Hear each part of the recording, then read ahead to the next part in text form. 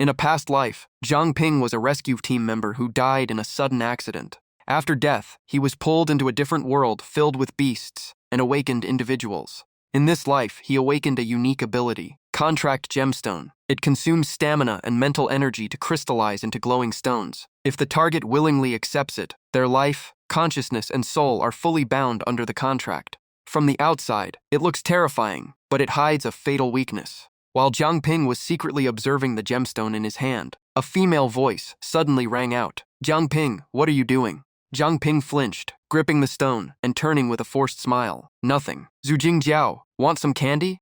Zhu Jingjiao glanced at him with disgust and said coldly, "Who would ever let you control them?" The flaw of this power was painfully obvious. Only when the target fully understands and willingly agrees can the contract form. Otherwise, it is useless even if forced into their mouth. He leaned back with a bitter smile. "Just kidding." Zhang Ping felt disappointed, thinking the original owner had been crushed by this useless ability. Fortunately, his past life will keep this weak body intact. Seeing his downcast expression, Zhu Jingjiao grabbed his hair and pulled him up. "Stop being so negative." Zhang Ping muttered. "Easy for you to say. Who would willingly accept it?" Suddenly, a bold idea flashed in his mind. What about contracting himself? Why not? Without hesitation, he shoved the stone into his mouth. Zhu Jingjiao stared in shock. "Hey, what are you doing?" Zhang Ping's body trembled as a strange green energy spread from within, but it faded almost instantly like smoke. Clearly, it had no effect. Zhu Jingjiao rushed over and hugged him in panic. "Are you okay?" Zhang Ping replied. "I'm fine." Hearing his reassurance, she sighed in relief and said softly, "Don't ever do that again." It was terrifying. A few hours later, Zhu Jingjiao stood up. She said to Zhang Ping, "It's getting late. I need to return to the dorm. Tomorrow, I will report to the patrol team. You don't need to wait for me." Zhang Ping asked curiously, "Are you really graduating?" She turned away and said firmly, "Yes, I've mastered everything in books. Now I need real combat to grow stronger." Zhang Ping nodded slightly. Joining the patrol team was her goal, and she was finally reaching it. Zhu Jingjiao turned back with a bright smile. "Don't be sad. When you get stronger, maybe we can work together." Zhang Ping scratched his head awkwardly. "Haha, maybe I'll just go back home and farm." He felt a bitter emotion inside. Because of this useless ability, the academy had already assigned him to an agricultural path. Even if he spoke lightly, their future might never cross again. As childhood friends of the original owner, the lingering attachment made him want to hug her once more. Lost in thought, he failed to notice a faint green shadow appearing behind him. It rushed in instantly and entered his body, forcing Zhang Ping to suddenly wrap his arms around Zhu Jingjiao. Zhang Ping himself froze, completely confused, screaming internally as his body acted on its own. Zhu Jingjiao's face turned bright red, trembling in panic as she pushed him away and stammered, I need to go." Zhang Ping quickly called out, "Be careful on the way." Hearing this, Zhu Jingjiao paused and looked back at him for a long moment. Then she smiled softly. "You too." That moment felt oddly sweet, but more importantly, Zhang Ping realized something was wrong with his ability. Staring at his hand, did my body just hug her on its own? Was I unconsciously commanding myself? As he walked, he leaned toward that theory and decided to test the level of control. He immediately tried an experiment, ordering his body to fly into the air. Then he forced it to drop straight back down. Next came punches, flips, and various physical movements. After exhausting himself, Zhang Ping collapsed face down on the ground, completely drained.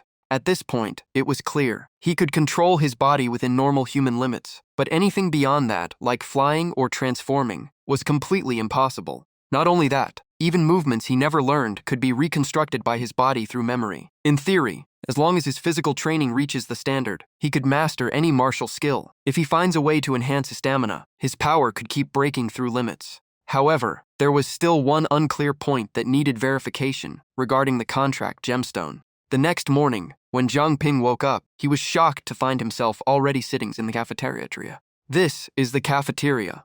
Suddenly, a sharp pain shot through his legs and he curled slightly in discomfort. "My legs hurt." Memories flooded back. Before sleeping, he had ordered his body to go for a morning run. In his unconscious state, his body completed the task on its own. Realizing this, excitement instantly surged through him. His guess from yesterday was right. His body really could obey commands even when his consciousness was offline.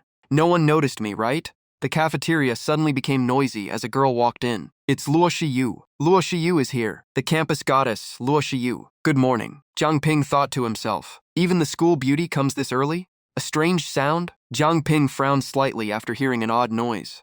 Then the entire scene in front of him was suddenly tinted red. In an instant, Luo Shiyu's figure distorted into a grotesque entity. Damn, what is this? No one else can see it? He panicked, realizing this was not her real form at all. What he was seeing was an aberrant beast occupying Luo Shiyu's body, emitting a terrifying aura. You don't look well, Zhang Ping. Seeing him frozen, Luo Shiyu spoke. Zhang Ping, you really don't look good. Are you sick? Facing the terrifying figure behind her, Zhang Ping forced himself to stay calm. Calm down. He steadied his voice and stammered. No, I just had a nightmare last night and didn't sleep well. I still have class later. I'll go first. Zhang Ping quickly left in panic. The aberrant beast behind her hesitated for a moment. Was that fear just an illusion? On his way to class, Zhang Ping kept thinking, why are aberrant beasts inside the school? No one noticed them. I need to report this to a teacher immediately. Just as he reached for the lab door, the scene inside froze him completely. An aberrant beast was eating the corpse of a female student inside the room. Terrified, Zhang Ping immediately ran out of the campus. He collapsed onto a roadside bench. Holding his head, he screamed in panic. Something is wrong. This can't be real. Is this hell? His mind fell into total chaos. He tightened his grip on the contract gemstone and muttered, now that I think about it, ever since I ate this, I started seeing aberrant beasts. No matter what, I need to return to normal. With that, he swallowed the gemstone again. His body trembled once more, blue energy spreading out, but this time it carried an even stranger mutation. What is happening? A system interface suddenly appeared beneath his feet. Status, analyzing. Analysis complete. Memory playback initiated. An image appeared, an aberrant beast clinging to a man's head, slowly strangling him to death.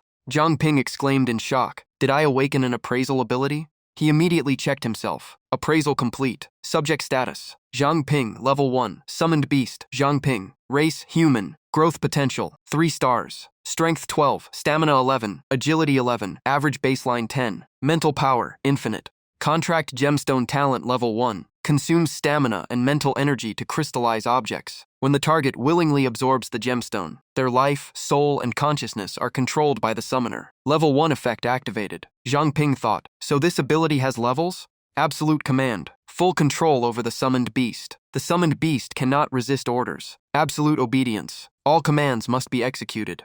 Basic appraisal skill allows viewing target information. Success rate depends on power gap between both sides.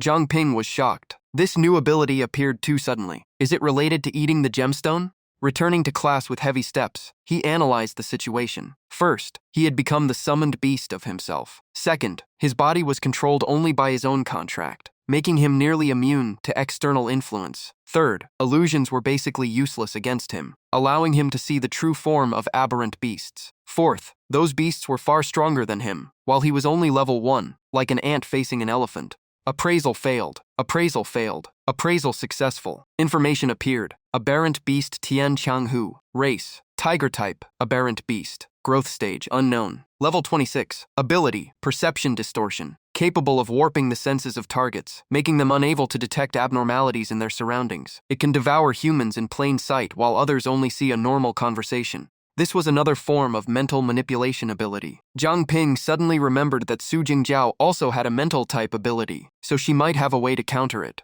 After class ended, he immediately rushed to Su Jingjiao to ask about the situation. On the way, his eyes accidentally kept locking onto aberrant beasts several times. Zhang Ping thought to himself. He realized even areas outside the school had already been infiltrated, revealing the true scale of these monsters.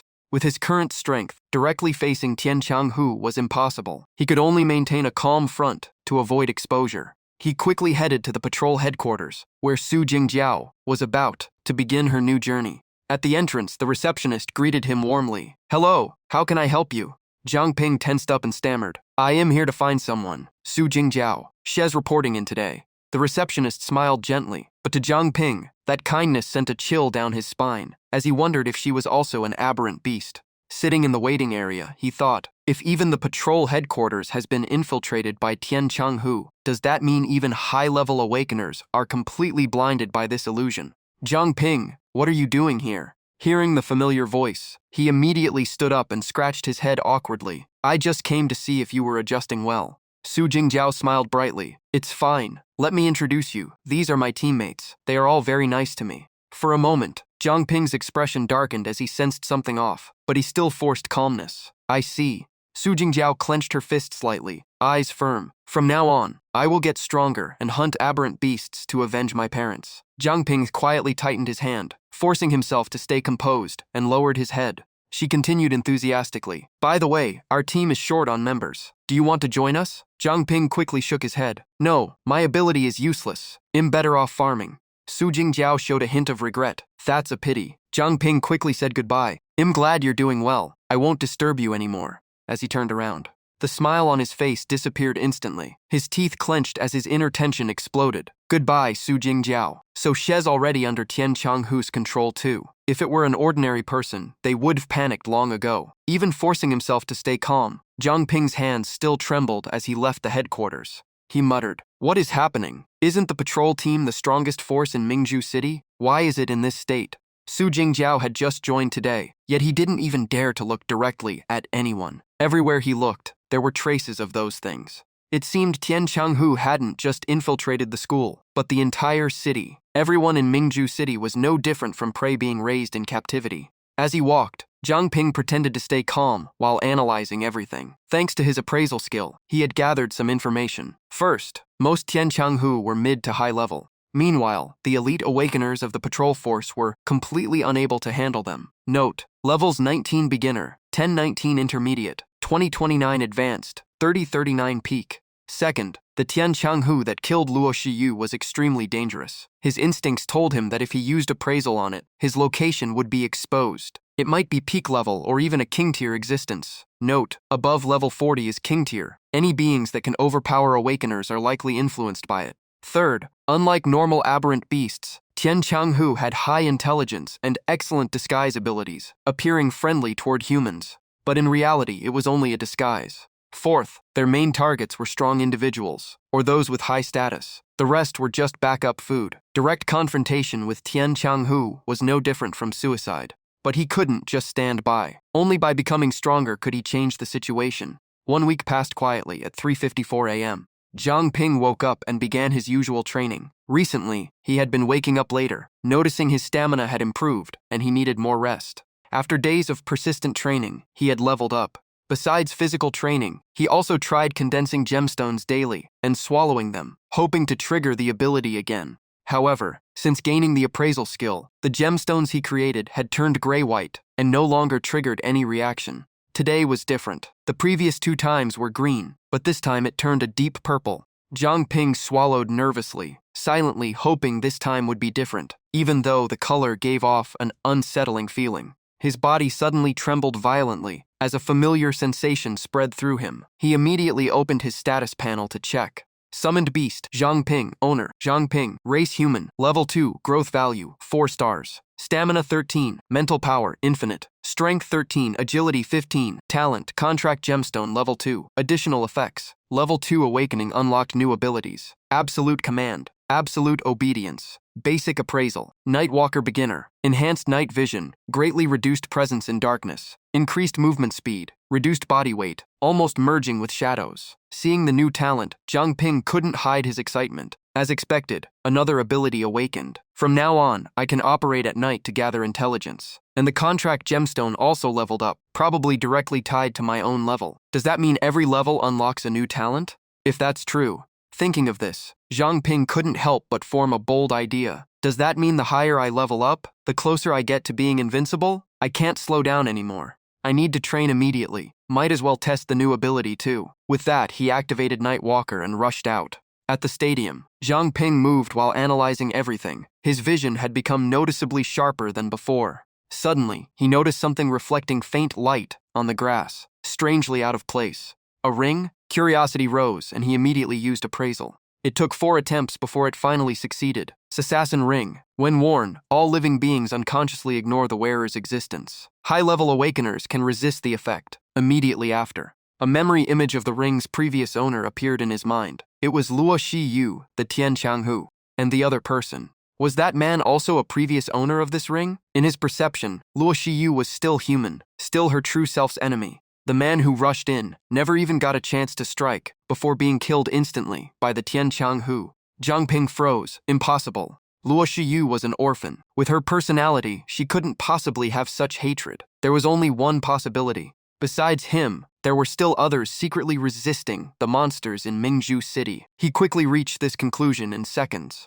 At that moment, a cold voice of the Tianqianghu broke the silence. "Who's there?" Zhang Ping's heart tightened. In danger, he immediately hid within the shadows. The Tianqianghu rushed over, eyes sharp. "The ring is gone. Someone has been here." It sniffed the air, scanning every area. "No trace, something even I can't detect?" At minimum, a mid-level Awakener. It turned away and muttered, "I must report this to Prince Wang Zi." Hidden behind broken walls, Zhang Ping let out a breath of relief. A thought flashed through his mind. So they deliberately left this ring here. If I return it now, it'll definitely be suspected. Better keep it for now. Dawn approached. 5:36 a.m. Zhang Ping held the ring in his hand. He examined it closely and muttered, "Thanks to the darkness, Night Walker, and the assassin ring seam, my presence is completely hidden. It seems my strength doesn't only come from myself, but also from these tools."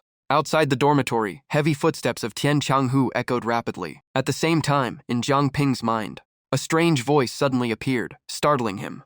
Zhang Ping, who's speaking?" In panic, he heard a voice echo back. At that moment, Su Jingjiao's spirit form quietly appeared, hugging him and whispering, "They're here." A group of high-level Tian Changhu were standing right outside his room. They rushed in and immediately saw Zhang Ping lying still on the bed as if asleep. One of them raised a sharp claw and said coldly, "Is it him?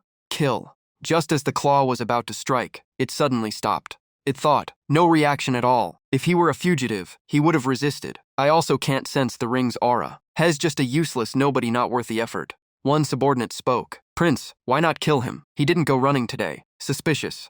The leader said coldly, "It's not him, just a useless waste." His pressure erupted as he ordered, "Don't waste prey." All subordinates lowered their heads. Yes. Due to a strange misunderstanding, Zhang Ping narrowly escaped death. A few hours later, he woke up still shaken. Sitting up abruptly, he looked at the ring and sighed. "That was close. I almost died. Good thing I forgot my morning run today." Fortunately, he had previously forced his body into a deep sleep state, preventing any exposure or mistakes. Come to think of it, he seemed to have heard Su Jingjiao's voice earlier. An illusion? He didn't understand why he was becoming so emotional lately. For now, the priority was to get stronger and avenge her. In short, to avoid suspicion from Tian Changhu, he had to maintain his normal daily life. At noon in the school cafeteria, students began whispering excitedly. "Did you hear? A body was found split in half near the school. They say it was Xue Zijing, the #1 assassin in Mingju City. Even the former city lord was once heavily injured by him, and later died when his old wounds flared up." Listening to the girls beside him, Zhang Ping silently speculated. Cut in half, was it that white-clothed figure from that day?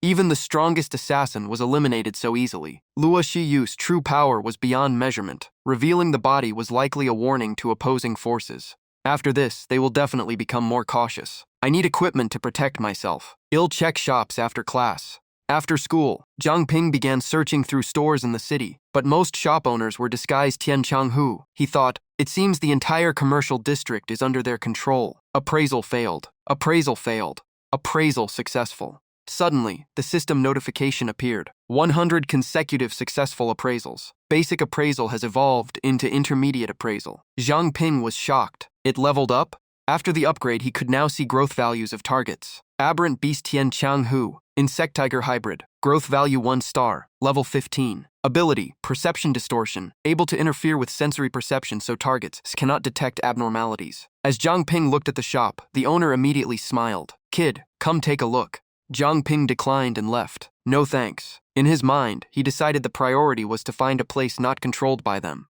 At a blacksmith shop called Iron Soul, Zhang Ping heard an argument inside. "I've got top-grade goods here. Exquisite patterns. High quality. Since you came all the way, I'll give you the lowest price." The old man frowned. "Huh? What did you say? My daughter is waiting for me to eat?" He puffed smoke directly into the other person's face, instantly provoking anger. "Old man, are you deaf?" At that moment, Zhang Ping walked in, picked up a sword from the counter, and used appraisal. The shop owner immediately shouted, "Kid, how dare you touch my goods?" Appraisal result appeared. Single-edged sword, finely made, average quality, repeatedly repaired, already cracked. Zhang Ping quickly shouted, "Wait, this sword is about to break." But before he could finish, the sword snapped in half in his hands. The man exploded in rage, aura bursting out. "Damn it, do you know who I am? My father is a direct disciple of Master Ma, from the Xingyi Martial Arts Hall." He unleashed violent energy, his outer robe tearing apart as he roared, "Open your eyes and look." With that, he shot forward like lightning, his figure circling Zhang Ping. The extreme speed created countless afterimages, each carrying lethal intent. In the cramped space, only a clear slap was heard. Zhang Ping casually slapped him to the ground. He said calmly, "Is that all?" The man clutched his face, tears streaming. Young people don't follow martial ethics. Appraisal showed, Liu Bao Guo, insect-human hybrid, growth value 1 star, level 1 Awakener, talent, heaven-defying invincible tyrant soul energy. When used, it amplifies perceived power effects, but only he can see it, and overuse leads to delusional obsession. He shouted while holding his face, "Just you wait." Taking advantage of Zhang Ping's distraction, he suddenly rushed in, perfect opening, sneak attack. Immediately, the shop filled with chaotic collision sounds. After the fight ended in exhaustion, Zhang Ping sighed. "You launched a sneak attack and still said I lack martial ethics? Who exactly has no martial ethics here?" At that moment, a female voice came from the entrance. "I was gone for just a moment, and the shop is already this noisy." A cold voice followed. "Did you walk out yourself, or do you want me to escort you out?"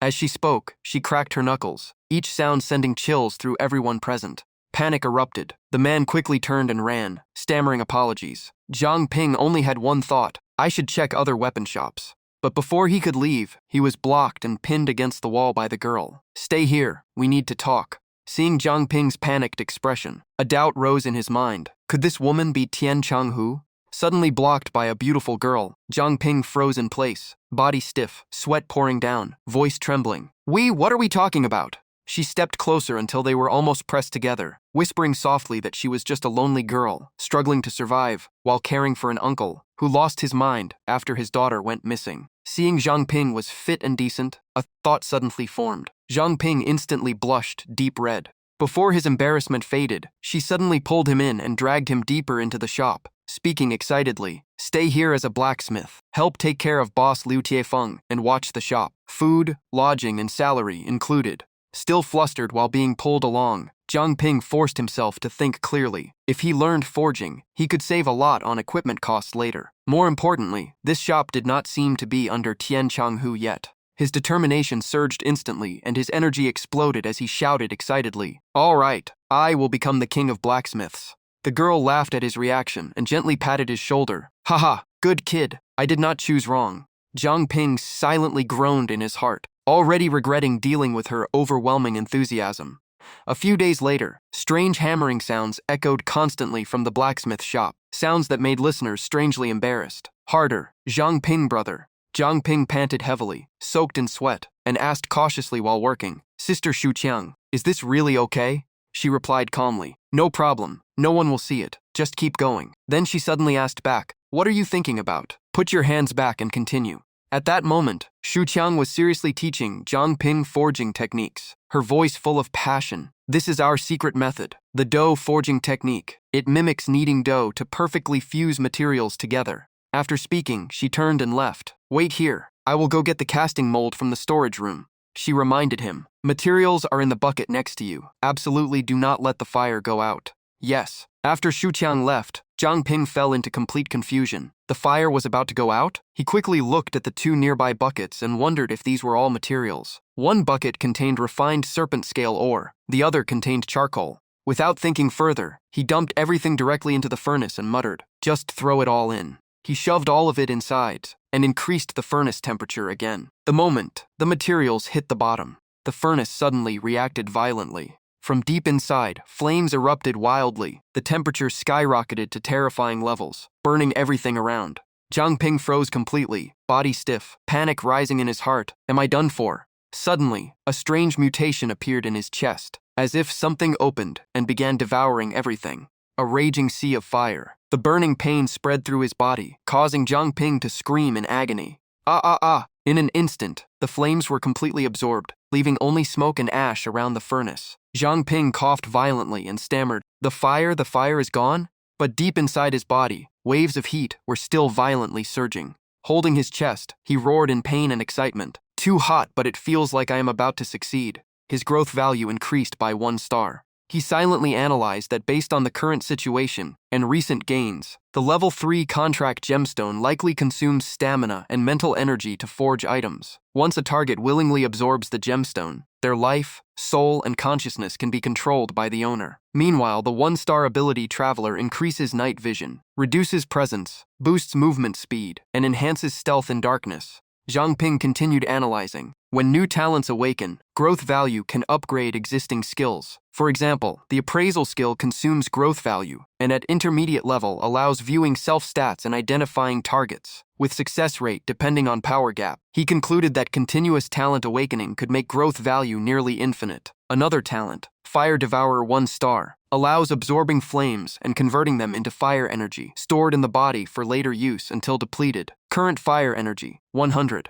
He kept thinking, but other people's growth value has limits, so does that mean only he can keep awakening multiple talents? And did Fire Devourer just absorb that entire blaze? Many doubts rose in Zhang Ping's mind. He had just reached level 3 this morning and used a level 3 gemstone, so why did the effect only activate in the afternoon? Or was there another unknown activation condition? While his thoughts were still tangled, Shu Qiang suddenly appeared with a worried expression. What happened here? What just took place inside?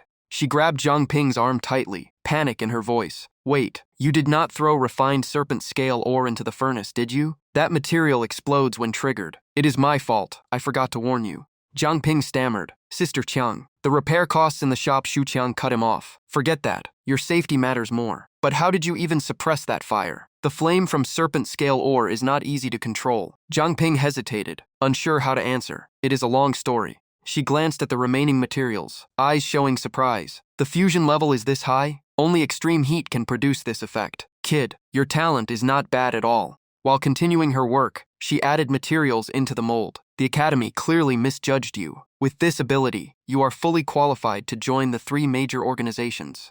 Zhang Ping asked curiously. Sister Qiang, people often mention the patrol team and the investigation team as 2 of the 3 major organizations. What is the third one? The girl dipped the dagger into the cooling solution and answered slowly. In Mingju City, there is indeed a 3rd organization, but no one knows their name or mission clearly. She suddenly turned back. Right, you were planning to buy equipment earlier, right? If you do not mind, take this. Zhang Ping took the dagger and immediately used appraisal, then blurted out. This is expensive? The result appeared. Dagger name Mei Ren Li, excellent quality, forged from cold iron, capable of piercing mutated beasts up to level 1019 and below. Shu Qiang confirmed with a nod. Estimated market value is around 100,000. Hearing this, Zhang Ping froze completely. 100,000 was equal to 3 years of his salary. He exclaimed in shock. This thing is worth 3 years of my salary? Shu Qiang laughed warmly. Consider it a reward for your progress. I still have missions to attend to. Are you sure you do not want to return to the academy? Zhang Ping replied. It is fine. I have already completed graduation procedures. She nodded. Then take care of the shop owner. He is a bit confused. Do not let him open the shop randomly. After speaking, she turned and left. Zhang Ping felt uneasy. Staying here was meant to avoid Tian Changhu's attention, but the earlier disturbance was too big. He might be exposed soon. As dusk fell, he activated Night Walker and silently patrolled the surroundings. In a nearby park, a young girl was playing in the calm open space, but her true identity was a mutated beast, Tian Changhu, insect-type tiger mutation species, level 3, growth value 4 stars, with the distorted perception ability that could warp a target's awareness and hide abnormalities. Zhang Ping silently evaluated, his first time encountering a low-level target like this. Same level 3 strength. With proper equipment, it could be taken down. Although the patrol team in the city was nearly disabled, the external investigation team might still be active. If he handed Tian Changhu's body to them, it could attract attention from higher ranks. While he was still considering and preparing to strike, suddenly, a cold force locked his arm, followed by a sharp voice. Are you planning to attack a child? Do not move, or I will kill you. His entire body went numb and could not move. Even with Night Walker activated and his aura hidden, he was still detected. The opponent was definitely not simple. Just as he was about to act against Tian Changhu in disguise, his body was completely suppressed by an icy force and a cold warning. He quickly realized the opponent's strength far exceeded his. Even Night Walker and his assassination skill were completely neutralized.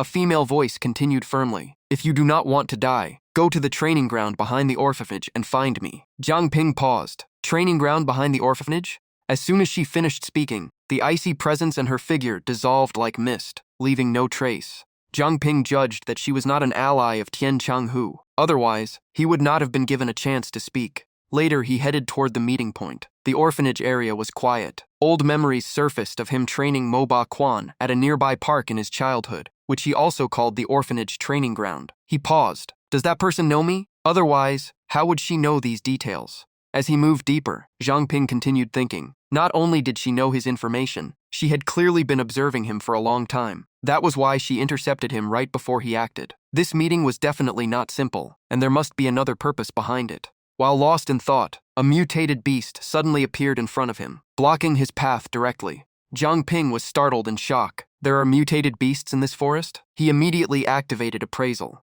Information quickly appeared. Armored tail venom rat, a lightly mutated insect type. Growth value 2 stars. Low level, male. Ability, deadly poison tail, with a poison sac that releases toxins through bone spikes on its tail. Seeing the level gap, Jiang Ping grew wary. This poison-tailed rat is 2 levels higher than him. Still, it looked cautious. If he slowly retreated, he might escape, but that thought was quickly rejected. If he did not eliminate it now, children from the orphanage would come to the park tomorrow. It was only a low-level mutated beast. Moreover, he still had the weapon Xu Qiang gave him. Thinking of this, Jiang Ping immediately drew his equipment. Mei Ren Li dagger, high quality, forged from cold iron, capable of injuring mutated beasts up to level 1019 and below. Without hesitation, Jiang Ping charged straight at the target, ready for a life-or-death fight. A thought from web novels flashed in his mind. Protagonists after awakening often have combat power far beyond expectations. Even with almost no combat experience, he forced himself into battle. At that moment, the mutated rat coiled its body, spun rapidly with terrifying speed, and lunged at Jiang Ping. The sudden attack shocked him. It has moves like this? He quickly raised the dagger to block while reinforcing his defense. The 2-level gap made the situation even more dangerous. Worse, the opponent's armored shell was extremely hard. Mei Ren Li could not fully penetrate it. He needed another way. After the charge, the rat jumped onto a high rock. Body coiled again, tail arched backward as poison gathered at the tip. Immediately after, countless poison needles shot out like rain toward Jiang Ping. He adjusted his movement on instinct, dodging every attack, as if controlling a game character, weaving through the barrage. When the poison barrage stopped, Jiang Ping quickly assessed. The weakness is the eyes, which are unprotected, but in its current curled stance, a direct attack would be difficult. A thought flashed in his mind. Fire Devourer at basic level can absorb flames and convert them into fire energy stored in the body for release. Current energy, 100. He decided to apply Ming Fist principles, focus force, suppress the target with raw strength, and use body advantage against a smaller opponent. Jiang Ping immediately executed Ming Fist, moving fluidly through the poison attacks, quickly closing the distance. He then feinted a strike with Mei Ren Li to mislead the enemy. One hand thrust forward, while the other secretly prepared to activate Fire Devourer. He smirked slightly and muttered, "Don't get angry, fire." Flames erupted with intense heat, causing the mutated rat to lose control, writhing in pain and forced out of its curled defense, screaming. Taking advantage of its disrupted defense, Jiang Ping immediately switched to offense. He drove Mei Ren Li straight into its weak point, while the fire energy exploded around the impact zone. Rocks and soil scattered everywhere as the ground trembled violently. A few minutes later, the mutated rat died completely. At the same time, Jiang Ping leveled up, with all stats rising significantly. As expected, real combat progression was far faster than training. After calming down, he thought, the appearance of this rat was strange. Inside the city, apart from Tian Changhu, there should be no other mutated beasts. While he was lost in thought, his guard slipped. A shadowy black force silently approached from behind. It wrapped around him and dragged him straight into the ground. The sudden change made Jiang Ping panic and scream. At that moment, a hand appeared, followed by a cold voice. "I give you 5 minutes." Immediately after, a surge of pressure locked onto Jiang Ping. Recognizing the familiar voice, he thought, it is that girl from before. She appeared clearly, a frost sword pointed in front of him, her tone stern. "Prove that you are human." Hearing this, Jiang Ping fell into complete confusion. Only one question kept repeating in his mind. Prove he is human? But he already is human, so how is he supposed to prove it? In the chaos of his thoughts, Jiang Ping quickly pieced together the situation and forced himself to find a way to prove his humanity. Could it be that she also detected mutated beasts hiding in the city but could not distinguish them clearly, which is why she made this demand? If so, then earlier when he prepared to deal with Tian Changhu, he might have already been under suspicion for a long time. He deliberately dragged out time while continuing appraisal, hoping to get some hint. A thought flashed through his mind. Could that poison-tailed rat earlier also not be a simple test?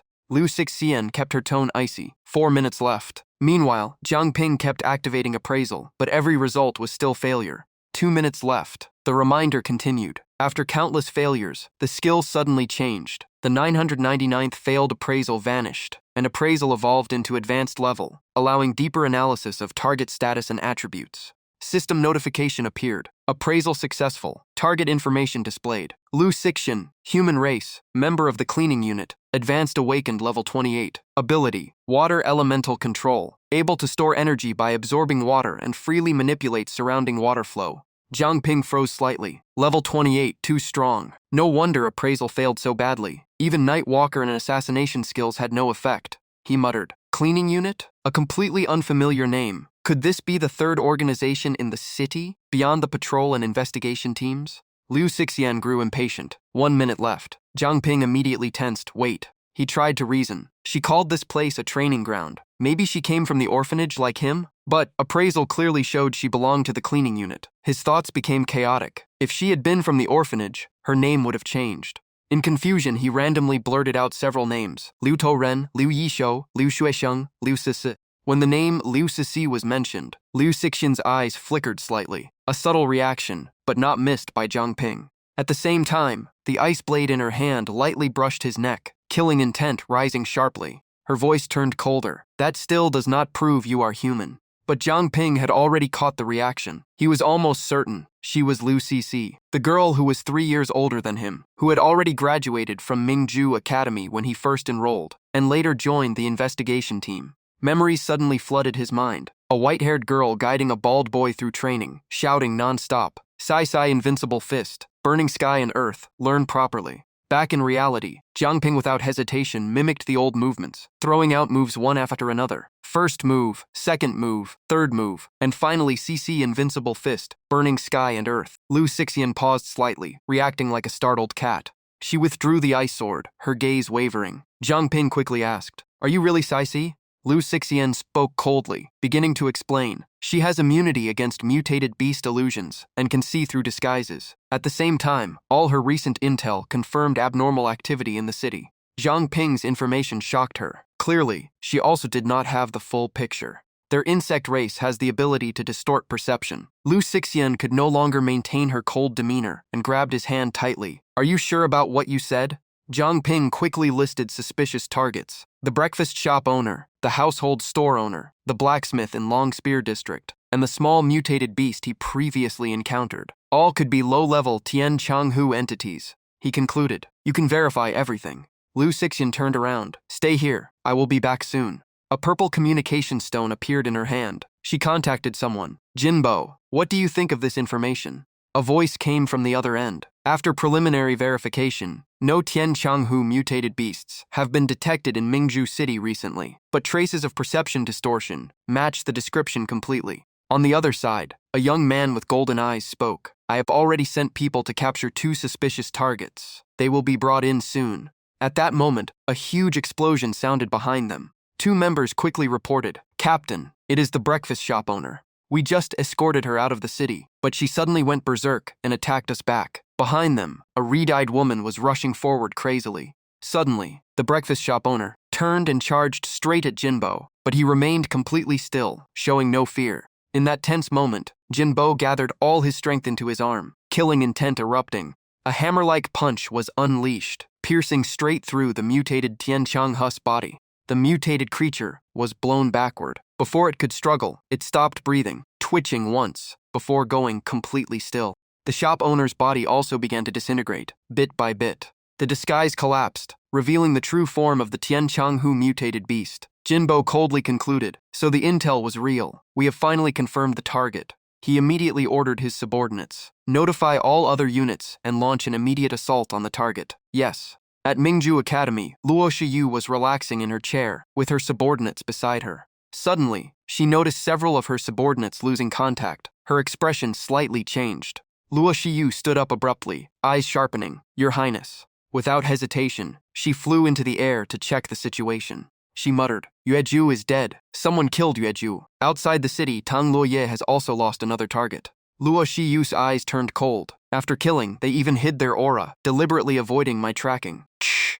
Killing intent erupted from her, her invisible aura beginning to fluctuate out of control. Who exactly is it? In the shadows, information about the cleaning unit resurfaced. One of the three major organizations of Mingju City, hidden deep within the city, not publicly known, operating independently, and only appearing when the city faces crisis. Most elite members come from the patrol and investigation teams, all former geniuses above level 25 who faked their deaths and changed identities to secretly protect the city. Back in the dark space, Zhang Ping was released. He asked again about the situation. Liu Xixian's nodded. It has been confirmed, but not fully verified. Your ability to see through Tian Changhu disguises is too abnormal. It could be a trap. She continued. From now on, you will act as my eyes and ears. I will protect you in secret. Report anything immediately. As long as Tian Changhu can be eliminated, all methods are acceptable. Before leaving, Liu Xixian handed him a jade pendant. This is a pair. One is the cold jade, the other is the warm jade. When in danger, channel energy into the cold jade. The warm jade on my side will react. I will immediately know you are in trouble and come to assist. But I advise you to strengthen your own power. No one can guarantee your absolute safety. Zhang Ping scratched his head. I was planning to find a martial arts hall to learn fist techniques, but the tuition is a bit too expensive. Liu Xixian replied calmly, I will apply for funding. Just find a suitable place. Then that's great, thank you Sister CC. The city gradually returned to calm. In the past few days, Tian Changhu sightings had decreased, likely eliminated by the cleaning unit. However, Liu Xixian's identity was still not fully confirmed in his mind. If not for his upgraded appraisal skill, he would not have known she belonged to the cleaning unit. But at least they had already detected the mutated infiltration in Mingju City. Thinking of the 10,000 Mingju currency reward for the mission, he felt some motivation. At that moment, a pink-haired girl appeared, loudly promoting, Want to learn martial arts? Beast King Fist is recruiting students. Zhang Ping walked over and took a flyer. Give me one. He frowned slightly at the tuition list. Basic entry 500 Mingju currency. First 3 moves 3,000. Middle 3 moves 3,500. Final 3 moves 5,000. Advanced up to 9,999 Mingju currency. The pink-haired girl immediately said excitedly, It is worth it. Our Beast King Fist is very famous in Mingzu City. But Zhang Ping only nodded absent-mindedly, still focused on mission calculations and barely listening. Seeing this, the girl quickly said, If you don't believe me, I can demonstrate. She handed him the flyer and began her demonstration. The first 3 moves, Ape King form, Giant Crocodile form, and Phoenix Claw form were executed in sequence. Zhang Ping silently observed and analyzed. He realized that both footwork and techniques of Beast King Fist were superior to Ming Fist. The first form focused on strength and was quite complete. The second form was flexible and unpredictable. The third form, however, before he could finish evaluating, her movements suddenly went out of control and she lost balance, falling to the ground. Zhang Ping stepped forward to help her up, but was immediately blocked by 2 burly men standing nearby. Their cold gaze swept over him as they questioned who allowed Beast King Fist members to distribute flyers here. The pink-haired girl scratched her head awkwardly, clearly embarrassed. Sorry, I did not know flyers were not allowed here. One of the men sneered, claiming Beast King Fist was a low-level martial art with nothing worth discussing, and invited her to switch to their own Shadow Lightning 5-chain fist dojo instead. Zhang Ping quickly recognized their origin, muttering something like Shadow Lightning 5-chain, then correcting himself to Shadow Lightning 5 strike, before mocking them with, You're just chain rubbish. The last incident at the forge had not been settled yet. Meeting them again now only reignited the conflict. He immediately called Hong Dai and Hong Yiri to step forward together. The pink-haired girl quickly stood in front of Zhang Ping, her voice firm, refusing to let them bully him. The 2 butcher-like men suddenly activated a power that rapidly caused their muscles to swell, and Zhang Ping immediately triggered appraisal. A status panel appeared. Xiongyi, Human Race, Faction Shape Intent Martial Hall, 1-star Adult, Awakened Early Stage Level 4, Talent boosts physical strength but reduces intelligence by 70, Trades mental capacity for enhanced body power, Max Physical Enhancement Limit 30. Next was Jiang Da with similar data, Human, Shape Intent Martial Hall, 1-star, Awakened Early Stage Level 4, same physical boost talent with 70 intelligence reduction, and a 30 cap on body strengthening. At the same time, Long Huanglian kept shouting threats, insulting the girl and forcing her to step aside or be eliminated. Zhang Ping was startled by this strange ability, a bizarre exchange system between intelligence and physical strength. He could not help questioning whether this could truly be considered a talent. When he checked the pink-haired girl's stats, the data surprised him. Wang Jae-min, human, Beast King Fist Hall faction, 7-star adult, awakened early stage level 3. Special talent hard work compensates for lack of intelligence, reduces learning ability by 90, but allows all skills to grow through relentless training, stacking growth from repeated practice, with a maximum potential of 1,000. Seeing this overwhelming talent rating, Zhang Ping was shocked by her hidden potential beneath her ordinary appearance. However, with her current strength, stepping in would only put herself in danger. Zhang Ping casually tossed a stack of flyers toward Wang Jiemin. He said this was his matter, and he would handle it himself, but she worried that 3 opponents would put him at a disadvantage. Zhang Ping calmly replied that she had just demonstrated the Wang style, and it was the perfect chance for him to use them as training targets. Xiong Yi charged first, with Xiong Da following closely behind, both cursing aggressively. Zhang Ping smoothly sidestepped the attack, executing his first move. Xiong Da continued pressing forward with aggressive momentum. Zhang Ping lowered his stance, rotated, and struck the opponent's abdomen with a sharp elbow. After the second move, Long Huanglian, despite being hit earlier, still rushed in without hesitation. He unleashed a Lightning 5 combo, but Zhang Ping reacted instantly, breaking the attack cleanly and nearly finishing him off, marking the end of this exchange, and moving to the third move.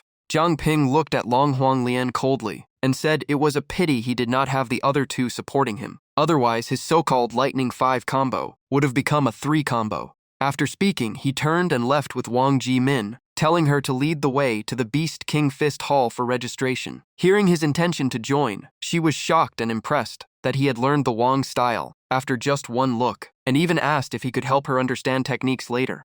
Zhang Ping agreed, making Wang Jae-min overjoyed, believing she could improve faster with his help, while he also realized this was mutually beneficial, since her 7-star potential meant she could reach advanced awakened levels in the future. He even thought that he might one day need her support.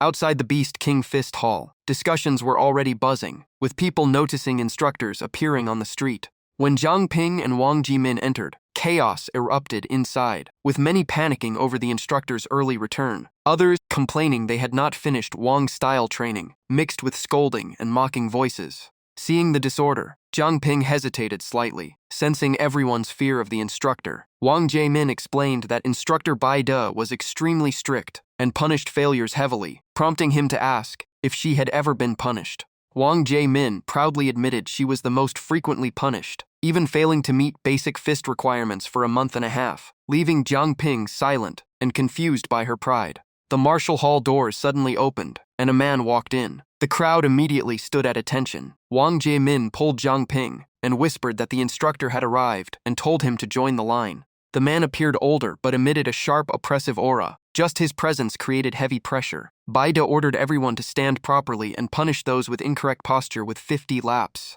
Zhang Ping immediately activated appraisal. Bai De, human, Beast King Fist Hall faction, 1 star, high awakened level 25. Talent, body form adaptation, able to transform the body based on consumed food. Stored forms depend on level. Currently 2 recorded states, wolf hunting form and lion combat form. The information that just appeared made Zhang Ping freeze. This level of strength was truly impressive, almost comparable to Sister Sissi. It seemed Bai De had already noticed his gaze and turned toward him, his eyes shifting slightly. He walked straight up to Zhang Ping and asked if he was the one who had given the Shape Intent Martial Hall a lesson yesterday. Zhang Ping calmly replied, "So what?" Bai De's expression instantly darkened. He said coldly, "Kid, take this." Zhang Ping froze for a moment, "Huh?" The next instant, a fist shot straight toward him. Zhang Ping barely managed to dodge in time, his mind flashing a single thought, wait. The opponent did not stop, continuing to pressure him with relentless attacks. Zhang Ping dodged while speaking, saying this was a bit too much for a newcomer. Bai De paused slightly. Newcomer? As the pressure rose, flames ignited around Bai De's arm as he charged again, mentioning that Zhang Ping had learned the Wang style after seeing it only once. The fist wind closed in so fast it nearly touched his face. Zhang Ping felt a chill, realizing he might not have time to evade. But in the next moment, the strike suddenly stopped. Bai De turned around and casually patted his head as if nothing had happened. Good, good. He laughed loudly. Ha ha ha ha. I didn't believe it at first, but now I do. Your comprehensions is not bad, kid. Then he turned and scolded Wang Jiemin, saying the person who demonstrated the Wang style to her was far too inexperienced, with sloppy and severely flawed movements. Wang Jiemin simply looked away awkwardly. Bai De patted Zhang Ping's shoulder and told him he would personally correct him later. Zhang Ping thanked him. His gaze shifted to the tense disciples behind him, like a beast observing prey, and he announced a mental discipline test. Everyone line up and spar with me one by one. Anyone who fails will do 500 push-ups and run 10 kilometers with weights. Zhang Ping gave a wry smile, realizing this was pure physical enhancement training, extremely brutal. Wang Jiemin lightly poked his back. Zhang Ping turned and asked what was wrong, but she hesitated. After a moment, she quietly asked if he could help her train, after the instructor corrected him. Zhang Ping agreed without much thought, and said they could go back to Ti Chi Hun to train together after finishing. Wang Jiemin was surprised, thinking he would refuse. Looking back at her stats, he understood why. Her talent reduced learning efficiency by 90%. A talent like that would exhaust any teacher. No wonder Bai De did not invest much time in her. Wang Jiemin simply lowered her head and thanked him, asking for more guidance in the future. A few days later at Ti Chi Hun, wrong move, redo it. Sorry, the training continued. Redo it. Wang Jiemin repeatedly fell to the floor, small cries of pain mixed with helplessness. Zhang Ping developed a headache and had to break the Wang style into smaller segments for her to practice individually, only then seeing slight progress. Even so, this fist technique was unusual. After only a few days, he could vaguely sense an improvement in rank. At that moment, Ju Se's voice echoed from afar. Little brother Zhang Ping, I'm back. Zhang Ping immediately stood up, told Wang Jimin to keep practicing, and went outside. Wang Jimin scratched her head and responded softly. Outside, Ju Se complained that their mission had almost failed due to a sudden drop in mutated beasts and wild creatures. They were forced to go deep into the northern forest and encountered a pack of wolves, all Stormwind wolves. Zhang Ping asked in shock if she was injured. She took out a blue stone from her storage and said everyone escaped safely using Earth Escape, but the wolves then attacked nearby civilian zones instead. She handed the stone to Zhang Ping and told him it was an unexpected loot drop from the wolves, asking him to open his hand. Wind Spirit Stone, rare quality. A crystallization formed from special life forms, extremely rare. It stores wind elemental energy and, under mental guidance, can release techniques like wind blades or wind storms.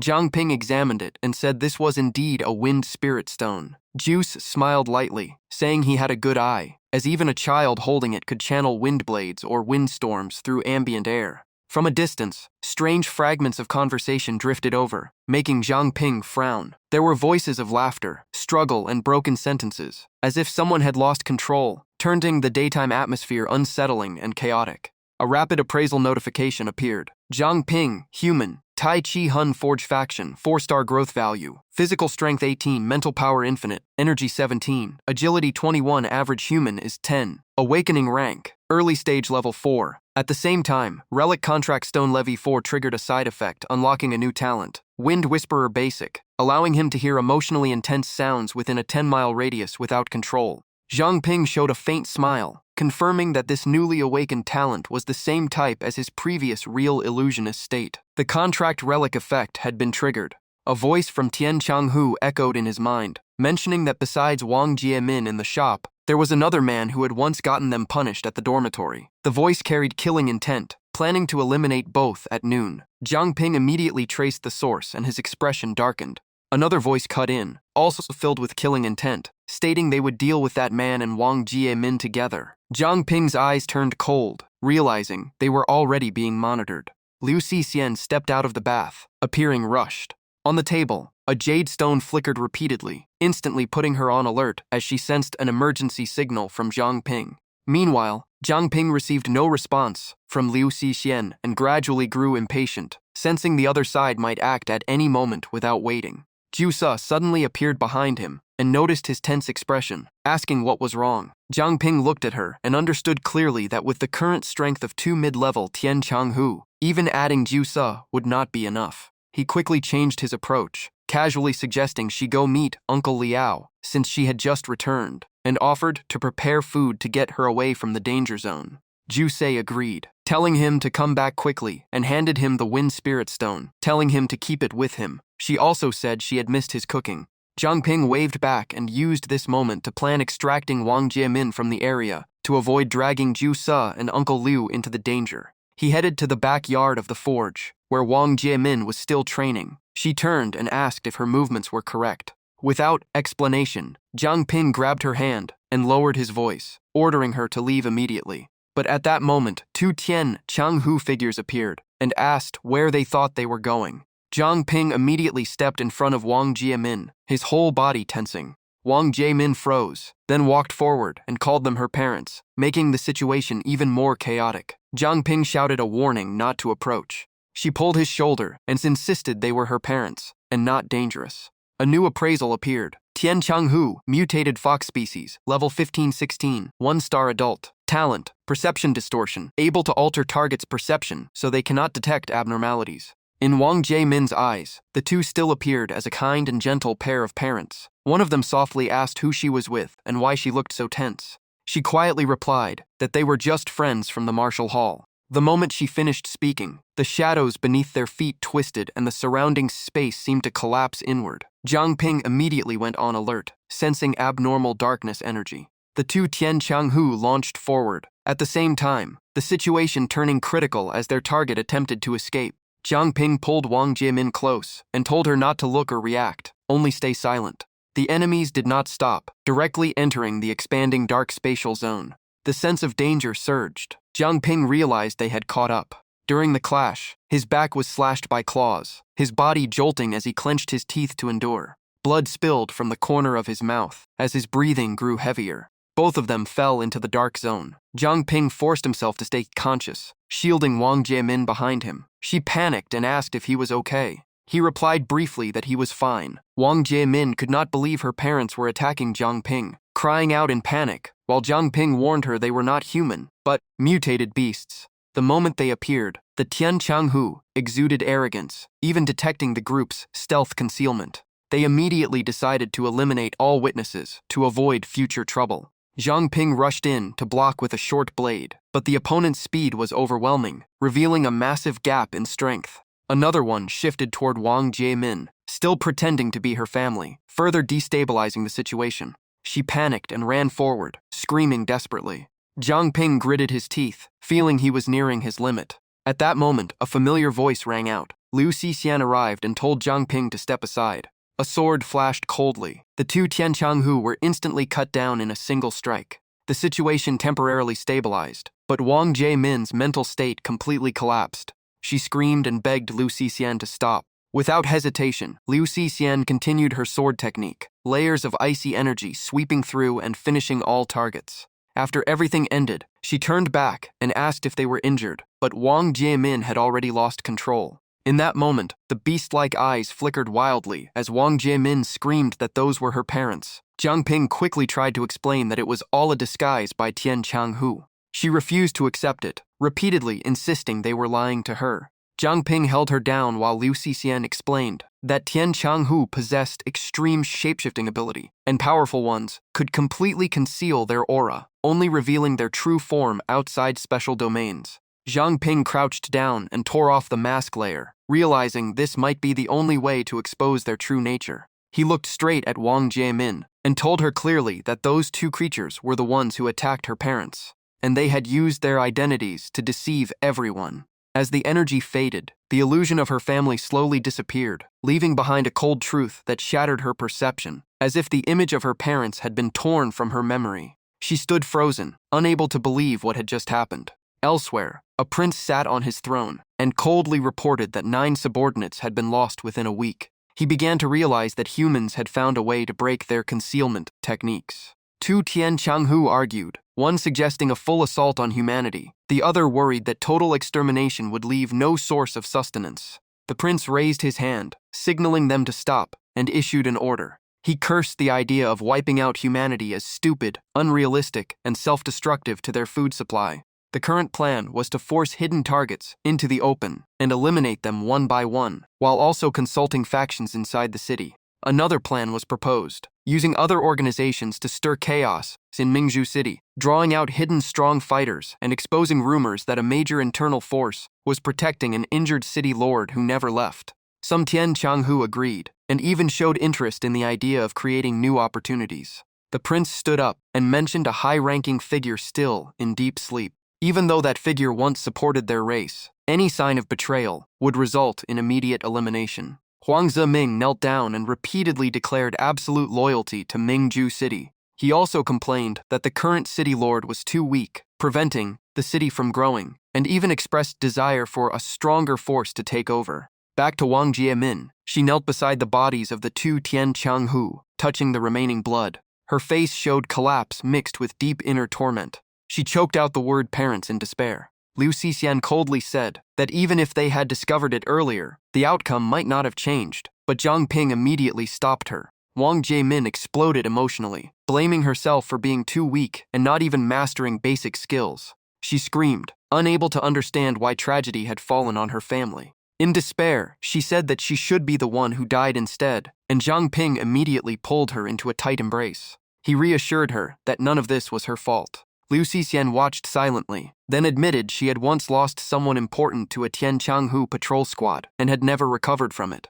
She said she had also wondered if going back in time would change anything, but eventually realized the outcome was often unavoidable. She explained that everyone's path had its own reasons, and joining the patrol squad was a choice that could not be stopped, meaning tragedies could not be placed on the shoulders of the living. What mattered was becoming stronger to protect those remaining in the future. She said Wang Jiemin's parents, if they could see her, would also want her to move forward. Hearing this, Wang Jiemin trembled and thanked her through tears. Zhang Ping tried to speak, promising to eliminate all Tian Changhu in the city, but as soon as he finished, blood spilled out and splattered onto Wang Jiemin. His vision faded as his consciousness began to break apart, and he collapsed under severe injuries. It turned out he had pushed his body beyond its limits earlier, and could only hold on briefly before completely collapsing into darkness.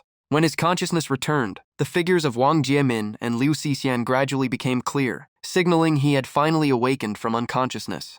Zhang Ping opened his eyes and asked how long he had been out, while the two immediately stopped him from moving, as his injuries had not stabilized. Wang Jiemin stepped forward, her expression changed. She firmly declared that she would become stronger. She resolved to join them in destroying the Tian Changhu, and Zhang Ping believed she would be able to do it. Liu Xixian suggested taking Wang Jiemin to a temporary safe location, as her home was no longer secure, while Zhang Ping suddenly caught a strange audio signal echoing in his mind. The sound contained information about a deep-sleeping prince and conversations linked to Huang Ziming. Zhang Ping immediately realized this was communication from the Tian A Changhu faction, or a special transmission network tied to them. He immediately asked Liu Xixian about the source of the Tian Changhu intelligence. After hearing everything, Liu Xixian speculated that Huang Ziming was likely the deputy city lord, secretly colluding with the enemy and essentially betraying humanity. She also inferred that the king mentioned in the message was most likely the king-level leader of the Tian Changhu. If that was true, the enemy being in a deep sleep meant a rare opportunity for humans to counterattack, and Zhang Ping was assigned to help identify infiltrated Tian Changhu. Elsewhere, old Lias group was still waiting, hungry and impatient as Zhang Ping had not returned. Inside the cleanup squad base, Chen Luowei, Many, and Xu Jie were moving through the corridor, while Many complained about constantly being reassigned to shifting plans. She continued grumbling that the repeated redeployments had turned everything into chaos. Entering the room, Xu Jie asked Many if she wanted coffee, but she refused, saying she had already recharged her energy. After preparations were complete, the three began executing the plan. Xu Jie stepped onto the ground and formed hand seals, activating a radiant formation. Energy fully ignited, and streams of light began circulating along the preset cycle. From the formation, a massive illusory structure of the mystic light heavenly curtain emerged, officially opening a special space. Through this cooperation, it was gradually revealed that the cleanup squad was a covert force responsible for handling disasters and hidden threats within Mingju City, with a specialized branch dedicated to barrier operations. This was the city's hidden trump card unit, handling classified missions and erasing dangers that could not be exposed publicly. The barrier division had 3 key members, including leader Many, who could generate the dark curtain space the group had previously experienced. Xu Jie could absorb and convert light to sustain the team's energy, while Chen Luowei manipulated light projections to alter environmental colors, enabling stealth and visual deception. When all 3 worked together, they could construct the mystic light heavenly curtain, dragging targets below king level into a simulated space where they could freely manipulate the environment to suppress enemies, making it their strongest strategic weapon. If Tian Changhu used perception to kill silently, they would counter it using the same principle. Meanwhile, Yue Yi and Yue Yi were walking through an empty street, the atmosphere growing increasingly oppressive as they discussed their next targets. Amid the rising tension in the city, Yue Yi remained arrogant, while Yue Ni warned that the area was no longer safe. After a brief silence, Yue Ni's gaze sharpened, drawing Yue Yi's attention. An uneasy feeling rose as Yue Ni scanned the surroundings, while Yue Yi still sneered, thinking he was being overly cautious. However, Yue Yi also began to observe the environment more carefully. Then they both realized something strange. The entire street was almost completely empty of people. At that moment, a sudden attack came from behind. The impact shook the space violently, but both managed to evade in time. As the dust settled, a tall man stood before them, lamenting that he could not finish them in one strike, and declaring that his target was the one who had been eliminating Tian Changhu recently. At the same time, their true nature was revealed. Both of the figures they faced were Tian Changhu. The man showed no fear, even provoking them to call for reinforcements, then introduced his own strength, revealing a formidable level, and noting that intelligence reports placed his opponents one tier below him. Without hesitation, both sides immediately clashed. Ye Yi initiated the first attack. During the exchange, he mocked his opponent. Although the first strike was blocked, the man immediately sensed an unusual pressure from the second opponent. That moment made him realize the situation was not as simple as he thought. Yue Yi continued pressing forward, unleashing continuous attacks with disdain. At the same time, she questioned why weaker members of their kind were being eliminated so easily. However, the man suddenly counterattacked with far greater force than expected, knocking Yue Yi back instantly. Yue Ni immediately became tense at the development. Yue Yi roared and charged again, determined to kill the opponent at all costs. But her attack was halted mid-motion. It turned out the opponent had already recognized the difference between human form and the true Tian Changhu body, and was no longer fooled by their disguise. The ambush advantage is instantly neutralized, and he twists the opponent's arm back, showing overwhelming close combat strength. Yo-Er screams in pain for help, while Yo-Yi rushes in from behind to assist. But the man only shows a cold smile, like he already controls the entire rhythm of the fight. With a single strike, he sends Yue-Yi flying far away. Without stopping, he closes in again. He leaps from above and slams down a heavy blow. Yo-Er is pinned hard into the ground, completely losing position. Both are crushed under constant pressure, and Yue-Yi screams in despair, realizing their stealth has been fully seen through, and the situation is out of control. The opponent follows with another devastating punch, like thunder, exploding in the battlefield. The assault continues non-stop, leaving them no time to breathe, and crushing both mind and body. From a distance, Zhang Ping is shocked by the overwhelming power of the man. He realizes the opponent is the squad leader of the combat unit, and compares him to a battle tribe warrior, making Liu Sishan ask about it again. Meanwhile, the outer city remains temporarily calm with no direct impact. However, Liu Sishan receives an emergency report that mutated beasts outside the city are gathering abnormally, threatening the Xuan Guangtianmo defense system, and she is ordered to investigate, possibly taking Zhang Ping for field training. At the same time, the combat unit records the Tian Changhu information provided by Zhang Ping and prepares countermeasures, while Zhang Ping suspects the earlier Stormwolf incident is related. Liu Sishan leads Zhang Ping out of the city, informing him that after the mission, he may meet high-level figures in the organization. The power hierarchy is explained clearly, from basic, intermediate, advanced peak to king level, with Zhang Ping still low rank, Liu Sishan at advanced level, and Tian Changhu having king level existences, making the situation extremely serious. Zhang Ping suddenly sees a red warning. His fire energy reserve drops to half, and he realizes the previous strike drained almost all stored energy. Before he can recover, a sea of white rabbits with vicious eyes rushes in from all directions, forcing him back in panic as his limbs lose coordination under overwhelming numbers. Among them, a giant leader rabbit roars, bursting with killing intent, looking ready to tear apart the prey. In despair, Zhang Ping quickly checks his pocket and suddenly remembers a remaining energy item, becoming excited that he can still activate the jade pendant. As soon as he pulls out the jade pendant, the rabbit horde charges like arrows, moving so fast it tears through the air. Panic leaves him with only one choice: run as far as possible. While running, he screams for help, and the jade pendant shakes while emitting a faint glow as if reacting. From the front, several rabbits block his path, rushing out with dense killing pressure and no intention of letting him escape. Turning back, he finds the rear also sealed off, realizing they are coordinated like a tactical unit, not a random beast pack. Trapped in the encirclement, his body stiffens with no escape route, and despair rises as the death circle closes in. At that moment, a wave of green acid bullets shoots out from the rabbit group, flooding the area with toxic light, and Zhang Ping quickly dodges and shields himself with everything he has. But strangely, all damage is blocked by a water shield that appears behind him, protecting him completely. He immediately recognizes a familiar energy fluctuation coming from the water barrier. Lu Sishan appears, calmly walking forward and forming a water barrier that blocks all attacks. Zhang Ping feels relief, while she coldly signals him to retreat. Her energy spins rapidly, forming a massive stream of water, her eyes locked on the rabbit horde with absolute calm. In an instant, a giant water pillar rises like a tidal wave and crashes down with terrifying pressure. The entire rabbit horde is swept away, screaming in the chaotic water vortex, completely out of control. Lu Sishan lightly snaps her fingers. The water instantly freezes, turning the battlefield into a massive ice block, trapping everything inside. Zhang Ping stares in shock and admits the power gap is too huge, as he was struggling earlier against just one beast. Lu Sishan asks why this area has such an abnormal beast gathering, but Zhang Ping can only shake his head in confusion.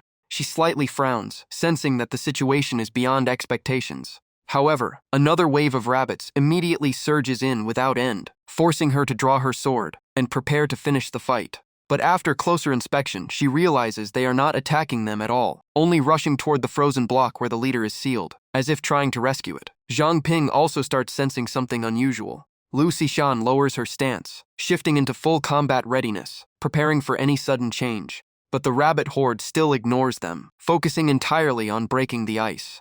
Seizing the moment, Lu Sishan counters immediately, unleashing a decisive sword flash that wipes out all rabbits in range. The final slash ends the chaos, leaving no surviving creatures. Examining the frozen rabbit leader, Lu Sishan suspects the real secret is inside its body, and that it is not an ordinary beast. She reaches out and breaks the ice layer, letting fragments fall apart. The ice block fully dissolves, revealing what was hidden inside. She bends down and carefully inspects the body, searching for any abnormal traces. Suddenly, she discovers a green glowing crystal bead inside the rabbit's body, radiating strange energy. Zhang Ping steps closer and asks about it. Lu Sishan explains it is a special artifact created by an organization, used to control and manipulate mutated creatures. Lu Sishan falls into thought, recalling images of a group that controls mutated beasts, including serpents and horned lion-like hybrids, immediately linking it to the beast-controlling faction of the Chung family and coldly confirming her suspicion. She concludes that this group has already begun operations. The soul lure bead releases a scent that only attracts low-level mutated beasts, and that scent is what drew the entire rabbit swarm here and triggered the riot. She further explains that once a mutated beast consumes the soul lure bead, it gradually loses its sanity and is forcibly turned into a controlled combat tool. This also explains why the rabbit leader became more violent than normal, but the method used to control already tamed beasts remains unclear. Lu Sishan tightens her grip on the soul lure bead, stating it cannot disappear on its own and will lead to more beasts being manipulated if left alone. She then destroys the bead completely, crushing it into dust, and reports that the entire incident is directly linked to the soul lure bead. Turning to Zhang Ping, she orders him to continue training outside the city with her while investigating the Chu family's involvement. Zhang Ping immediately agrees. In the distance, behind a tree, a figure in black quietly observes their entire conversation. Lu Sishan instantly senses it, pulls Zhang Ping back, and launches an attack toward the suspicious location. The strike tears through the air, aiming directly at the tree root. The tree collapses, but there is no blood or body inside, only an abnormal trace of cold frost. Zhang Ping is confused.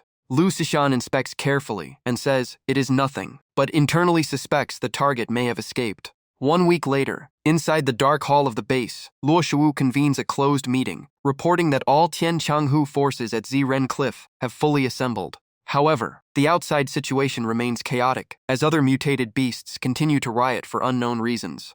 Luo Shuwu suspects that Huang Jieming may be behind it, but she cannot fully trust this hypothesis.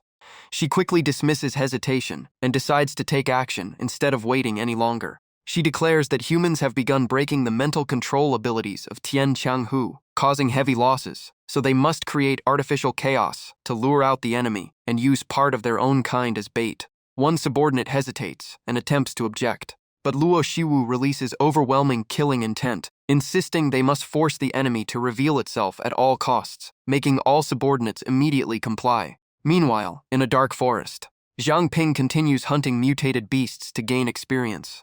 After a night of non-stop combat, he kills countless poison rabbits until morning, when the system announces that the temporary support mode has ended.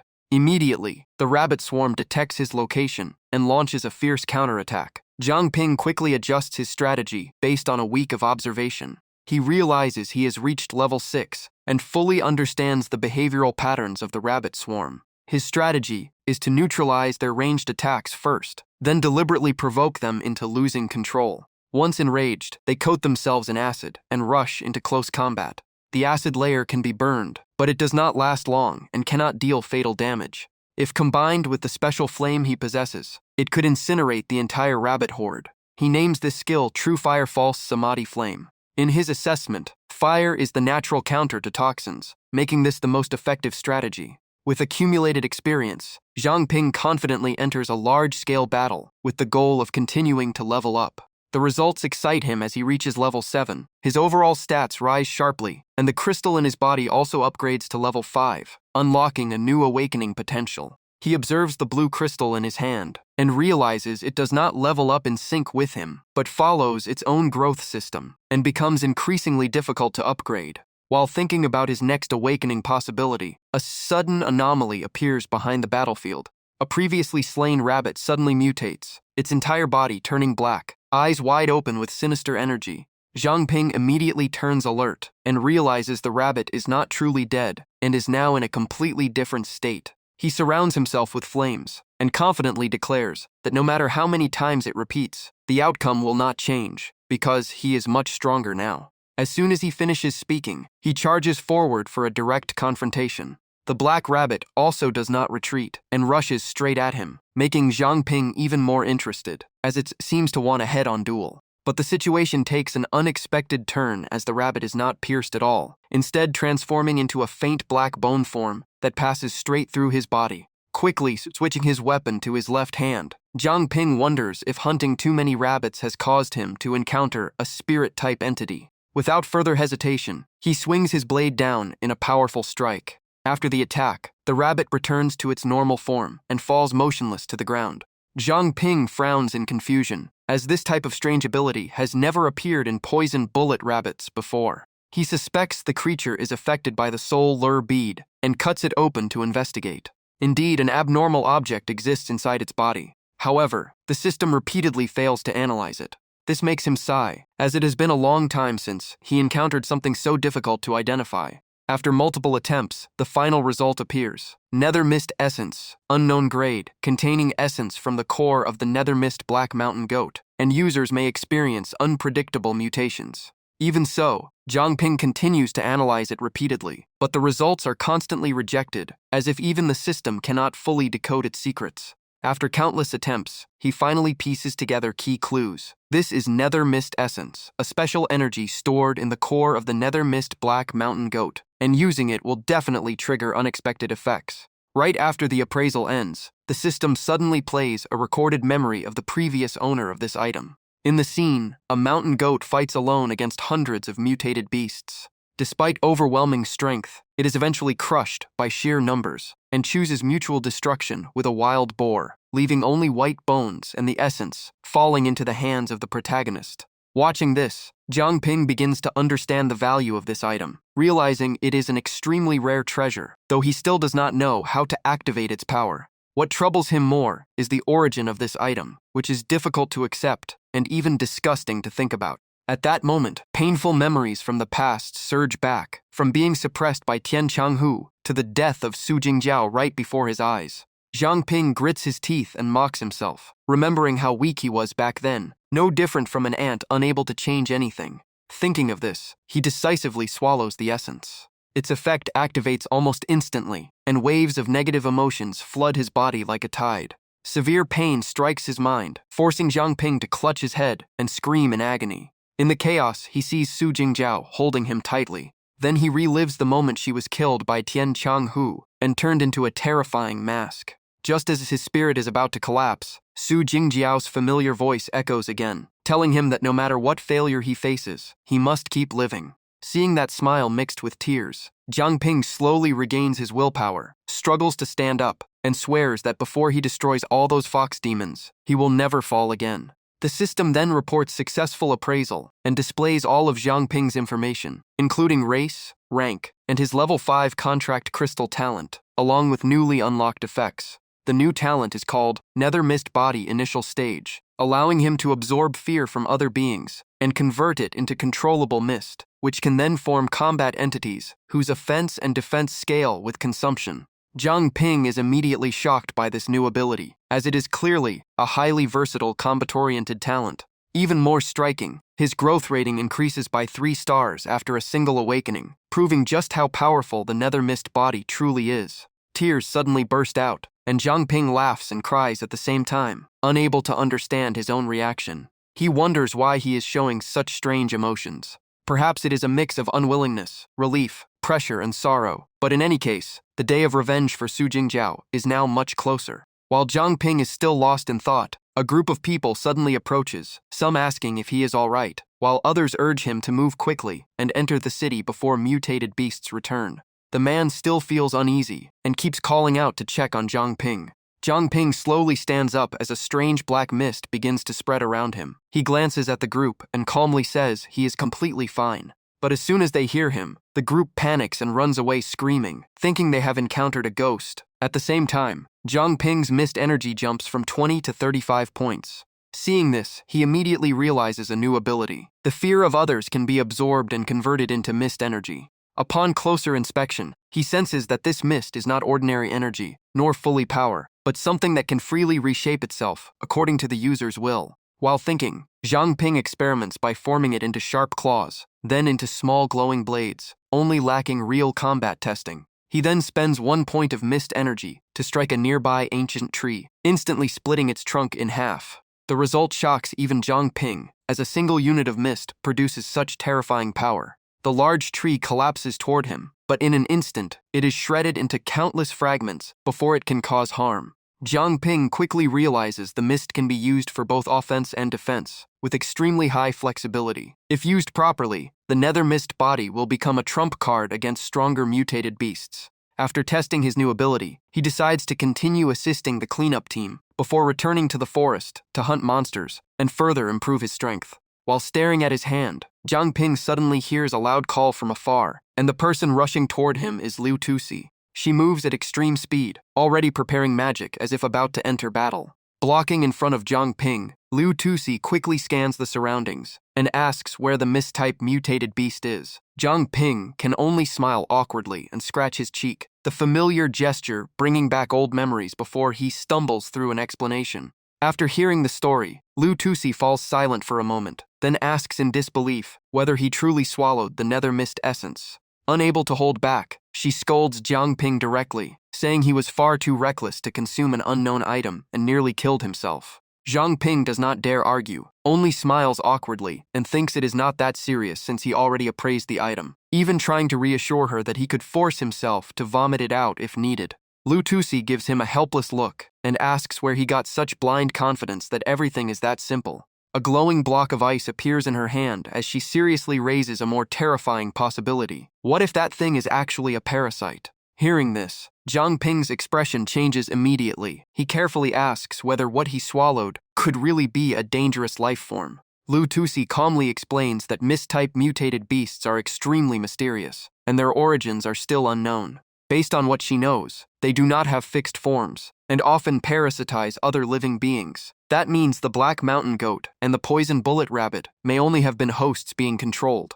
Once a host dies, they hide within internal organs and wait for a new body to continue surviving. Liu Tusi emphasizes that the most dangerous part is the ability to control the host after parasitizing. Hearing this, Jiang Ping feels a chill down his spine and begins to doubt his own condition. He recalls the moment he swallowed the Nether Mist essence and the excruciating pain, wondering if it was a battle for control over his body. He then nervously asks whether being normal now means the parasite has already failed. Lu Tusi can only shake her head, uncertain. In her view, Zhang Ping is an unusual case. Either the entity inside him was destroyed by something else, or he has absolute self-control that prevents any influence. After speaking, she suddenly leans closer with a dangerous smile and half-jokingly says that if he ever shows abnormal signs in the future, she will personally deal with him.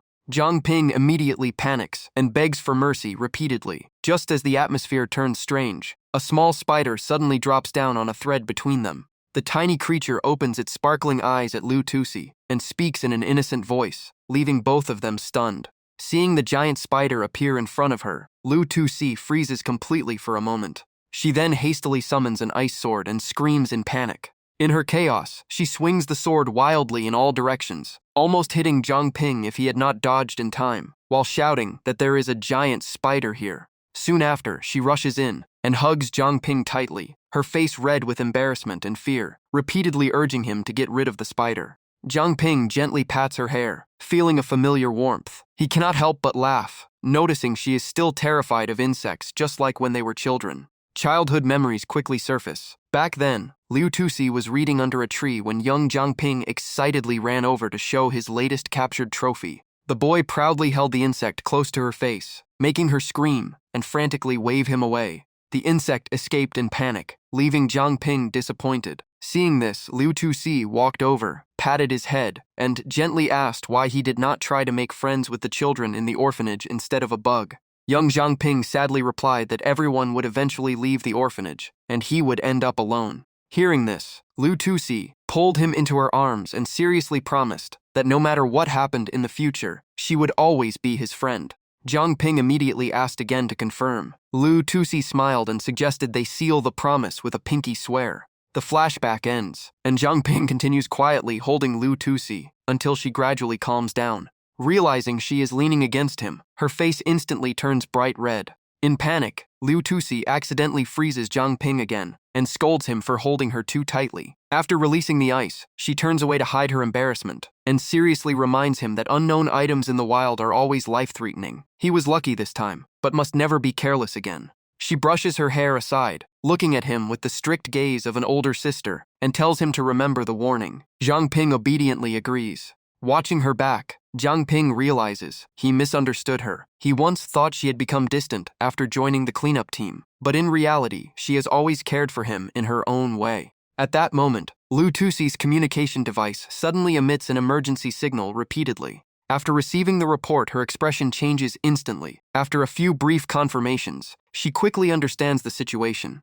Without hesitation, she turns and announces that the investigation mission and Zhang Ping's training have ended, and they must immediately return to Mingzhu City. When Zhang Ping asks what happened, she quickly explains that squad leader Jin Ba has been severely injured by Tian Changhu. Zhang Ping questions why nearby teams or cities are not called for help, and she replies that doing so would alert the enemy, and the situation outside is even more complicated. Everything will be explained on the way back. On the return journey to Mingzhu City, the two discuss the outside world. Mutated beasts have appeared everywhere for a long time, forcing humanity to build fortified cities to survive. With transportation nearly cut off, expansion now depends entirely on investigation teams and awakened individuals. According to the collected data, beyond the sea, there are villages and even savage tribes, with a lower density of mutated beasts compared to Mingzhu City. However, the ocean itself is ruled by countless high-level mutated beasts, making sea crossing nearly impossible. Until now, no one knows what truly exists on the other side of the ocean.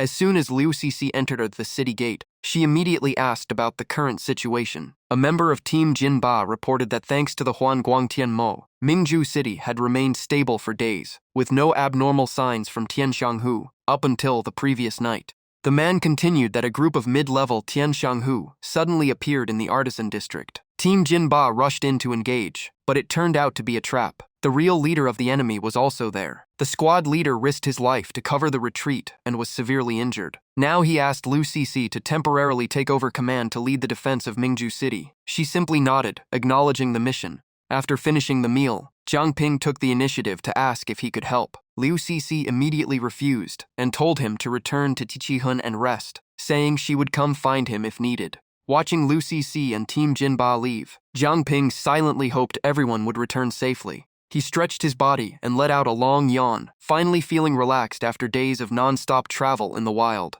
Walking slowly through the busy streets and hearing merchants calling out from all directions, Jiang Ping suddenly thought of Wang Kuemin and wondered how she was managing the Lian Shou Yuan right now. At that moment, a few leaves suddenly drifted around him, making him feel something was off, so he immediately stopped. He turned back toward the crowd and was shocked to see everyone standing completely still like statues, with no reaction at all. A stranger suddenly appeared in front of him, blocking his path. Hearing the man call his name, Jiang Ping instantly turned alert and secretly activated his appraisal ability. The system failed repeatedly. Only on the 66th attempt did he obtain a fragment of information. The opponent had used a disguise talent to conceal almost everything, revealing only one line: insect race human. The man laughed mockingly and said Jiang Ping was trying to probe his strength. He also showed interest, noting that an ordinary awakened using high-level appraisal should not be able to use it so many times in a day, yet Jiang Ping seemed almost unlimited. Hearing this, Jiang Ping became even more cautious. He knew his forced appraisal ability was special, but what concerned him more was that the opponent seemed to know him very well, so he asked coldly what the man wanted. Gripping his weapon tightly, Jiang Ping silently assessed the opponent. The man looked ordinary, but the pressure he emitted was cold enough to make one's skin crawl. Clearly, this was not a guest with good intentions. At that moment, the man calmly demanded that Jiang Ping fight him. The mysterious old man remained in place, continuing to provoke him with words, trying to force Jiang Ping to strike first. Even so, Jiang Ping stayed in a defensive stance and said he had no reason to fight. The old man only gave a strange laugh and asked back, "Since when did becoming stronger require a reason?" Then the old man suddenly mentioned the oath to avenge Su Jingjiao. Those words instantly struck Jiang Ping's deepest wound, causing his anger to erupt as he charged forward like lightning. The opponent continued to provoke him verbally. Jiang Ping immediately swung his sword down, but the old man easily dodged the strike. The path of the blade even tore a long crack through space itself, leaving Jiang Ping shocked. He instantly turned behind, preparing to unleash a skill while analyzing the situation. After a brief thought, he realized this was not pure speed but spatial teleportation, as the man had already appeared behind him without warning. Jiang Ping launched a counterpunch, but his full-strength strike was stopped with just one hand. The man calmly commented that Jiang Ping's current speed was still too slow. Jiang Ping replied calmly, which briefly surprised his opponent. It turned out that during the conversation, his other hand had been secretly accumulating power. Waiting for the right moment, Jiang Ping unleashed a burst of true fire that shot straight toward the old man. However, the opponent's body suddenly turned mist-like, causing the attack to pass through completely. Jiang Ping immediately realized something was wrong. From the distance, another figure slowly appears. Jiang Ping then realizes the one he fought was only a clone, while the true body is finally stepping out. This discovery shocks Jiang Ping. The true body immediately counterattacks. Sharp water blades and ice water attacks rain in non-stop, forcing Jiang Ping to keep dodging. The opponent keeps unleashing mixed elemental abilities, making Jiang Ping retreat in fear and shock. He can only think that this old man is a real monster. Jiang Ping suddenly stops, turns around, and gathers all remaining mist into his palm. The mist quickly forms a solid shield that blocks the incoming blades. Right after, he charges straight in, betting everything on a counterattack. The attacks slam into the shield like rolling thunder, shaking the air. As he advances, Jiang Ping slowly shrinks the shield and prepares a trap to create an opening. He suddenly throws out the remaining mist to distract the opponent, then accelerates forward. Using the opening, Jiang Ping activates Night Walker and launches a surprise strike. The old man smirks, saying the plan is not bad, but the gap in power is still too large. A blinding light suddenly erupts, forcing Jiang Ping to close one eye from the glare. The opponent's body turns into a blazing light source like a small sun, and a terrifying shockwave blasts Jiang Ping away. Jiang Ping crashes hard into the ground, his head slamming against the road surface as pain spreads through his body. He tries to stand, but his body is completely numb. The old man calmly remarks that for his current level, Jiang Ping's strength is already impressive. Lying on the ground, Jiang Ping realizes the opponent is even using mental power. After speaking, the old man turns and leaves as if nothing happened. Only then does Jiang Ping slowly regain control of his body and sit up. Watching the back of the man leave, Jiang Ping thinks carefully. This person is clearly far stronger than Jin Ba and Liu Cicci. In Mingzhu City, only the leader of the cleaning squad might be comparable. Soon after, the two sit facing each other in a small roadside shop. After witnessing his power, Zhang Ping shows respect and asks how to address him. The old man laughs and says a name is just something for others to use. It does not matter. He then asks if Zhang Ping truly does not know who he is. Zhang Ping immediately forms many guesses in his mind. He understands the cleaning squad has gathered information about him, but still cannot see their real purpose. After thinking, he calls him Elder Tu Du. Tu Du calmly sips tea and warns him that before learning how to resist mind reading, it is best not to think too much. Zhang Ping is shocked, realizing all his thoughts are being seen through. Tu Du then reveals his purpose. He says it has been 200 years since Mingzhu City last saw someone with an infinite level ability, so he came personally to take a look.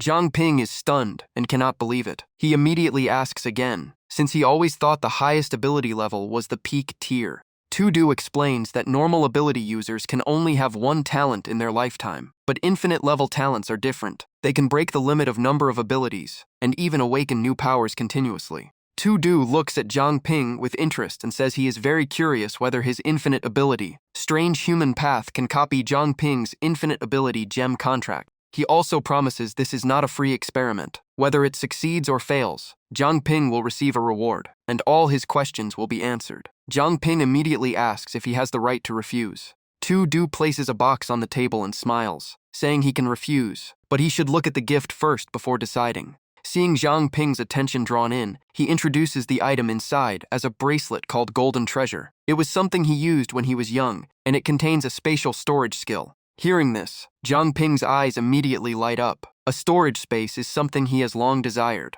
After receiving consent, Tu Du extends his hand. A soft blue light slowly forms around his aged palm.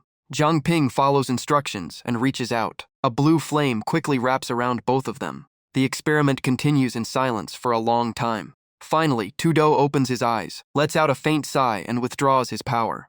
Zhang Ping also pulls his hand back, looking confused, and immediately asks for the result. Tu Du confirms it is over. He completely failed to copy Zhang Ping's talent, and even the abilities that evolved afterward also failed. This proves Zhang Ping is an extremely special case. Keeping his promise, Tu Du pushes the box toward Zhang Ping and declares it now belongs to him. Zhang Ping happily accepts it and thanks him sincerely. But the moment Zhang Ping touches the bracelet, a strange burst of light suddenly erupts, freezing him in place. The system completes identification and triggers a memory fragment. A young girl appears, bound tightly, her body covered in wounds and blood. Zhang Ping instantly realizes this may be the process of forging this treasure. In the vision, a hooded figure pours a sticky liquid over the girl's body, making her scream in agony. Around them, others chant continuously. Zhang Ping feels a chill, realizing many rare treasures may be created through human lives. Looking at the refined bracelet in his hand, he suddenly feels heavy. Behind its perfect appearance lies a cruel process built on the suffering and sacrifice of others. After seeing the full memory, Zhang Ping looks at Tu Du and asks if all special equipment is made in such a cruel way. Tu Du takes a slow sip of tea and replies that 100 years ago this was very common. Although it is now officially banned, there are still people secretly refining artifacts with human lives. He originally planned to destroy the item, but if Zhang Ping uses it for good, perhaps the soul inside can finally rest. Hearing this, Zhang Ping feels even heavier. After a moment of thought, he asks about the distant past. Was Mingzhu City really a place where human lives meant nothing 200 years ago? Tu Du sets down his cup and calmly confirms it. He then begins telling stories buried under 2 centuries of dust. In the vision, the ancestor of the Zhu family appears with a sinister expression. Tu Du says all citizens of Mingzhu City at that time were treated as property of the Zhu beastaming family, with no future or hope. Scenes of exhausted men performing hard labor appear. They work day and night, receiving only a few bowls of thin porridge to survive. A helpless woman is surrounded by men, facing inevitable humiliation. Young women with beauty are selected into the Zhu mansion as servants and playthings for noble heirs. Children fare no better, forced into indoctrination to ensure absolute loyalty to the Zhu family. Elderly people with no labor value are treated as food and fed to the Zhu family's mutated beasts. At that time, anyone who awakened abilities was either controlled, tortured, or used as material for crafting artifacts. Tu Du's emotions rise with anger as he speaks. The accumulated crimes of the Zhu beastaming family brought endless suffering. Because of this, many heroes secretly united, gathering strength over time, and eventually forming the alliance to overthrow that tyranny. Seeing his teacup empty, Zhang Ping stands up to refill it. He finally understands the full truth. Tudu then gently asks if he has anything else he wants to know. Without hesitation, Zhang Ping asks his biggest question. With Tudu's strength, why not directly eliminate Wei Wangzi to free Mingju City? Tudu shakes his head and explains it is not that he does not want to, but that he cannot. Many believe Mingju City's defense system is weak, allowing Tian Changhu to infiltrate, but the truth is completely different. Images of large investigation teams appear as he continues. Outside the city, patrol squads constantly hunt and eliminate mutated beasts. Near the city walls, cleanup squads handle dangerous creatures hiding in the shadows. In addition, the city's center holds the royal artifact Sun Moon Mingju. Any being within its range is suppressed below level 4. In other words, even a king-level mutated beast entering the city can only exert peak-tier strength. Tudu stands up to leave and adds one more line. In the peak-tier level, he is the strongest. After taking a few steps, he suddenly stops. Zhang Ping also stands up immediately, sensing something, and quickly asks if there is internal help inside the city. Tudu nods at his sharp intuition. He turns back and says that, since the city lord disappeared, only the remnants of the Zhu beastaming family know how to forge divine artifacts. Thinking of civilians torn apart by mutated beasts, Zhang Ping grits his teeth in anger. He suspects the Zhu family sealed the Sun Moon Mingju and let Tian Changhu into the city. Even the recent beast riots may have been orchestrated by them. He cannot understand why they were not completely wiped out back then. Tudu sighs. After the victory, they never stopped hunting the Zhu remnants. But a force rooted for hundreds of years in Mingju City is not so easily erased. What is exposed is only the tip of the iceberg.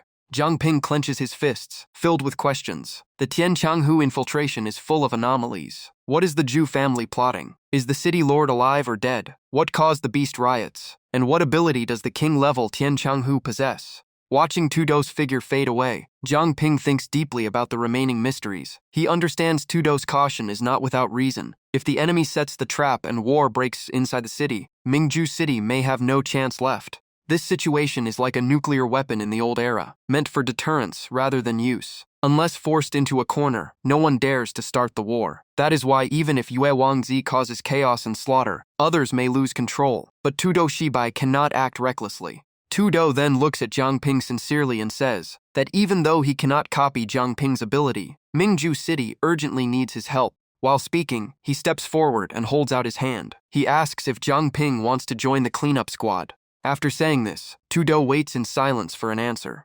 Zhang Ping does not hesitate. He firmly grasps the other man's hand, eyes filled with determination. In a decisive voice, he agrees. At night in the Ji-hun forge, the sound of metal clashing continues non-stop. While Ju-se repairs equipment, Wang Ke-min curiously asks why she is suddenly so interested in working today. Ju-se keeps working and casually replies she is free lately and just doing some tasks. Watching her, Wang Ke-min suddenly thinks of Zhang Ping. It has been many days, and he still has not returned. Noticing her mood, Ju-se stops and teases her. She says Wang Ke-min has been distracted lately, clearly missing someone. Hearing this, the girl instantly blushes and quickly denies it, saying she just has no one to guide her training recently. The more she explains, the redder her face becomes. Wang Ke-min lowers her head and murmurs that she wonders if Zhang Ping is safe outside. Seeing her reaction, Ju-se continues teasing, laughing that she looks like a little bride waiting for her husband. The girl becomes even more flustered, ears burning red as she keeps denying it. After enough teasing, Ju-se picks up a knife and walks to a basin of water, saying she will stop joking. She gently cools the red-hot blade in water and explains that relatively safe zones outside the city have already been marked. As long as Zhang Ping does not enter dangerous areas, he should be fine. Hearing this, Wang Ke-min asks in surprise if there are still villages outside Mingju City. Wiping sweat from her forehead, Ju-se nods with a smile. She says those villages are often closed off, conservative, and extremely xenophobic. Some even worship mutated beasts as gods. Thinking of horrifying sacrificial rituals, Ju-se seriously warns that if they encounter any unknown village in the wild, they should stay far away. If captured, they may be turned into slaves or sacrifices. Wang Ke-min naively asks if everyone is humans, why they cannot communicate normally. The smile on Ju-se's face disappears. Her tone turns serious as she says, those people are barely considered human anymore. In the wilderness, the most dangerous threat is not mutated beasts, but those savage humans. Hearing this, Wang Kuemin becomes a little scared. At that moment, a strange black mist quietly appears behind Ju Se. Completely unaware, she continues speaking, warning that those people often wear eerie masks and suddenly appear behind their victims. The shadow inside the mist slowly approaches the two of them. Sensing something wrong, Wang Kuemin trembles and turns around, pointing behind and asking if that is what Ju Se was talking about. Ju Se casually replies while turning around as well. She still does not realize the danger and says, "It is probably something like that." Only when the figure in the mist comes closer and reveals its face does she suddenly widen her eyes in shock. The person hiding in the mist is none other than Zhang Ping. He raises both hands like a monster to scare the two girls. Wang Kuemin is so frightened that tears well up and she screams. Unlike her reaction, Ju Se does not run. She instantly delivers a powerful kick straight at Zhang Ping's weak point. In an instant, Zhang Ping freezes in place. A terrifying wave of pain spreads through his body, almost knocking him out. It takes him several minutes to slowly recover. Cold sweat keeps pouring down as the pain lingers. Forcing a bitter smile, he complains that Ju Se's attack was way too ruthless. Ju Se immediately stands in front of Wang Kuemin and loudly questions who he is. Still holding his pain, Zhang Ping quickly removes his mask and forces a crooked smile. He struggles to explain that it is really him. Only then do Wang Kuemin and Ju Se fully relax and their fear disappears. As she walks closer, Ju Se gives him a smack on the back of the head and scolds him for coming back without warning and pretending to be a ghost to scare people. Rubbing his head in grievance, Zhang Ping bitterly explains that he just returned and heard them talking about savages, so he wanted to join the fun. He never expected to end up taking a fatal kick from Ju Se. After the conversation, Ju Se picks up her coat and prepares to leave. Zhang Ping then asks about training. He confirms the training is over, and the next plan is to stay in Mingju City to stabilize and grow stronger. Ju Se puts on her coat with satisfaction. At that moment, she suddenly remembers she has found a clue related to San. Before leaving, she tells Zhang Ping to take care of Uncle Liao because she is about to go outside the city to investigate. Zhang Ping immediately asks why she is leaving so urgently. As she disappears from view, Ju Se still teases Wang Kuemin, saying not everyone gets someone worrying about them every day. Zhang Ping does not understand the hint, while Wang Kuemin turns red with embarrassment. After Ju Se leaves, Wang Kuemin awkwardly stands up and heads to the door, softly saying it is late and she wants to go back to rest. But when she reaches the door, she suddenly stops. After a moment of hesitation, Wang Kuemin softly calls Zhang Ping's name. He immediately turns to look at her in curiosity. The girl smiles gently and sincerely says she is very happy that he returned safely. Hearing those words, a warm feeling rises in Zhang Ping's heart. He smiles back and waves goodbye. Only then does he realize that after so long wandering in a strange world, this is the first time he feels something like coming home. At that moment, Liu Tiefeng suddenly appears, startling him. The old man stares at Zhang Ping and grumbles that everyone has left, yet he is still standing there, smiling foolishly. Then Liu Tiefeng assigns him a task. He tells him to find Ju Se the next morning and say he is seriously ill to stop her from leaving the city. Zhang Ping immediately looks at him worriedly. Seeing his reaction, Liu Tiefeng smacks him on the head with his pipe and explains that he is perfectly fine and it is all an act. Rubbing his aching head, Zhang Ping still does not understand the true purpose. Liu Tiefeng then explains that San has been missing for too long and is likely in serious danger. Sitting down, he continues that he knows his daughter's strength very well. Ju Se is determined to investigate San's whereabouts, but he fears she will also be dragged into danger, so he has no choice but to use this method to keep her in the city. Hearing this, Zhang Ping finally understands the old man's concern. After a long puff of smoke, Liu Tiefeng adds that Ju Se is very emotional. As long as something is weighing on her heart, she will think carefully and not rush into danger easily. Zhang Ping can only smile wryly, realizing how much effort the old man has put into all this. Putting out his cigarette, Liu Tiefeng changed the subject. He believed Zhang Ping had great talent for forging, but Zhuo Se had overlooked many key lessons, so he would personally teach him the true harmony forging technique. Pointing his pipe at Zhang Ping, he stressed that while the skill was not an absolute secret, it was still a craft passed down through the Liu family, so he had to take it seriously. Zhang Ping clenched his fists and promised he would never let him down. At that moment, a mysterious green mist appeared before his eyes. A familiar girl's voice echoed in his mind. It was Su Jingjiao. Her voice sounded like she was smiling, as she encouraged him to keep going because she was still waiting for him. Zhang Ping stared at the mist and quietly called her name in his heart. The image soon faded away, leaving only a shimmering green feather resting on the ground. According to Zhang Ping, Jusa stayed in the city as Liu Tifeng had planned. During that time, Liu Tifeng secretly taught him the harmony forging technique. One day, while smoking, Liu Tifeng joked that he might get lung cancer. Jusa immediately told him to quit smoking. Meanwhile, Zhang Ping gradually discovered a new way to control his mist. By combining the harmony forging technique with his ability, he made the mist more refined, more stable, and far more powerful. During training sessions with Wang Quemin, he also discovered that she had completely mastered the first 3 forms of Ape King Fist. Even so, what troubled Zhang Ping most was still Su Jingjiao's voice from that day. The familiar feeling reminded him of something, so that very night he asked the cleanup team to investigate. Through the radio, he asked Situ whether a disguised Eternal Fox had appeared near the forge because he had heard the voice clearly. Situ immediately denied it. He confirmed that the cleanup team had thoroughly inspected and cleared the area, making it impossible for an Eternal Fox to be there. Unable to find a reasonable explanation, Zhang Ping began considering another possibility. If it was not the work of a disguised Eternal Fox, then perhaps Su Jingjiao was not truly dead and still existed in another form. To uncover the truth and fulfill his promise of revenge, he decided to expose the secret behind the Eternal Fox wearing Su Jingjiao's appearance. About 3 days later, deep in the night at the Su family estate, a shadow silently slipped inside. Using lock-picking tools, he forced the door open and quickly gained entry. In the bedroom, a young woman remained fast asleep, completely unaware of the danger approaching. The intruder, filled with lust, slowly approached the bed. He was pleased that his sleeping drug had worked perfectly. Grabbing the girl's leg, he pulled it aside with a twisted grin. He had long heard of the Su family's beautiful young lady and had come specifically for her. His filthy hand slid across her skin while disgusting thoughts filled his mind. He wanted to enjoy his prize with his own hands.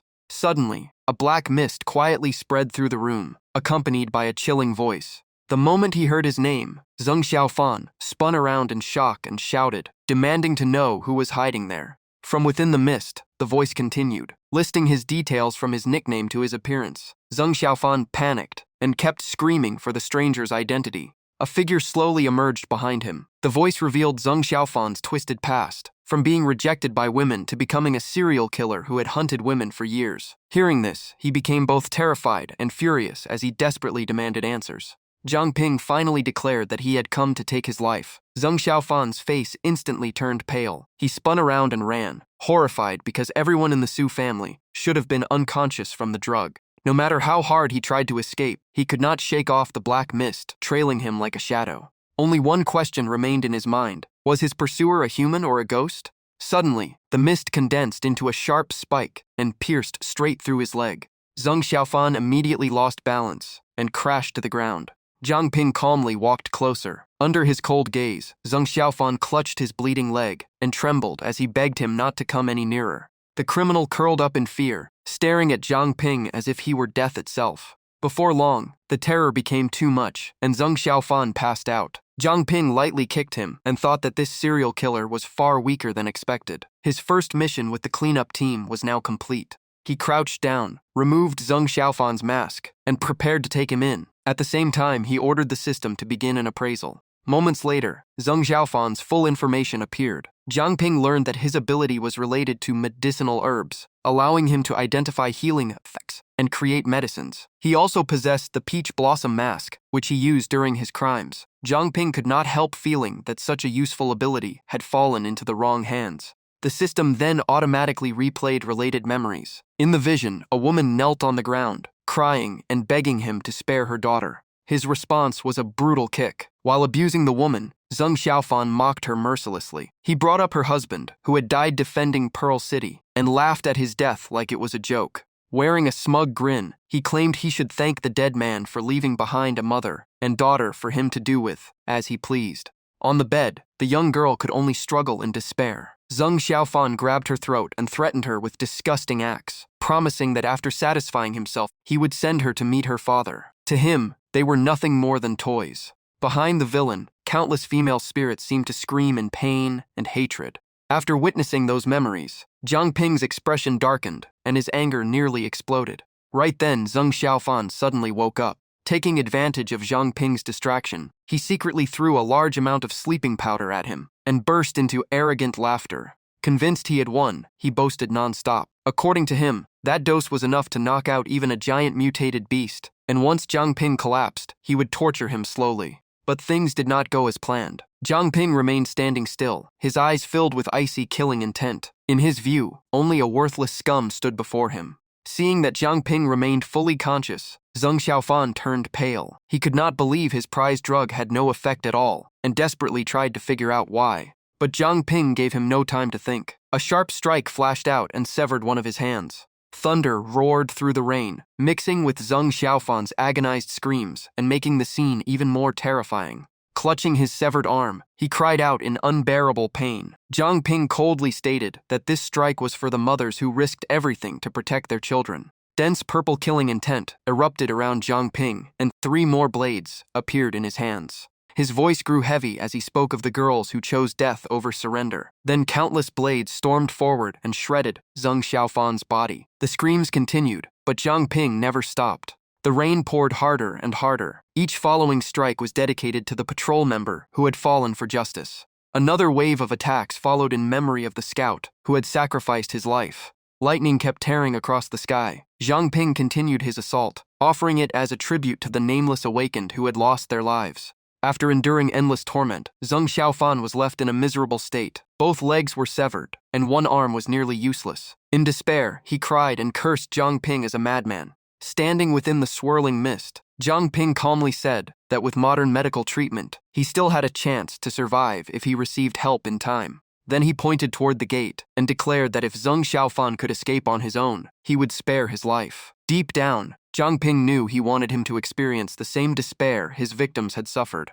Jiang Ping's icy gaze remained fixed on the gate. He repeated that this was his final chance. Hearing that he still had hope, Zheng Xiaofan became overjoyed. Sadly, he still showed not the slightest trace of remorse. With only one hand left, he dragged himself forward. In his mind, he secretly swore that if he survived, he would make Jiang Ping pay 100 times over. He recalled everything he had done and used those twisted thoughts to motivate himself. He refused to die here. In his mind, countless girls were still waiting to become his targets. Inch by inch, Zheng Xiaofan crawled toward the door. A look of excitement appeared on his face. He only needed to push the door open. He only needed to leave this place. But his trembling hand could never reach the handle. That tiny distance filled him with confusion and despair. He finally snapped, pounding on the door and cursing wildly.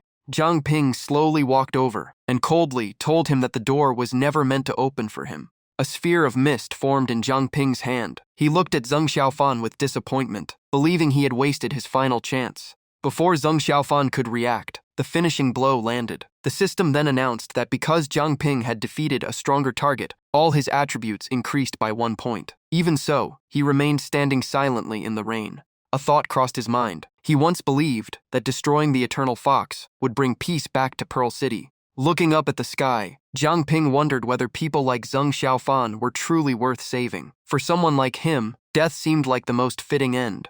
Just then, a strange voice suddenly echoed in his ear. It mentioned Manhwa Academy and said that today was a special time to move something away. The voice appeared and vanished in an instant. Jiang Ping immediately looked around in alarm, puzzled that he had overheard another mysterious conversation.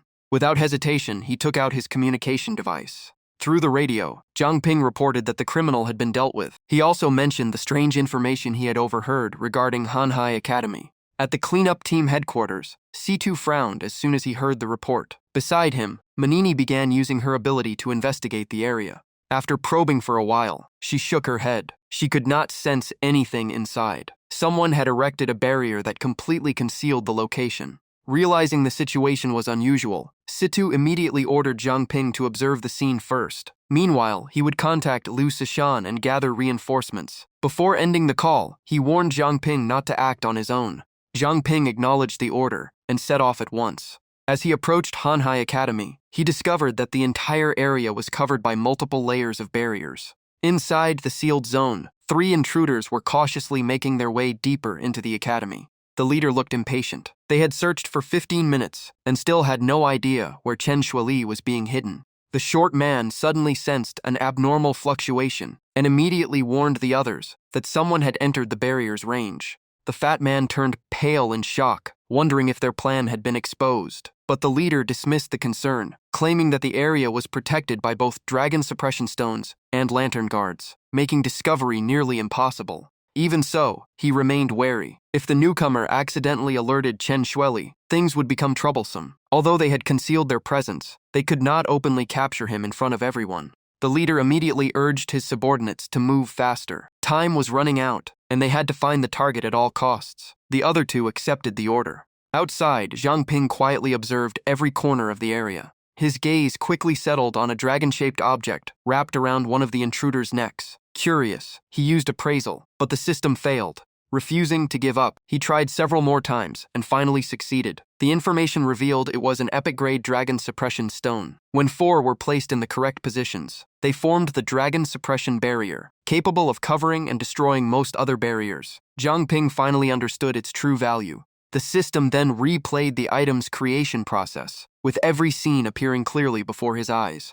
Countless innocent lives had been sacrificed to forge it. Their resentment and blood were tempered in blazing flames, and eventually condensed into the treasure it was today. Witnessing everything, Zhang Ping was stunned. He never expected the dragon suppression stone to be created through human sacrifice, especially since such items had long been banned by society. Looking through the doorway, Zhang Ping quietly analyzed the situation. These people did not seem to belong to either of the two major factions. They were most likely remnants of the Zhu family. The moment Zhang Ping thought of the Zhu family, the force behind countless disasters, a chain of events immediately surfaced in his mind.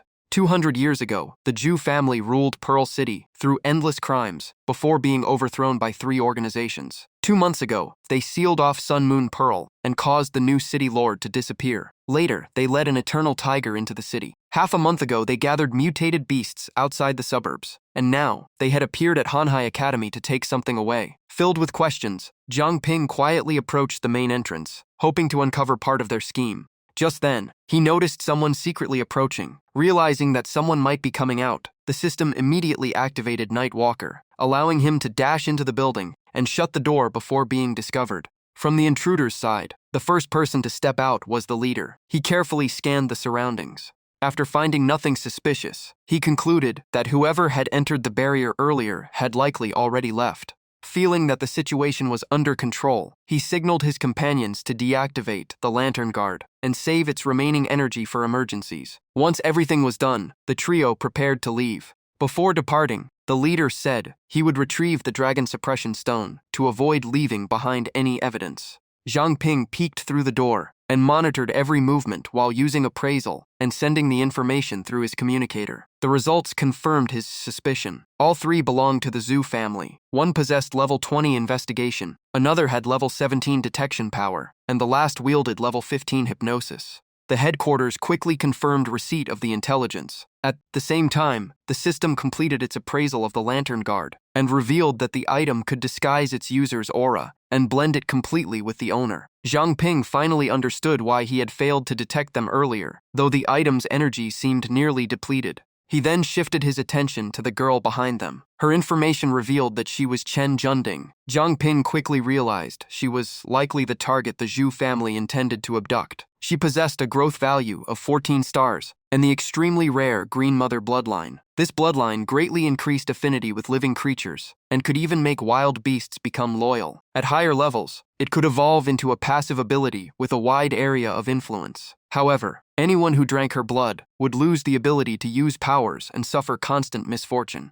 Zhang Ping frowned slightly. He did not know who the Zhu family intended to control through Chen Junding, but one thing was certain: she had nothing to do with their schemes. He decided he would not let them succeed. At that moment, thunder echoed repeatedly through the night sky, and the 3 members of the Zhu family suddenly vanished without a trace. The system immediately reported that the appraisal process had been interrupted. Zhang Ping rushed outside, looked around in shock, and asked through the communicator whether their escape route could be tracked. At the cleanup team base, Mani quickly activated her tracking ability. She confirmed that she had locked onto the targets and reported that they were moving toward the outskirts at incredible speed, so fast that Cece would struggle to catch them. Hearing this, Zhang Ping immediately decided to intercept them himself. The people on the other end instantly tried to stop him, ordering him not to act recklessly and to prioritize his own safety. However, Zhang Ping insisted that the Zhu family was the source of many recent crimes. Even if he could not defeat them, he could still use his mist to slow them down until reinforcements arrived. He then accelerated at once and chased after the Zhu family members, heading toward the outskirts. While moving, the leader suddenly noticed something strange in the bushes ahead and immediately stopped to observe. A mutated mist-type beast suddenly burst out from the brush. The sight left the leader stunned. He could not understand why such a mutated beast had appeared inside the city. In truth, Zhang Ping was hidden beneath that disguise. He silently felt relieved that the face-forging technique was still working perfectly, though he remained cautious not to let the appraiser see through it. The leader immediately used appraisal, intending to check the level of the mist wolf before him. Refusing to give him the chance, Zhang Ping launched a barrage of sharp spikes and interrupted the appraisal midway. The leader cursed inwardly in frustration. Seizing the opportunity, Zhang Ping charged straight toward the leader. Under his control, the mist beast bared its savage fangs as if it wanted to tear its prey apart on the spot. Even so, the leader was no easy opponent. He quickly dodged aside and shouted for his companions to help. Hearing the order, Huang San immediately activated his ability. His eyes widened as he launched hypnosis and ordered the beast to stop. Strange spirals instantly appeared in the mist wolf's eyes. Seeing the attack cease, Huang San let out a sigh of relief, convinced that his ability had worked. But beneath the disguise, Zhang Ping remained perfectly calm. With nearly limitless mental strength, he was immune to mental control and immediately came up with a new plan. He deliberately pretended to be hypnotized to lure Huang San closer. Completely unsuspecting, Huang San slowly approached while soothing the beast with a gentle voice. Once the distance was close enough, Zhang Ping suddenly struck. Huang San jumped back in panic, never expecting the target to still be able to move. The mist wolf immediately opened its massive jaws. In an instant, it bit into Huang San, causing him to scream in agony. Huang San immediately cried for help and repeatedly called for the leader. The remaining short man rushed forward, without hesitation. With a loud shout, he used detection force to blast Zhang Ping away from Huang San. After landing safely, Zhang Ping received a notification that he had reached level 9. Because he defeated a stronger opponent, all his attributes increased by 1 point. He secretly celebrated the success of his plan. Now he only needed to stall the remaining 2. But the short man gave him no chance to rest, and immediately unleashed another skill called supergravity. In an instant, the mist surrounding Zhang Ping was compressed tightly, catching him off guard. Terrifying pressure crashed down from every direction, pinning him to the ground. Even the road around him sank under the immense weight.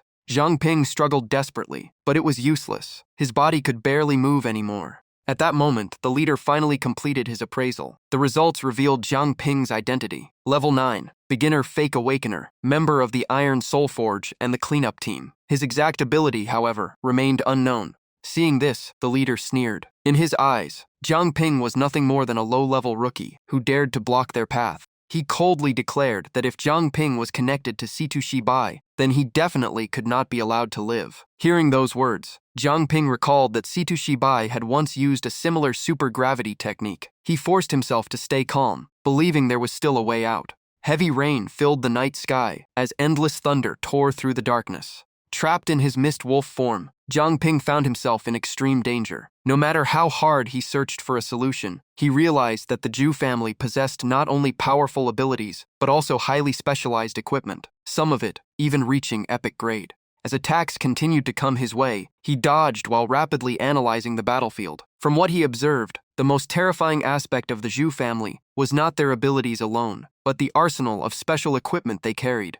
Zhang Ping then summoned his mysterious black mist. Although it consumed 10 units of energy, its power remained astonishing. What reassured him was that even under the effects of supergravity, his control over the mist remained unaffected.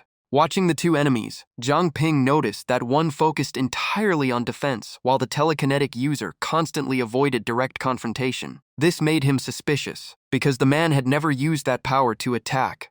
Huang Eryang suddenly raised a bow and fired a brilliant golden bolt that tore through the air like lightning. The attack came so suddenly that Zhang Ping barely managed to neutralize it.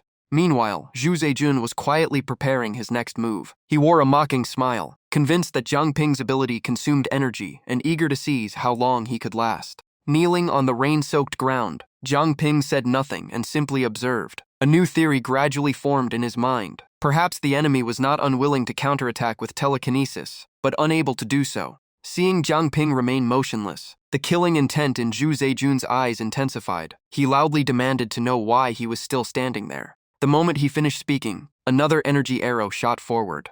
Zhang Ping struggled to block it with his mist. At the same time, he decided to test a new combat method, even if it meant consuming a large amount of stored mist. The mist instantly crystallized into countless small blades that rained toward the enemies. Zhu Zejun swept them aside and mocked Zhang Ping for stubbornly continuing the fight. But at that exact moment, black mist suddenly surged up from the ground and wrapped around both enemies. Seizing the opportunity, Zhang Ping voiced his conclusion. The telekinetic ability required direct visual contact with the target to function. Hearing that, Huang Yi's face changed at once. Without giving him time to react, Zhang Ping rushed forward at top speed. He believed that once this man was restrained, the supergravity effect would disappear. Jaijun shouted his teammate's name in panic, while Huang Yi was stunned by Zhang Ping's incredible speed. The fog condensed into a sharp blade in Zhang Ping's hand.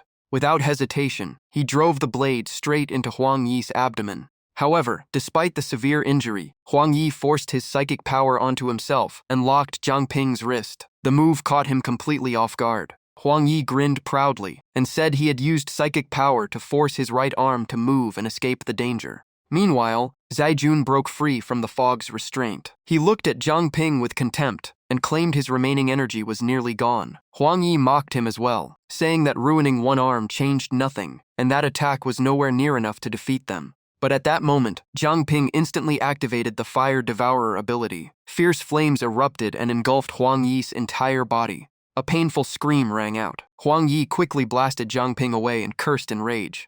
Before he could recover, Zhang Ping sensed danger rushing toward him. A bolt of lightning struck his chest before he could dodge, sending intense pain through his body. Huang Yi sneered at the sight. Zhang Ping quickly realized their equipment had extremely powerful fire resistance. The two activated their psychic power at the same time. Zaijun coldly declared that the battle should end here. Even while clutching his chest in pain, Zhang Ping calmly said there was not much time left. Zaijun laughed, thinking he meant his own death was approaching. Zhang Ping looked him in the eye and quietly denied it. Behind him, two long strands of black mist formed into tentacles. His voice remained calm. What was running out was not his life, but their freedom. The moment he finished speaking, the two tentacles shot forward. Huang Yi did not even understand what happened before his body was pierced through. Zaijun blocked the attack, but still cursed in anger that his opponent could still fight back. He immediately counterattacked with an energy arrow aimed directly at Zhang Ping. In the critical moment, combat instinct made Zhang Ping lean to the right. The arrow only grazed his shoulder instead of piercing his body. At that instant, Liu Sisi suddenly appeared behind Zaijun. The sword in her hand flashed before slashing down without hesitation. Zaijun hurriedly shouted that reinforcements had arrived, but when he turned around, Huang Yi was already lying motionless on the ground. The sight filled him with shock. Had his teammate really been defeated in a single move? Zaijun immediately raised his bow to block Sisi's sword, but the gap in strength was too great, and he was knocked backward. Furious and terrified, he shouted and demanded to know her identity. Sisi gave no answer and only continued launching relentless attacks. The longer the fight continued, the worse Zaijun's situation became. Sweat poured down his face as he realized Zhang Ping had already drained too much of his strength earlier. Driven into a corner, he took out a special ring and decided to use his final trump card. The moment he put on the ring, a blinding light burst forth. A massive pillar of lightning descended from the sky. Realizing how dangerous it was, Sisi immediately shouted for everyone to get away. But it was already too late. The terrifying lightning exploded, crushing the ground and blasting debris everywhere. Blinding white light and raging currents quickly covered the entire area. After the explosion, Sisi immediately carried the unconscious Zhang Ping away from the danger zone. Fortunately, he was still alive. Looking at the enormous crater left behind by 10,000 Thunder Summon and the figure of Zhu Zaijun escaping during the chaos, Sisi could only stand silently in the rain. She let out a disappointed sigh. In the end, they still failed to capture a surviving member of the Zhu family alive. Beside her, Zhang Ping was completely exhausted and lay motionless on the ground. Just then, Manus' voice came through the radio, ordering Sisi to bring Zhang Ping back immediately. Surprised, she asked for the reason, but Manus' answer instantly changed her expression. The illusion sky barrier had been destroyed. On top of a skyscraper, Luo Feiyu stood beneath a paper umbrella, quietly watching the heavy rain fall over the city. Behind her, Huang Zhaiming silently appeared and bowed respectfully, asking why he had been summoned back. Without turning around, Fei Yu coldly asked about the progress of gathering mutated beasts outside the city. Zhai Ming immediately reported that all preparations had been completed. Just then, a violent thunderclap echoed from the distance, startling Zhai Ming. Fei Yu frowned slightly and looked toward the source of the sound, asking what had happened.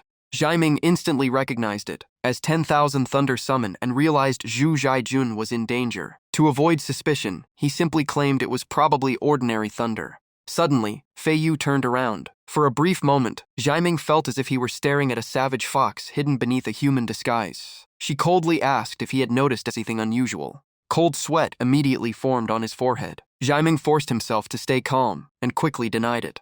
The terrifying pressure of the fox bloodline began spreading, making the atmosphere unbearably heavy. Fei Yu carefully observed every reaction before asking why he seemed so nervous. Beneath her feet appeared the shadow of a gigantic fox, creating an overwhelming sense of oppression. Zhai Ming could only make an excuse, saying he had feared thunder since childhood. After hearing that, Fei Yu coldly called him useless. Even so, she was not fully convinced. Her mind kept analyzing the strange event because it closely resembled something that had happened before. She recalled chasing a target in the past. Back then, the person had clearly been injured beyond survival. Yet, in a single moment after slipping from her sight, that person vanished completely. The more she thought about it, the more suspicious she became. She immediately leaped from the rooftop, believing everything before her might be an elaborate deception. A faint smile appeared on her lips. In the darkness, her blood-red eyes glowed brightly. A new hunt had begun, and she believed her prey was trying to mislead her through indirect methods. Fei Yu even considered a bold possibility that the entire Mingju city might be nothing more than a massive disguise. The more she observed, the more convinced she became that her theory was correct. Soon after, Fei Yu expanded her domain. An immense power swept across the city while scanning the thick black clouds above. Down below, Cece was also wondering where the girl from Manhwa Academy had disappeared to. Although she did not understand what was happening, she could clearly feel that the illusion sky barrier was truly falling apart. At that moment, Jiang Ping woke up. He struggled to sit up and called out to Cece. Using the last of his strength, he pointed toward Huang San's corpse and told her to quickly retrieve the Ascension Lantern. As soon as Cece looked over, Jiang Ping urged her to act immediately. At the same time, the aura of the fox demon spread through every corner of Mingju City. Countless invisible gazes seemed to be silently searching every area. In the end, all attention focused on a single location, hidden deep within the city. Fei Yu immediately turned toward it. Her crimson eyes locked onto the target, as if she had finally forced her prey into the open. At this moment, Zhu Zhaijun was desperately fleeing through the heavy rain. In his panic, he nearly forgot the precious treasure he carried. Fei Yu's voice suddenly echoed out, causing Huang Zhaiming's face to turn pale. She sounded puzzled that someone was trying to leave the city so late at night. Zhaiming instantly realized everything had been exposed. Before he could step forward to stop her, Fei Yu had already turned into a blur and appeared before Zhu Zhaijun. Seeing this, Zhaiming could only fall into despair. He knew no one could stop the monster known as Luo Fei Yu. Meanwhile, at a secret location on the outskirts, emergency alarms rang non-stop. A group of people dressed in black listened carefully as Zhu Zhaijun gave his report. He explained that besides the ambush from the cleanup team, an unexpected factor named Jiang Ping had appeared. According to him, Jiang Ping had ruined the entire operation tonight. Huang San and Huang were both dead. Zhaijun continued, saying that when cleanup team reinforcements arrived, he had no choice but to activate 10,000 Thunder Summon to escape.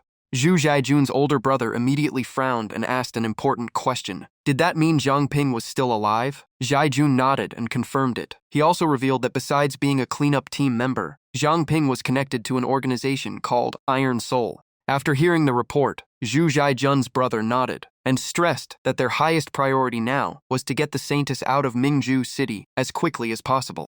But at that very moment, a panicked voice suddenly came through the communication token. Zhu Zhaijun cried out Luo Fei Yu's name in terror, leaving his brother frozen in confusion. A few seconds later, the token transmitted no more words, only a horrifying scream before the connection abruptly cut off. The older brother's face instantly turned pale. He kept calling Zhu Zhaijun's name, unable to hide the panic in his voice. Just then, Zhu Zhaiming rushed in and shouted for everyone to stop calling. According to him, the plan had completely failed because Zhu Zhaijun had just been killed by the fox spirit herself. Hearing the news, the older brother exploded in rage. He crushed the communication token in his hand and roared furiously. Had all their years of preparation really gone to waste? However, Zhu Jiaming quickly calmed everyone down. He explained that the Saintess was still alive, and she was the weakness of the Heavenly Fox. As long as she could not be dealt with immediately, the enemy would surely take her back to the city lord's mansion.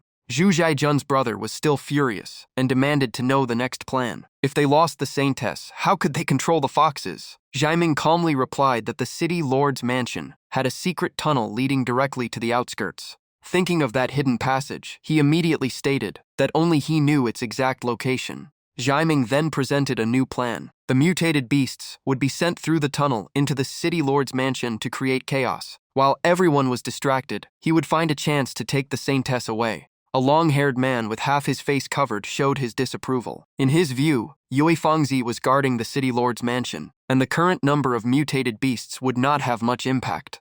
Zhu Jiaming immediately revealed another piece on the board. He proposed using Zhang Ping, who was currently working with the cleanup team. Since Yue Fangzi was monitoring all of Mingju City, any major incident would attract his attention.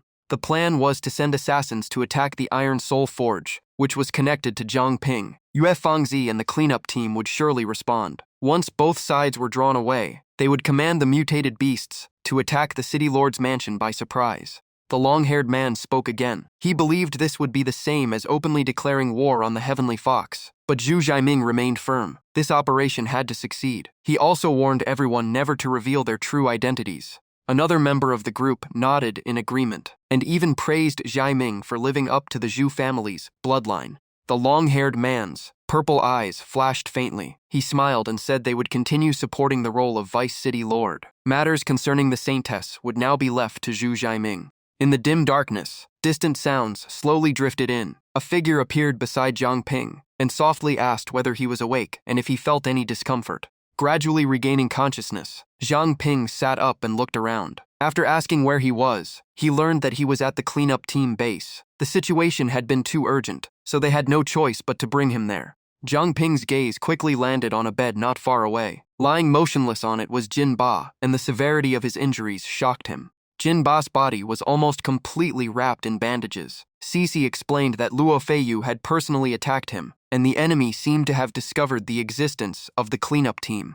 Just then, another person walked in through the door and remarked that Zhang Ping had recovered faster than expected. The newcomer was Xu Kei. After checking his condition, she praised him repeatedly. Fighting 3 opponents more than 10 levels stronger, and even killing one of them, made her extremely curious about how he had done it. Normally, a gap of more than 5 levels was enough to create an overwhelming advantage. Hearing the question, Zhang Ping immediately considered keeping his abilities secret. At the same time, Cici introduced Xu Kei to him. She was the owner of the solar charge ability, and the one who treated him after the battle. Zhang Ping skillfully avoided the main issue and simply smiled, saying he had been lucky. He sincerely thanked everyone, especially Xu Kui, because without their help he would have died many times over. Xu Kui laughed and waved it off, saying it was nothing, especially since she no longer needed to maintain the barrier. Listening to her speak, Zhang Ping realized the rumors about her being rigid and unfriendly seemed inaccurate. But it did not take long for Xu Kui to return to her serious work style. She said the polite talk was enough, and that since he was awake, he should meet the others immediately. Zhang Ping silently took back his earlier judgment. Xu Kui explained that there were still many unanswered questions about tonight's events, and they needed more information from him.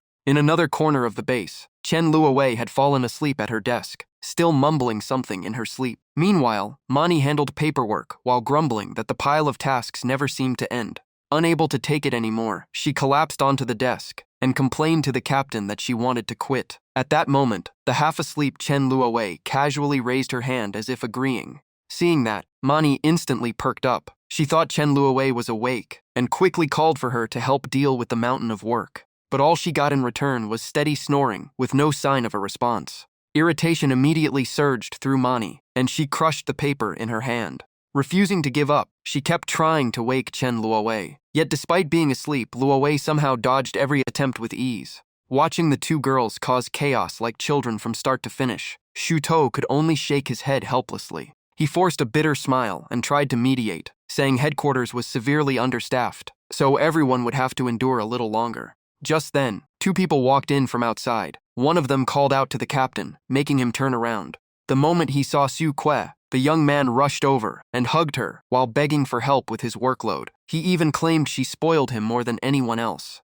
Zhang Ping quickly returned to the main topic. He brought up his earlier theory that the Zhu family and the Heavenly Fox had joined forces to eliminate rival factions. However, he now believed the two sides might not truly be cooperating. The Zhu family had set up a barrier and clearly knew about the radiant sky curtain, yet they hid that information from the Heavenly Fox, proving they had their own agenda. Recalling everything related to the Fox Demon and the Zhu family, he continued his analysis. In his view, serving others had never been the Zhu family's style. Since they lacked the strength to oppose the Heavenly Fox directly, the girl taken from Manhwa Academy last night was likely their most important piece. Xu Kuei added more information. She explained that Chen Xueli, the head of Manhwa Academy, had only one child, Chen Hawen. According to records, he died 40 years ago and never married. Yet, that same year, Chen Xueli publicly introduced a granddaughter named Chen Junding. The investigation revealed that the girl was not native to Bingzhou City and most likely came from a remote village. More importantly, Chen Xueli had protected her for decades and almost completely isolated her from the outside world. Junding's personal records were unusually clean, with no record of any awakened ability. Hearing this, Shuket recalled the image of the young girl. Zhang Ping immediately stepped forward and said he knew her ability. He had previously used an appraisal skill on Junding. The other two listened carefully. According to the result, her ability was called Holy Mother's Blood. After hearing that, Citus' expression changed. He instantly thought of Holy Mother's city and the sacred ancestor village. His face grew serious as a sense of unease filled his heart. The coincidence was simply too suspicious. Meanwhile, Zhang Ping continued sharing everything he knew. At the same time, inside the city lord's mansion, Shi Yu and the Saintess Chen Junding sat facing each other. Junding curiously looked around and remarked on how huge the place was. She asked whether Shi Yu had always lived there. Shi Yu simply nodded. The girl then noticed that Shi Yu did not look well and asked with concern. Shi Yu briefly denied anything was wrong. Junding casually poured her some tea and said her grandfather once taught her that eating and drinking more could improve a bad mood. Hearing those innocent words only made Shi Yu feel even more irritated, to the point that killing intent rose within her. The next moment, several foxtails suddenly shot toward Junding, yet the girl only stared blankly, completely unaware of the danger. At that instant, Junding's golden eyes suddenly lit up, shocking Shi Yu. The foxtails stopped just outside her reach and could not touch the girl at all. Meanwhile, Junding acted as though nothing had happened. She even smiled and offered Shi Yu a pastry, asking why she had not eaten yet. Without waiting for an answer, Junding stuffed the pastry into Shi Yu's mouth and excitedly declared that it tasted great. Shi Yu was completely confused and could not understand why she was unable to harm her.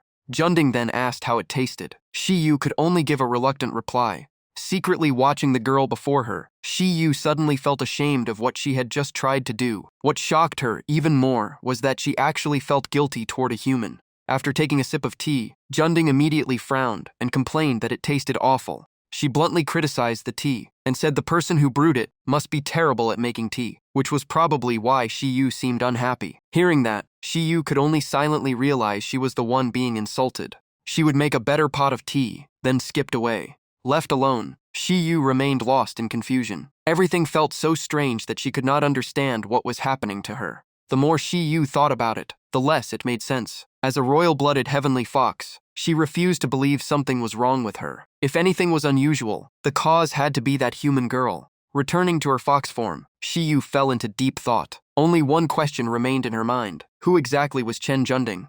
Meanwhile, Cece was helping Zhang Ping train his ability. As she attacked, she explained that his mist shared many similarities with the water element, from mental control to freely changing shape. To demonstrate, she turned water into countless sharp spikes and launched them forward. Then she pointed out the key difference. Water could be recycled and reused, while Zhang Ping's mist was consumed once and gone forever. According to Cece, the problem was that he could not turn materialized mist back into its original form. If he could switch freely between gas, liquid, and solid like water, his combat efficiency would improve greatly. Meanwhile, Zhang Ping calmly blocked each attack with a short blade.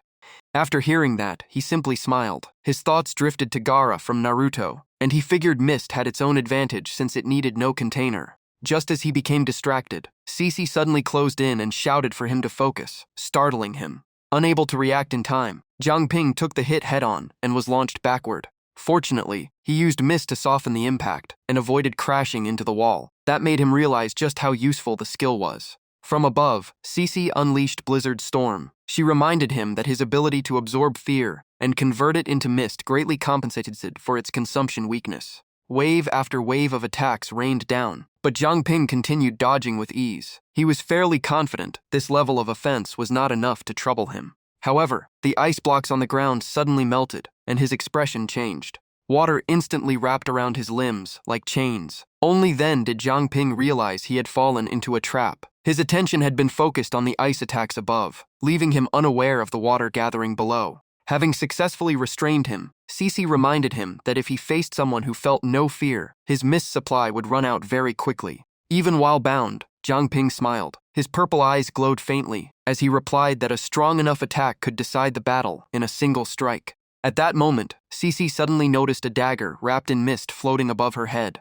Instead of dodging, she openly challenged him and wanted to see the true power of the technique herself. She immediately raised a water prison around herself, while countless mist spikes rained down like a storm. When the dagger pierced through the defense and pushed deeper inside, Cece could not hide her surprise at its penetrating power. Seeing that, Zhang Ping happily declared victory. Cece honestly admitted that his ability could break through her level of defense, which was truly remarkable. After the sparring session ended, she concluded that mutated mist was likely descended from a king-class mutated beast, which explained its terrifying ability to damage opponents far above its level. Even so, Cece seriously warned him that his combat experience was still lacking. If that had been a real battle, he would have died long ago. Zhang Ping looked confused.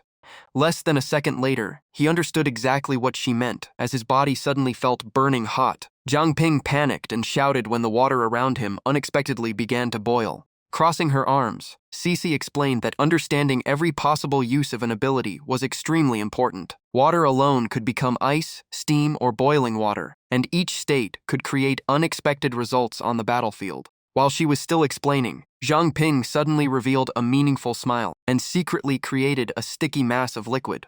He shaped it into a spider with his mist and held it out in front of her, as if asking whether this was the kind of application she meant. The moment she saw the thing she feared most, Cice's face turned pale. By reflex, she blasted a stream of water straight at Zhang Ping and screamed for him to get it away immediately. Unable to dodge, Zhang Ping took the hit directly and even swallowed several mouthfuls of water. Seeing that, Cece also froze in alarm. She grabbed him and shook him non-stop, begging him to spit the water out, because the pure water she created was actually poisonous. Zhang Ping turned pale from all the shaking and said that even if the poison did not kill him, she probably would. After hurriedly apologizing, Cece finally calmed down. Zhang Ping did not mind, but he quickly noticed something strange about his body. It had become unusually soft and barely responded to his control. Before he could finish speaking, his lower body turned into water and his pants slipped off. One of his arms also began changing into liquid. Seeing his body transform out of control, Zhang Ping stared at his arm in shock. Beside him, Cece also panicked and had no idea what to do. After a few seconds of surprise, a thought suddenly crossed his mind. Maybe he had awakened another new ability. He immediately used appraisal to check. The result appeared at once. His Devourer ability had a 10% chance to grant a special physique from any special item he consumed. Because of that, Zhang Ping had gained the primary pure water body talent. He was amazed that the Li Xiao gem had granted 2 new abilities. As for the pure water body, its function was easy to understand. What intrigued him more was the true nature of the Devourer ability itself. Cece rushed over in worry, afraid the poison had melted his body. Zhang Ping had already forgotten about that, and calmly assured her that he was fine, and probably just needed time to adapt to his new power. He focused on sensing every change in his body. In his view, if the mist body and pure water body were similar, then their operation should be similar as well. The moment the thought appeared, Zhang Ping's body dissolved into a sparkling mass of clear water. Seeing that the control worked smoothly, he nodded in satisfaction and tried shaping himself into a simple human figure. He did not stop there. He transformed into a complete pine tree and found the experiment more fun with every attempt. After a long round of testing, Zhang Ping finally returned to normal. He happily told Cece that he had changed back. The only response was her blushing face and awkward expression. Cece quickly turned away and avoided looking at a certain sensitive area. In a trembling voice, she reminded him that putting on clothes should be his first priority. Only then did Zhang Ping realize his current situation. While awkwardly fixing his clothes, Jiang Ping was asked by CC what had caused all of this. As he pulled up his pants, Jiang Ping explained that he had probably awakened the pure water body after accidentally drinking the water she created. Sai was stunned and immediately started asking questions about the new ability. She turned around and looked him over from head to toe in disbelief. For a water element user, the pure water body was almost the perfect state. Seeing Jiang Ping obtain it so easily made her think about his limitless potential. But when she noticed he was still not fully dressed, both of them instantly blushed again. They immediately turned their backs to each other, and the atmosphere became extremely awkward. After fastening his clothes, Jiang Ping quietly asked if she was all right. She softly replied that she was fine. At that moment, the communication crystal suddenly lit up brightly. Sai immediately picked it up. Before she could ask anything, a panicked report came through saying that Iron Pool Seoul was under attack and urgently needed reinforcements. Hearing the news, she ordered them to contact the nearest teams for support while she headed there immediately. The person on the other side quickly acknowledged. Standing nearby, Jiang Ping also volunteered to join the rescue. However, CC refused at once because she suspected it might be a trap targeting him. But Jiang Ping would not give up. He raised his hand, which still carried water-like traits, and explained that he now had the pure water body. If danger appeared, he could simply turn into water and escape. Faced with that argument, CC had no way to object. She agreed but demanded that he stay close to her at all times. As soon as she finished speaking, she sped off ahead while Jiang Ping quickly followed. When they arrived at the Iron Soul Forge, the scene shocked him. Bodies of black-clothed attackers were scattered everywhere, proving that a massive assault had just taken place. Shuto immediately assigned tasks to everyone. One group searched for survivors while another set up defenses against hidden assassins. As for Jiang Ping, he rushed straight inside without hesitation. Moving to the back of the forge, Jiang Ping searched through the ruins and loudly called for familiar names, like Uncle Liao, Wang Jianmin, and Zhu Sisei. Soon, a weak reply came from behind a collapsed wall. The person who appeared was Zhu Se. She looked miserable, covered in wounds, and barely able to stand with the wall for support. Using the last of her strength, she called out to Jiang Ping. The moment he saw Zhu Se in such terrible condition, Jiang Ping shouted her name and rushed over. Knowing she had little strength left, Zhu Se pointed in another direction and urged him to find Uncle Liao and Wang Jimin as quickly as possible. Jiang Ping tried to help her up, but Zhu Se kept insisting that he save the other two first, because their condition was even worse. At that moment, Shuto rushed over. After checking the situation, he immediately went to inspect the other area and told Jiang Ping to stay and take care of Zhu Se.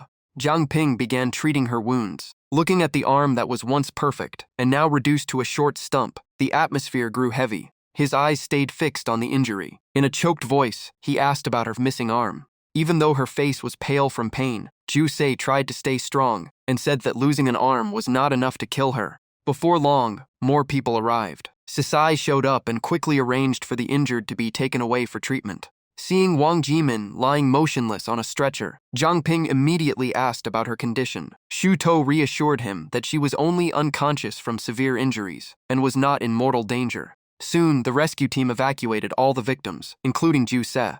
Before leaving, she reminded Jiang Ping to be extremely careful. In her opinion, the assassin's true target was him. She also asked if he had recently offended any major figure. Jiang Ping simply smiled and told her to focus on recovering. As for his own situation, she did not need to worry too much. After all the injured had been evacuated, Shuto said, in a grave tone, that Mingju City was no longer safe enough. Everyone would be moved to a shelter outside the city. Hearing that, Jiang Ping felt even more guilty and believed everything had started because of him. Clenching his fists, he was almost certain that the Zhu family was behind the attack. In all of Mingju City, they were the ones who wanted him dead the most. Shuto immediately said he would have the matter thoroughly investigated. Suddenly, an unfamiliar voice came from nearby. The newcomer noticed unusual energy fluctuations and many dead clansmen, making her suspicious. The moment he heard the voice, Jiang Ping recognized it as Luo Shiyu. A moment later, he sensed danger descending from above. Shiyu coldly declared that in a time like this, it was better to kill by mistake than let a threat escape. Without wasting a second, Jiang Ping pulled Sisi aside, barely avoiding the deadly strike. High above, Shiyu sat calmly and observed them. Seeing their reaction, she became interested. What surprised her was that Jiang Ping had detected her sneak attack in advance. After regaining his footing, Jiang Ping immediately checked on Cici. She said she was fine but deeply confused. Their operation had been kept completely secret, yet Shiyu still appeared at the perfect moment. Zhang Ping guessed that she might be monitoring the entire city. Only then did Shi Yu take a closer look at the two below. The moment she recognized Zhang Ping, her expression changed. She directly called out his name from above. Zhang Ping calmly responded as if greeting an old acquaintance. At the same time, he secretly activated appraisal, but the process was interrupted before it could finish. Sisi immediately stepped in front of him and prepared to fight. She loudly ordered Zhang Ping to retreat while she held the enemy back. Without hesitation, Sai-Si unleashed Blizzard Storm. Countless sharp ice spikes shot into the sky. Meanwhile, Zhang Ping kept trying to use appraisal, but the distance was too great and he failed. Every attack was easily neutralized by Shi Yu. Seeing such fierce resistance, she began to suspect that her identity had been exposed. Shi Yu raised a defense and shattered the massive incoming ice block with ease. She then coldly stated that all the recent incidents were indeed connected to this group. Behind Shi Yu, a dense mass of dark energy began gathering, like an abyss capable of devouring everything. In the next instant, that power shot towards Sisi's at astonishing speed. Fortunately, she managed to raise an ice shield in time. However, the attack was far stronger than expected. The shield shattered instantly, forcing Sisi to dodge aside to avoid serious injury. She was deeply shocked. A single attack had shattered her strongest defense. Meanwhile, Shi Yu only smirked from the sky. To her, it did not matter if her identity was suspected. The enemy could not actually see her attacks, and was only guessing through changes in the airflow. Thinking of that, Shi Yu let out a cold laugh and declared that she wanted to see how they would defend themselves this time. A barrage of foxtails swept in from every direction. Under that overwhelming assault, the aura Sai-Si, used to sense attacks, became completely disrupted, making it impossible to tell where the next strike would come from. At the critical moment, Zhang Ping suddenly returned and loudly warned her to watch her upper left side. Thanks to that timely warning, Sai avoided a deadly strike. She secretly felt relieved, because things would have ended badly if Zhang Ping had not appeared in time. After that, Zhang Ping continuously predicted the enemy's attacks and shouted directions for her to dodge. His warnings rang out one after another. Sai coordinated perfectly and avoided attacks from every angle without suffering a single injury. For the attacks she could not dodge, she raised 9 layers of ice barriers and successfully blocked them. The longer the fight continued, the more confused Shi Yu became. She could not understand how Zhang Ping always knew the exact direction of her attacks. Just then, one foxtail suddenly changed direction and pulled back as if preparing for something else. The moment Zhang Ping turned his head, he met Shi Yu's shocked gaze. He immediately focused all his attention on dodging. By now, Shi Yu was truly furious. Every attack she launched was avoided with unbelievable precision. Watching him weave through the foxtails like a professional dancer, she finally concluded that he was the one capable of seeing through the Fox clan's disguise. The thought made her regret not killing him earlier. No longer interested in testing him, Shi Yu decided to crush him with overwhelming power. She wanted to see how long he could keep dodging. Meanwhile, Zhang Ping realized he could not keep protecting himself and guiding Sisi forever. At that moment, an idea flashed through his mind. Zhang Ping began moving in strange patterns, almost like a dance. In the next instant, he appeared behind Sisi. Before she could react, a thick fog spread out and covered both of them. Seeing the plan succeed, he even joked that Sister Luo seemed to be in a particularly bad mood today, as if she had just suffered a heartbreak. Hearing that, Shi Yu only curled her lips into a cold smile. The interest in her eyes became even stronger. She stopped holding back and released the aura of a top-tier powerhouse. While laughing, she admitted that Zhang Ping had hidden himself too well, making all her previous investigations useless. Then every foxtail charged at the fog barrier at the same time. In Shia's eyes, Zhang Ping had no escape this time. She arrogantly declared that if 3 tails could be resisted, then 3,000 tails at once would produce a completely different result. Facing the terrifying storm of attacks, Sai-Si immediately reinforced her ice defenses, but still felt tremendous pressure. Under the relentless assault, cracks began appearing in the fog shield. The system continuously warned that the fog reserve was dropping rapidly. Zhang Ping could only grit his teeth and maintain the defense. High above, Shi Yu casually brushed back her hair and smiled mockingly. In her view, lasting even one more second was already impressive. The warnings continued non-stop. Sai-Si pushed herself so hard that her face turned pale. As the fog reserves nearly ran dry, Zhang Ping realized that even after exhausting everything he had, he still could not withstand this power. This time, they might truly be in danger.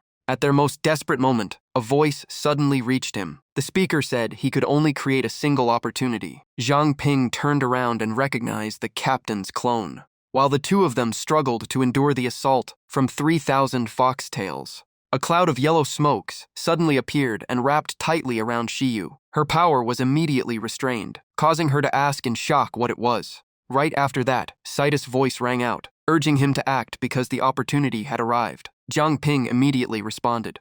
Without wasting the chance, he dismissed the defense and released all the spiritual energy in his body. The explosive force blasted apart countless foxtails, closing in on them. Seizing the precious moment, he immediately grabbed Cicis' hand. Before Shiyu could react, Jiang Ping pulled her away from the battlefield and shouted for everyone to retreat. Watching her prey escape right before her eyes, Shiyu gritted her teeth in rage and let out a furious roar. She unleashed her power, forcibly shattered the yellow smoke binding her, and immediately gave chase. But by the time she broke free, Jiang Ping and Cici had already vanished without a trace. Her anger exploded instantly. Shiyu ordered every heavenly fox in Mingju City to search with all their strength. Dead or alive, they had to find Jiang Ping. Not long later, the cleanup team gathered at a shelter located outside Mingju City. Inside the medical ward, Juse listened to Jiang Ping's story after receiving basic treatment and could not hide her shock. According to him, he had joined the cleanup team, while Mingju City had almost fallen into the fox's hands. Jiang Ping confirmed it and added that although they were still cautious, remaining in the city was extremely dangerous.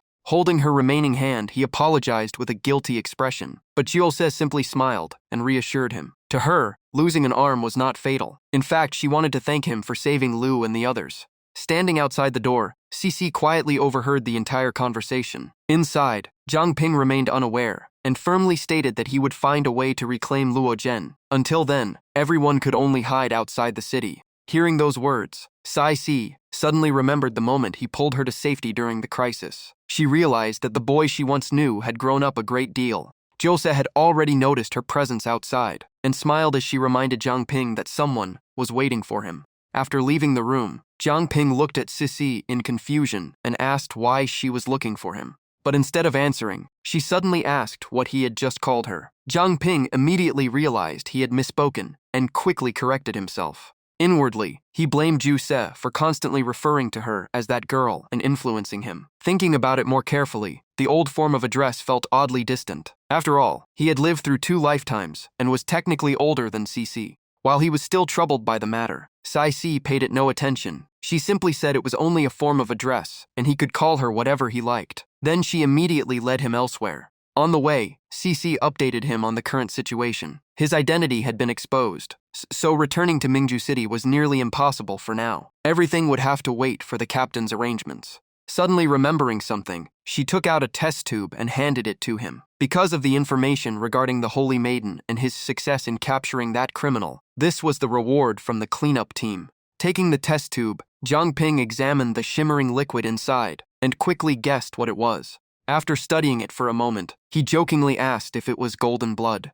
Cici immediately confirmed it. This was indeed Jin Ba's blood. He regularly donated blood to maintain the supply. Normally, it was used for healing injuries or extending lifespan. She also suggested that he try absorbing it to see if he could gain a new ability. She further explained that abilities derived from golden blood were hereditary. Because of that, he should be careful around girls with unusual intentions toward him in the future. Looking at the test tube, Jiang Ping thought that inheritance was only a probability, not a certainty. Besides, marriage was still far away, so there was no point thinking about it now. He then drank the entire contents in one go. Deep down, he hoped that his devourer ability would work again, just as it had with the previous special physiques. After he finished drinking, Cici immediately asked about the result. Jiang Ping sensed his body for a moment and shook his head. There did not seem to be any obvious changes. However, the moment he finished speaking, a strange stream of bright red blood suddenly flowed from his fingertip, startling even him. Jiang Ping immediately used appraisal. After seeing the result, he was overjoyed because Devourer had succeeded once again. The information showed that he had obtained an unlimited ability called Pure Blood Body. His body could transform into pure blood, merge into another person's body, and heal injuries at an incredible speed. He also realized that this ability seemed to let him clearly sense the physical condition of a target. Noticing his unusual expression, Cici quickly asked what was wrong with his hand. But through his new perceptions, Jiang Ping discovered a special injury on her face. When he mentioned it, CCC immediately covered it and told him not to worry about it. Jiang Ping secretly guessed that there was another secret behind that wound. He then continued by asking whether she wanted to know what else he had discovered about the new ability. Closing his eyes and sensing more carefully, Zhang Ping explained that in this state, he could perceive another person's life condition and merge into their body to heal any injury. Even the scar on Sis's face could be removed. Sais barely paid attention to the last part and immediately brought up Jiusa. If that was true, then her missing arm might also be restored.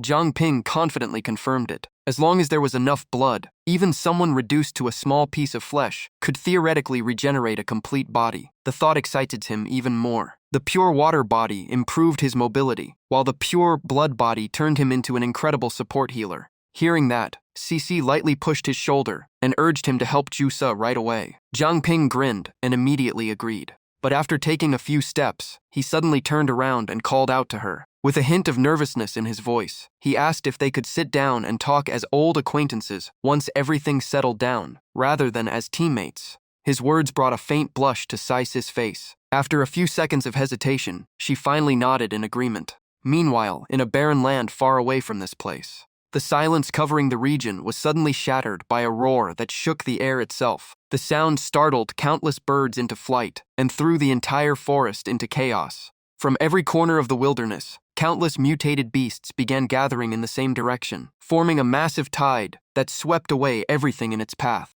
Furious roars echoed one after another. Without any command, they all seemed guided by an unseen force and rushed toward a single destination. During the journey, Manny suddenly noticed that Situ was carefully studying something. Glancing at the documents in his hands, she could not help wondering why the captain had suddenly become interested in the records of Holy Ancestors' village. When she asked, Situ did not answer directly. Instead, he began recounting an old story. He said that although the Zhu family later committed countless crimes, the Beast Tamer clan had once been regarded as heroes of humanity. When the Donghan catastrophe descended, Zhu Qiang merged with the sky to resist the disaster. At that time, he was like a blazing red sun in the sky, bringing light and warmth to humanity day after day. After 10 years of endless resistance, he finally exhausted himself and fell. Manny nodded and said she had heard the story before. After Zhu Qiang died, he was buried in the Luori Mountains outside Mingju City. The people he had saved took turns guarding his grave. Over many generations, they settled down and intermarried, eventually forming what was now Holy Ancestor Village. Even so, she still did not understand how that related to the present situation. Situ continued by explaining that a holy maiden appeared in Holy Ancestor Village once every 100 years. Her bloodline possessed the power to protect the entire village from mutated beast attacks. Hearing that, Manny immediately thought of a frightening possibility. She asked in shock whether Chen Junding was the holy maiden of Holy Ancestor Village. Situ nodded and confirmed it, then revealed that the Zhu family had once planned to use the holy maiden to control the heavenly foxes. Even so, Manny still could not understand why the Holy Maiden had appeared at Hanhai Academy. More importantly, Holy Ancestor Village had shown no reaction at all, despite such a major incident. Remembering the hateful looks the villagers once gave him, Situ slowly proposed another theory. It was possible that they had intentionally allowed everything to happen. By claiming that the Holy Maiden was being held inside Mingju City, they could launch a war whenever they wished. The thought sent a chill down Manny's spine, but she still could not understand the true motive behind such a plan. Based on the clues he had gathered, Situ explained that around 150 years ago, there had been an extremely cruel female city lord. To prevent another tragedy like the one caused by the Zhu family, the cleanup team placed her on the wanted list and worked with the current city lord to drive her out of Mingju City. Somehow, that woman later became the leader of Holy Ancestor Village. In his opinion, she had probably never abandoned her dream of taking Mingju City and had only been waiting for the right opportunity. After hearing all these secrets, Manny finally understood the larger picture behind everything. Across the wilderness, the safety team had secretly built countless shelters, disguised with extreme care. Some were hidden deep inside lava fields, some buried underground, and others constructed high among giant treetops. Inside Safe Room 003, Liu Xixian suddenly felt an unusual tremor beneath the ground. She immediately became alert, worried that the Zhu family was planning something again, and prepared to investigate. But seeing the injured people recovering inside, Liu Xixian could not help feeling worried. If the shelter was exposed, their lives would be in danger, and Zhang Ping alone might not be able to protect everyone. The hesitation left Liu Xixian trapped in a difficult choice. At that moment, Zhang Ping was still focused on studying something nearby. Not long after, he suddenly shouted in excitement, as if he had achieved something huge. Seeing his reaction, Lu Xixian asked in confusion what he had done. As far as she remembered, that lamp had run out of energy long ago. Zhang Ping quickly explained that throwing it away felt like a waste, so he tried recharging it. In the end, he successfully used Devourer of Fire to infuse flame entanglement into the lamp. After that, he switched to the pure water body state and supplied it with more energy. He did not stop there. He also used the pure blood body and then the dark mist body to test different powers on the lamp. What surprised Zhang Ping the most was the new system information. The ghost lantern could hide aura and traces within a certain area. After merging with mist power, the lamp not only lit up again, but became far stronger than before. He placed the lamp beside Kui Min and quietly spoke to Liu Xixian. Even he felt incredibly lucky. It was like finding a treasure by accident. The lantern could disguise the shelter. From now on, they could explore outside without worrying too much about being discovered. Outside the shelter, massive groups of mutant beasts were moving in one direction, creating a chaotic scene. Zhang Ping and Liu Xixian quickly climbed to a high point to observe. Looking at the sea of monsters in the distance, he was shocked. He could not understand when the Zhu family had gained control of such a huge beast army. Even without knowing the full situation, Liu Xixian immediately sent a report to headquarters. Through her communicator, she reported that around 10,000 mutated beasts were approaching Mingzhu City near Safe Station 003, mostly forest wolves and bullet rabbits with relatively low levels. Meanwhile, Zhang Ping kept watching the monster horde. The longer he looked, the more wrong it felt. They did not seem to be heading toward a target. Instead, they looked like they were fleeing from something behind them. Right then, he suddenly noticed something unusual. His expression changed instantly. He pointed into the distance and told Liu Xixian to look. The moment she looked over, her face changed as well at the sight before her. She immediately updated the report to headquarters. Besides the mutant beasts, a massive wave of Killborn was also advancing toward Mingzhu City. Looking at the endless tide of undead swallowing everything in its path, Liu Xixian estimated the number at around 50,000. After receiving the news, even Situ was shaken. 10,000 mutant beasts, 50,000 Killborn, plus Tianqiang Fox, and the remaining Zhu family forces inside the city. With their current strength, Mingzhu City could barely withstand so many threats at once. He even considered joining the battle himself. But soon, Situ remembered another possibility that could change the situation. He immediately called the key personnel and ordered them to prepare to activate the sky curtain once again. The order shocked everyone present.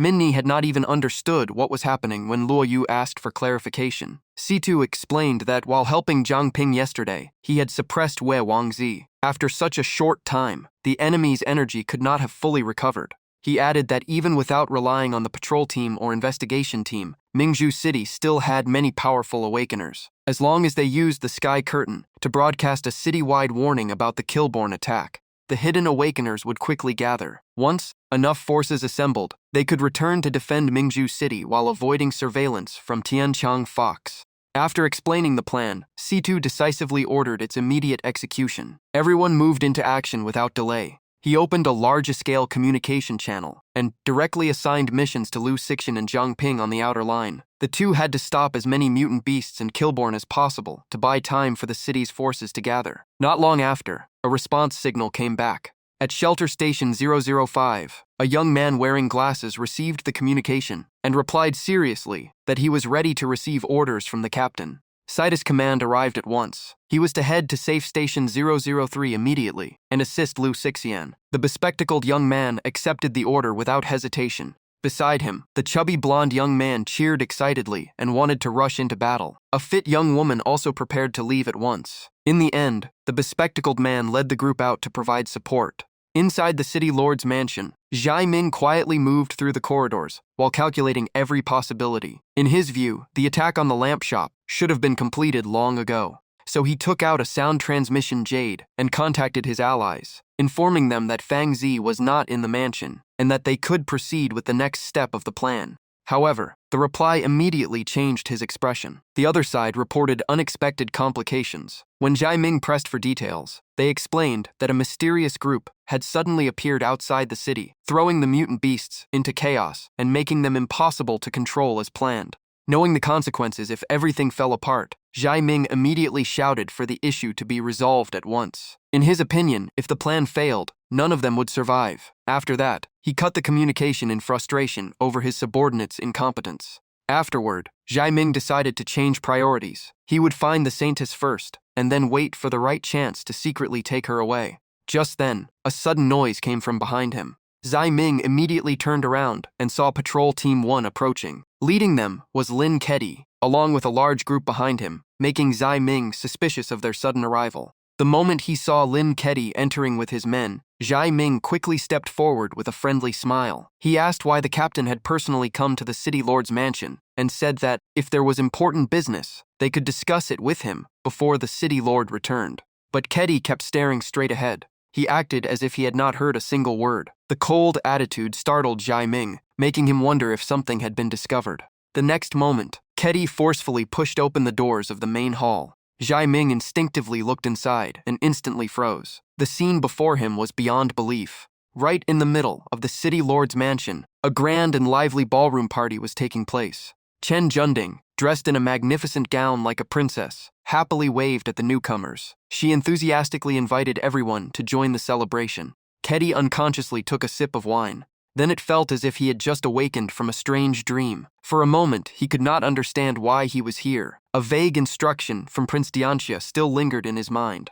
After trying to remember, the image of Jiang Ping suddenly became clear. He instantly recalled that his mission was to capture Jiang Ping and nearly choked as he spat out the wine in shock. Seeing that, Junding playfully scolded him. Keddy looked at her and secretly concluded that this girl had dragged him into the bizarre party. The feeling Junding gave off was incredibly familiar, like the aura of royal bloodlines, while she wiped the wine from his clothes and reminded him not to waste food and drinks. Keddy suddenly dropped to one knee and respectfully addressed her as Saintess. Chen Junding had no idea what was happening. In her mind, everyone was a friend, so she could not understand why they kept calling her by that title. A moment later, she became cheerful again, grabbed Keddy's hand, and invited him onto the dance floor. Watching everything from beginning to end, Zhai Ming felt completely confused. According to what he knew, the Saintess only influenced mutant beasts. If even Lin Keddy had become like this, then had he been replaced by Tianchang Fox long ago? The more he thought about it, the more convinced he became that Tianchang Fox was hiding far too many secrets. Looking at the crowd in the hall, Zhai Ming even suspected that there were no real survivors left in the patrol team. The people before him might all have been transformed. Even more terrifying was that all of them seemed to be affected by Chen Junding, while she herself had no idea. If he could persuade her to join his side, the plan would advance significantly. With that thought, Zhai Ming immediately changed his tone and warmly asked whether she was enjoying herself. Junding honestly replied that she had only wanted to make a few new friends at first. She never expected Luo Jiejie to prepare such a grand dance party for her. As she spoke, she also wondered why Shi Yu had not returned yet. Zhai Ming quickly made an excuse, saying the other party was probably still busy. Deep down, he was cursing because everyone here had clearly been drawn in by Junding, without her even realizing it. He knew a place, far more interesting, offering to take her there. But Junding immediately rejected the idea without hesitation. She said she had not finished enjoying herself here, and besides, the two of them were not even acquainted. Suddenly, her eyes turned cold. She stared at Zhai Ming and asked how he knew her name. The question instantly made Zhai Ming turn pale. He realized everyone in the hall had stopped what they were doing and was now staring at him. The atmosphere became terrifyingly silent. In the darkness, countless glowing red eyes locked onto Zhai Ming like hungry predators. Meanwhile, near Shelter Station 03, Lu Xixian was controlling a massive volume of water, repeatedly crashing it into the advancing beast horde. Jiang Ping continued, dodging the relentless attacks coming from the front. While fighting, he told her that he had gathered a large number of monsters into one area and asked her to freeze them quickly. Lu Xixian immediately cooperated and sealed all the targets with ice. Unfortunately, the frozen barrier lasted only a short time. Before long, the mutant beasts shattered the ice and charged forward once again like a tidal wave. Watching the scene, Liu Xixian's could not help, feeling worried because the enemy numbers were simply overwhelming. Jiang Ping quickly took on most of the pressure and told her to leave the front line to him. Thanks to the dense concentration of mutant beasts, the fear energy he accumulated kept growing at an incredible rate. This allowed him to freely use dark mist and create countless shadow creatures from the black fog. The mist continuously gathered and transformed into a majestic giant dragon that soared across the battlefield sky. Zhang Ping understood that his job right now was simply to buy time. According to available information, Sacred Ancestor Village still held many unknown secrets. Mutant beasts and Killborn were attacking Mingju City from 3 directions. Ye Wang had not awakened. Ye Wangzi was patrolling the city. Tianchang Fox was focused on the city lord's mansion, and the remaining Zhu family forces were preparing to act. Looking at the giant black mist dragon soaring through the sky, Zhang Ping quietly muttered that others saw this as a terrifying beast horde.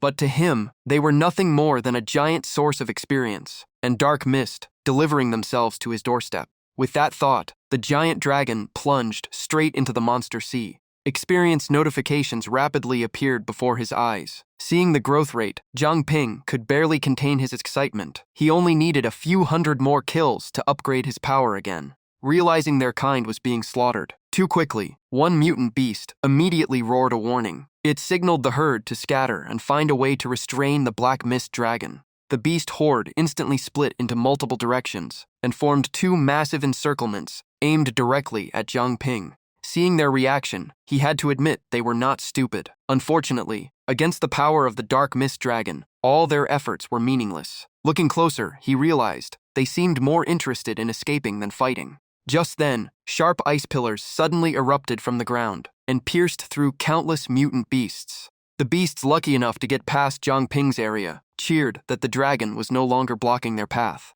But after escaping the great evil dragon, they ran straight into the territory of the Ice Queen. Cece told him to focus on the front while she handled the stragglers. In an instant, ice spears pierced the beasts, turning them into frozen sculptures before shattering them. Some even died angrily after realizing their companions had given false hope. Watching Cece clear the battlefield as easily as cutting grass, Zhang Ping burst into laughter and praised her without holding back. But she immediately reminded him not to get distracted because another wave of mutant beasts was already charging in. Hearing that, a thought suddenly crossed Zhang Ping's mind. It would be so convenient if the system could track the number of monsters he had killed. Looking at the endless monster tide with no sign of slowing down, he became annoyed. In his great evil dragon form, Zhang Ping let out an angry roar and swept his massive tail, sending entire groups of beasts flying like they had been hit by a storm. Suddenly, powerful attacks appeared from another direction. Fireballs, lightning bolts, and sharp stone projectiles came flying in at the same time.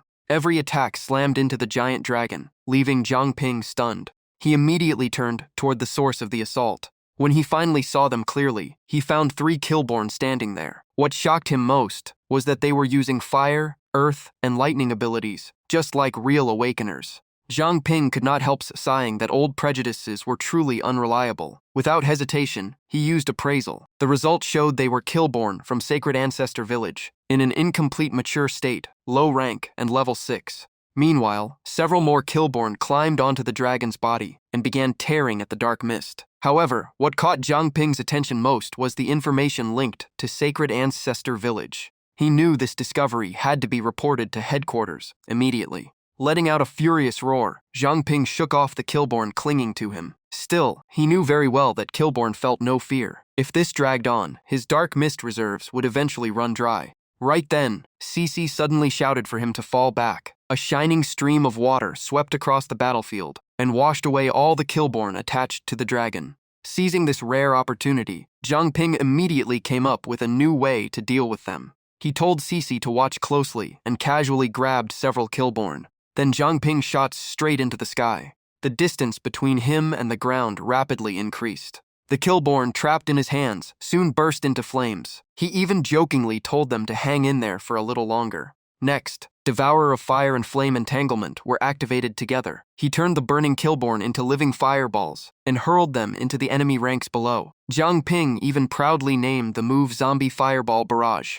Every time a group of Killborn burned to ashes, the experience gained increased noticeably, and even his attributes rose. This left him extremely satisfied because his current strength was nearly double that of Awakeners at the same level. On Cice's side, waves of sword energy continued slicing through the air. She used her familiar sword technique with incredible precision. Every strike targeted a weak point and cut down the charging Killborn. Even so, the enemy numbers were far too overwhelming for her to handle alone.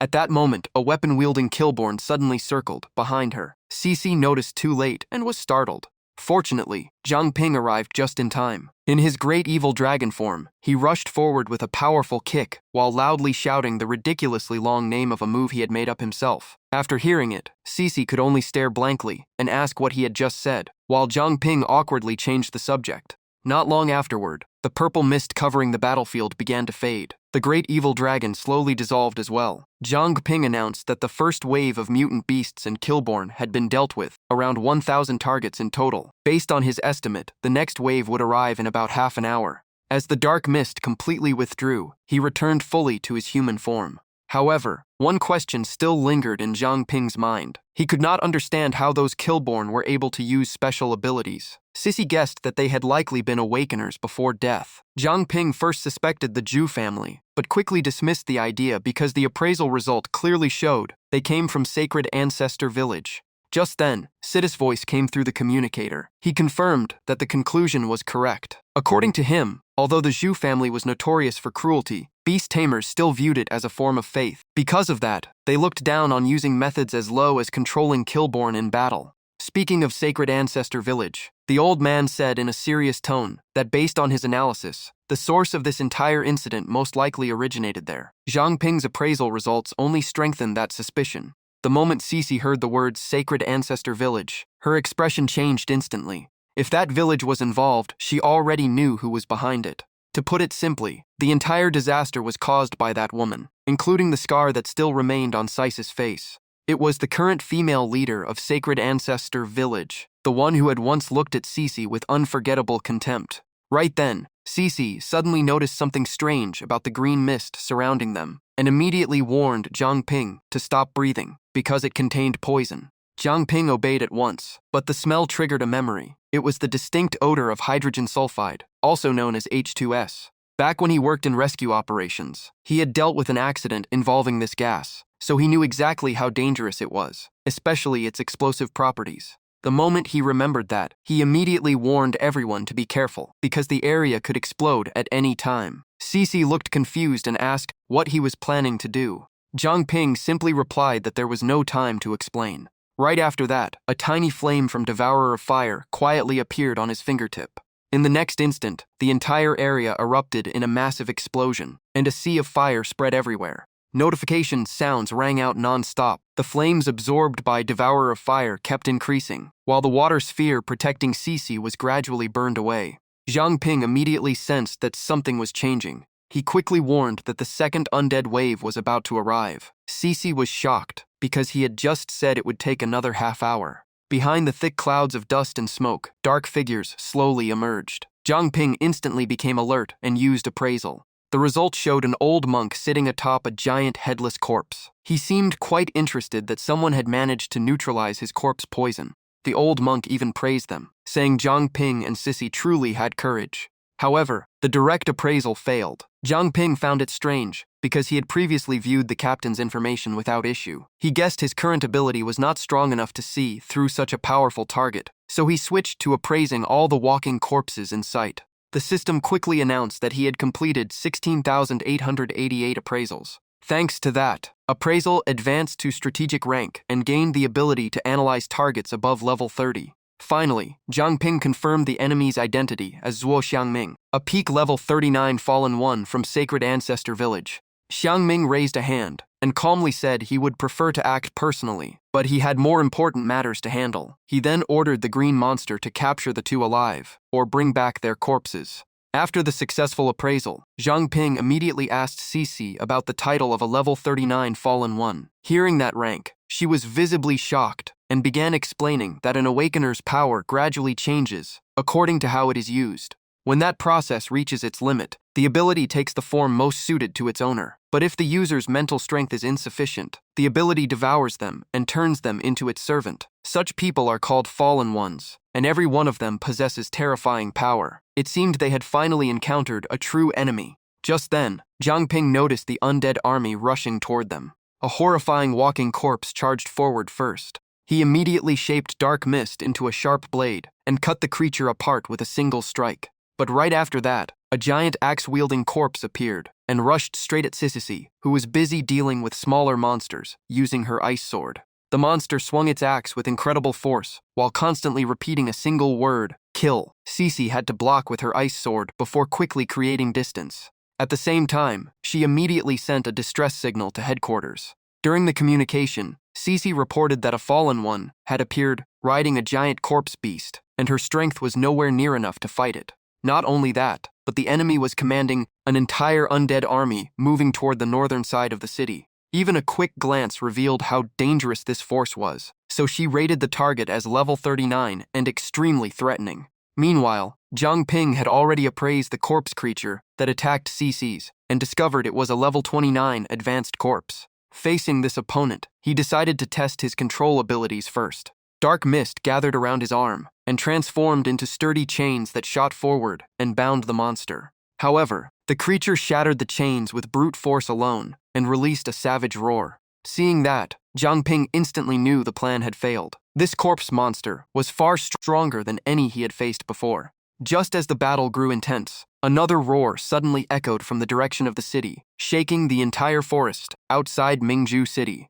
Zhang Ping and Cece immediately changed expressions after realizing the sound came from inside the city. That made them suspect the enemy had already infiltrated the interior. Meanwhile, at the north gate of Mingzhu City, waves of mutated beasts were charging forward, but defenders were already waiting for them. Leading them was a bearded man, whose fists tightened as spiritual power erupted through his body. Every punch he threw was powerful enough to send any monster flying.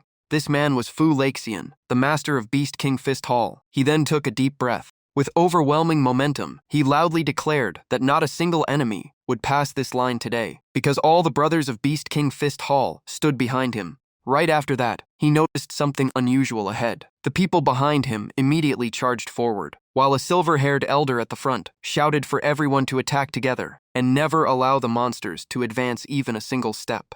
The order was given, and everyone charged into the battlefield at once. Every living corpse that approached was taken down one after another. Then a strange, living corpse appeared, gathering energy into its hand before rushing forward. Fu Laixian blocked with his steel-like arm and shouted that its movements were completely different from the others. The impact made him grit his teeth. The creature's strength was far beyond normal, and his arm even started to bleed. The living corpse silently stared at him for a brief moment. Then it unleashed a storm of punches and kicks, forcing him onto the defensive. Seeing those moves, Fu Laixian instantly recognized them. Wasn't that the Monkey King style from Beast King Fist? Unable to hold back, he asked for its identity. The living corpse stayed silent and kept attacking. A terrifying thought crossed his mind. Could this be his senior brother from years ago? Fu Laixian quickly ducked to avoid the incoming strike. In that instant, he closed the distance. He locked the living corpse in place and activated a secret Beast King Fist technique. A powerful throw launched the creature high into the air and away from the battlefield. He followed with a finishing blow from above, smashing it into the ground like a falling meteor. Even so, knowing how dangerous the enemy was, he immediately activated Crimson Emperor Undying Body to heal himself. While scanning the battlefield, he noticed something shining near the crash site. After picking it up, he felt it looked strangely familiar. The moment he saw the words on the token, Fu Laixian cried out in shock. It was his eldest senior brother's token. Combined with the familiar martial arts and the token, he finally realized the truth. At that moment, the living corpse rose again. One thought filled his mind. Was this really Lin Banshi, the senior brother who vanished over 30 years ago? In truth, living corpse Lin Banshi had already recognized his junior brother. Deep inside his twisted mind, he wanted Fu Laixian to feel rage and hatred. Meanwhile, Fu Laixian recalled how Lin Banshi disappeared while investigating missing awakened ones years ago. The truth before him filled his face with fury. He could not believe his senior brother had been turned into this. Lin Banshi charged again. The two exchanged countless heavy punches. It seemed that only Fu Laixian was worthy of stopping him. During the battle, Fu Laixian asked with a trembling voice if the senior brother he respected was truly gone. Memories of the past suddenly surfaced. Back then, inside the training hall, Banshi used to guide him during sparring sessions. After every match, Banshi would help him up and encourage him, saying his progress was incredibly fast despite their master's lack of attention. That bright smile and those words about training, until even their master was shocked, remained deeply engraved in Fu Laixian's memory. As he blocked another attack, he finally understood everything. Tears streamed down his face as he painfully asked why his senior brother's fist art had become so twisted and weak. Enraged, Fu Leixin blasted him back and roared that whoever was behind this had disgraced both Beast King Fist and his senior brother's honor. Heat began spreading through his entire body. He grabbed his shirt and tore it apart, his eyes filled with killing intent. No matter who the culprit was, he would find and crush them today. Fu Leixin then activated Crimson Emperor Undying Body and entered Crimson Emperor Flameblood. His body temperature surged to 500 degrees, while his strength, mana, and speed exploded upward. Before attacking, Fu Leixin shouted for everyone to get away from the battlefield. The moment he finished speaking, he became a streak of crimson light and rushed straight at Lin Banshi. Without hesitation, he struck a vital point on the enemy's body, unleashing a fiery explosion. One attack followed another, without pause. Yet tears continued falling as he mourned the senior brother he had lost long ago. In the end, Fu Leixin poured all his power into the final strike, and a massive blaze erupted as if to consume everything.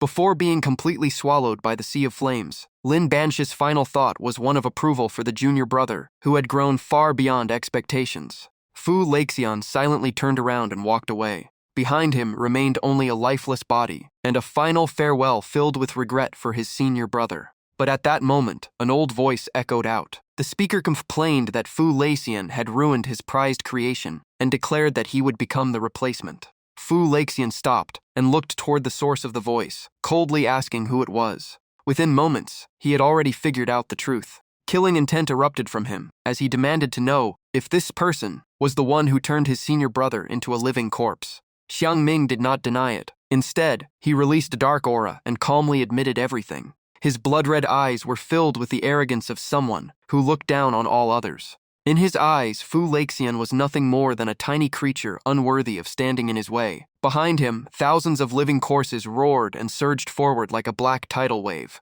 At the same time, the plot to kidnap the Saintess at the Zhu Family Academy in Hahai had completely failed, prompting the cleanup squad to launch a massive investigation into the Zhu family. The plan to cause chaos in the blacksmith district succeeded and managed to lure Yu Fangzi away from her position. She was now searching the entire city for Jiang Ping in a frenzy. Meanwhile, the scheme to infiltrate the city lord's mansion through mutated beasts ended in total failure, cutting off all connections with those creatures. Even the plan to capture the Saintess inside the city lord's mansion collapsed, and a large number of Tianqiang tigers had gathered there. After investigating, the cleanup squad headquarters concluded that the Zhu family's plan had 3 stages: recruit the Tianqiang tigers, use the Saintess to control them, and finally seize control of the entire Mingzhu city. Digging deeper, they discovered that Saint Ancestor Village was also involved behind the scenes. As a result, the Sky Curtain system was successfully restored, and the city's combat forces were mobilized just as the Living Corpse army arrived.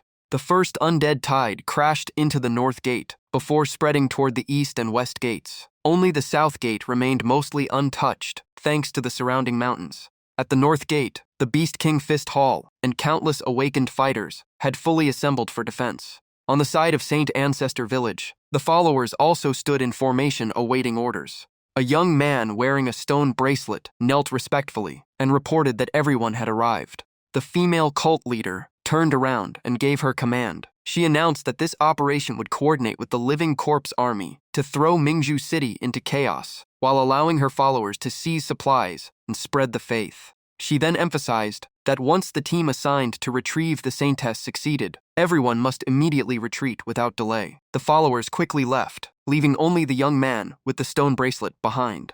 It was obvious he still had many unanswered questions. He asked whether the Beast King inside the city could become a dangerous variable, and why they had to withdraw right after obtaining the Saintess, despite already starting the war. Hearing this, the woman brought up the fox. According to her, it had awakened long ago, and was simply waiting for the right moment to reveal itself. The young man immediately grew worried, believing that attacking now would put their forces in grave danger. However, the female leader only smiled confidently. She explained that even though the Saintess had not fully awakened, her influence was still powerful enough to keep even the Beast King from acting recklessly. As long as the Saintess remained in their hands, the Tianqiang tigers would stay restrained. In her view, aside from that fox, the greatest obstacle to controlling Mingzhu City was the leader of the cleanup squad. That was why she had secretly arranged for someone to open the city gates and allow the living corpses to flood in, pushing the entire city into chaos. Saint Ancestor Village's final plan was to use the Saintess as the spark of war and coordinate a massive assault with the living courses. Once the situation spiraled out of control, the cleanup squad would be forced to activate Sun Moon Mingju to purge the mutated beasts and living courses. At that point, the cleanup squad's secrets and true status would be exposed to all of Mingju City. As for the reason for retreating, it was simple. Once they no longer held the Saintess, they would lose their ability to restrain that fox. The cleanup squad would then be forced to step forward and fight. After both sides suffered heavy losses, Saint Ancestor Village could simply return and take over Mingju City with ease. The young man with the stone bracelet was still not fully convinced. He mentioned reports from spies saying the Zhu family also seemed interested in the Saintess's power and feared it could ruin the plan. The female cult leader remained completely calm. In her view, the Saintess was emotionally unstable right now, making it difficult for the Zhu family to win her over. Moreover, she had sent the Zhao brothers because the Holy Disciple bloodline in their bodies could directly connect with the Saintess. On top of that, the Zhu family elders would likely avoid appearing in person to keep suspicion away from themselves. Even if the Zhu family members inside the city tried to take the Saintess by force, they would have little chance against the Zhao brothers. After hearing the explanation, the young man was finally convinced. He immediately accepted the order and departed with the cult leader. Meanwhile, on the battlefield, blades formed from dark mist continued slicing through the air. Zhang Ping and Cece were still trapped inside a dense swarm of living courses. He cut down one enemy after another, but their overwhelming numbers made him increasingly anxious. In the middle of the fierce battle, Zhang Ping suddenly sensed danger approaching. Turning around, he spotted a giant axe-wielding living corpse sneaking up behind Cece and quickly shouted a warning. Hearing his voice, Cece immediately turned around, but the enemy was already charging at incredible speed. She barely had time to raise her ice sword to block. Unfortunately, the power behind the strike was terrifying. The sword shattered instantly, and Cece was sent flying. Before she could regain her balance, the monster rushed forward to finish her off. On the other side, Zhang Ping was pinned down by low-level living courses. His dark mist was nearly exhausted, making him even more desperate. Cece could only watch helplessly as the axe came crashing down. Zhang Ping shouted in panic for her to be careful. Just as the killing blow was about to land, a massive shield suddenly appeared and blocked the attack completely. The man standing before Cece grinned confidently and boasted that his shield was not so easy to break. Seeing the familiar armor, she instantly recognized Zhang Shouzhang. At the same time, countless swords rained down from afar. They precisely targeted the living courses surrounding Zhang Ping. One glance was enough for him to recognize the user of Phantom Sword. Sure enough, the enemies around him were quickly wiped out. In another direction, a young woman unleashed a powerful kick and sent a living corpse flying. That person was none other than Chen Shuiye. Meanwhile, the axe-wielding living corpse became the primary target of the phantom swords. 3 swords slammed into the ground, but the monster still managed to dodge aside. The master of the sword formation was Chen Ming. As soon as he arrived, he asked Cece whether she had adapted to her new sword style. Cece used her sword to stand and looked back at him. At that moment, Zhang Ping loudly warned everyone not to lower their guard. Meanwhile, Chen Ming's sword phantoms continued attacking the giant living corpse. However, the enemy's body seemed almost completely unaffected. Seeing this, Zhang Ping realized physical attacks would have little effect. Still, he had already figured out a way to deal with this strength-based living corpse. He immediately asked Chen Ming to hold the monster in place for a moment. Understanding right away, Chen Ming controlled countless sword phantoms to form a sealed zone and restrict the monster's movements. The living corpse swung its axe wildly to break free before charging straight at Chen Ming, but he calmly blocked with his sword. Meanwhile, Zhang Ping quickly moved behind the enemy. He recalled the earlier appraisal results and understood that these living corpses were controlled through corpse poison. Since ordinary fire could not remove it, the poison source inside their bodies had to be completely burned away. He took out several red stones and threw them onto the monster before using the last of his dark mist to create a hammer. This was the setup for Scarlet Refined Serpent Scale. Zhang Ping then used all his strength to smash the red stones attached to the enemy's body. After confirming that the serpent scale energy had entered the living corpse, he condensed a blazing sword in his hand. Without hesitation, Zhang Ping activated the flames of the Fire Devourer and drove the burning sword deep into the monster's back. The living corpse was blasted away as flames erupted inside its body, turning the entire area into a dazzling sea of light. It crashed to the ground, while black smoke continuously poured from the wound on its back. Seeing that, Chen Shuya let out a sigh of relief, thinking the troublesome enemy was finally defeated. But Jiang Ping immediately disagreed. The truly dangerous enemies had already pushed deep into Mingju City. He then turned to Chen Ming and explained that many injured people were still sheltering in safe house, number 004. For now, he could only hide their presence with a special item, but its effect would not last forever. Chen Ming nodded and confirmed that Situ had already reported everything. Protecting the injured could be left to them, and everyone had already witnessed Jiang Ping's abilities firsthand. After saying that, he urged Jiang Ping to leave immediately. Mingju City needed him now more than ever, while they would take care of the wounded. Jiang Ping simply smiled, thanked him, and agreed. Without wasting time, he accelerated toward the inner city. Behind him, Cece watched with a worried expression. Seeing her hesitate, Chen Ming reminded her that she should return with Jiang Ping since they could handle the battlefield here. Cece froze for a moment before quickly nodding. She immediately chased after Jiang Ping while calling for him to wait. Meanwhile, at the south gate of Mingju City, countless living corpses were being held outside the defensive line. The martial arts hall fighters stood firm at the front. The most eye-catching was still Fu Leixin in his Crimson Emperor undying body state, constantly healing through his terrifying regeneration. Facing the endless horde, he saw them as nothing more than weeds. Beside him, Bai De had transformed into a giant white wolf and was fighting at full power to wipe out enemies. At the same time, he loudly ordered everyone to protect the hall master while he recovered.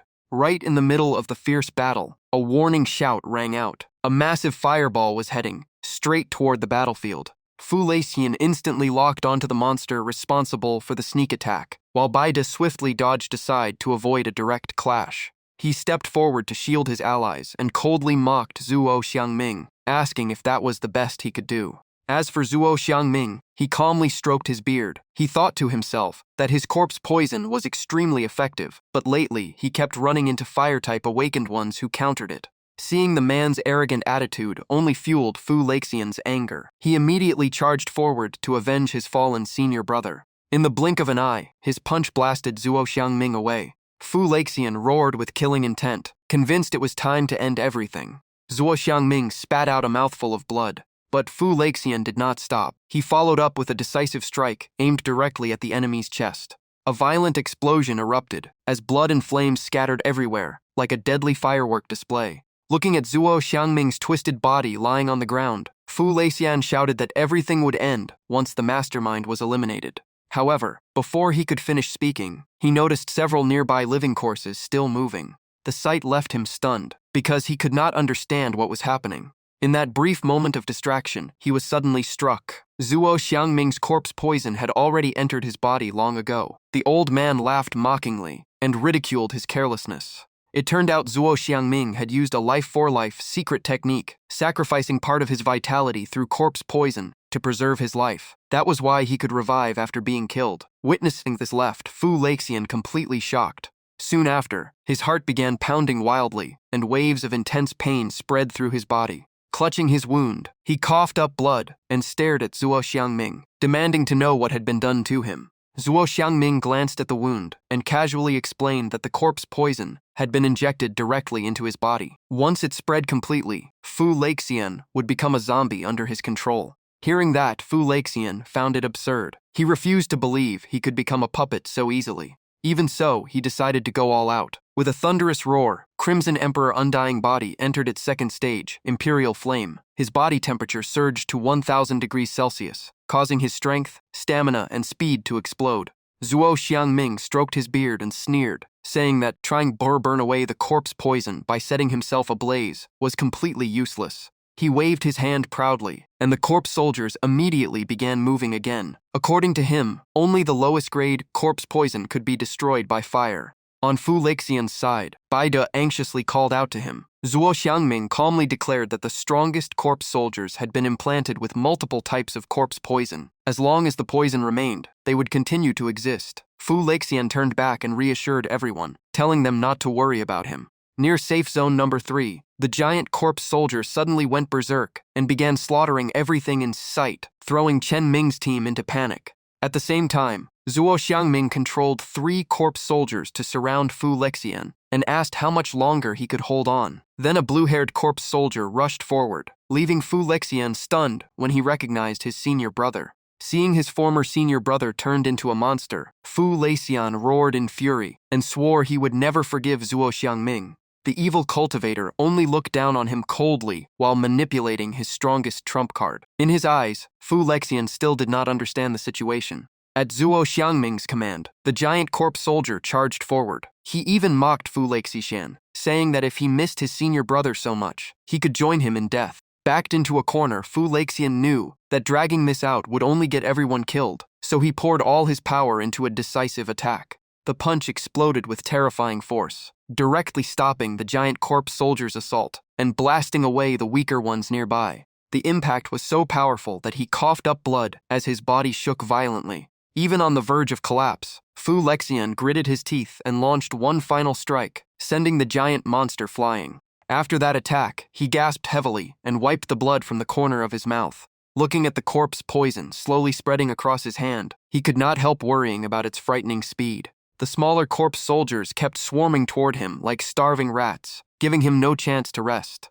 While constantly dodging, Fu Lexian searched for a way to turn the battle around. But the last reserves of Crimson Emperor Undying Body were running out, and the poison kept spreading deeper. He looked toward his comrades desperately holding back the monsters, and realized that if he fell, the North Gate would be completely lost. Thinking about Mingju City's destruction filled him with helplessness. Just then, a loud voice echoed from the distance.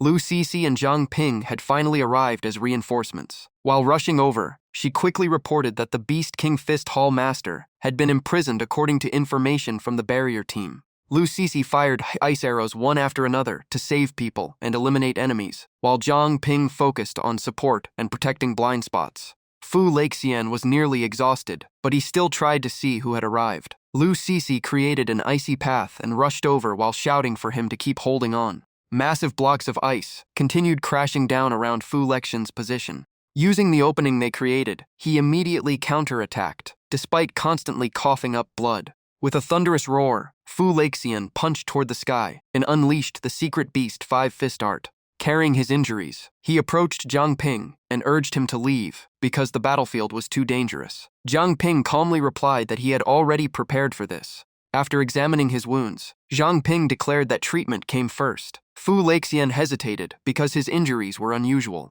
Not wanting to waste time, Zhang Ping immediately activated Pure Profound liquid form and entered the wound itself, shocking Fu Lexian. From inside his body, Zhang Ping's voice reassured him that this was his treatment method. Though confused, Fu Lexian chose to trust him and could only feel how strange the technique was. Before long, he was stunned to discover that the corpse poison had stopped spreading and his stamina was rapidly recovering. Not only were his external wounds healing, but his vitality was returning as well. Zhang Ping regretfully admitted that he could only suppress the poison for now and could not remove it completely. Fu Lexian clenched his fist and ignited the familiar flames in his palm. For him, controlling the poison was already more than enough. Meanwhile, Zhang Ping secretly activated Appraisal. The results revealed that Fu Lexian possessed the Crimson Emperor Undying Body, granting enhanced regeneration, heartbeat control, flame blood activation, extreme heat generation, and massive physical enhancement. Once his temperature reached 6,000 degrees Celsius, he would enter the solar flame state, multiplying his power tenfold, removing all negative effects, and transforming Crimson Emperor flames into a true sea of fire. Knowing this, Fu Lexian smirked, steadied his stance, and told Zhang Ping that he only needed a little more time before dealing with that monster himself. Hidden inside Fu Lexian's body, Zhang Ping quietly observed the battlefield. He knew the enemy was a fallen one and could not be underestimated. For now, he wanted to see the Hall Master's true strength. Surrounded by corpse soldiers, Zuo Xiangming remained arrogant as if victory was already his. He repeatedly pressured Fu Lexian to surrender. In response, Fu Lexian spat on the ground and flatly refused. At the same time, the system completed its analysis. Fu Lexian, Beast King Fist Hall, peak Awakener level. A thunderous roar burst from Feng Lexian, shaking the air around him. Intense flames instantly covered his body. The temperature soared to 3,000 degrees Celsius, and his combat power skyrocketed. He moved so fast that the eye could barely follow, sweeping aside the corpse, living like dry leaves in a storm. In the blink of an eye, Feng Lexian appeared before Zuo Xiangming, and raised his fist for the finishing blow. His punch crashed down like a falling meteor, striking Zuo Xiangming head-on and engulfing him in flames. At that moment, Zhang Ping warned that the old man's life was linked to the surrounding corpse living, so every host had to be destroyed. Even while burning, Zuo Xiangming laughed mockingly and grabbed Feng Laxian's arm. He claimed they could never kill him. With a single command, countless corpse living surged forward like a tidal wave. Feng Laxian immediately raised the temperature to 4,000 degrees Celsius. Even Zuo Xiangming's body began burning fiercely. Using the old man's body as the ignition point, he spread the flames through the horde with incredible efficiency. Even so, Feng Laxian felt it was not enough. He asked Zhang Ping if there was a way to push the temperature even higher. Zhang Ping thought for a moment and apologized, saying his flames were not strong enough. Then a sudden idea appeared. He quickly realized he possessed something that could help. From inside Feng Laxian's body, Zhang Ping brought out 4 shining scarlet refining serpent scales. Seeing them, Feng Laxian asked why they had not appeared sooner. Zhang Ping awkwardly replied that he had never been asked. Without hesitation, Feng Laxian swallowed all 4 scales. Zhang Ping eagerly waited for the result. The flames around him suddenly calmed, and he stood still on the battlefield while absorbing the immense energy. Seconds later, a terrifying explosion erupted and wiped out every corpse living nearby. Even Lu Sisi, fighting in the distance, turned around in shock. Nobody could believe they were witnessing this form of Feng Laxian. Bai Dexiang smirked slightly. In his eyes, the battle had already tilted to their side. When the shockwave faded, Feng Laxian appeared covered in white flames mixed with mysterious green energy. This was the yang flame form of the Scarlet Emperor immortal body. The temperature reached 6,000 degrees Celsius, and all corpse poison vanished from his body. Zhang Ping was stunned by its overwhelming power. Feng Laxian thanked Zhang Ping and explained that this ultimate form placed enormous strain on his body, so constant healing was necessary. Zhang Ping immediately agreed. He then turned to his allies and ordered everyone to retreat at once to avoid the next battle. They quickly obeyed. Meanwhile, Zuo Xiangming's charred body began recovering, but when he sensed the corpse poison was completely gone from Feng Laxian, he froze in disbelief.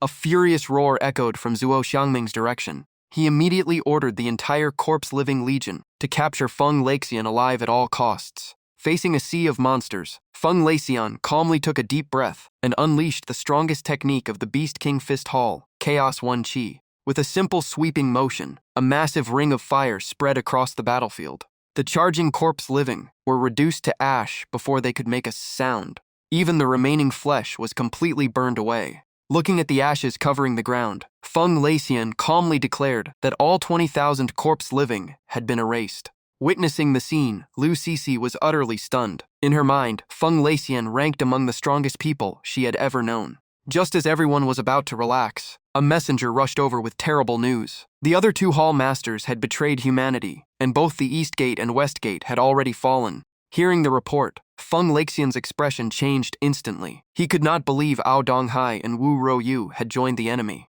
Zuo Xiangming laughed proudly, while summoning more waves of corpse living from underground. In his view, Mingju City had already fallen, so there was no reason to keep fighting. Jumping onto the back of a giant elephant, he prepared to withdraw with his army. Before leaving, he mocked Feng Laxian, saying he might hold the advantage today, but they would meet again in the future. Filled with rage, Feng Laxian declared that their next meeting would be Zuo Xiangming's last day alive. He then turned to the others and firmly ordered them to return to the city and provide support. He would handle things here. Feng Laxian also told Zhang Ping to leave at once, since the corpse poison was now under control. Zhang Ping hesitated. He quietly wondered if that terrifying heat would melt him the moment he left Feng Laxian's body. Meanwhile, Mingju City had fallen into complete chaos. Mutant beasts appeared everywhere as civilians fled in panic. From a high vantage point overlooking the disaster, Huang Ziming smiled with satisfaction. He laughed loudly as if admiring a masterpiece. In his eyes, this was the chaos Mingju City truly deserved. Right then, his subordinates returned and knelt to report. Without turning around, Huang Ziming recognized them and calmly asked about the plan's progress. Zejun immediately reported that most of the mutant beasts entering Mingju City had already been brought under their control. Hearing that, Huang Ziming nodded in satisfaction and ordered every mutant beast to attack the city lord's mansion. Zejun grew worried because Chen Junting was guarding the place. He quickly reminded everyone that any mutant beast approaching Chen Junting would be influenced by the Holy Mother's blood inside her. Another subordinate added that even the heavenly eternal tiger was no exception. Huang Ziming merely smiled and said they did not fully understand the situation. According to him, Chen Junting had not completely awakened yet. Her mind was currently no different from that of a child, and she could only control nearby mutant beasts instinctively. Huang Ziming continued his analysis. If too many mutant beasts gathered near Chen Junting, her power would exceed its limits and erupt. Once the city lord's mansion fell into chaos, it would be the perfect chance to take her away. Meanwhile, Chen Junting sat upon a high throne beside a mutant beast leader. Below her, countless low-level mutant beasts knelt like subjects before their ruler. One mutant beast kept rubbing against her and licking her face. Chen Junting frowned slightly and told it to stop. After a dazed moment, she gradually regained consciousness and rubbed her eyes awake.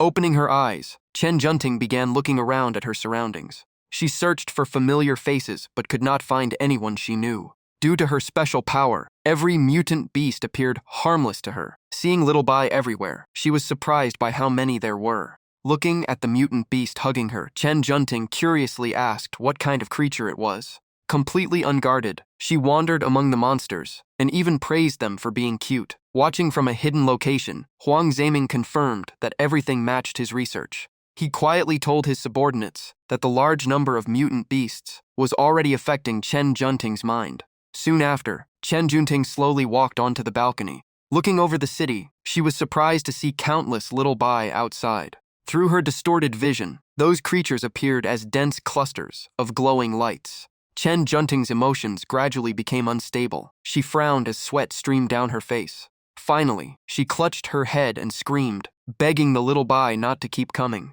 Her scream echoed throughout the city lord's mansion and spread across the surrounding area. Elsewhere in the city, a little girl desperately ran through the chaos searching for her mother. Behind her, a giant mutant beast continued its relentless pursuit.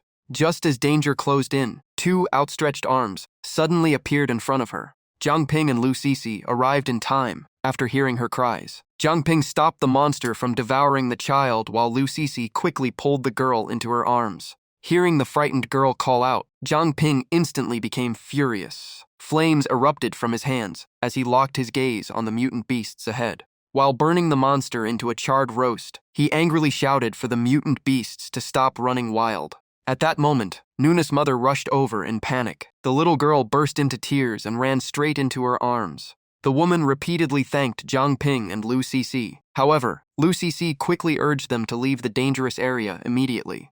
Jiang Ping looked ahead. Beyond the mutant beasts stood a densely populated residential district. If the monsters advanced any farther, the consequences would be disastrous. Lu Sisi immediately understood. She used her radio to order all teams to hold their positions and evacuate civilians as quickly as possible. The command was met with an instant response. Before long, waves of mutant beasts of every type and size arrived. Lu Sisi quickly realized that stopping such numbers, while protecting the surrounding structures, would be extremely difficult. Jiang Ping also began planning. For now, they could only save as much as possible and buy time for the evacuation. Suddenly, a pack of white wolves appeared ahead and howled in unison. Their howl caused the mutant beasts behind them to calm down. Jiang Ping was puzzled by the strange sight. At the same time, several teams reported through the radio that the mutant beasts in their areas had also stopped moving. Even Lu Sisi had no idea what was happening. Inside the city lord's mansion, Chen Junting suddenly flew into the sky, leaving Huang Ziming completely stunned. He looked up in disbelief. A terrifying possibility immediately crossed his mind. Chen Junting slowly opened her eyes. A massive wave of energy spread from her body across the area. The range of that power continued expanding without pause.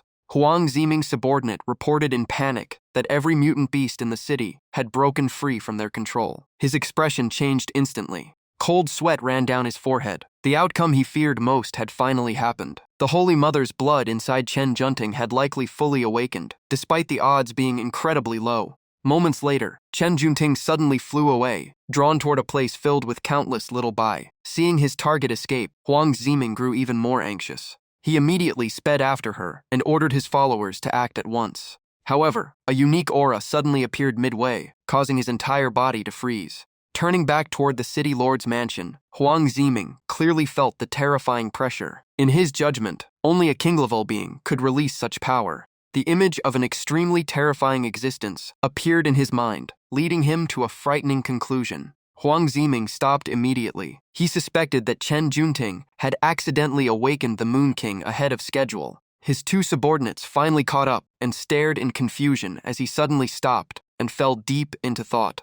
After careful consideration, Huang Ziming ordered them to contact the agents secretly planted inside Mingju City and capture Chen Junting. As for himself, he had a more important matter to handle. Watching them leave, Huang Ziming continued analyzing the situation. If the Moon King had truly awakened, it meant the Heavenly Eternal Tiger King had reached true king-level power. Under those circumstances, he knew showing himself would be suicidal, so observing from a distance was the safer choice. Back in the city, destruction covered every corner after the mutant beast assault. Bai Day immediately organized everyone into three-man squads to eliminate the remaining living corpses.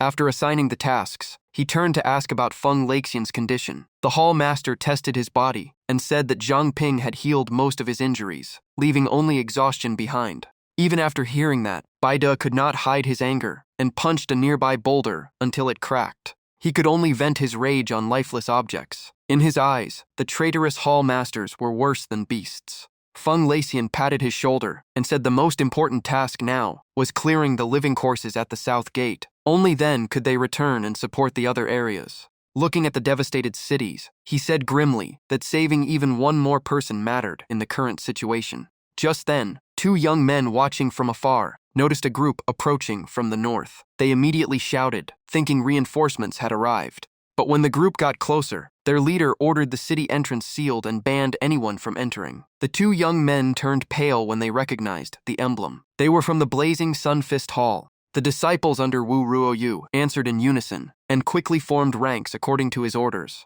The moment Feng Laxian saw them, his expression turned cold. To him, Wu Ruoyu's appearance was nothing less than a traitor openly revealing himself. He immediately gathered his forces and prepared for battle. Bai De loudly informed everyone that the blazing Sun Fist Hall had abandoned the West Gate, indirectly placing Mingju City in danger. The two young men who had mistaken them for reinforcements finally realized how wrong they were. Feng Laxian's eyes turned icy cold. He directly demanded to know why Wu Ruoyu had betrayed Mingju City. Unlike his anger, Wu Ruoyu simply smiled and asked whether Feng Laxian had ever thought about changing his fate. Hearing those strange words, Feng Laxian immediately frowned and questioned his true intentions. Wu Ruoyu did not answer right away and instead pointed toward the distant city. In his view, Mingju City was nothing more than a flickering lamp in the darkness. Though it still stood, countless lives were lost to mutant beasts every year. Humanity, he claimed, only protected a tiny fraction of its territory. He then described another future, where a true king would lead the entire human race. Wu Ruoyu passionately painted that vision. Once the king created by the Holy Ancestor Village plan was born, not only Mingju City but the entire world would enter a new era free from oppression by mutant beasts. At that point, Feng Laxian finally understood everything. He mocked Wu Ruoyu, saying the people spreading human supremacy within the hall had been his followers all along. Wu Ruoyu did not even deny it. Instead, he regretted that Feng Laxian had driven those people away. Otherwise, he might have joined their side.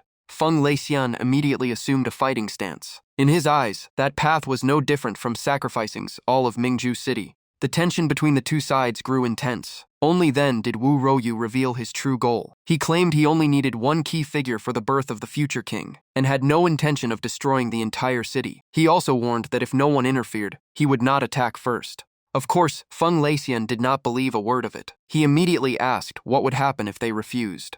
Seeing that negotiations were pointless, Wu Ruoyu burst forward at incredible speed. In his view, the only solution now was defeating everyone in his way. Meanwhile, in the northern park forest, Chen Junting landed on the ground and unconsciously controlled large numbers of nearby mutant beasts. Watching from afar, Liu Sisi recognized her and was shocked. Zhang Ping also looked at the scene and suddenly understood why the mutant beasts had stopped moving. He immediately ordered the system to perform an appraisal. The results left him stunned. Chen Junting was confirmed to be a fallen one with the Holy Mother's blood talent. Her blood could influence all living creatures, greatly enhance their abilities, and give them a chance to become absolutely loyal followers. However, anyone who directly drank the holy blood could not use that power and would suffer constant bad luck. Meanwhile, Chen Junting continued admiring the mutant beasts and happily called them cute. After reading the information, Zhang Ping was deeply shocked. He never expected Chen Junting to have become a fallen one as well. Even Liu Sisi was equally stunned.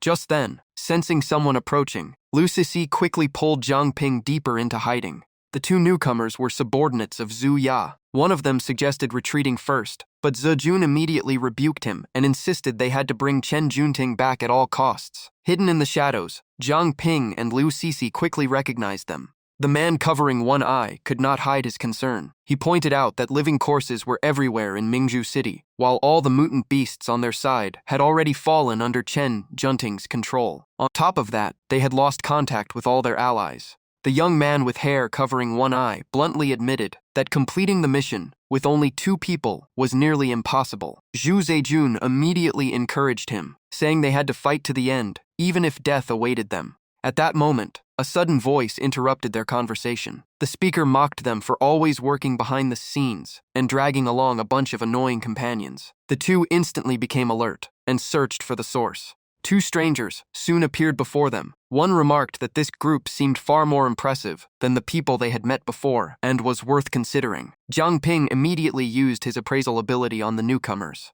The information appeared at once. The man controlling the giant snake was Zhang Yanlong, who possessed the Holy Disciple blood talent. His blood contained powerful stimulants that enhanced physical abilities while carrying deadly toxicity. The other was Zhang Yanhu, master of the giant tiger. He also possessed Holy Disciple blood, but his blood released a unique scent capable of attracting nearby creatures, especially those with low intelligence. After reading the data, Zhang Ping immediately drew his weapon and issued a warning. He confirmed that the 2 men came from Holy Ancestor Village and possessed abilities very similar to Chen Junting's. Hearing this, Lu Sisi realized they could be a valuable lead and ordered that they be captured alive if possible. The young man with hair covering one eye carefully studied the 2 opponents before turning to Zhu Zijun. He believed this was their last chance to gamble on success. Zhu Zijun nodded in agreement. Without hesitation, both of them charged straight at their enemies. However, the poison spreading through the young man's body had already slowed him down considerably. The toxin continued taking effect, causing his vision to blur. Both men suddenly staggered as intense pain spread throughout their bodies. Seizing the opportunity, Zhang Yanlong immediately ordered his 2 beasts to attack. He coldly reminded them that the more control they lost, the faster death would arrive. Zhu Zejun quickly warned his companion to stay alert for the poisonous mist covering the area. The 2 struggled against the beasts, but Zhu Zejun was at a disadvantage and suffered a direct bite. Seeing that they could still fight back, Zhang Yanlong offered a few words of praise before declaring they would not last much longer. He even advised them to stop resisting and become obedient walking corpses. The young man with hair covering one eye immediately refused. He declared that he would never surrender so easily. At the same time, Zhang Yanhu sensed danger and urgently shouted for his brother to move. Right after the warning, a violent explosion erupted and engulfed everyone nearby. When the dust settled, both giant beasts lay severely injured on the ground. Zhang Yanlong barely survived, while Zhang Yanhu escaped death only because a mutant beast shielded him. At that moment, Chen Junting descended from the sky and curiously asked why they were so badly hurt. The moment Zhang Yanhu saw her, he froze in shock. Chen Junting landed closer and began using her healing power, gently telling them not to worry because she would heal their injuries. The 2 young men immediately knelt respectfully and declared that they had come to escort the Holy Maiden home. However, Chen Junting paid little attention to them and focused more on the injured beasts, saying she would remove the bad things inside their bodies. As the healing continued, strange changes appeared in the brothers. Zhang Yanhu was horrified to discover that his Holy Disciple blood seemed to be losing its effect. Even Zhang Yanlong could not understand it, since the information they had received claimed the Holy Maiden had not fully awakened. A sudden wave of pain exploded through their bodies, forcing both men to scream and beg Chen Junting to stop. They explained that forcibly purifying Holy Disciple blood from the beasts would cause severe backlash to their owners. After the treatment, the tiger gradually regained its clarity of mind. Both beasts quickly recovered completely and stood up as if they had never been injured. Seeing this, Chen Junting smiled with satisfaction and felt they looked much cleaner now. Strangely, the 2 beasts became affectionate toward her, as if recognizing a new master. Chen Junting gently patted the tiger's head and asked whether they disliked this place. If so, she would take them and the other little bai somewhere else. Chen Junting casually left with the 2 beasts following behind her. Zhang Yanhu struggled to his feet and realized this was bloodline suppression, meaning the Holy Maiden might have fully awakened. Zhang Yanlong rubbed his forehead helplessly and admitted that they could no longer use their bloodline connection to bring her back to Holy Ancestor Village. Zhang Yanhu immediately helped his brother stand. Zhang Yanlong's face was filled with frustration, as he admitted they had no way to handle the situation right now. Their only option was to meet the cult leader first. Hearing the title of cult leader from Holy Ancestor Village, Liu Cixi immediately grew suspicious. She wondered whether that person had secretly entered Mingju City as well. Seeing her reaction, Zhang Ping curiously asked who this person was. Liu Cixi calmly explained that the person's name was Li Aoshui. She had once been the second city lord of Mingju City and was now one of the cleanup team's most wanted criminals. At the mention of that name, Liu Cixis' eyes turned cold. Painful memories resurfaced as she revealed that Li Aoshui had killed her master, and even the scar on her face had been left by her. That woman's strength was terrifying, nearly equal to the captain's. They needed to confirm whether she had truly appeared in Mingju City. Quickly regaining her composure, Liu Cixi proposed a new plan. They could not control Chen Junting before, but these two men were a different story. Zhang Ping clenched his fists. With Chen Junting and the mutated beasts already gone, this was the perfect time to move. Liu Cixi raised her ice bow and prepared to cut off the brothers' escape. The icy arrows tore through the air, instantly alerting the targets to the danger. Zhang Yanlong reacted at once and shoved his younger brother aside. He immediately realized someone else was hiding nearby. To protect his brother, Zhang Yanlong took the attack head-on. The ice arrow pierced his shoulder and quickly froze part of his body. Liu Cixi coldly ordered him to stay still. Zhang Yanhu called out in panic, but before he could act, Zhang Ping appeared like a ghost and wrapped him in mist, successfully capturing both brothers. Zhang Ping stared at Zhang Yanlong with a threatening gaze and warned him not to release any poison mist, or his brother would suffer first. Liu Cixi immediately began the interrogation. She demanded to know why they came to Mingju City and asked directly if Li Aoshui was here and where she was now. Faced with the question, Zhang Yanlong only sneered and showed no intention of cooperating. Seeing his stubborn attitude, Liu Cixi stopped being polite and forced the interrogation forward. Zhang Ping revealed a gentle yet terrifying smile. He placed a hand on the man's shoulder and said that even if he stayed silent, his brother might not. He also promised to keep healing him so he could stay alive and continue suffering. Furious, Zhang Yanlong cursed them as devils. Moments later, screams echoed non-stop. Meanwhile, inside the command office, Liu Cixi quickly contacted Situ. On the other end, Situ immediately asked what had happened. Liu Cixi explained everything. She reported that she and Zhang Ping had captured 2 members of Saint Ancestor Village. According to their confession, one mission was to escort Chen Junting, who had awakened the Saint Maiden bloodline, out of the city. Then she revealed another important piece of news. Li Aoshui was also in Mingju City. After hearing that, Situs' expression darkened. He ordered them to keep extracting information from the prisoners. If the worst-case scenario arrived, he would personally step in. Liu Cixi immediately acknowledged the order. After ending the call, Situ turned to Meng Ni and ordered the teleportation preparations. She was shocked because that meant activating the Sun Moon Pearl. Meng Ni warned him that the Sun Moon Pearl was hidden beneath the city plaza. Once activated, Situs' identity would be fully exposed. If the king of Tianchang Fox had not appeared yet, the risk would be enormous. Facing her warning, Situ calmly explained.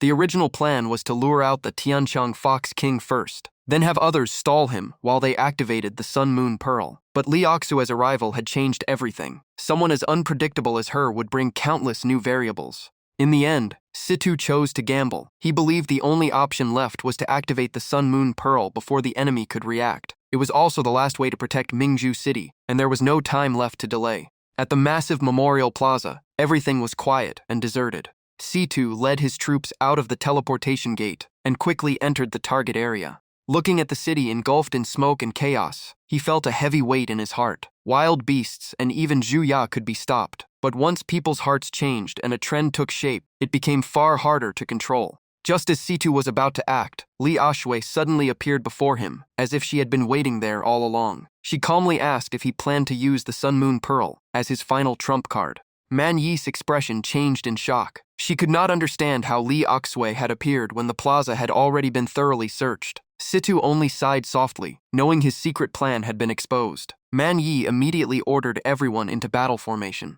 A confident smile appeared on Li Aoshui's face. In her view, the moment Situ was forced to reveal himself to deal with the zombie disaster, the game had already tilted in her favor. Situ shook his head helplessly. He could not understand why she was so obsessed with victory. He reminded her that her pursuit of absolute power went against the natural order. If she forcibly changed the current balance, every mutated beast king in the world could be affected. If humanity failed to produce someone capable of reaching the king rank, the consequences would be disastrous. Facing his warning, Li Aoshui remained unwavering. In her mind, failure was never an option. Situ finally lost his patience. He pointed out her alliance with Zuo Xiangming before the disaster spread and argued that her willingness to use any means necessary proved she had strayed long ago. In his eyes, that was the path of evil, not the bearing of a true king. But Li Aoshui believed she had done nothing wrong. She argued that every great achievement required blood and sacrifice. To her, no matter the method, only the victor would be remembered by history. Situ said with regret that he had tried many times to bring her back, but she had only sunk deeper into her ambition. If this continued, more people would die, and humanity itself could be pushed to the brink of extinction. Li Aoshui only responded with a faint smile. With a simple gesture, she summoned countless zombies from every direction. She declared that she had prepared her forces long ago, because she knew Situ could never be persuaded. She understood that once the Sun Moon Pearl was activated, the Tianqiang Fox King would be drawn here. That could not happen before she escorted the Saint Maiden away, so today she was determined to stop the activation at all costs. Situ shifted his gaze to the man, wearing a stone bracelet beside her. He never expected Yu Chunghai, the current city lord of Mingzhu City, to appear here as well. It was clear that Yu Chunghai had chosen Li Aoshui's side. He believed the Tianqiang Fox was too dangerous, and humanity needed one leader to unite everyone instead of remaining divided. Hearing that, Situ issued a stern warning. He insisted that Li Aoshui was not the kind of leader who could guide humanity down the right path, and her plan would ultimately fail. Yu Chunghai nodded and admitted that possibility. Even so, he believed some things had to be done by someone. He also knew Situ well enough to understand that neither side could change the other's mind. With nothing left to say, the two sides charged into battle. Yu Chunghai loudly urged Situ to step aside, but Situ remained firmly suspended in the air. To him, today's battle would decide the future of all Mingzhu City. As the fight raged on, a massive explosion suddenly erupted from the industrial forest near the southern residential district. The terrifying blast instantly put the mutated beasts on edge. Their unusual reaction caught Chen Junding's attention. She looked curiously toward the rising smoke and wondered what had frightened them so badly. At the same time, Lu Sisi sensed an incredibly powerful energy source from afar. The moment she recognized the familiar aura, a sense of unease filled her heart. Without much thought, Chen Junding led the mutated beasts toward the explosion to investigate. Seeing this, Jiang Ping quickly followed. Once Liu Sisi realized who the energy belonged to, she exclaimed that the captain had finally made his move. While staring at the smoke column, Liu Sisi suggested regrouping immediately. Jiang Ping suddenly remembered the Jiang brothers and asked what should be done with them. She replied that she had already contacted the branch, and someone would come take custody of them. Back at the plaza, the battle between the two factions remained extremely fierce. Based on the current situation, Citus forces were gradually gaining the upper hand. Away from the chaotic battlefield, Situ faced Li Aoshui directly. He unleashed wave after wave of energy attacks, but she dodged them all with ease. Li Aoshui even mocked him, saying that if this was his full strength, the outcome was already obvious. Situ kept pressing forward and attacking, giving Li Aoshui no chance to escape. His objective was simple. As long as he could keep her occupied for a while, it would be enough. Before long, Li Aoshui found herself trapped inside a powerful barrier. The calm expression on her face finally faded when she realized Citus' true intention. He never planned to defeat her immediately. He was buying time for the Sun Moon Pearl to finish gathering energy. Understanding the situation, Li Aoshui immediately turned to Yu Chunghai and ordered him to destroy the Sun Moon Pearl before it was too late. He moved at once. But just as he stepped forward, Xu Kui, Meng Ni, and Chen Luowei blocked his path. The three declared that as long as they were still standing, no one would pass. Yu Chunghai did not hesitate. He led his troops forward and tightened his grip on his weapon. Then he coldly declared that anyone who stood in his way would die. The heavy staff slammed into the ground and unleashed a terrifying shockwave. The pavement cracked apart, sending all three defenders flying backward. At that moment, Jiang Ping and Liu Sisi finally arrived. Jiang Ping immediately shouted for the enemy to stop advancing. Liu Sisi quickly raised an ice barrier to protect the injured, while Jiang Ping charged straight at Yu Chunghai to stop him. She then hurried over to support Meng Ni. After confirming Meng Ni was unharmed, Liu Sisi checked on her. Even while breathing heavily, Meng Ni urged her to reinforce the main battlefield and make sure no one disturbed the captain. When Lu Sisi looked into the sky, she suddenly froze. A familiar figure had appeared before her eyes. It was Li Aoshui. At the same time, Chen Junding slowly flew into the area. The moment Lu Sisi saw her, she realized the Saint Maiden had arrived as well. On the other side, Li Aoshui silently observed Chen Junding and quickly guessed that the Zhang brothers had failed their mission. Chen Junding ignored everyone around her and slowly moved toward the massive energy source. Li Aoshui sensed something unusual about her aura. A shocking thought crossed her mind. The Holy Mother bloodline might have fully awakened and entered its transformation stage. In the end, Chen Junding stopped right in front of the dazzling golden energy mass. She reached out to touch it and curiously asked if this was the thing that frightened the mutated beasts. Even stranger, she felt an indescribable sense of familiarity with this power. The moment her hand touched the energy core, the entire Sun-Moon Pearl reacted violently. The enormous energy mass rapidly expanded and completely engulfed Chen Junding, trapping her inside. At the same time, the energy surrounding Li Aoshui suddenly dispersed. The resulting shockwave blasted through the area and knocked many of Citus people off their feet. Even Li Aoshui was stunned by the scale of the power. Witnessing the scene, Citus' expression changed immediately. He realized Chen Junding was directly absorbing the energy of the Sun-Moon Pearl. A massive aura spread from her body and swept across the area, leaving those nearby exhausted and barely able to stand. Zhang Ping quickly moved over to support Lu Sisi and anxiously asked if she was injured.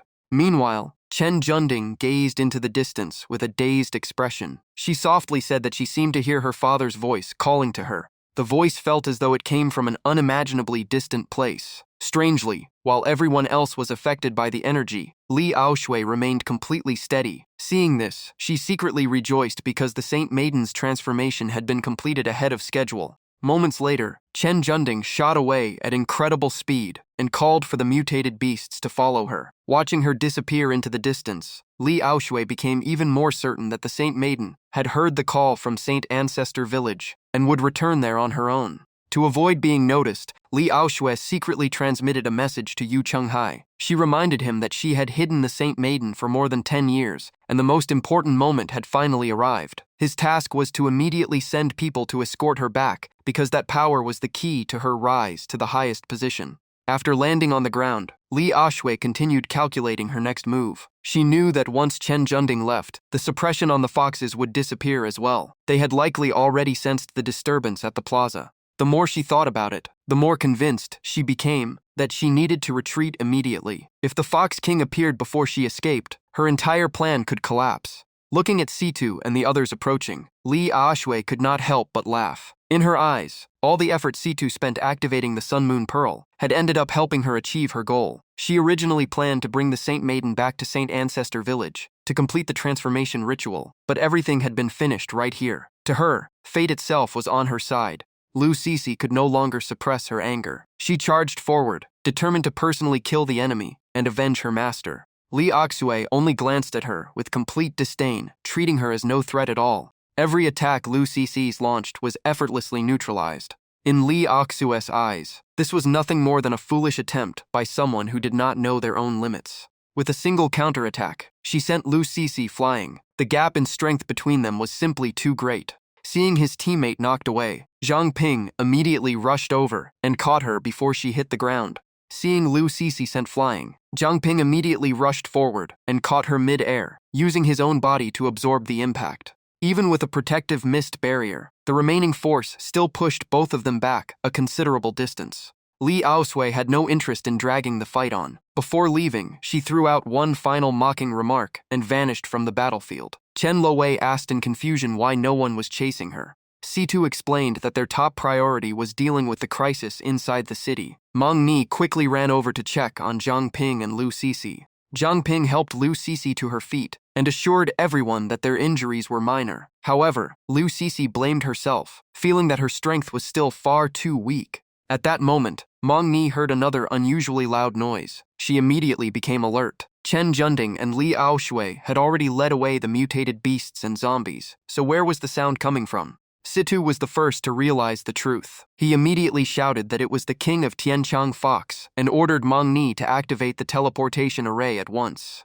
Seeing the approaching group, Meng Ni initially thought they were patrol troops, but after a closer look, she realized they were all Tianchang Foxes in disguise. At the front of the group, Long Kedi coldly ordered everyone to drop their weapons. Anyone who resisted would be executed on the spot.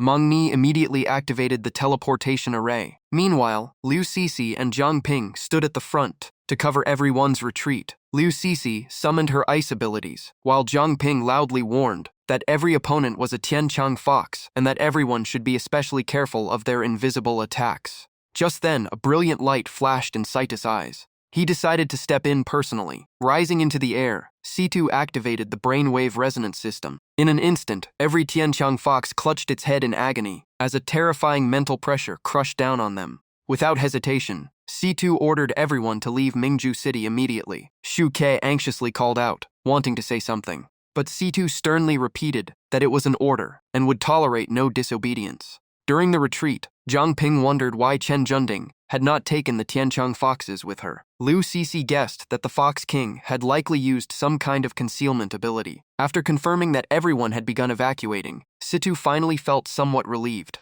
The reason he insisted on sending everyone away was simple. He knew that when facing the Tianqiang Fox King, numbers meant almost nothing. Staying behind would only lead to death. Once the teleportation gate fully closed, C2 finally turned to face the enemy and loudly demanded that the Fox King reveal himself. His gaze fixed on the distance. He wanted to witness the true power of the ruler of the foxes with his own eyes. Before long, a deep and oppressive voice echoed through the area. The speaker admitted that C2 was the strongest human he had ever encountered.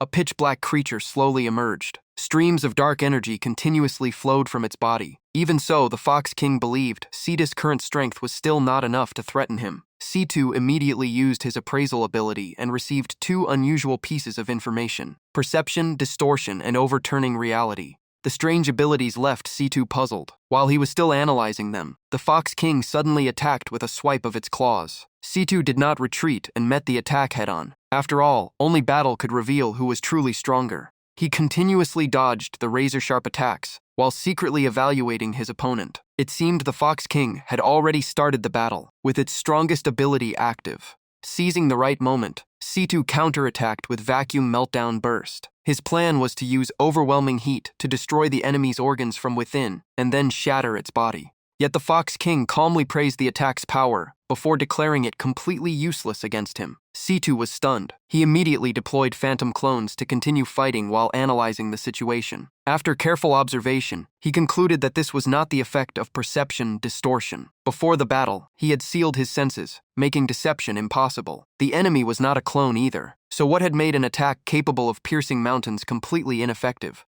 The Fox King looked at him with interest and told him to stop hiding behind his clones. In the next moment, it effortlessly locked C2's body in place mid-air. While being restrained, C2 finally understood the true nature of the Fox King's power. It was not changing other people's perception. Instead, it directly rejected the common laws of reality for itself. Temperature, gravity, physics, and every familiar rule simply no longer applied to the Fox King. Tightening his grip on his prey, the Fox King coldly declared that the battle would end right here. Seeing C2 suddenly fall silent, he assumed the man was dead and lowered his guard to check. But at that exact moment, C2 turned the tables. He was still alive and even smiling. Based on his analysis, overturning reality only allowed the Fox King to reject the rules applied to himself, not alter the entire world around him. A brilliant radiance erupted from Citus' body, completely unaffected by the enemy. The Tianqiang Fox King found himself wrapped in a strange golden veil. After a quick glance around, he realized this was not an ordinary spatial seal, but a domain tied to time itself. C2 calmly spoke, calling it a gift known as time suspension. The Tianqiang Fox King merely smirked and looked around the sealed area without concern. "So what if you trap me here?" He lowered his head as if playing with a toy and effortlessly crushed Citus' body. In his mind, once the creator of the barrier died, everything would disappear. But things were not that simple. Citus' figure suddenly expanded as if he were holding the Fox King in his palm. The truth was that he had fused the power of time into the barrier. Every time he died, the timeline around him would rewind to the moment the skill was activated. The Tianqiang Fox King immediately looked around in confusion. After a brief surprise, amusement returned to his eyes. He narrowed his gaze and laughed. This human was far more interesting than expected. The space had been locked by time itself. If the loop kept repeating, even he could be trapped inside forever.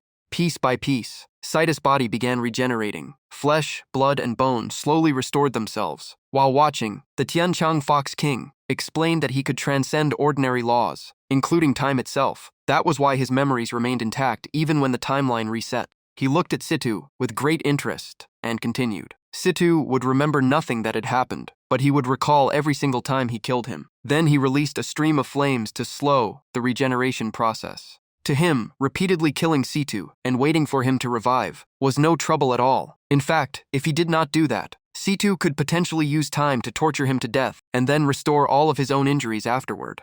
As Situs' body neared full recovery, the Tianqiang Fox King finally felt a trace of caution. He admitted that humans were truly terrifying, and perhaps the rumors spread by other races were not exaggerated. Looking below at the mutated beasts tearing humans apart, he believed that continued consumption of humans would one day allow those creatures to reach similar potential. He then sent an order to all of his subordinates. They were to quickly stabilize the situation in Mingju City and minimize human casualties. After all, humanity needed to survive and keep reproducing as a resource for them. Meanwhile, in the southern part of the city, Wu Rouyu and Feng Leixian were still locked in a fierce battle. At that moment, Lin Kedi suddenly appeared between them, directly blocking attacks from both sides and ordering them to stop. Feng Leixian immediately frowned in confusion and demanded that he let go. He could not understand what Lin Kedi was trying to do. On the contrary, Lin Kedi was the one who seemed confused. Scratching his head, he wondered why humans were still busy killing each other when disaster was already at their doorstep. Feng Leixian immediately pointed at Wu Rouyu and accused him of betraying Mingju City. Voices from all around kept urging everyone to calm down and stop fighting. Wu Rouyu silently weighed his options. The patrol team had arrived, but things had already gone too far. There was no choice except to see it through. The moment that thought crossed his mind, he launched an attack straight at Lin Kedi, intending to drag him down as well. But before the strike could land, an overwhelming force stopped it cold. Wu Rouyu felt as if an invisible hand had clamped tightly around his head. In the blink of an eye, Lin Kedi casually tore Wu Royu's head from his body right before Feng Leixian's stunned eyes. He could hardly believe Lin Kedi's strength had reached such a level. Lin Kedi then casually tossed the severed head onto the ground. He coldly remarked that the patrol team had only been away protecting the city lord for a few days, yet Mingju City had already fallen into complete chaos. His gaze swept across everyone present before issuing an order. Everyone was to drop their weapons immediately. Anyone who resisted would be dealt with on the spot. Wiping the blood from his hands, Lin Kedi turned to Feng Leixian and ordered him to come along. Everything that happened today needed a proper explanation. Feng Leixian did not dare object and could only obey.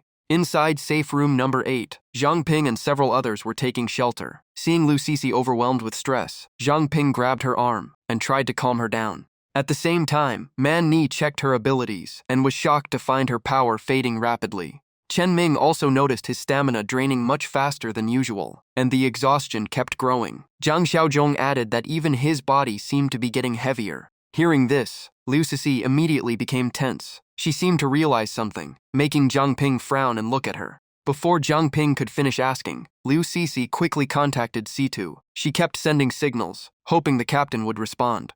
After repeated attempts with no reply, Zhang Ping grew anxious and asked what had happened. Man Ni stared at her hand with a grim expression. She recalled that every cleanup team member had once received a special blessing from C2. She then explained further. It was an extremely rare Nation Guardian ability that could grant lasting effects to others. As long as the caster lived, the blessing would remain almost for life. Chen Ming received a 50% reduction in stamina consumption. Chen Shuedi had her fatigue cut in half. Zhang Xiaozhong gained an effect that reduced his body weight by half. Lu Cixi alone received a 50% reduction in mental energy consumption.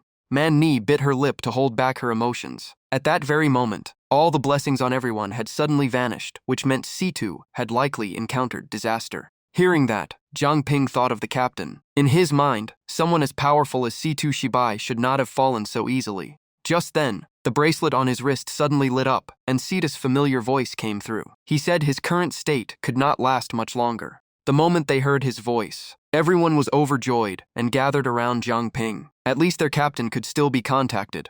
A blurry image of C2 appeared, his voice heavy. He admitted his condition was terrible, and if things continued like this, the Tianqiang Fox would completely erase him within a year, once his energy ran out. Zhang Ping immediately asked if he was using the bracelet as a communication device.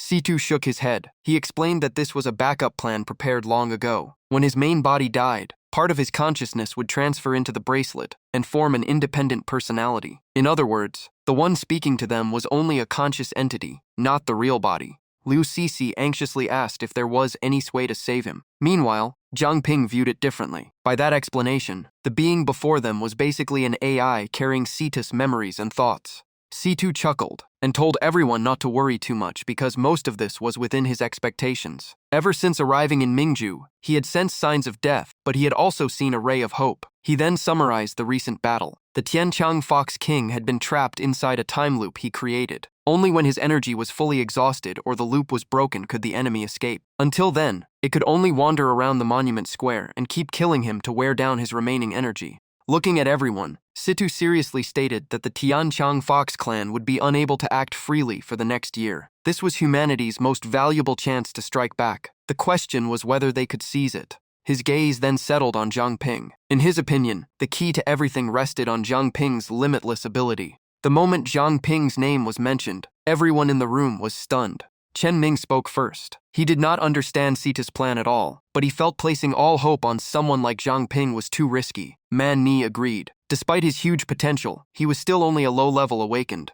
Unlike them, Liu Cixi completely trusted the captain's judgment. She immediately asked what the next step was. Man Ni still looked unconvinced. C2 then began guiding their thoughts. He reminded them that the current situation was not the worst they had faced. The real nightmare was their past battle against the beast tamer awakened of the Zhu family. Back then, the enemy possessed countless powerful pieces of equipment, and even 5 rare treasures equal to the Sun Moon Pearl. As for their side, they had almost nothing to fight back with. C2 continued his analysis. The gap in strength was not the only issue. They also lacked weapons capable of fighting king-level mutant beasts. Hearing this, Chen Ming asked in shock if such weapons really existed. Situ looked at Zhang Ping and confirmed they did. However, only those with infinite-level abilities could enter that place. Each person also had only one chance in their lifetime. It was there that he obtained the arrow powerful enough to change the world. The entire room was stunned by the revelation. Zhang Xiaozhong finally understood Sita's plan. In other words, all hope now rested on Zhang Ping, the current owner of an infinite-level ability. Even Zhang Ping found it hard to believe. Sweating nervously, he admitted that with the captain's plan, he could not see much chance of success. C2 paid no attention to his doubts. He placed a hand on Zhang Ping's shoulder and explained that this would benefit him as well. That place was part of humanity's foundation, and through those ruins, Zhang Ping could uncover secrets meant only for him. By now, everyone was convinced. Man Ni excitedly grabbed Chen Ming's hand and urged the group to set out immediately. But just as the mood heated up, C2 poured cold water on their excitement. He said there was no need to rush. Several matters still needed planning first. Then he asked Zhang Ping to follow him alone.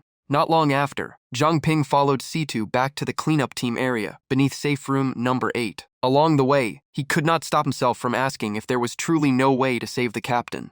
C2 remained surprisingly calm and even smiled. He said this decision had been carefully considered. Without him holding back the Tianqiang Fox King, Mingju would face only 2 outcomes, and he wanted neither of them. Zhang Ping immediately asked what those outcomes were. Images of Li Oxwei and her people ruthlessly attacking the city flashed through Sita's mind. He explained that the first possibility was failing to stop the Saint Ancestor village. If that happened, Mingju City would fall under Li Oxwei's control, and nearly half of the Awakened would die in the civil conflict. Next came visions of Awakened being torn apart by monsters. C2 continued. The second possibility was successfully driving back the Saint Ancestor village, but after his disappearance, the Tianqiang Fox King would personally hunt down the experts who had revealed their strength. At least 30% of the Awakened would likely die. Right now, however, the Tianqiang Fox King was trapped in the time loop. The most dangerous enemy outside was only Yue Wangzi. A single expert might not defeat it, but if several joined forces, it would not be able to dominate them all. C2 led Zhang Ping to the prison, holding Zhang Yanlong, who was still tightly bound. He explained that even if Yao Wangzi wanted to kill and replace every Awakened who had exposed their power, it would still take 1 or 2 years. Looking at the scene, Zhang Ping fell silent. He understood this was already the best outcome they could achieve with their current strength. C2 then told him to enter the cell and collect some of Zhang Yanlong's blood. The request confused Zhang Ping. He asked what the blood was for. C2 seriously asked whether Zhang Ping had been stuck at level 9 for a long time. Zhang Ping honestly admitted it was true. His previous battle had even shown signs of reaching mid-level 10. He had tried pushing the power within him, But at the critical moment, something always blocked the way. Not only could he not advance, the feeling was unbearably frustrating. Hearing that, Situ offered a solution. He told Zhang Ping to drink a little of Zhang Yanlong's blood, awaken a new skill first, and then he would explain the breakthrough method. According to Situ, advancing from beginner to intermediate level had no true bottleneck. Zhang Ping was stuck only because he possessed too many abilities. After hearing that, Zhang Ping immediately used Zhang Yanlong's blood. He focused on absorbing the power within the blood to push his advancement. Standing beside him, Situ continued guiding him. Awakened with only one ability usually had little choice, and their future path was almost decided from the start. But those with many abilities could easily become stuck if they failed to choose a clear focus.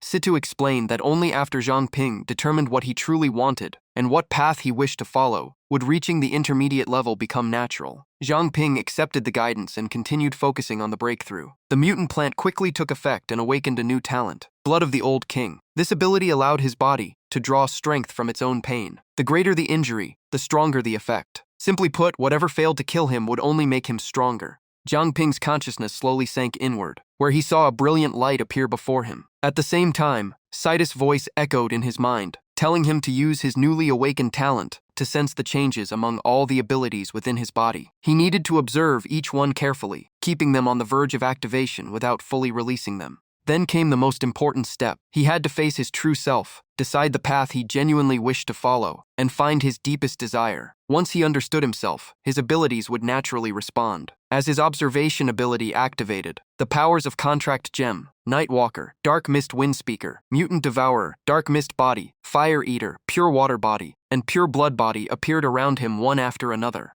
When he opened his eyes, Zhang Ping immediately frowned. Among countless choices, Contract Gem and Mutant Devourer stood out above all others. Situ watched from behind and asked how he felt and whether he had found his answer. Even as power surged through his body, Zhang Ping remained hesitant. Faced with so many choices, he wondered if there was a way to balance them all. Situ could only shake his head helplessly. No one else could make this decision for him. The answer could only be found in Zhang Ping's own heart. Hearing that, he looked at his hands radiating powerful energy and fell into deep thought. The hardest choice was between Contract Gem and Mutant Devourer. After all, Contract Gem had been the foundation of his power from the very beginning. In fact, many of his current abilities had developed from that source. Thinking of this, he closed his eyes and guided flames along with a strange power around the blue gem. Yet even then, he could not decide, because Mutant Devourer had also been the ability that fueled his growth. Moments later, the powers of fire, water, and darkness erupted at the same time. From Dark Mist Body and Pure Water Body to Pure Blood Body and Blood of the Old King, all of them were exceptional abilities. Although Mutant Devourer originated from Contract Gem, its potential was no less impressive. In the end, Zhang Ping's body released a brilliant blue light. He had made his choice and selected one of them as the core of his future path. Seeing the new energy around him, Situ revealed a satisfied smile. It seemed Zhang Ping had found his answer. At that moment, the level up notification appeared. Zhang Ping officially reached level 10 and became an intermediate awakened.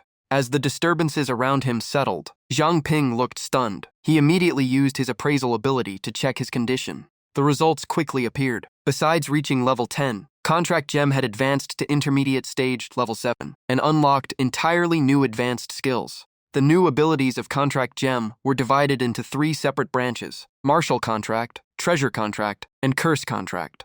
After reviewing all the information, Zhang Ping was amazed. It was only 1 level higher, yet the gap between a beginner awakened and an intermediate awakened was far greater than he had imagined. He casually controlled a flame in his hand and instantly noticed the difference. His stamina and mental strength had increased. His replication of Fire Eater's power was more precise, and his control over abilities had become far more refined. Seeing Zhang Ping handle the flames so skillfully, C2 asked with satisfaction if he had succeeded. Zhang Ping immediately nodded. Watching the flames dance in his palm, Zhang Ping grew even more excited. Only now did he understand why so many people said true combat power began at the intermediate level. The improvement in ability control was simply too obvious. In an instant, the flame compressed itself and transformed into a red gemstone. This was one of the new abilities from the Martial Contract branch. What surprised him even more was that the gemstone soon transformed into a sharp weapon. Zhang Ping lightly slashed the ground with it, leaving a clear cut behind. He could not help admiring how even seemingly useless gemstones from the past could now be utilized effectively through these advanced skills. After carefully examining the weapon, he praised it highly. The hardness of an intermediate gemstone was remarkable, and ordinary items carried by most people would struggle to damage it. Hearing this, Situ laughed. Everything had unfolded exactly as he expected. In the end, Zhang Ping had chosen Contract Gem instead of Mutant Devourer as his core ability. Even Zhang Ping found the decision somewhat unexpected. Earlier, he had leaned toward Mutant Devourer, but deep down he always felt that path was not truly meant for him. He admitted that his current choice was probably the right one. Mutant Devourer allowed rapid growth, but the risks were just as great. Images of his body being consumed and burned to ashes flashed through his mind. C2 agreed, noting that backlash, side effects, and even death among mutant devourers were far from rare. Zhang Ping added that although Contract Gem developed more slowly, every talent it granted appeared exactly when he needed it most, like warmth in the middle of a freezing winter. Just then, a voice suddenly echoed out. The speaker declared that under the name of the patrol force and his special awakened status, he would carry out a gradual purge and eliminate all hidden threats within a year. The moment he heard that voice, Zhang Ping's expression changed. He instantly recognized it as Yue Wangzi. Afterward, he and Situ returned to the meeting room. There, Situ explained the current situation. Based on the information Zhang Ping brought back, Yue Wangzi was accelerating the elimination of powerful awakened in Mingzhu, while recruiting large numbers of awakened through the patrol force. Hearing this, Chen Ming immediately asked if the targets were those who had fought in the previous battles. Situ let out a quiet sigh and said that possibility was extremely high. At that moment, Zhang Ping proposed a plan. He wanted to return to Mingzhu, explain the truth to Pavilion Master Feng, and see if he could help the people involved escape the city. Chen Ming immediately objected, calling it far too dangerous. The image of Yue Wangsu holding Su Jingyao's former blade flashed through Zhang Ping's mind, fueling his anger. He knew that if they did nothing, those people would eventually be replaced in secret, just like the patrol force before them. Liu Cixi worriedly placed a hand on his chest and said she wanted to help. Letting Zhang Ping return alone was too dangerous, so she wanted to go with him. Man Ni immediately agreed. She believed the group could split up and contact Familiar Awakened, allowing them to warn people much faster. However, C2 stopped them. According to him, no one could currently determine who had already been replaced by the Tianqiang foxes. Acting carelessly would only expose them. Zhang Ping remembered the dark element abilities that had grown stronger after his advancement and felt confident. He said he was now an intermediate awakened, and if he operated alone in secret, he could still retreat safely even if discovered. Chen Ming strongly opposed the idea. In his view, Mingzhu was now the enemy's territory. Under such circumstances, Zhang Ping's value was too great to risk.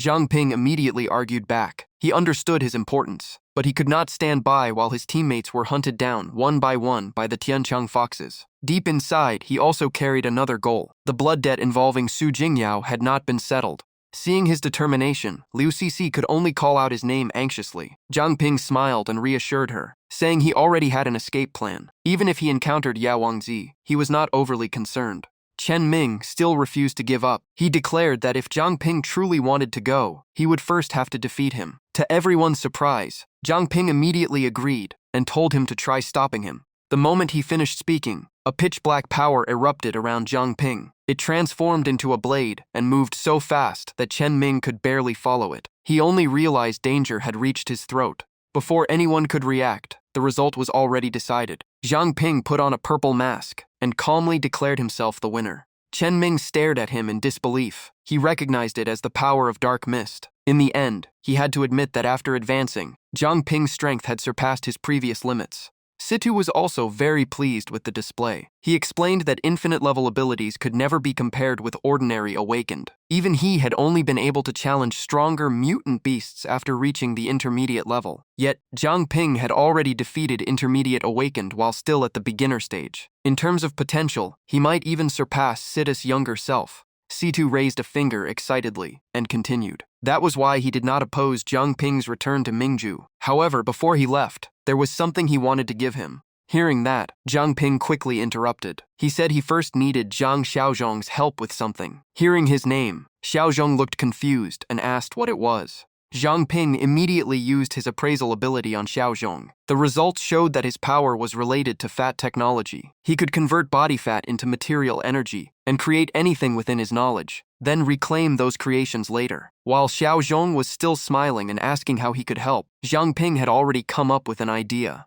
He immediately pulled Zhang Xiaozhong outside and explained that he needed help with something extremely important. As for the details, this was not the place to discuss them. Before long, loud arguments and shouting could be heard outside. Xiaozhong yelled at Zhang Ping for going too far. Zhang Ping calmly replied that the flesh would grow back anyway, so losing a little was no big deal. The strange conversation left everyone speechless. Sometime later, Zhang Ping returned and thanked Xiaozhong. Seeing this, Man Ni curiously asked what exactly he had asked him to do. But the moment Xiaozhong walked in, everyone was shocked. He had become so thin that he was practically skin and bones. Man Ni immediately asked what had happened. Meanwhile, in the cleanup team's underground chamber, Zhang Ping stood beside Situ in front of a black scythe radiating a terrifying aura. He curiously asked about the weapon's origin. Looking at the scythe, Situ seemed to recall his glorious past, when he used it to slaughter countless monsters. With pride in his voice, he introduced it as the Scythe of Fear. Besides spreading terror among enemies, it could continuously grow stronger by absorbing blood in battle.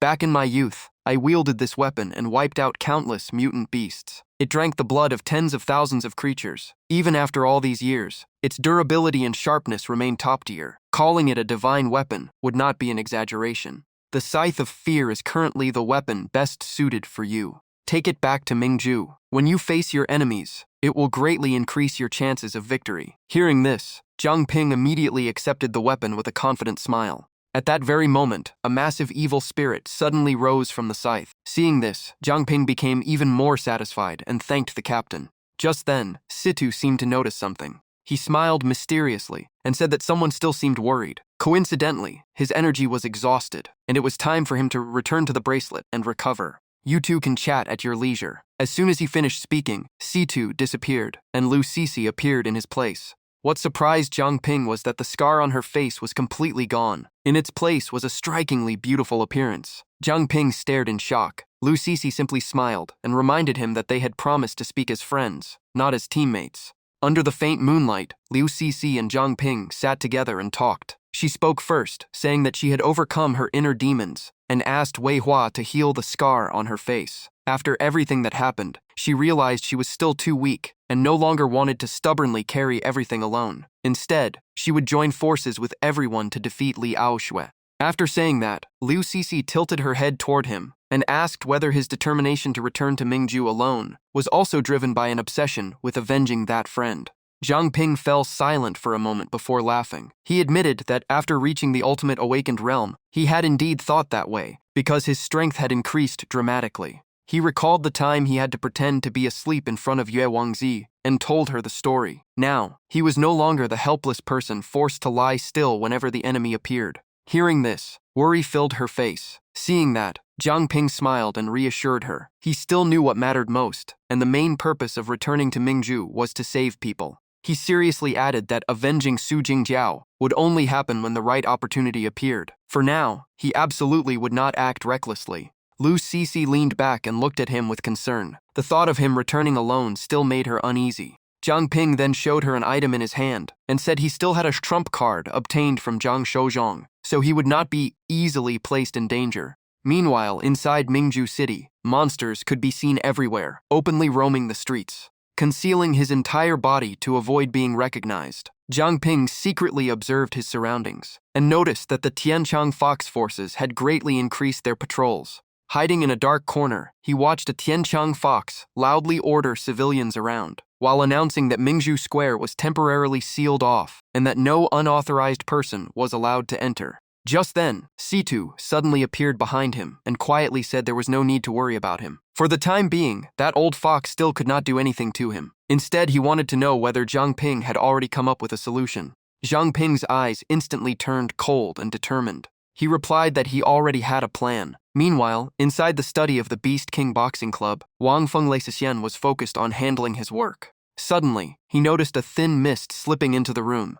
The moment it entered, Zhang Ping revealed himself and greeted him. "Pavilion Master Feng, it's me." Seeing him appear, Wang Feng Leisian jumped up in delight. He warmly welcomed Zhang Ping and said he had wanted to thank him in person ever since the last incident, but never managed to find him. Zhang Ping could only give an awkward smile and say the whole story was a long one. After explaining everything, he summed up the situation and asked if Pavilion Master Feng was willing to help. Wang Feng Leixian folded his arms and thought for a moment. If everything was true, then the city lord had been replaced long ago, and the real ruler of Mingzhu was now Gao Tiancheng. The story sounded unbelievable. Right then, a voice outside announced that Captain Lin of the patrol team had come to visit. Wang Feng Leixian immediately ordered them to bring the guest to the reception hall and said he would be there shortly. The subordinate quickly acknowledged the order. Zhang Ping looked at him and reminded him that the patrol team was already under Gao Tiancheng's control. One look would be enough to tell whether his story was true or not.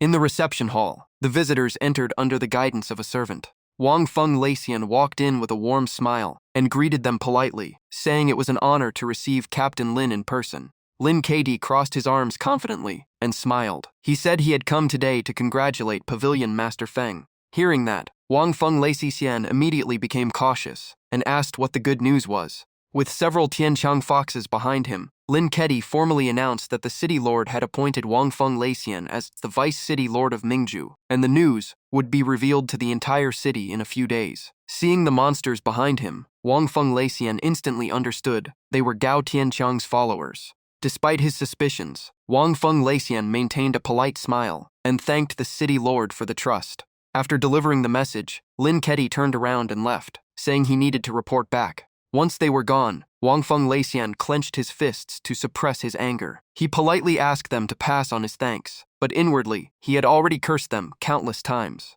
Using the visual link of the pure-blood body, Zhang Ping secretly observed the entire conversation. After the guests left, he revealed himself. Seeing Wang Feng Leixian's expression, he reassured him that he would not act recklessly while the power gap remained so large. Wang Feng Leixian led him elsewhere and said that since Zhang Ping had returned, he must already have a plan. Without wasting time, he asked what kind of help was needed. Zhang Ping immediately suggested using the Vice City Lord promotion to host a banquet and invite everyone who had once defended Mingzhu. As they walked, he explained that this would be the perfect chance to reveal the truth to those who had not yet been replaced by Gao Tiancheng.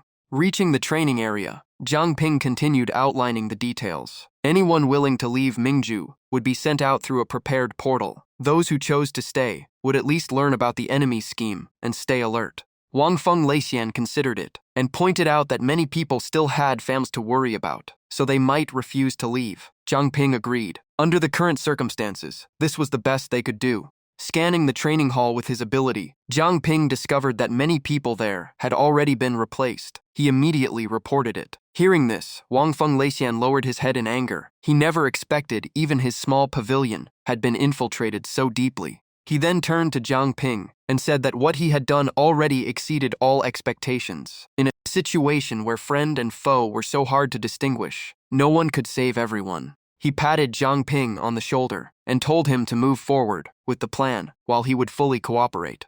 Zhang Ping bowed in thanks, but Wang Feng Leixian said they were the ones who should be grateful because at least Zhang Ping had brought hope of wiping out those monsters. At that moment, a familiar figure suddenly entered Zhang Ping's sight. It was the monster that had once impersonated Su Jingjiao. The moment he saw it, the flames of hatred surged inside him. That creature was the one who had murdered Su Jingjiao. The mastermind behind everything calmly watched the situation unfold. At that moment, Luo Xiyu asked if anything unusual had happened in Mingzhu recently. Lin Kedi immediately reported that everything was normal, except that Wang Feng Leixian was preparing a banquet. After hearing that, he looked dismissive and said that Wang Feng Leixian had only just been promoted to Vice City Lord and was already eager to show off. It was hardly worth paying attention to. The fake Su Jingjiao stepped forward and asked if they should send someone to monitor him. Luo Xiyu shook his head and said Wang Feng Leixian was only using this chance to build connections and gain benefits. He posed no real threat. While examining his hand, he said the Awakener members of the sweep team were far more worthy of attention. A vicious look appeared on his face as his body transformed into a disgusting monster form. Among them all, Zhang Ping was the one he cared about the most. His two subordinates immediately accepted the order. On the day of the celebration banquet, guests kept arriving to congratulate Wang Feng Leixian. Some called him the future Vice City Lords, while others hoped for his support in the future. Wang Feng Leixian simply smiled at the polite remarks. Just then, a subordinate hurried over to him. The man whispered something into his ear, and Wang Feng Leixian's expression immediately turned serious. After hearing the report, he quickly excused himself from the banquet and said he had urgent business to handle. Wang Feng Leixian repeatedly apologized for leaving early. Fortunately, the guests were understanding and told him to focus on the important matter first. Seeing Wang Feng Leixian leave, Lin Kedi only smirked and did not bother following him. He believed everything was unfolding exactly as His Highness predicted. Wang Feng Leixian was simply taking advantage of his new position to gather benefits. At that moment, a slender young woman caught the fake Su Jingjiao's attention. She could not help praising the woman's exceptional beauty. Hearing that, her companion teasingly asked if she was interested. Lin Kedi showed no interest and walked away first. Before leaving, he reminded them that the area was too crowded for trouble. If they wanted to act, they should wait until the banquet ended. The fake Su Jingjiao immediately lowered her head and agreed with an eerie expression. After that, Wang Feng Leixian secretly gathered several important people for a private discussion. Bai De could not help asking why everyone had been called there. Looking around the room, Wang Feng Leixian said, there was indeed an urgent matter to discuss, but it would be better if that person explained it personally. Just as the concealment ability faded, Jiang Ping appeared before everyone and greeted Bai De. Bai De and everyone present stared at him. They were so shocked that they could not say a word. After hearing Jiang Ping explain everything, the room instantly became noisy. Questions poured in as no one could believe Mingju had been controlled for so long. Some admitted that Lin Kedi and the patrol team had been acting strangely recently. Chen Weihua also confirmed that the city lord had not appeared in public for a very long time. Wang Feng Leixian gave a light cough to regain everyone's attention. He then confirmed that everything Jiang Ping said was true because he had personally witnessed Gao Tiancheng. He continued by warning them that these monsters were masters of disguise. Even among the banquet guests outside, many had already been secretly replaced. Clenching his fist against his chest, he sincerely said that everyone present had been his friends for many years. If they still trusted him, he hoped they would face this crisis together. Chen Weihua immediately agreed and asked what needed to be done. Bai De also voiced his support because Jiang Ping had once been his student, and they had fought side by side before, so he chose to trust them. Seeing everyone united, Jiang Ping finally breathed a sigh of relief. For now, he believed they needed to stay patient, preserve their strength, and avoid a direct clash with Gao Tiancheng. He took out several prepared lists and explained that these were people who had not yet been replaced. Everyone's task was to secretly warn them. One by one, they received their assigned lists. Jiang Ping then announced that the sweep team would soon activate a teleportation array at this location. He further explained that anyone willing to leave Mingju would pretend to leave normally, then return here and use the teleportation array to escape. Toshu still hesitated. Everything felt too rushed, especially when it came to their families. Wang Feng Leixian placed a hand on his shoulder and explained that this was a forced choice. Right now, only Jiang Ping could identify Gao Tiancheng's followers, so no one could be sure whether their family members had already been replaced. Looking at the others, he warned that if the plan was exposed, the enemy would likely begin purging the Awakeners immediately. Therefore, they must either stay extremely wary of suspicious individuals or quickly move their families away from areas controlled by the patrol team. Bai De helplessly shook his head. Too many people were involved, and keeping everything completely secret would be incredibly difficult. He would secretly monitor the entire banquet. If anything suspicious happened, this flame would serve as a warning signal. Seeing that everything was ready, Wang Feng Leixian announced the start of the operation and asked everyone for their support. As the banquet came to an end, guests gradually stood up to say their farewells. Some promised to share drinks another day, while others congratulated him on his new position. Wang Feng Leixian politely responded to each one and apologized for any shortcomings in his hospitality. Jiang Ping stayed hidden and watched everyone leave. In his view, most of the people who needed to be informed had already received the message, and the Gao Tiancheng foxes still seemed unaware of anything unusual. Just then, Su Jingjiao's voice suddenly echoed in his mind, leaving only a brief warning. Be careful. Jiang Ping immediately became alert and wondered what she was trying to warn him about. Right after that, his eyes landed on someone unexpected. The person before him was the one wearing Su Jingjiao's face. As the figure approached, Jiang Ping instantly realized the target seemed to be Chen Weihua. He quickly weighed his options. If he failed to lure the monster away, even the slightest discovery could ruin the entire plan. The imposter walked up to Chen Weihua and greeted her in a friendly tone. Hearing the familiar voice, Chen Weihua turned around and was surprised to see Su Jingjiao. She asked what she wanted. The imposter smiled gently and suggested they walk together since they were headed the same way. Without any suspicion, Chen Weihua immediately agreed. Seeing this, Jiang Ping was secretly delighted. In his eyes, the fox had just walked straight into the perfect trap. Without waiting any longer, he stepped out and interrupted the conversation. The disguise outfit was withdrawn into his golden bracelet. Zhang Ping calmly walked up to the imposter and greeted it with a meaningful tone. At the same time, he glanced at Chen Weihua and secretly mouthed a message. Find Wang Feng Leixian. Tell him I'm in trouble and have him come to West City. The monster froze for a moment when it saw Zhang Ping. It could not understand why he was openly showing himself in the middle of the city, but its surprise quickly turned into joy. To it, this was prey willingly entering the trap. If it captured Zhang Ping and brought him back, His Highness would surely be pleased. Yet before it could act, Zhang Ping suddenly burst forward like a storm. Seeing its target flee, the imposter immediately gave chase and shouted after him. Zhang Ping did not respond. Instead, he activated the Dark Mist Nightwalker ability and pushed his speed and reflexes to the limit.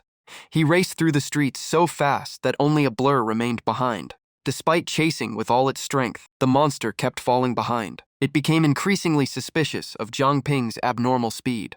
Zhang Ping changed directions several times before suddenly rushing into a deep and dark alley. When the monster arrived, it realized it had lost sight of him. It stopped and cautiously scanned the surroundings. At that moment, Zhang Ping suddenly emerged from the darkness, with his weapon already at the monster's back. The lightning-fast strike tore through the imposter's body, sending blood spraying everywhere. Caught off guard, it quickly jumped back to create distance.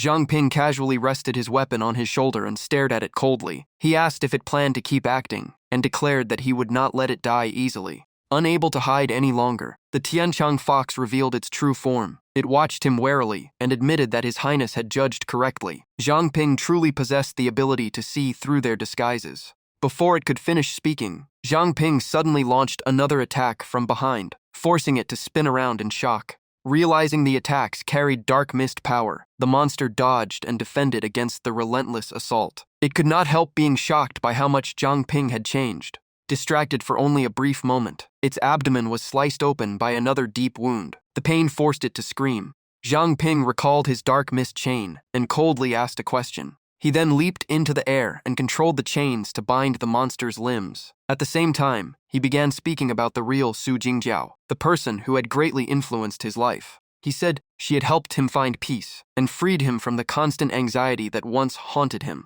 Bound tightly and unable to escape, the monster listened in confusion, completely unable to understand what he was trying to say. Zhang Ping gave no explanation. Countless small blades shot out and pierced the monster's body, making it scream in agony. Only then did it realize his strength had far surpassed what it once knew. Slowly walking closer, Zhang Ping continued. To him, Su Jingjiao was both a childhood friend and the most important person in his life. He drove the blade deep into the enemy's body, no matter how desperately it begged. He coldly spoke of the ideals Su Jingjiao had always pursued. The anger he had suppressed for so long finally erupted. He slashed down again and demanded to know why they had targeted her.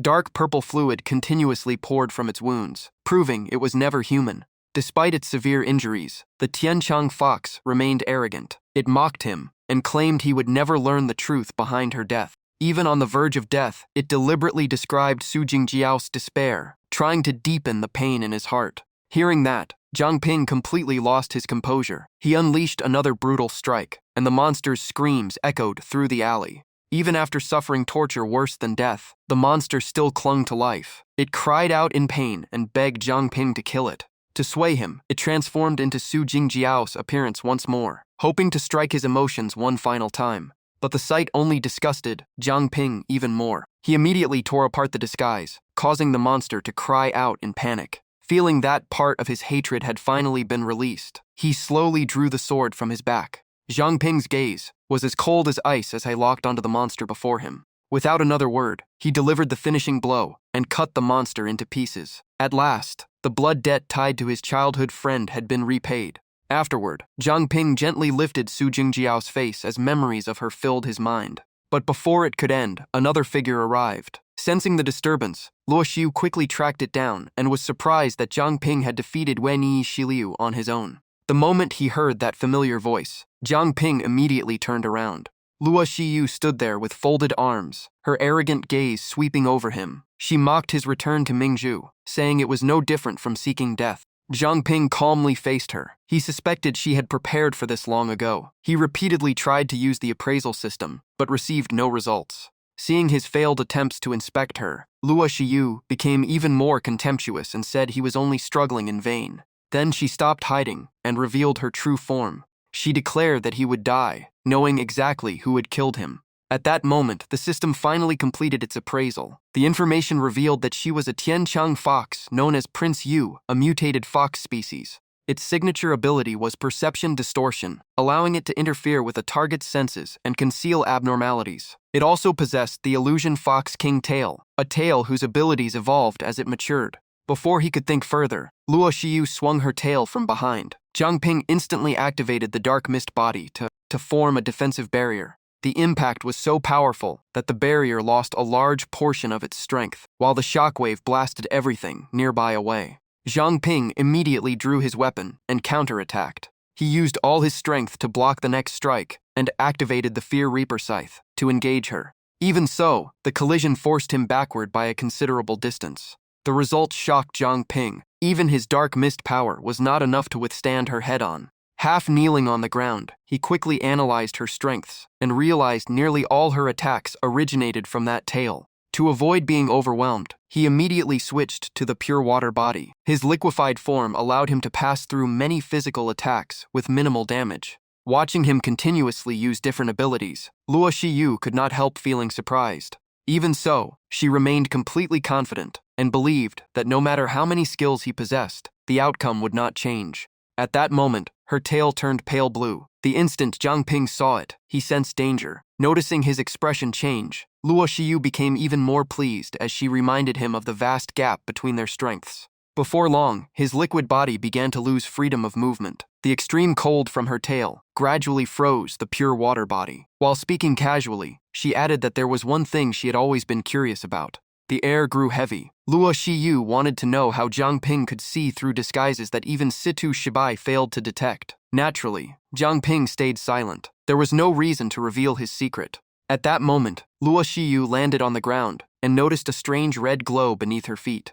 Zhang Ping had prepared this trap long ago. Through the Martial Contract Devourer and Gem Martial Contract, he compressed power into a gemstone and waited for the perfect moment to release it all at once. The explosion created a thick cloud of smoke that covered the battlefield. After retracting her tail, Luo Shiyu stared into the smoke with a cold expression. She dismissed it as a meaningless trick. Still, it had successfully freed Zhang Ping from her control. Confused, she asked why he did not use the chance to run away.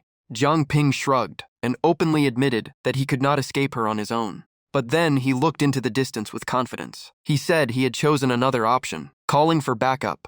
The moment he finished speaking, a loud shout came from behind. Wang Feng Leixian and Bai De quickly arrived. Wang Feng Leixian immediately asked what had happened, saying Chen Weihua reported that Zhang Ping was in danger. Meanwhile, Bai De said everyone else had escaped safely and only Zhang Ping remained behind. Seeing Zhang Ping's allies appear, Luo Shiyu quickly assessed the situation. The explosion had drawn Wang Feng Leixian here, so they were all working together. While the three were still talking, she secretly launched an attack from behind. Since she could not get what she wanted, then they could all die together. The instant the tail shot forward like lightning, Zhang Ping shoved Wang Feng Leixian aside. Seeing blood on Zhang Ping's back, Wang Feng Leixian urgently called out. Lying close to the ground with only minor injuries, Zhang Ping looked up and explained, "I'm fine. The real problem is the fox standing in front of us." Wang Feng Leixian smiled faintly and assumed a combat stance. "I see. That is indeed troublesome. Bai De, your student, is in your hands now." Bai De carefully examined Luo Shiyu but still found it hard to believe. Was this really a Tianchang fox? She looked nothing like one. Suddenly, Zhang Ping transformed into liquid and attached himself to Bai De, startling him. Zhang Ping immediately reassured him that he meant no harm. Activating the pure blood body and visual resonance ability, Zhang Ping allowed Bai De to see Luo Shiyu's true form. The moment he saw it, he cried out in shock. Right then, Luo Shiyu's tail swept forward again. Zhang Ping immediately shouted a warning for Wang Feng Leixian to watch his abdomen. Thanks to the timely warning, Wang Feng Leixian narrowly dodged the strike. Watching the tail effortlessly slice through the structure ahead, he was stunned by its terrifying power. While the battle continued, Zhang Ping instructed Bai De to open his left hand and hold his palm upward. He then placed a bit of red slime into Bai De's hand and told him to find a way to get Wang Feng Leixian to use it. Bai De instantly understood and smiled confidently after coming up with a method. Without hesitation, he threw the slime toward Wang Feng Leixian as a silent signal that it needed to be swallowed immediately. Wang Feng Leixian understood at once and decisively caught it. He immediately swallowed the entire thing. The effect appeared at once, allowing him to clearly see Luo Xiyu's true form. Wang Feng Leixian shouted as he finally recognized what she really was. From that moment on, every attack from Luo Xiyu was easily avoided. Bai De also joined the battle and prepared to support his ally. Filled with killing intent, Wang Feng Leixian charged forward and swore to make her pay for the lives of his students. He unleashed the Scarlet Phoenix immortal body, while Bai De activated his strongest combat form. Jiang Ping quickly reminded them that his blood would only reveal disguises for a limited time. Even so, Wang Feng Leixian's eyes remained firm. For him, that was more than enough. The two experts charged at the same time and focused all the pressure on Luo Xiyu. Forced backward again and again, Luo Xiyu was baffled. Attacks that nobody could see before were now being countered repeatedly. She began to suspect that Jiang Ping was behind it all. Pulling her tails back behind her, Luo Xiyu grew increasingly irritated. Gritting her teeth in frustration, her eyes glowed red. Whatever trick that brat had used no longer mattered. In the next moment, a series of massive foxtails appeared. They were far larger and more terrifying than before, as if they intended to crush everything in their path. But Luo Xiyu was not done yet, and called out a subordinate hiding behind her. From the pitch-black shadows, an arm slowly reached out. Then a fox gradually emerged from Luo Xiyu's shadow. The fox respectfully accepted the order. Wang Feng Leixian's expression changed as he quietly warned Bai De that the creature's aura was terrifyingly strong. Inside Bai De's body, Jiang Ping felt the pressure as well. What shocked him most was that the heavenly eternal fox had been hiding in the shadows all along without anyone noticing. He could only sigh in frustration. The pure blood body could not use appraisal, leaving him clueless about the fox's true strength. Leaving Bai De's body, Jiang Ping took out his last snake scale and handed it to Wang Feng Leixian. Even in Yang Flame form, facing both enemies would be extremely difficult. As he passed over the item, he reassured them, "Just buy me some time, and I guarantee everyone can escape Mingzhu City."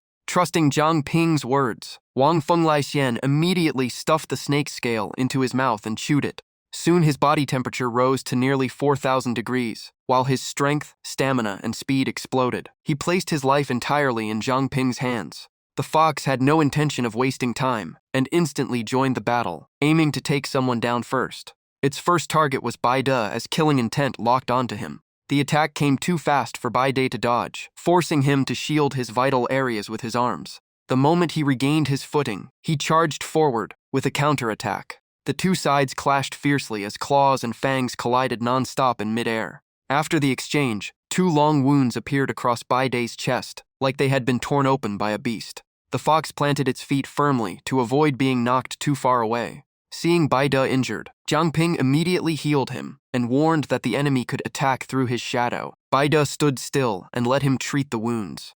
On the other side, Wang Feng Leixian kept dodging the sweeping tails while closing in on Luo Xiyu. As he attacked, he searched for a way to break the deadlock, since endless defense was not a lasting solution. Suddenly, Wang Feng Leixian shouted for Bai De to use their familiar 3+1 tactic. Bai De immediately replied that he understood. He then sped up the fight with the fox, attacking while constantly mocking its strength. The taunts quickly drove the fox into a rage. Lowering its body, it suddenly thrust its claws straight into Bai De's stomach. The vicious strike made him freeze, for a moment, as blood poured out instantly. But that seemed to be exactly what he had been waiting for. The instant the fox got close, Bai De grabbed its head. With a roar, he gathered his strength for the next move. Then he hurled the fox straight toward Wang Feng Leixian.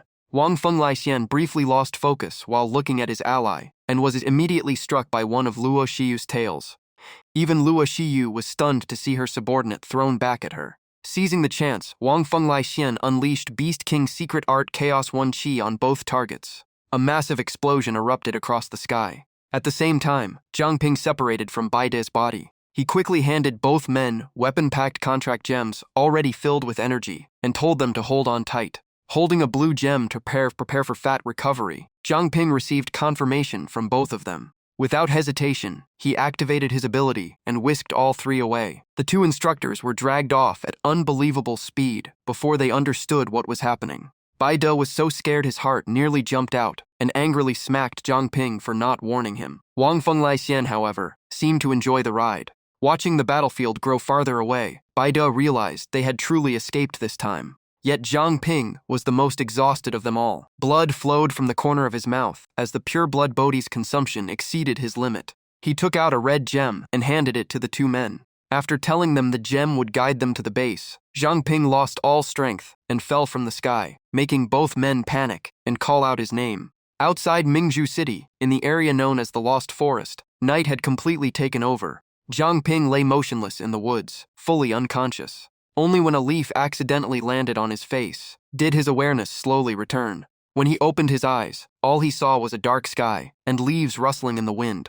He slowly sat up in confusion before realizing he was still alive. As he brushed the leaf from his face, the bracelet on his wrist suddenly lit up, and a familiar voice rang out. Situ explained that his injuries had been so severe that he remained unconscious for a long time. Only then did Zhang Ping feel the pain spreading through his entire body. The agony made him grimace. Situ admitted he could only stop the bleeding temporarily and was nearly out of energy, so he needed to rest. Despite his injuries, Zhang Ping was grateful. Without Sita's help, he likely would have died long ago. After that, he decided to contact the base. Picking up the communicator, he immediately sent a signal and requested a response. But the only reply was the sound of the night wind blowing through the forest. After looking around, Zhang Ping understood that he could only rely on himself for now. Eventually, he found a cave and used it as a temporary shelter. Inside the cave, Zhang Ping started a fire and treated his wounds. The pure blood body could heal others, but could not affect its owner. He tightened the bandages to keep the wounds from reopening and worried about his nearly depleted combat strength. If a mutant beast appeared now, the situation would be extremely dangerous. Fortunately, the cave seemed safe. At that moment, the system interface appeared, showing 2,300 flame reserves and over 100 units of hill mist remaining.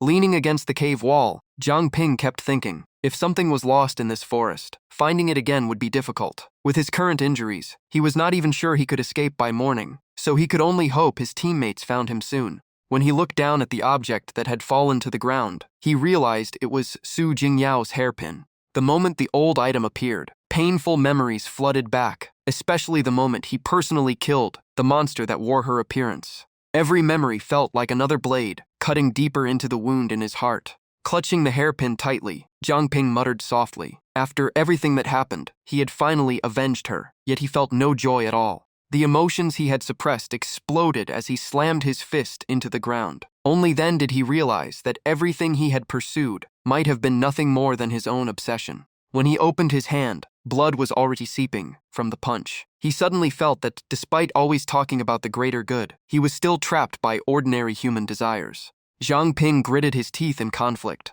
So what if he had taken revenge? The dead could never return, and not even a miracle healer could change that truth. But then a sudden thought flashed through his mind and left him stunned. What if there really was a way to bring Su Jingyao back? He remembered using the pure blood body to heal Sister Xiang, completely regrowing her lost arm. According to Chen Ming, the new limb showed no abnormalities or rejection. He also recalled replacing Wang Fenglaixian's windpipe while possessing his body to keep him alive. If that theory was correct, reviving Su Jingyao might not be impossible. The thought reignited hope in his heart. Zhang Ping immediately took out the remaining piece of her facial skin and placed it on the ground.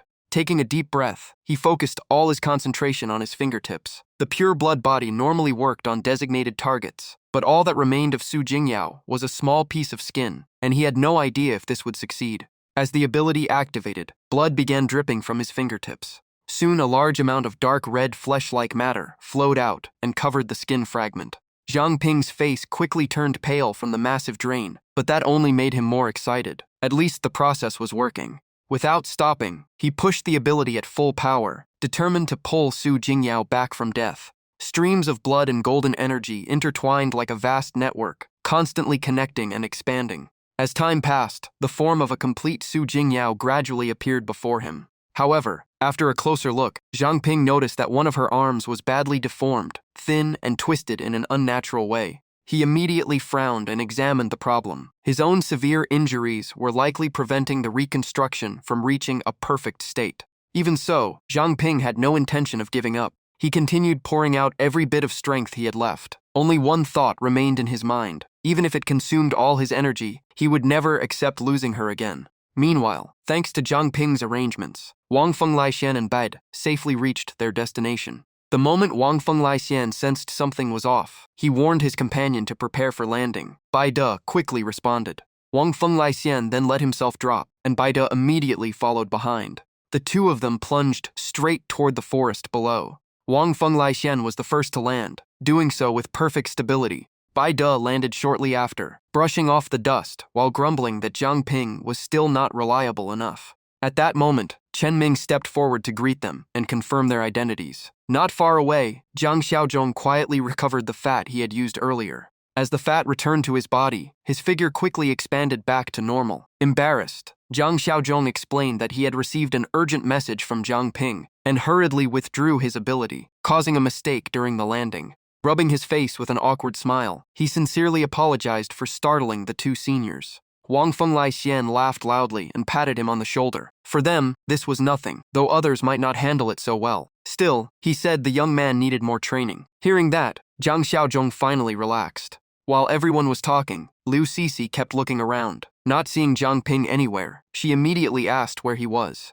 Bai De let out a soft sigh and explained everything, including how Zhang Ping had fallen into the forest outside the city. He explained that the place was famous for its confusing terrain and extreme danger. Many people entered and never returned, which was why it was called the Lost Forest. With their sense of direction, rushing in at that time might have left them trapped as well. After hearing this, Chen Ming thought for a moment and reminded everyone that the Purge Team badges had tracking functions. As long as they entered the Lost Forest, they could still find their way back. Before he even finished speaking, Liu Sisi stepped forward and insisted on joining the search. Wang Fenglaixan immediately agreed. He could not leave Zhang Ping alone in his current condition, so he would definitely go too. He then told Bai De to focus on healing first. Bai De still hesitated, but Wang Fenglaixan explained that his body was recovering on its own. The process was slower at night, but the mutant beasts in that forest were not strong enough to threaten him. Chen Ming quickly assigned the tasks. He, Liu Sisi, and Senior Wang would enter the forest to find Zhang Ping, while Zhang Xiaozhong would escort Bai De back to the base. Hearing his name, Zhang Xiaozhong froze for a moment in surprise, but he quickly straightened up, gave a military salute, and promised to complete the mission. Chen Ming nodded in satisfaction. Meanwhile, time quietly passed into the next day. Zhang Ping's breathing grew weaker from the overwhelming strain. Even with his body at its limit, he gritted his teeth and continued rebuilding Su Jingyao. In his mind, only one final step remained. Right then, a new system notification appeared. Thanks to his deeper understanding of the body and the laws of life, his pure blood body advanced to the intermediate level. Seeing his ability evolve at the critical moment, Zhang Ping immediately regained hope. In his judgment, the chance of success had increased significantly. A thin wisp of smoke suddenly drifted over, making his eyes sting. Zhang Ping narrowed his eyes, but he already sensed something unusual. When he opened his eyes again, tears were already streaming down his face. After countless sacrifices and efforts, Su Jingyao truly stood before him. She smiled gently and greeted him as if they had only been apart for a single day. Zhang Ping stood frozen in place. The scene before him was so unbelievable that he could not tell whether he was awake or dreaming. After tremblingly calling her name, a deep sense of fulfillment finally filled his heart. He barely managed to express his joy before his body collapsed, and Su Jingyao rushed toward him in panic. She caught him and repeatedly asked if he was all right. Zhang Ping could only lean against her and reply that he was simply exhausted. Su Jingyao gently helped him lie down. Despite the awkward situation, Zhang Ping still wore his usual serious expression. She could only laugh and tell him he had not changed at all. He smiled softly, his eyes filled with satisfaction. If he had not risked everything that day, this moment might never have happened. Hearing that, Su Jingyao smiled as well. She said she had witnessed his entire journey until now. Despite being overlooked, despite facing endless trials and enemies far beyond his level, he had never once stopped moving forward. Seeing Zhang Ping's messy hair and the mature person he had become, she felt incredibly proud. Knowing he now had trustworthy companions beside him, she hoped he would cherish them. When Zhang Ping did not respond, Su Jingyao simply looked at him gently. She believed he was exhausted and deserved to rest after everything he had endured. A tear quietly slipped from the corner of his eye. Even Su Jingyao could no longer hold back her emotions. Looking at him with longing, she admitted that she wanted to keep walking beside him. But she knew that was no longer possible. Her soul had been consumed to the point where it could not last any longer. Wiping away the tears on his face, she softly said that perhaps one day in the future, he would find her again somewhere. Su Jingyao's body gradually turned into countless points of light before fading into the air. The miracle-like reunion was as brief as a dream. Leaving behind her final farewell, she completely vanished before Zhang Ping's eyes. Once again, he was left alone in the wilderness. As for whether they would ever meet again, only a faint hope remained. Night continued to blanket the ruins where Zhang Ping was staying. Suddenly, he jolted awake. The moment he opened his eyes, Zhang Ping sat up and shouted Su Jingyao's name. Turning around, he saw her lying motionless on the ground and immediately rushed over. At first, he thought everything had only been a nightmare and let out a sigh of relief. Zhang Ping placed a hand on her shoulder and gently shook her, telling her to wake up before she got cold. But when he turned her over, the sight before him left him frozen. Su Jingyao's eyes were wide open and lifeless. Zhang Ping stumbled backward in panic as a chill ran down his spine. Refusing to believe what he saw, he quickly checked her breathing. The result left him completely stunned. She was no longer breathing. Zhang Ping poured out every bit of strength he had left. His eyes turned red as he roared in despair. What exactly was happening? Energy continuously flowed into Su Jingyao's body, but no matter how hard he tried, she never moved. In panic, he kept calling her name, unable to understand how the person who had just spoken with him had become like this. The only response was absolute silence. After struggling in vain for a long time, Zhang Ping sat beside her. He recalled hearing Su Jingyao's voice before, so he knew what had happened was not an illusion. What troubled him most was her mention of soul energy. Lost in thought, he failed to notice a mutated creature quietly approaching. His mind was consumed by one question. Had the resurrection failed because it lacked a soul? After calming down, Zhang Ping gradually accepted that possibility. Reviving life by rebuilding only the body sounded far too unreasonable. Besides, without a soul, could that body still truly be Su Jingyao? Even so, her final words left him with a small spark of hope. At that moment, he noticed a giant ant slowly crawling nearby and immediately paid attention to it. The creature looked no better than he did, as if it were so exhausted, it might collapse at any moment. Far beyond the cave, flickering firelight revealed a swarm of giant ants steadily approaching. Zhang Ping remained seated and watched the ant in front of him. When it woke up, he even took the initiative to speak to it. The ant made sounds as if trying to answer. He placed some food in his palm and offered it to the ant, guessing it must have been starving to become so weak. Watching the ant happily devour the food, Zhang Ping slowly said that it had not attacked him while he was unconscious, so he would not abandon it either. While eating, the ant suddenly stopped and turned toward another direction. Seeing it circle the spot where Su Jingyao had once been lying, Zhang Ping guessed it was looking for her. He pointed at the bracelet and explained that she was now resting in a very peaceful place. Deep down, he knew Su Jingyao had been stored inside the bracelet space. Looking at the little ant, he suddenly thought it might have just been born and still did not understand the concept of life and death. A moment later, the ant pushed some of the food back toward him. Zhang Ping pointed at himself in surprise, as if confirming that it was sharing with him. His expression gradually softened. This was the first time he had met such a friendly mutated beast.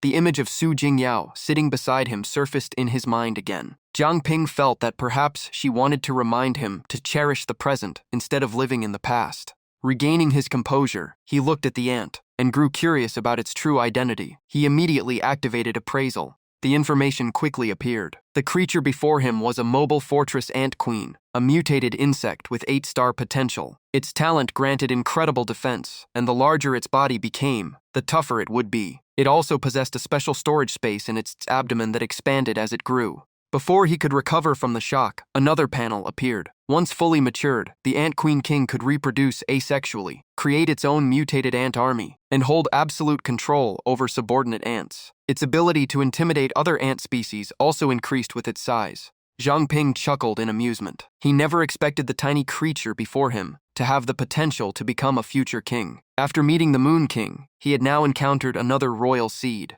Looking into the distance, he noticed a massive black tide rapidly approaching and immediately grew suspicious. After using appraisal, he learned that they were black mountain worker ants. They were mutated insects with a legion talent, possessing tough armor, powerful corrosive acid, and the ability to share information across the entire colony. The discovery left Zhang Ping surprised. Turning to the ant beside him, he smiled and said it looked like its kind had finally found it. However, noticing its unusual reaction, Zhang Ping immediately became concerned. He picked it up and carefully observed both sides. The endless swarm of black ants formed a long line and steadily marched deeper into the cave. Sensing that something was wrong, Zhang Ping immediately switched to his pure water state and backed away to observe. Restoring his upper body, he rested his chin on his hand and thought it over. It seemed this little ant was not exactly welcome among its own kind. Its injuries were probably caused by them as well. Sure enough, moments later, every ant in the colony turned its blood-red gaze toward the ant queen.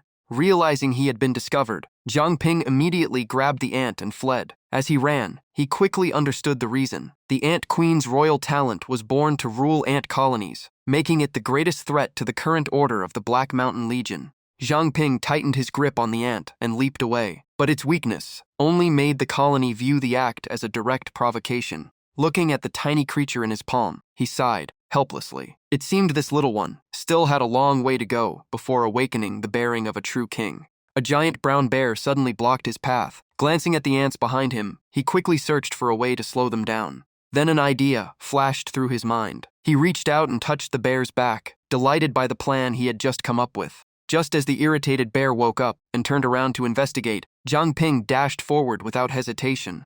The bear's furious roar immediately targeted the ant swarm, and Zhang Ping let out a sigh of relief, believing he had escaped for the moment. But the next second, an unbelievable sight left him frozen. Staring at the bear, he watched in horror as it was devoured by the ants in an instant, leaving behind only a white skeleton. Zhang Ping could not help but curse. Were these really ants? The chaos below sent flocks of birds soaring into the sky in panic. He immediately jumped onto a tall branch and looked back. If those monsters could not fly, traveling through the treetops would be much safer. As he raced across the ancient trees, he watched countless trunks behind him collapse one after another. The terrifying pursuit speed sent chills down his spine. After running for some time, he landed on an enormous branch. Gripping the shaking trunk tightly, Zhang Ping felt strange tremors beneath him, as if an earthquake were underway. When he looked ahead, his eyes widened in shock at the scene before him. A colossal tree-like figure far larger than himself suddenly appeared in the forest. Zhang Ping stood stunned, unable to understand what kind of creature had appeared. The ancient tree-like being lifted a leg toward the ants and demanded to know where they had come from. Then it slammed its foot into the ground and angrily complained about being disturbed while resting. The black mountain ants showed no fear and immediately swarmed over its leg. Countless roots filled with emerald energy shot down from above and pierced through the giant ant formation. However, the ants quickly latched on and completely wrapped around the tree giant's leg. A powerful force erupted from its body, blasting the entire swarm away. Watching from a nearby tree, Zhang Ping was secretly amazed. He never expected plants to evolve into life forms similar to mutated beasts. Since the tree man had stopped the Black Mountain ants, he decided to use the chance to activate Nightwalker and leave. But just as he was about to retreat, dozens of long vines shot out and wrapped around his waist. At the same time, the tree man asked him to stay. The man's glowing red eyes lit up as he told him not to leave yet. Zhang Ping was shocked that his stealth had been seen through. He turned back and quietly assessed the man. Even Mist Nightwalk was useless against him, proving his rank was extremely high. He tried appraisal, but every attempt failed. The tree man laughed and reassured him. At that moment, the skill finally worked and revealed his information. Yi Changchun, a human insect clan member, a peak level 35 Silent One awakened, with the mutated plant transformation talent that lets his body become a plant and keep evolving over time. Yi Changchun explained that he only noticed Zhang Ping after being awakened by the ant swarm. Hearing the title Silent One, Zhang Ping immediately started thinking. Meanwhile, Yi Changchun said it had been a very long time since he had met a living person. This reminded Zhang Ping of the other Silent Ones he had met before, all of whom were incredibly strange. Yet the tree man before him seemed surprisingly gentle and completely different from the others.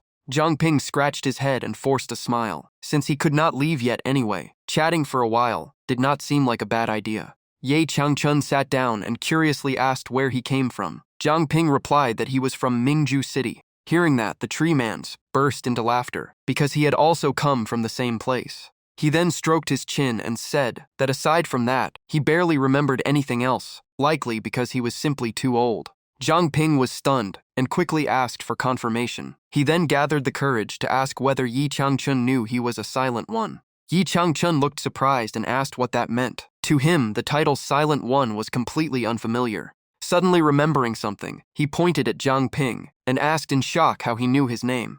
Zhang Ping quickly explained that he knew a bit about appraisal and had learned Yi Changchun's identity after checking his information. Just then, the bracelet on Zhang Ping suddenly activated. He immediately shouted in delight because the captain had finally awakened. A surprised voice came from inside when it heard the name Yi Changchun, as if they were old acquaintances. Zhang Ping quickly asked about the captain's condition. The voice replied that he had already awakened when the two first started talking. Yi Changchun looked at the bracelet with curiosity. He never expected someone to exist as a soul inside an item. Since the other party seemed to know him well, he hoped to hear about the past he had forgotten. A golden glow slowly spread from the bracelet and wrapped around Zhang Ping's arm. The captain then began explaining that long ago, they had united forces to resist the rule of the Zhu family. Among them, Yi Changchun stood out for his abilities and exceptional disguise skills, so he was assigned to infiltrate the enemy. His voice grew heavier as he recalled the past. During a secret mission, Yi Changchun's identity was exposed and he disappeared. No one expected to meet him again here after so many years. After hearing the story, Yi Changchun merely repeated the name of the resistance army and laughed, saying it sounded interesting. Unfortunately, he could not remember any of it. At that moment, Citus projection emerged from the bracelet and moved beside Zhang Ping, saying he needed a favor. While watching Yi Changchun happily playing with birds, he explained that the fallen state was actually a form of spiritual disorientation. He used Yi Changchun as an example. After living as a tree man for so many years, he had grown so used to it that it felt natural. Over time, his human memories faded, and he even forgot he had once been human. C2 continued that the fallen had long surpassed the mental limits of ordinary people. Because of that, normal methods that affect the mind were completely ineffective, and no one had ever been fully cured.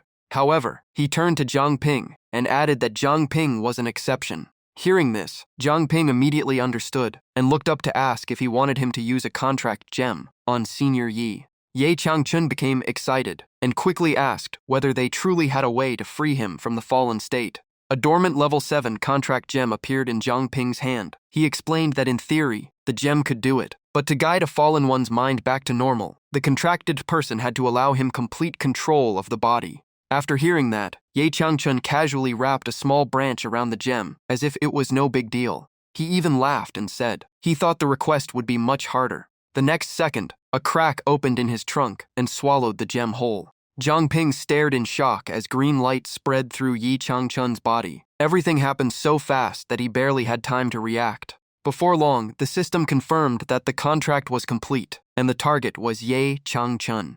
Zhang Ping was left speechless. He never expected Yi Changchun to be so decisive, and the contract succeeded instantly.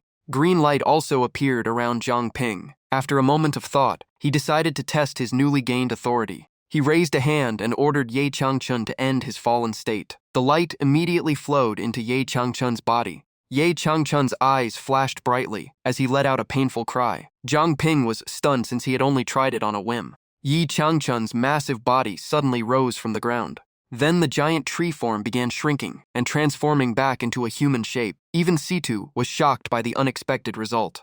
Looking at his human hands again, Yi Changchun shouted in excitement. Countless buried memories came flooding back at once. At the same time, the system announced that a special contract gem effect had been activated, unlocking a new ability for contracted beasts. Zhang Ping immediately began thinking about this unique mechanism, because it was the first time he had seen something like it. The thought of the new ability excited him. Perhaps higher-level contract gems could unlock even more special powers. But Zhang Ping soon sighed and looked at the childlike Yi Changchun. He decided not to study it further for now. At least he had helped someone today. The rest could wait until the gem reached level 8.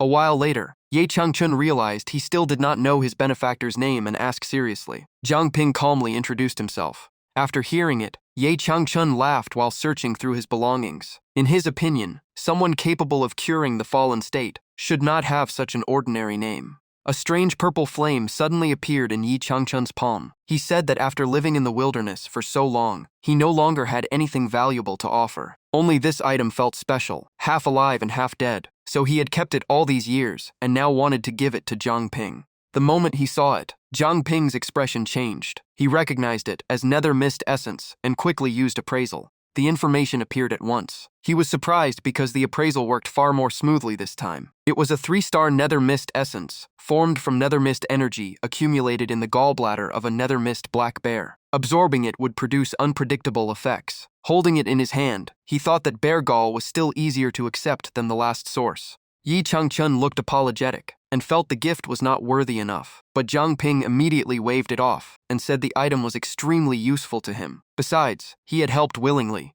Looking at the essence in his hand, Jiang Ping began considering his options. He recalled hearing that nether mist creatures were basically a special form of parasite. As long as they did not take over one's consciousness, they were not too dangerous. His previous battles flashed through his mind, making him even more confident that he could handle the situation. Besides, even low-level nether mist could not threaten Yue Wangzi. If he wanted to face stronger enemies, he had to keep growing stronger. After making up his mind, Jiang Ping closed his eyes and swallowed the essence, silently encouraging himself. In an instant, purple light spread through his body, forcing a scream out of him. His entire body trembled violently, but he gritted his teeth and endured, while constantly reminding himself to hold on. A brilliant purple aura erupted from his legs and illuminated the surrounding area. The system quickly confirmed that the absorption was complete. Nether mist body advanced from beginner to intermediate. He could now store nether mist by absorbing feelings of anger. His current reserve reached 199 out of 300. Hearing this,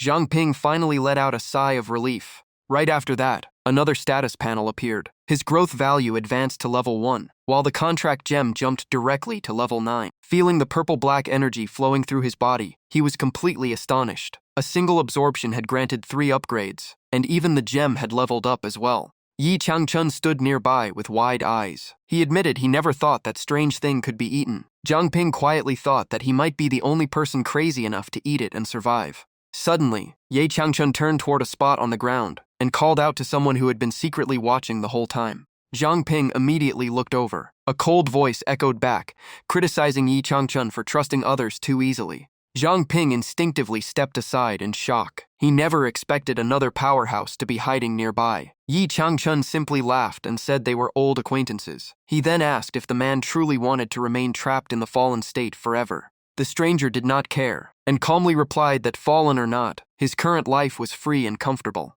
Yi Changchun sighed softly and said the man had already lost too many important memories. He then brought up family and asked whether he truly had no desire to see his loved ones again. The moment the word family was mentioned, the face emerging from the ground began to waver. As the figure slowly formed into a giant earthman, Jiang Ping immediately used appraisal. At first, the system repeatedly failed, but when the man began muttering about his family, the result finally appeared. Su Qingbo, Human Insect Clan, a peak level 35 Fallen 1. His talent was mutated super mimicry, allowing him to merge with natural inorganic materials and gain their properties, though he could not merge with anything smaller than himself. The moment he heard the name, Yi Changchun pointed at Su Qingbo and complained that he had turned himself into this state. Meanwhile, Jiang Ping felt that the name sounded strangely familiar. Situ quickly explained. Su Qingbo had been one of the founders of the Mingju City investigation team and was also a legendary figure who disappeared many years ago. No one expected him to appear in this wilderness.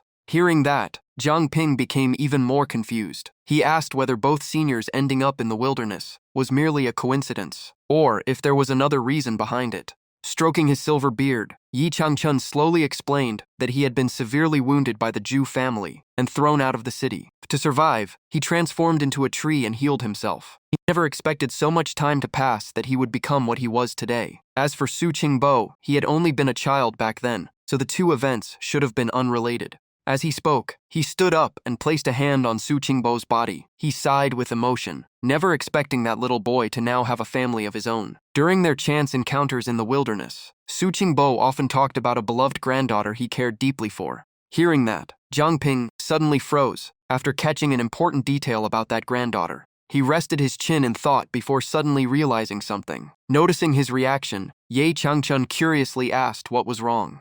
Jiang Ping did not answer right away. Instead, he reached toward the bracelet. A white figure slowly appeared before everyone, and he asked whether the two seniors recognized her. The instant he saw the figure, Su Qingbo's eyes widened. Jiang Ping then pointed at Su Jingdao and carefully questioned him. Within the restored memories, a young man appeared and gently said that father had arrived and everyone was waiting inside. Then came the image of a young woman holding a newborn baby. She happily said the child had just woken up. One memory fragment after another appeared. The woman pointed ahead and softly told the baby that grandpa had come to visit. In that hazy scene, a childish voice asked who the newcomer was. In his earth giant form, Su Qingbo clutched his head in pain. The chaotic memories made him repeatedly ask who he really was. Seeing this, Ye Changchun immediately called out to him in concern. He then looked toward Su Jingdao's figure and suddenly realized a possibility. Su Qingbo pressed a hand against the ground and scanned everyone with wary eyes. He loudly demanded to know who they were and who the girl really was. Green light flashed within his eyes. Countless memory fragments appeared one after another. The Zhu family, Beast Tamers, Mingzhu City, the investigation team. The chaotic images made him scream in agony as he struggled to identify himself. Seeing the situation worsen, Zhang Ping immediately realized that if this continued, Su Qingbo would completely lose himself. Ye Changchun also urged him to find a way to save the man.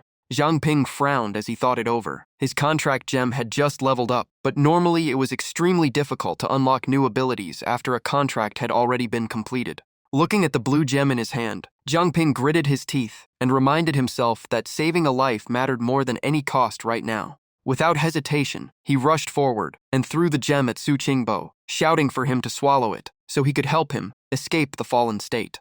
But Su Qingbo would not listen. He waved his hand and blasted Zhang Ping away, angrily accusing him of trying to deceive him. Ye Changchun quickly shouted as well. Completely out of control, Su Qingbo kept roaring that everyone was trying to trick him. His eyes glowed green as he repeatedly called out Ma Bin's name and frantically warned him to leave Mingzhu City. Yi Changchun helped Zhang Ping back to his feet and faced Su Qingbo directly, trying to pull him back to reality. He stressed that Ma Bin was not here and that the girl before him was his own granddaughter. Zhang Ping also urged him to calm down. Su Qingbo's gaze slowly settled on the glowing figure of Su Jingdao. He muttered the words granddaughter with disbelief. Seizing the chance, Ye Changchun held the blue gem in front of him and earnestly told him to swallow it. Only then would his lost memories have a chance to return. Su Qingbo hesitated briefly before grabbing the gem. The image of his most beloved family members appeared in his mind. The system immediately confirmed that the contract was complete. Zhang Ping wasted no time and activated his authority, ordering Su Qingbo to end his fallen state. The giant body of stone and earth began crumbling apart. When the outer shell completely collapsed, a human-shaped Su Qingbo appeared among the scattered rubble. Trembling, he reached out towards Su Jingdao and called his granddaughter's name with a choked voice. His hand gently touched her face. His eyes were filled with pain and confusion as he asked who had caused everything to end up like this. Unable to hold back his emotions, Su Qingbo fell to his knees and burst into tears. He was devastated that he had failed to stay by his granddaughter's side and protect her through the years. Tears kept falling, but so did his anger. The name Ma Bin instantly surfaced in his mind. Saida's calm voice came from the bracelet. He explained that after Su Qingbo disappeared, Ma Bin became captain of the investigation team. He then asked what kind of grudge existed between them. Hearing that, Su Qingbo's expression turned fierce. Clenching his fists, he roared that it was far more than a simple grudge. According to him, Ma Bin had always been a member of the Zhu family and should never have been allowed to hold that position. His fist slammed into the ground, carrying all the fury he had suppressed for years. Su Qingbo gritted his teeth in hatred because Ma Bin had ultimately achieved his goal, while he had lost not only Mingzhu City, but also the people he cared about most. After hearing the whole story, Zhang Ping stroked his chin in thought. He finally understood why so many disasters had struck Mingzhu City, while the investigation team barely reacted. He had already suspected the Zhu family, but he never imagined their influence ran this deep. And since Chen Junding could not be taken away last time, they likely still had hidden cards left to play. Yi Changchun stood frozen after hearing this. He quickly raised a hand to interrupt, looking completely confused. Their conversation had left him unable to understand what was happening.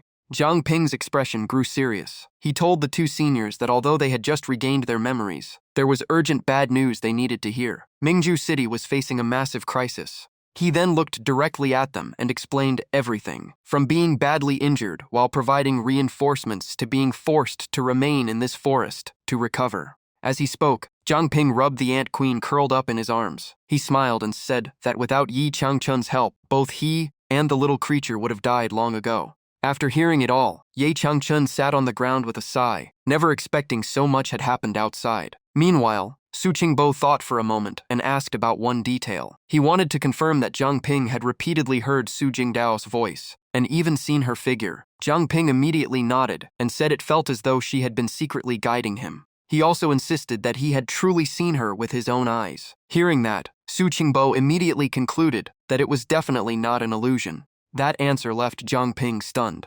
Su Qingbo calmly explained that Su Jingdao had possessed a special talent since childhood and awakened her powers very early. Her ability resembled soul projection and could even enter other people's dreams. He guessed that before the accident, she was likely in a state where her soul had left her body. That meant the images Zhang Ping saw were probably created by her ability. If his theory was correct, Su Jingdao might not have truly disappeared. However, his expression soon turned grim. Even if her soul still existed, her physical body had been destroyed. A wandering soul with no vessel for too long would face a terrible fate. Hearing that, Zhang Ping immediately understood and gasped in shock. He realized Su Jingdao might have fallen into the fallen state as well. The image of the familiar blue-haired girl appeared in his mind. Only now did he understand that her words had likely been meant to keep him from getting involved. Zhang Ping pressed a hand to his forehead, his eyes turning red. He bitterly blamed her for being foolish. She had helped him so much in secret, yet still wanted him to give up on her. He gently recalled Su Jingdao's figure back into the bracelet and silently made a vow. No matter what happened, once everything was over, he would find her. After calming down, Zhang Ping turned to the two seniors and asked about their plans going forward. A faint green glow spread around them. Ye Changchun stroked his beard and laughed, saying they had devoted more than half their lives to Mingju City. Now that the city was in danger, there was no way they could stand by and watch. Su Qingbo also thought of Su Jingdao. Moments later, the phantoms of a tree giant and a stone giant appeared behind them. Together, they declared that they would return to Mingju City with Zhang Ping and place themselves under his command. Meanwhile, in another part of the forest, Wang Feng Leixian, Chen Ming, and Liu Sisi were still searching for Zhang Ping's whereabouts. Liu Sisi tightened her grip on the communicator and listened carefully before asking what had happened. Zhang Ping's tracking signal had suddenly vanished very close to their current location. Chen Ming looked around and confirmed that this should be the area where the signal disappeared. Wang Feng Leixian frowned with concern. Given Zhang Ping's injuries, he did not believe the young man could have gone very far. Just then, Liu Sisi noticed bloodstains hidden in the grass and immediately called out in confusion.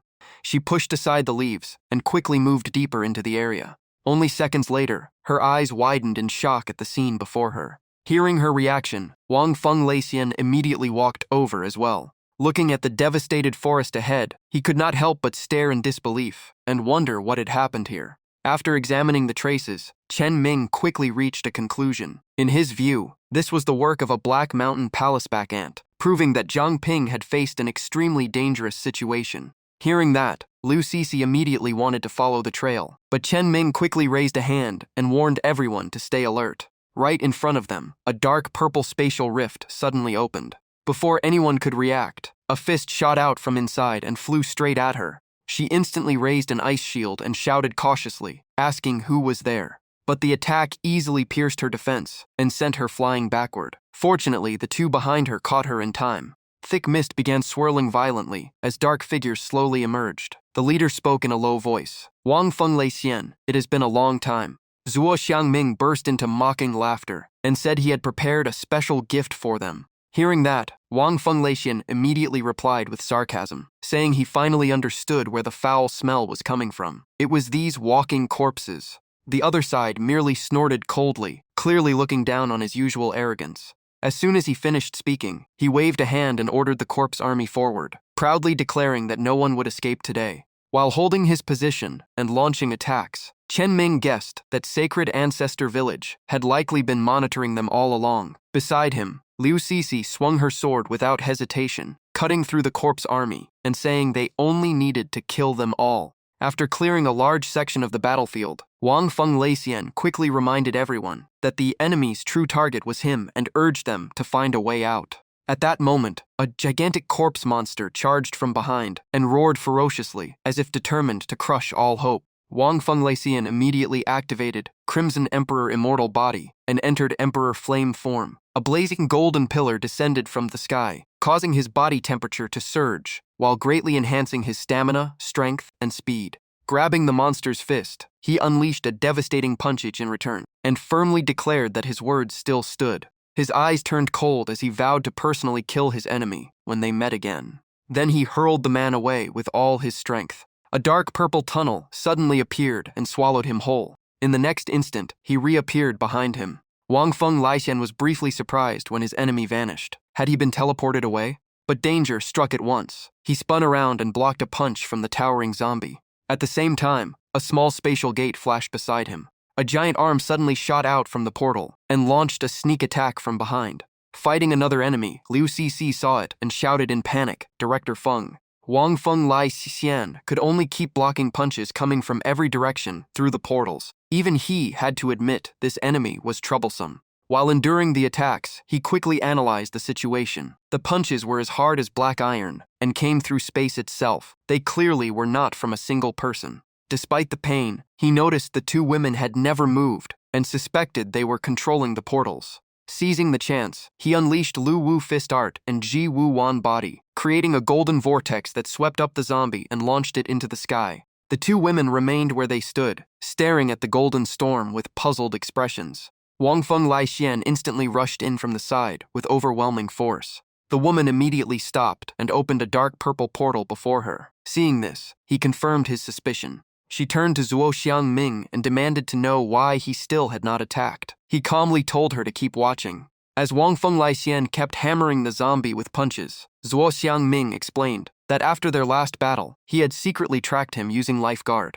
The zombie was nearly out of life force. Zuo Xiangming continued that without sunlight, Wang Feng Laixian's body temperature would keep falling. With complete confidence, he declared that Wang Feng Laixian's would never enter the white state again. At that moment, a notification showed his body temperature had dropped to 600, weakening all his stats. Showing his sharp teeth, Zuo Xiangming revealed that was why he waited until nightfall to act after his enemy left the city. Seeing the two about to clash directly, he roared and ordered him to accept death. Elsewhere, Zhang Ping spotted the golden vortex on the battlefield and recognized Director Feng. Liu Cixi cut down her enemy and said her side was almost finished. Chen Ming kept chanting and replied that his side was the same. From the corpse of the slain zombie, a stream of green gas suddenly burst out and spread rapidly. She quickly covered her mouth and warned that it was corpse poison, telling Chen Ming to hold his breath. Meanwhile, Wang Feng Laixian was still trapped on the defensive as countless portals opened to attack him from every angle.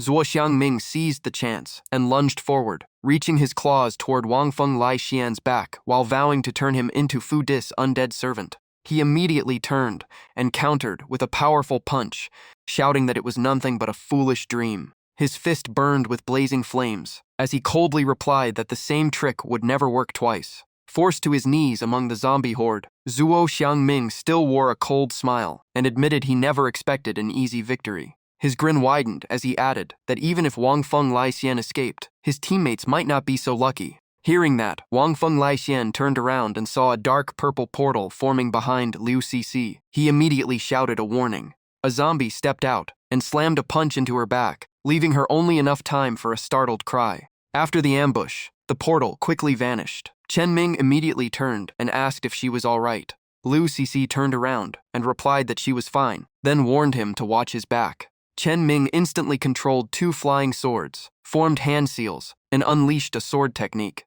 But the zombie shattered both swords with a single stomp and mocked him with disdain. Seeing this, Wang Feng Laixian immediately sped toward them, focused on saving them as fast as possible. Zuo Xiangming pointed at him, ordered the zombies to surround him, and coldly asked why he still cared about others. Wang Feng Laixian punched through the zombies, blocking his path, and angrily cursed at his enemy. The green stone on Zuo Xiangming's chest suddenly lit up and released a powerful green energy. He laughed and declared that the time had come.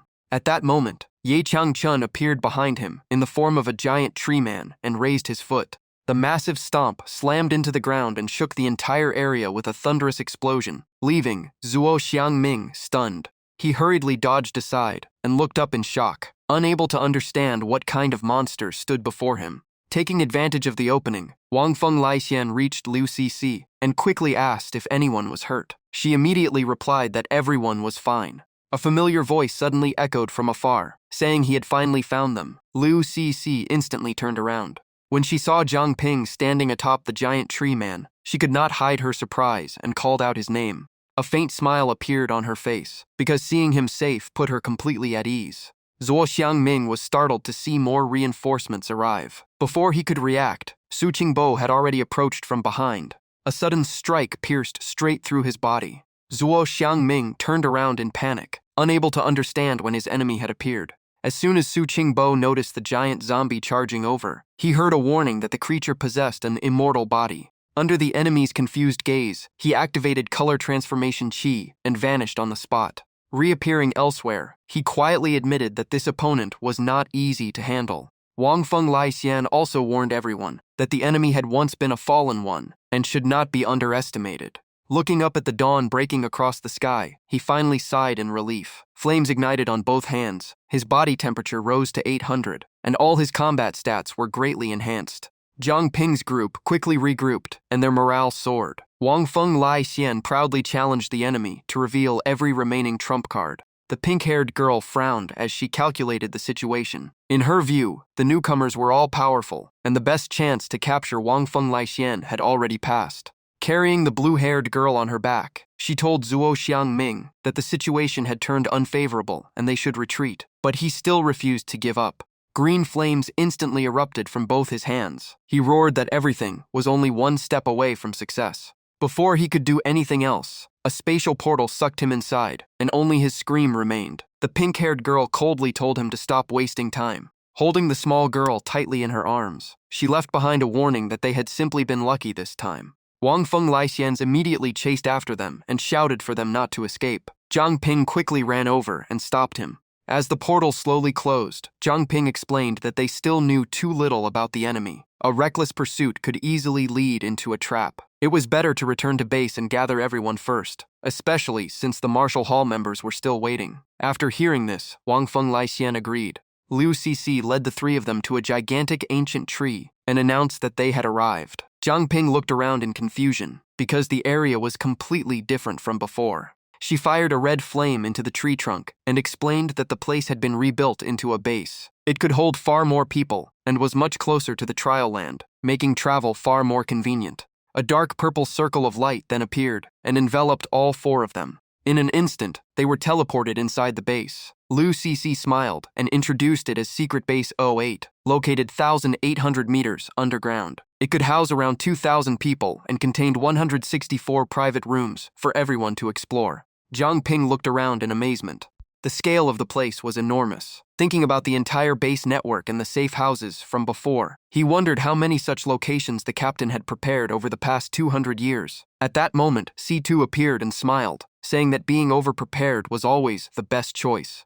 Liu Cixi recalled her time in the investigation team and explained that they had once built many outposts outside the city. One of them was located right beside the trial land, though she did not know whether it was still operating. Hearing this, Su Qingbo asked if the current captain of the investigation team was Ma Bin. After a brief hesitation, Liu Cixi admitted that he was indeed the closest disciple of their former leader. C2 turned to Su Qingbo and recalled that while unconscious, he had mentioned that Ma Bin seemed connected to the Zhu family. He wanted to know the truth behind it. Su Qingbo let out a quiet sigh. After a few seconds of silence, he began recounting what happened 10 years ago. His deep voice echoed through the base. He remembered how Vice City Lord Huang Ziming had suddenly summoned the investigation team to the City Lord's mansion. According to him, someone had discovered a secret base belonging to the Zhu family remnants. Yet as the investigation team captain at the time, Su Qingbo knew nothing about the informant, which immediately raised his suspicions. Old memories surfaced one after another. When he asked about the informant's identity, Huang Ziming vaguely claimed it was a cleanup team member who rarely appeared. Eager to wipe out the Zhu family remnants, he did not press further.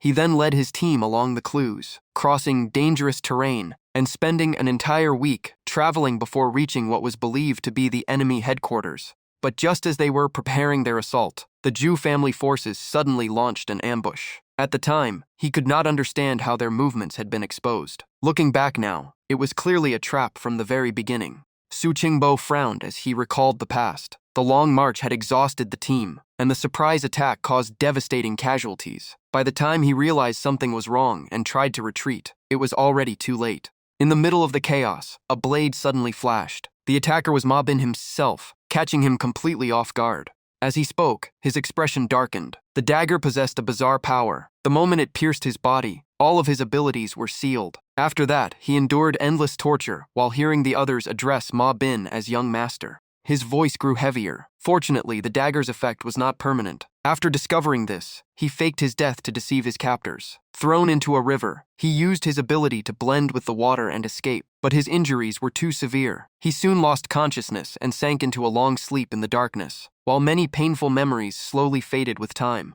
Yi Changchun nodded in understanding. Now he finally knew why Su Qingbo had always been distant and cautious when they first met. Those painful memories had likely pushed his mind closer and closer to corruption. Stroking his chin, Si-Tu shared his thoughts. If Huang Ziming was involved as well, then the investigation team may have been secretly controlled by the Zhu family for over 10 years. The scale of the conspiracy was far more terrifying than they had imagined. Hearing this, Liu Cixi recalled several moments when she had nearly lost her life. She realized that without the captain's support, staying with the investigation team might have placed her in extreme danger. At that moment, Manny entered the base with Chen, Luowei, and Xu Che. As soon as she arrived, she cheerfully asked why everyone was still gathered here. She then greeted Yi Changchun and Su Qingbo politely. Based on what Zhang Ping had told her, these were likely the two seniors he had met in the wilderness. She was happy to finally meet them in person. Then she curiously asked about the small creature following Zhang Ping. He explained that he had brought it back from the wilderness, and that although it was still young, it had the potential to reach the king level.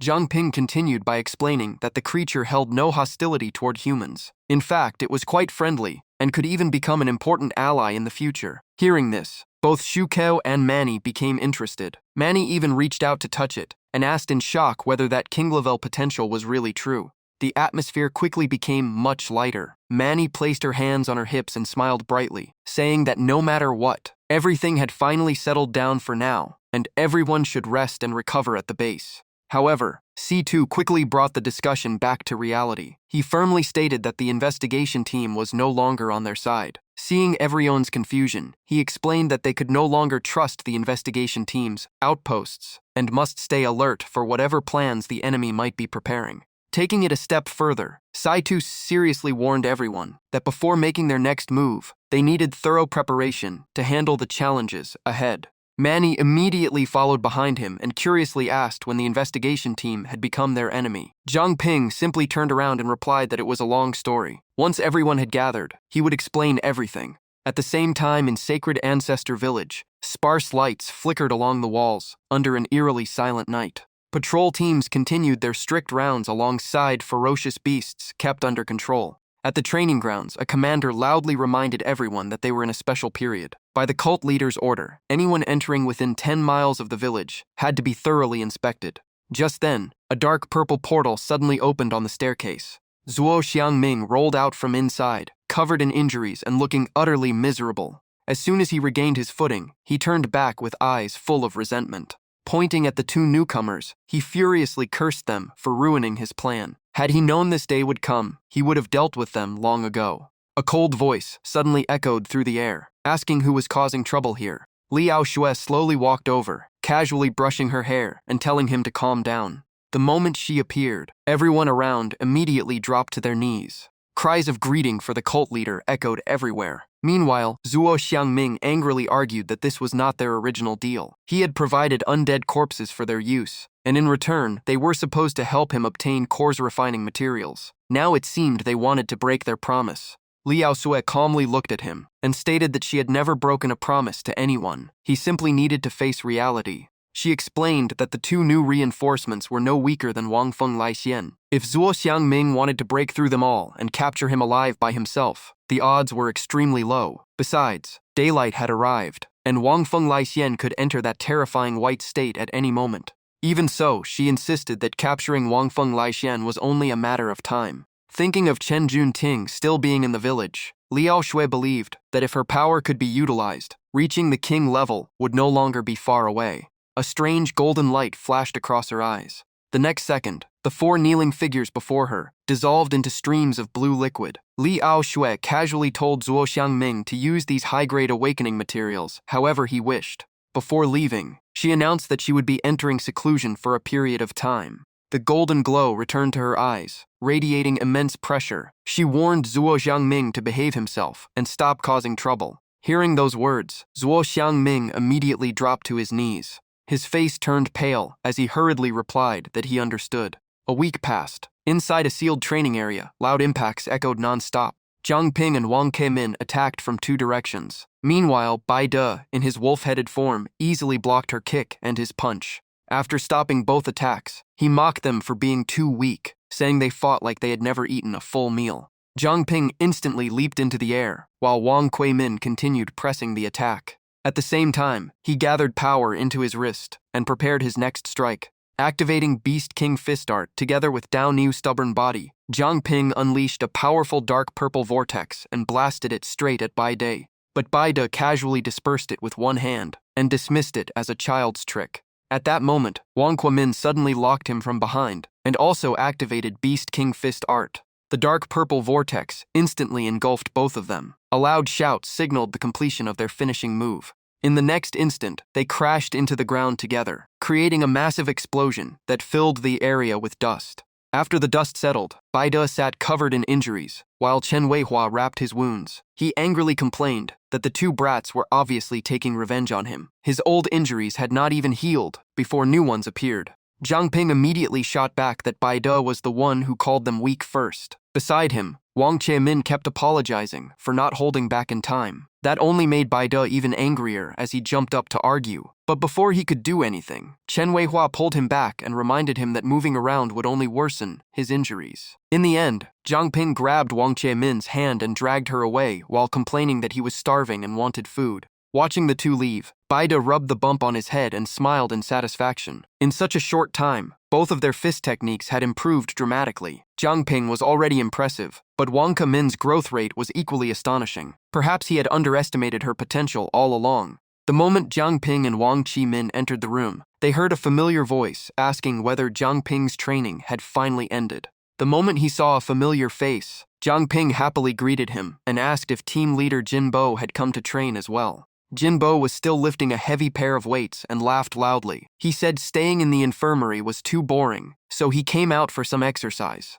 Not far away, Wang Feng Laixian was training the students, counting steadily while lifting weights. After finishing the final set, he raised the bar overhead and announced a short break before the next round. The students immediately responded with energetic cheers. After that, Zhang Ping and Wang Kuei-min headed straight to the cleanup team's repair workshop. The moment he peeked through the door, he awkwardly called out to Zhang Xiaozhong. Seeing them arrive, the man laughed and asked if they had broken another training room. At the mention of that, Wang Kuei-min blushed, clasped her hands together, and quickly apologized. Zhang Xiaozhong could only shake his head helplessly and sigh at the two of them. Seeing Zhang Ping about to leave, Wang Kuei-min hurried after him and asked where he was going since it was almost lunchtime. He told her to go ahead because he still had something to handle. She watched in surprise as he headed toward the meeting room. The moment he entered, he heard Situ Shibai call out from the head seat, saying he had arrived at the perfect time. Keeping a serious expression, Situ Shibai said he wanted to discuss several important matters regarding the upcoming trip to the trial land.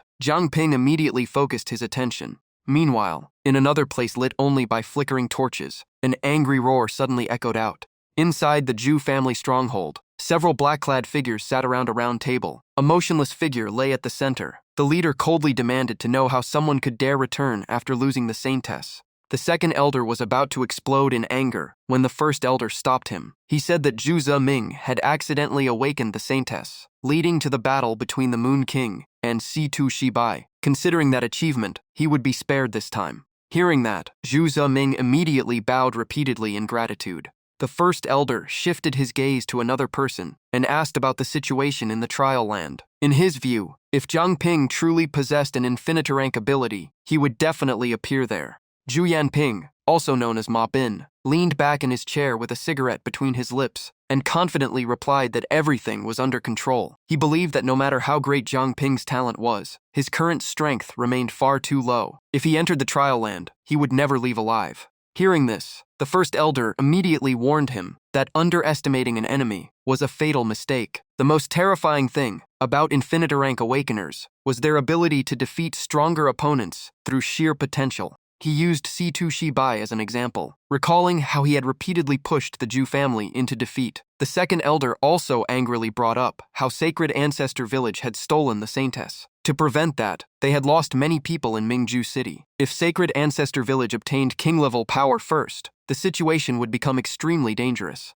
At that moment, Zhu Hongfang, dressed in a black cloak, stood up with a calculating smile. She reminded the two elders not to forget the strongest card still in the Zhu family's hands, Zhu Yuanlong. At the mention of that name, the second elder slammed his hand onto the table in frustration. The family had invested everything into raising him, yet he stubbornly insisted on pursuing so-called justice. Zhu Hongfang sighed and remarked that if Zhu Yuanlong had followed the family's plans, they would not be hiding in the shadows today. Under the flickering firelight, she continued that the reason she mentioned Zhu Yanlong was because she had just thought of a new plan. If successful, it could not only bring him under the Zhu family's control but also greatly increase the strength of the entire clan. However, the plan required the cooperation of Zhu Qiuyang and one other special factor. Her smile grew even more mysterious as she mentioned the key to opening the Forbidden Land. Hearing this, the second elder's expression changed instantly as he asked in shock if she was referring to the Forbidden Land of Di-Wei.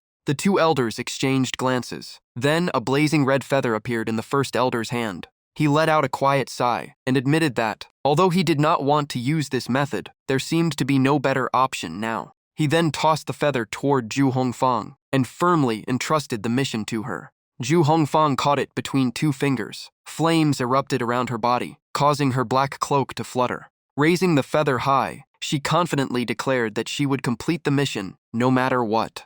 Deep inside the tunnels beneath Bingzhou, Zhu Yuanlong complained in frustration. If they could not even watch one child, how could they talk about restoring the Zhu clan? Ahead of him, Zhu Hongfang carried a torch and calmly asked if he still did not understand Xiao Zhuyang's personality. Stopping before a divine bird mural carved into the stone wall, he looked confused. She then added that aside from an uncle like him, no one could really control that boy. She recalled how Zhu Yang once sneaked into the Yi Wu equipment vault and accidentally triggered heavenly lightning, damaging countless treasures. Without Zhu Yuanlong protecting him, he would have been expelled from the Zhu clan long ago. That was why he was especially close to him. After leading the way further, she brought him before the massive gate of the Zhu clan, Forbidden Land, and announced that they had arrived. Zhu Yanlong crossed his arms and looked around with suspicion, since the place seemed ordinary. Zhu Hongfang shined the torch toward him and smiled, saying this was probably his first time here, because he had rarely involved himself in clan affairs.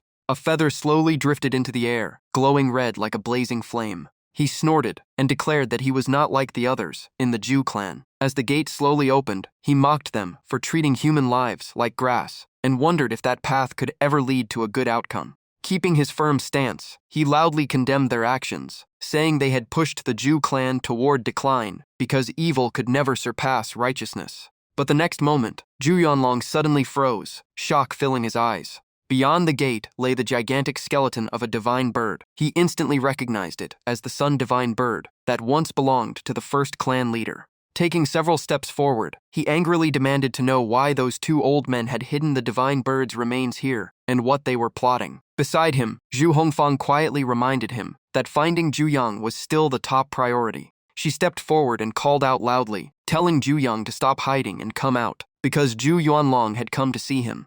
Right then, a small coin rolled out from somewhere, making him frown. She bent down to pick it up and pretended to be surprised, saying it was Zhu Yang's favorite possession, and wondering where the boy had gone. Zhu Yuanlong clenched the coin tightly, his face turning cold as he exposed the truth. From the moment he entered, he already knew Zhu Yang was not here. He then turned toward the divine bird skeleton and demanded to know what they were really planning. Zhu Hongfang laughed and applauded, admitting that he truly was one of the most outstanding awakened members of the Zhu clan. Walking up to the giant skeleton, she stopped hiding her intentions and directly stated that what she wanted was Zhu Yunlong himself. Raising both hands with fanatic excitement, she declared that her ultimate goal was to turn him into a divine bird. Zhu Yuanlong was immediately stunned. He called it absurd, since all that remained was a skeleton, then questioned whether they planned to abandon beast taming and start manipulating wild beasts instead. Zhu Hongfang turned around and stated that although the Zhu clan branches use different beast taming methods, the core principle had never changed. With complete confidence, she revealed that after years of research, she had finally found a way to transfer the divine bird's power into another living being. Unfortunately, no one in the Zhu clan could withstand such divine power. But Zhu Yuanlong was different. His spirit-beast fusion ability and immense strength made him the perfect candidate to inherit that power. Hearing this, he clenched his fists and coldly asked what price had to be paid. Having her secret exposed, Zhu Hongfang paused briefly before admitting that one example would be using herself as a sacrifice. Zhu Yuanlong slowly stepped forward with a mocking smile and said his guess had been correct. His eyes swept across the hidden figures nearby as he demanded to know if those assassins were under her command.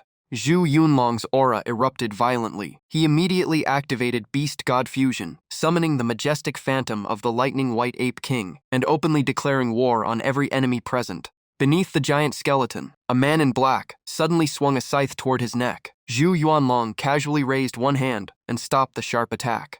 Lowering his body, he locked the scythe handle with a grip like iron claws and let out a disdainful snort. The next second, his other fist slammed forward, making the attacker scream in agony. The subordinates behind him instantly fell into chaos. Zhu Yuanlong was about to deliver the finishing blow when he suddenly stopped, his gaze turning suspiciously toward a nearby patch of darkness. Another man in black seized the chance and threw out a glowing green chain. In an instant, it wrapped around Zhu Yuanlong. He remained motionless as the chain tightened with cracking sounds and released bone-eroding energy. The giant beast god phantom had barely appeared when two men in black joined forces to suppress it. At the same time, several more enemies emerged from behind, charging in with weapons for a sneak attack. Two assassins struck from behind at the same time. Zhu Yuanlong immediately turned around, his eyes filled with killing intent. He quickly realized they had prepared thoroughly. An iron cleaving blade, two bone-eroding chains, and two demon sealing blades had all been brought to deal with him. The next second, he unleashed his power with a thunderous roar. The chains binding him were instantly torn apart, while the surrounding assassins were blasted away. After breaking free, Zhu Yuanlong looked at Zhu Hongfang with contempt and asked if this was really all she had. But at that moment, a sinister face suddenly appeared along with a chilling laugh. Countless invisible threads emerged from his body and connected directly to Zhu Juyang's hand. The moment he heard that familiar laugh, he recognized it as the ghost thunder art. Intense pain erupted through his body, forcing him to his knees as he clutched his chest. That was exactly where he had picked up the coin earlier. Seeing this, Zhu Hongfang immediately ordered the men in black to attack and coldly declared that the ritual could begin. Crimson light continuously spread from Zhu Yuanlong's body. In agony and disbelief, he kept shouting, demanding to know why he had been betrayed like this. In the end, his body gradually transformed into a mass of dark red light. Before the change was complete, his final sorrowful cry for Zhuyang echoed out. At the base on the other side, the ground suddenly shook violently. Jiang Ping cried out in shock, thinking another beast tide was about to appear. Outside the ancient tree that led to the entrance gate, flocks of birds scattered in panic. Deep underground, the sturdy walls of the base began to crack under the powerful tremors. Standing before the dark purple passage, Man loudly ordered everyone to evacuate the wounded and told them all to stay calm. When she saw Wang Feng Leixian and Bai De passing through the gate, she immediately called out to them. Yet she remained puzzled, because a normal earthquake could never shake such a solid base. Something unusual had clearly happened. From the distance, Jinbo hurried back to the gathering point and reported that after checking the entire area, everyone seemed to be accounted for. He was about to suggest retreating when Situ Shibai's voice suddenly came through the communication bracelet. He reminded them that the Chiyu brothers still held many secrets related to Ancestor Saint Village, so they could not be abandoned.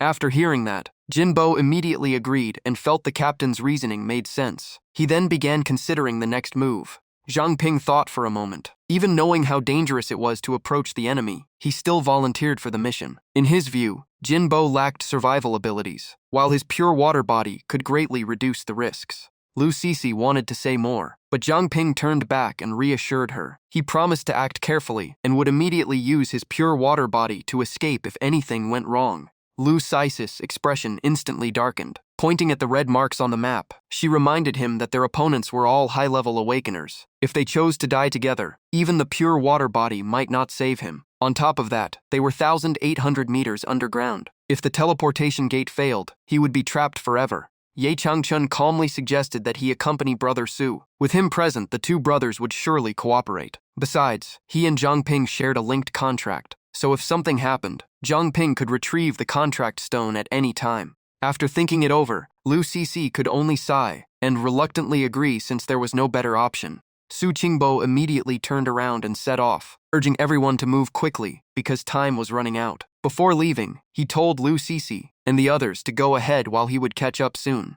Jinbo watched the three figures disappear into the distance. A question suddenly crossed his mind. Did Captain Situ have another motive for insisting on saving the Chu brothers? He quietly reminded himself to stay even more alert. In another room, Zhu Juyang sat comfortably on a sofa, flipping through a book while letting out strange laughter. Looking at the image of Zhu Yuanlong inside the pages, the boy revealed a twisted jealousy and finally understood why his uncle never came to play with him. There were simply too many things outside that made his uncle happier. Turning to the next page and seeing Zhu Yuanlong slowly becoming a divine bird, the boy smirked and muttered that it would be troublesome if he kept refusing to come home. He then turned to the two figures behind him and asked if they felt the same way. Zhu Yang's blood-red eyes gleamed with madness.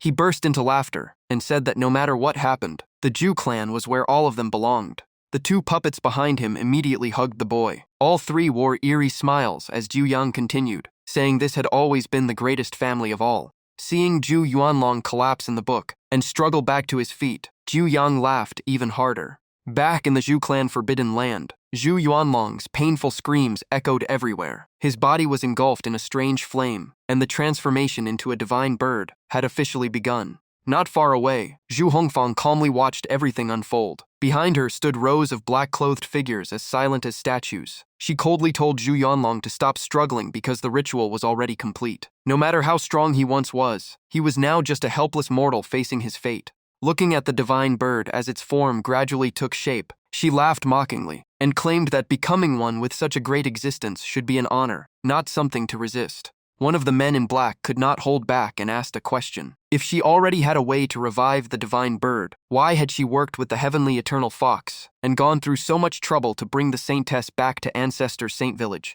Zhu Hongfang immediately called him an idiot. Looking up at the giant divine bird in the sky, she slowly explained that the alliance with the heavenly eternal fox existed for one reason. Only the Moon King could keep Situ Shibai occupied. She then revealed that according to the elders' records, Situ Shibai had fought against the Zhu clan for more than a century. During that time, he had used over 10,000 different abilities. Even without reaching the king realm, his combat power could rival true kings. After years of clashes, the Zhu clan gradually discovered some of his weaknesses. They originally lacked experts in mental control abilities, while Situ Shibai had almost no defense in that area. That was why they spared no effort to find the nearly extinct heavenly eternal fox and form an alliance with the Moon King. Only then were they able to inflict severe injuries on Situ Shibai. Staring at the drop of crimson blood floating in her hand, Zhu Hongfang sighed with regret. She said that if she had not been pushed into a corner, she would never have chosen this method to awaken the divine bird. The man in black became even more confused and immediately asked why. Zhu Hongfang's gaze settled on him as she calmly revealed that the blood drop was the result of 40 years of effort created through her life's work. For its sake, she had never once used beast-taming techniques and endured endless ridicule and contempt for many years. Yet even after paying such a price, the control power of that bloodline was still far inferior to the Saintess's bloodline.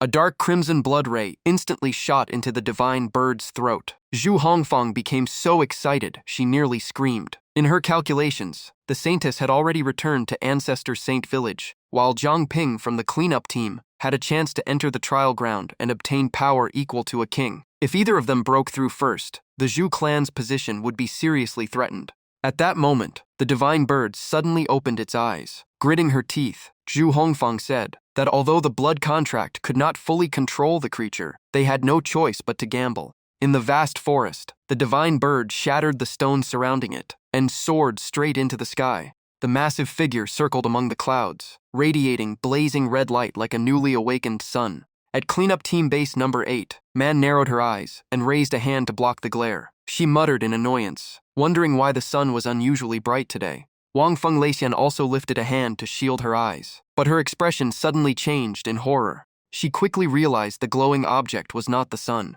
Looking at the gigantic creature flying across the sky, she cried out that it was a mutant beast. Chen Ming nervously guessed that the recent earthquake might have been caused by it. Before anyone could continue, Man Yi spoke with a trembling voice and identified it as the Zhu clan's sun divine bird. On the mountain peak, Zhu Hongfang clenched her fists in excitement. She repeatedly shouted that she had succeeded and that the divine bird had finally been revived. In her mind, Situ Shibai was already tied down by the Moon King, leaving no one capable of stopping her. Gazing at the blazing divine bird in the sky, she proudly declared that from this moment on, the Zhu clan would become the force that ruled everything. But her joy did not last long. The divine bird suddenly raised its sharp claws and dove straight toward them. Zhu Hongfang widened her eyes in panic as she sensed the overwhelming hatred in its gaze. The devastating strike instantly crushed the area below. When the divine bird soared away again, only a massive blood-soaked crater remained. Zhu Hongfang's dream of controlling the divine bird was shattered in an instant.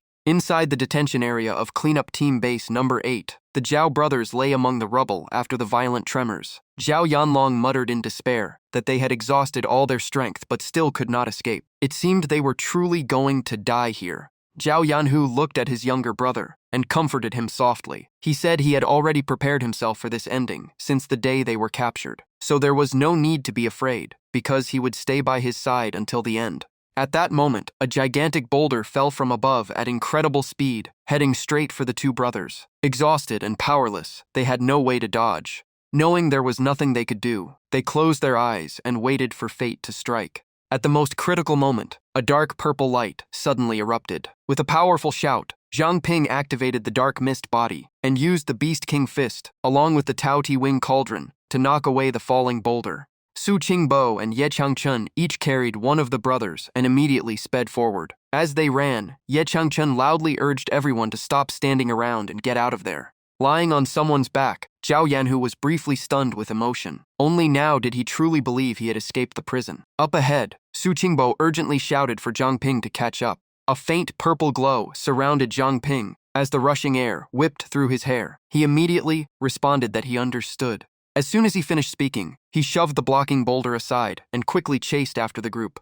A figure turned into a streak of light and shot directly toward the emergency exit.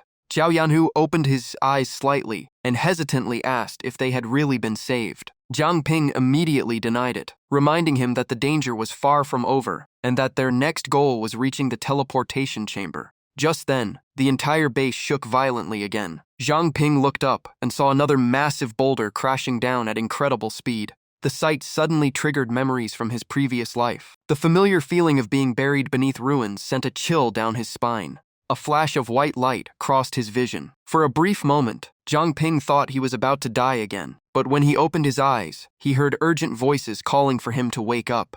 In front of him, Su Qingbo had transformed into a stone man, while Yi Changchun had become a tree man. Both were desperately holding back the giant boulder. Yi Changchun anxiously shouted that they could not hold on much longer, and told Zhang Ping to think of something.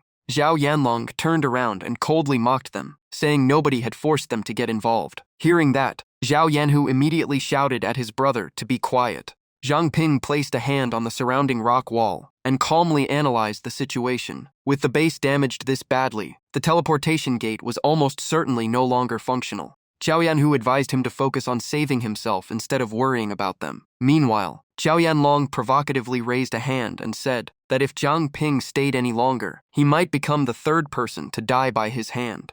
Hearing that, Zhang Ping pointed directly at the two brothers and shouted back. He said they were still prisoners and had no right to choose death for themselves. He then ordered them to pull themselves together. Deep down, he knew that if these two died, old Zhu would be the biggest winner. Remaining calm, Ye Changchun explained that he could dig an escape tunnel, but the process would take several days. As for Su Qingbo, although he could merge with stone, he lacked the ability to bring everyone out.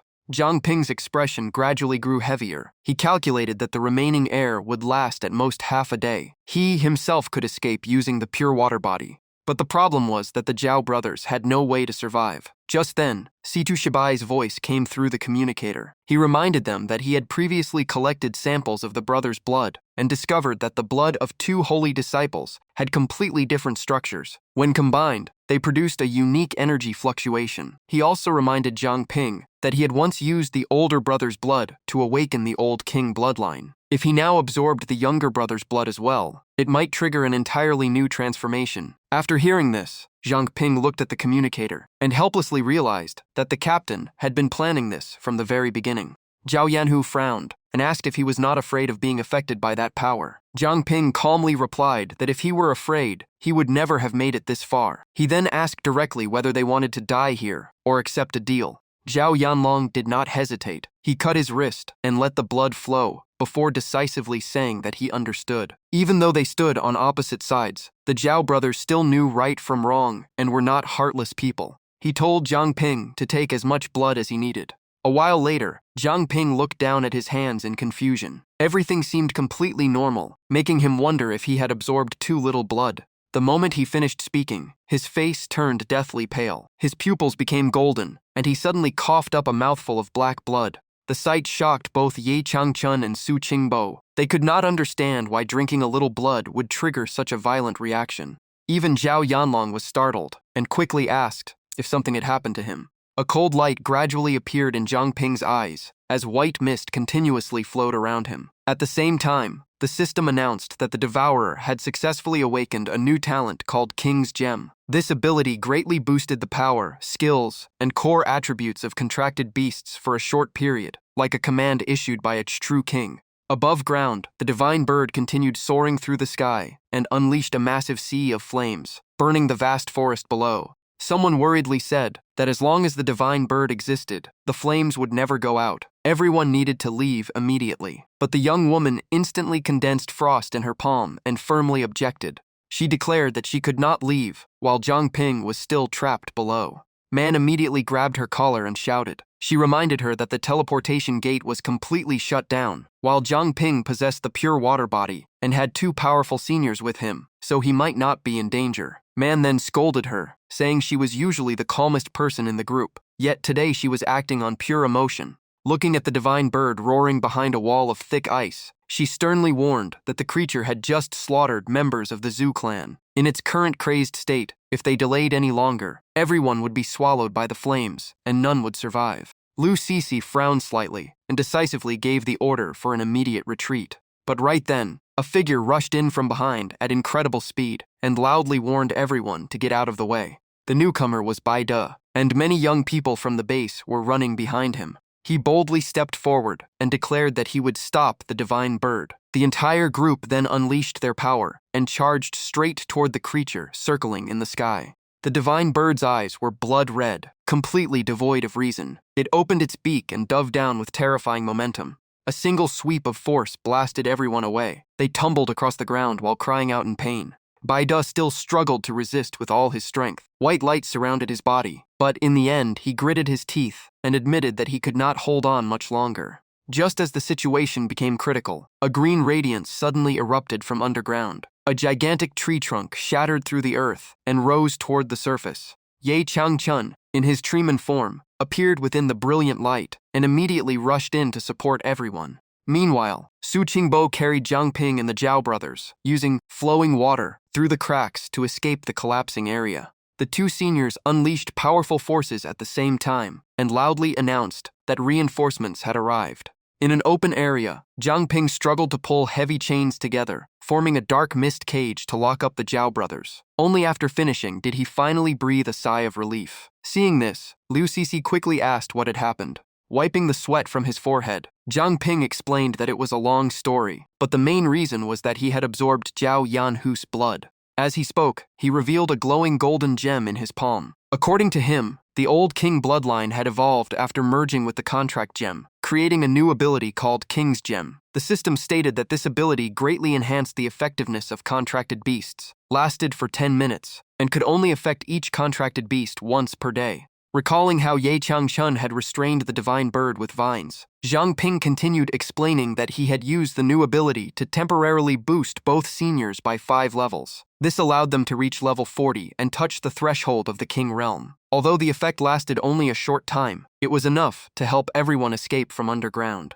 Staring at the glowing gem in his hand, Zhang Ping suddenly recalled the visions he saw after absorbing Zhao Yanhu's blood. He remembered bodies wrapped in strange blood-like fluid, lying motionless on cold wooden racks. It made him wonder what those things really were. Looking at the dark mist cage holding the Zhao brothers, Zhang Ping smiled and sighed. It seemed Ancestor Saint Village was hiding far more secrets than anyone knew. He suddenly turned around and shouted in shock when he saw Yi Changchun covered in smoke and collapsing. Looking toward the battlefield, Zhang Ping instantly realized the situation was critical. The divine bird flapped its wings in fury and unleashed a massive sea of fire, blasting away Su Qingbo and Bai De. Su Qingbo crashed headfirst into the ground and let out a painful scream. Gritting his teeth, he complained that his backside was nearly split apart. Bai De quickly got back up and admitted the enemy's flames were completely different. As a fire user himself, he knew the divine bird's solar flames were far beyond ordinary fire. After checking Su Qingbo and Ye Changchun's condition, Zhang Ping quickly reached a conclusion. Elder Yi was being heavily suppressed by elemental disadvantage, while Elder Su was the only one who could barely fight the divine bird. Manny froze for a moment and repeated the words, elemental disadvantage. Then a sudden idea flashed through her mind and she immediately shouted in excitement. Without hesitation, she rushed into the crowd and called for the barrier team. Everyone was ordered to hold the divine bird back for 30 minutes. Those unable to fight had to get signal transmitters from Zhang Xiaozhong immediately. She then turned to Lu Sisi and urgently asked for her help. According to Manny, this plan was their only chance to survive. Inside the golden bracelet space, Situ Shibai smiled with satisfaction. He felt relieved that the girl had finally matured. Zhang Ping wiped the blood from his mouth and silently decided to use the king's gem himself. Situ Shibai's voice immediately rang out, urging everyone into battle. At the same time, a mysterious purple light surrounded Zhang Ping. He tightened his grip on the scythe as the system announced a temporary 5-level boost, raising him to level 24. High in the sky, the divine bird spread its wings again and unleashed another fierce rain of fire, mainly targeting Yi Changchun's position. Bai De, Zhang Ping, and Chen Ming immediately worked together. The three used their abilities at the same time to destroy every wave of flames falling from above. At the edge of the battlefield, Zhang Xiaozhong had become so thin, he weighed only around 30 kilograms. Clutching his stomach, he gasped for breath and wondered how much food it would take to recover from this massive energy drain. Manny pointed at a bright red mark on the map and explained that Lu Sisi could not directly control the solar divine bird, but she could temporarily weaken its solar energy source. The next step was for the barrier team to build a special trap designed to imprison the divine bird. She quickly assigned everyone signal amplifiers and ordered them to bury the devices at the marked locations. In the distance, the divine bird raised its head and began gathering energy for its next attack. But in the very next moment, the newly formed energy suddenly vanished without a trace. It immediately looked down below, its eyes filled with confusion. Bai De activated super simulation and used airflow to isolate the area around the divine bird. He loudly announced that he had temporarily removed the surrounding air. Without a proper environment, its flames could not form, making this the perfect chance for Ye Changchun to attack. Hearing that, Ye Changchun instantly controlled giant vines to wrap around the divine bird and yank it downward, shouting for it to come down to the ground. His eyes blazed with a fierce red light as his aura surged dramatically. Massive plant arms exerted force at the same time and launched the divine bird high into the air. Bai De, Wang Fengleixian, and Jinbo immediately closed in. They warned everyone that the vacuum state was about to end, so they had to strike now. The spot where the divine bird landed erupted in a violent explosion, and thick dust covered the entire area. Chen Ming shut his eyes tightly while forming seals with both hands. As he chanted continuously, a massive vortex slowly appeared behind him and spun wildly. From deep within the vortex, a sword gradually emerged. Chen Ming immediately shouted as he summoned Longyuan into the world. At the same time, Zhang Ping was engulfed in dark violet light. He calculated that merging the Zhou bloodline had already pushed him to level 19, and with the King's Gem and Dark Mist, his attack power was nearly at its current limit. The immense power instantly wrapped around the newly summoned sword, and Zhang Ping announced that he would coordinate with Chen Ming. Standing on opposite sides, the two controlled their energy at the same time and unleashed their attack together. A blue sword beam merged with a dark violet force and crashed down into the crater where the divine bird lay. The strike pierced straight through its body, forcing the divine bird to let out a painful cry. Its entire body was swallowed by blue light, leaving it only able to raise its head and scream in silence. As the violet glow slowly faded, a dark red feather drifted down from above. Baida hesitantly asked if the enemy had been defeated. Meanwhile, 100 Curses silently prayed for success since the battle had been so intense that he never got the chance to appraise the divine bird's abilities. Looking at the thick black smoke ahead, he wondered in disbelief if they had truly taken down a king-level existence. Just then, the crimson feather began to shine brilliantly. Sidus' expression changed instantly, as he urgently warned everyone that it was not over yet. Watching the image forming inside the light, he explained that after its first master died, the solar divine bird vanished from the world. Legends claimed it became the guardian spirit of its master's tomb for countless years. People believed it had perished completely, but its appearance today proved another ancient legend was true. The divine bird quickly restored its original form, its entire body surrounded by a blazing sea of fire. C2 calmly added that this was the immortal soul state of the solar divine bird. From the sky, the divine bird spread its wings and unleashed a terrifying rain of fire. Su Qingbo immediately sent his phantom figure forward to intercept it. He charged straight into the incoming firestorm, while activating super simulation to turn the area ahead into a vacuum. Beside him, Ye Changchun controlled countless branches and launched them toward the divine bird. But before they could even reach the target, the branches were reduced to ashes. He immediately pulled them back and shouted in shock. He could not understand why the flames seemed extinguished, while the temperature remained so terrifying that water evaporated almost instantly.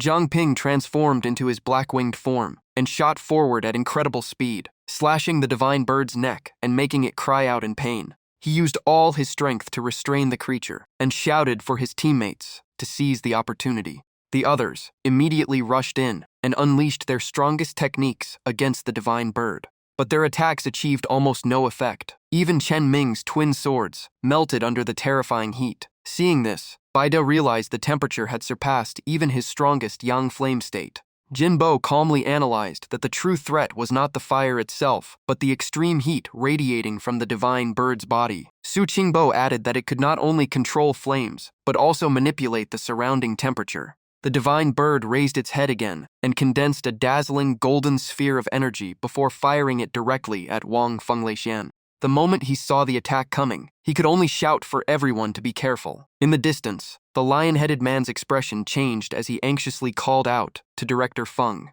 Yi Changchun quickly controlled giant trees to catch Wang Fengleixian's falling body and gently lower him to the ground. Su Qingbo appeared on his shoulder. Though clearly weakened, he remained calm. It seemed the enhancement state of both men had ended. The remaining 3 fighters and the Dragon Phantom also landed. The group immediately gathered around Wang Fengleixian with worried expressions. Hearing everyone call his name, he coughed violently and spat out several mouthfuls of blood. Even so, he forced a smile and said he had almost lost his life. The dragon looked ahead and spoke in a low voice. Even Director Feng had suffered such severe injuries. Nearby, Zhang Ping looked down at his palm, as repeated notifications informed him that the level 9 and level 10 bonus effects had failed to activate. He could not understand why the gem had been upgraded twice while he felt no change at all. Just then, a familiar voice suddenly echoed in his mind. Zhang Ping instantly recognized who was contacting him. Lu Sisi looked around at her teammates and firmly announced that the trap was complete. All that remained was to lure the divine bird into position.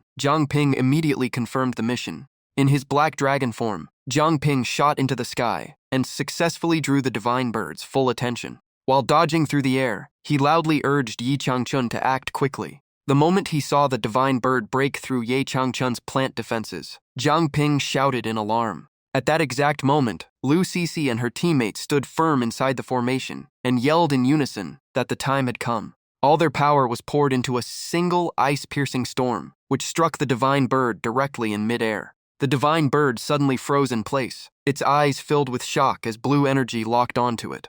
Inside the massive trap, its body began to be consumed by ice little by little. The freezing energy spread rapidly, sealing its beak, covering its feathers, and turning its entire body into a giant block of ice. Leading a group of female students toward Zhang Ping, Liu Sisi urgently warned that the trap would only last for a short time, so everyone needed to retreat immediately. Zhang Ping was still worried about Yi Changchun, but Su Qingbo had already pulled him to safety. Yi calmly assured everyone that his injuries were not serious. Zhang Ping took out a blue gem and suggested that the 2 seniors rest inside it for now. After some thought, both agreed since their energy consumption had been enormous. He activated the contract gem. This item could shrink contracted creatures to a tiny size for storage, and also contained up to 10 cubic meters of space. Chen Shui stepped forward with a worried expression. She reminded everyone that they needed a new hiding place, but their current base had been completely destroyed, leaving no obvious safe location. Only burned ruins remained around them. Sooner or later, the divine bird would break free from the ice, and any delay could expose the entire group. Zhang Ping looked over the devastated land. Just then, a voice came from the bracelet, suggesting they move to the training zone, where a backup base for non-combatants still existed. No one hesitated any longer. The entire team set out immediately, as the ice imprisoning the divine bird began showing signs of breaking apart. Manny suddenly sensed something and turned back. Seeing her stop, Zhang Ping asked what was wrong. With a tense expression, she explained that in barely half an hour, the seal had weakened drastically, and the divine bird might soon break free completely. Hearing that, Zhang Ping immediately activated his equipment. He declared that he had a solution. Raising the dark mist lantern, he explained that it could conceal the group's presence within a certain range, so everyone needed to stay close together. Sometime later, the group entered a dark cave, with only faint sounds echoing through the darkness. Bai De entered first, and let out a sigh of relief. They had finally escaped the divine bird's pursuit for the moment. Chen Ming quickly arranged for everyone to rest and recover. Seeing Zhang Ping collapse to the ground, Liu Sisi immediately approached and asked about his condition. Wiping the sweat from his face, Zhang Ping replied that he had simply overused dark mist and was exhausted. A short rest would be enough to recover. Chen Ming walked over and expressed his concern that if they headed to the deepest ruins of the training grounds, they might accidentally lead the divine bird there as well. Zhang Ping lowered his head slightly and said with certainty that the ruins belonged to an ancient human civilization, and they could not allow the divine bird to destroy them. Situ suddenly appeared behind Zhang Ping and smiled reassuringly. There was no need to worry. The training grounds possessed a special power that completely concealed traces, making it impossible for the solar divine bird to track them. Even so, he frowned slightly, because the area was also an important operating zone for the investigation team. Remembering what Su Qingbo had revealed about hidden agents within the investigation team, C2 immediately warned everyone to stay alert. They needed to watch not only the infiltrators, but also the possibility of Mountain Ancestor making a sudden move. Hearing that name, Wang Fengleixian was stunned. He had heard older friends mention Mountain Ancestor before, a terrifying king-level mutant beast, but never expected it to be here. C2 confirmed the suspicion. According to his senses, Mountain Ancestor was currently outside the training zone. To enter safely, they would need to avoid its territory, so everyone should carry morning glory flowers, since that beast greatly disliked their scent. Hearing this, Zhang Ping immediately recalled knowledge from his previous life and felt puzzled. How could a king-level mutant beast be afraid of morning glory flowers? Could the flowers in this world be special somehow? He smiled at everyone and volunteered for the task. He asked Wang Fengleixian to keep watch while he went out to find food and gather more morning glory flowers. Wang Fengleixian hesitated and advised him to stay and rest after such an exhausting battle. He felt that Bai De and he could handle the job instead, but Zhang Ping firmly refused. He pointed out that with no sun or moon, their abilities could not perform at full strength, while his skills were far better suited for nighttime operations. Liu Sisi immediately stepped forward, grabbed his hand, and declared that she was going too. Zhang Ping thought for a moment and agreed. After all, Liu Sisi had far more wilderness survival experience than he did. He then turned to Xiao Pang and asked him to prepare a few pieces of equipment, such as animal traps and similar tools for protection. Hearing that, Xiao Pang could only complain that Zhang Ping had been giving him non-stop work lately. At this rate, he would turn from fat to skinny. Beside a lake shimmering with reflected light, many mutant beasts lowered their heads to drink. Amid the scene, a dark purple shadow quietly approached the most isolated target. Using dark mist, Zhang Ping transformed into a black panther and silently closed in. In an instant, he leaped onto the mutant beast's back, pinned it down, and ended the hunt with a fatal strike. A flash of violet light appeared, as a notification announced 50 more dark mist points. Returning to human form, Zhang Ping sat on the corpse of the mutant boar and remarked that hunting with dark mist was incredibly efficient. A few more hunts would fully recover his lost energy. Just then, Liu Sisi called out from the distance and told him to come see something. Noticing her serious expression, Zhang Ping immediately walked over and asked what had happened. She slowly pointed toward a high branch. There, a glowing crimson flower sparkled brightly. Lowering her voice, she said it was a morning glory flower. The two quickly jumped onto the tree to take a closer look. Squatting before the flower, Zhang Ping reached out while wondering if this was the world's special version of morning glory. He carefully picked it and studied it for a while, but saw nothing unusual. Then, without warning, a cloud of murky brown gas burst from the flower, straight into his face. Zhang Ping immediately threw it away, coughing and tearing up. Only then did he understand why Mountain Ancestor hated these flowers so much. The smell was like heated durian left to ferment. Seeing his miserable state, Liu Cixi could not help laughing. She explained that Bingzhou cities once had a special punishment where people were locked in a room full of morning glory flowers all day. Hearing that, Zhang Ping could only stare in disbelief and call it scent-based torture. Around them, countless glowing flowers covered the branches. Looking at the dazzling scene, Zhang Ping could not help admiring their unique beauty. Liu Cixi looked up at the glowing particles floating through the air and explained that they were seeds from Xingji grass. During breeding season, they drifted with the wind to find new places to grow. Brushing a strand of hair behind her ear, Liu Cixi gently caught the drifting seeds and softly said that she wished the world had no conflict or killing, so people could live peacefully. Unfortunately, that seemed like a distant dream. The fragrance of morning glory flowers faded quickly, and no matter how brilliant Xinghuo grass was, it would always wander with the wind without a home. Zhang Ping quietly looked at her and took out a small bottle he had prepared beforehand. Calling her name softly, he held it out with a meaningful smile and said that the future was not necessarily set in stone. Liu Cixi blushed slightly. As she accepted the bottle, Zhang Ping explained that it was like a miniature home. Not only could it block the unpleasant scent of morning glory flowers, but it could also provide a stable environment for Xuanhuo grass to grow. Her face grew even redder. Hugging the bottle tightly, she quickly turned around and ran off, urging him to hurry back before everyone started waiting.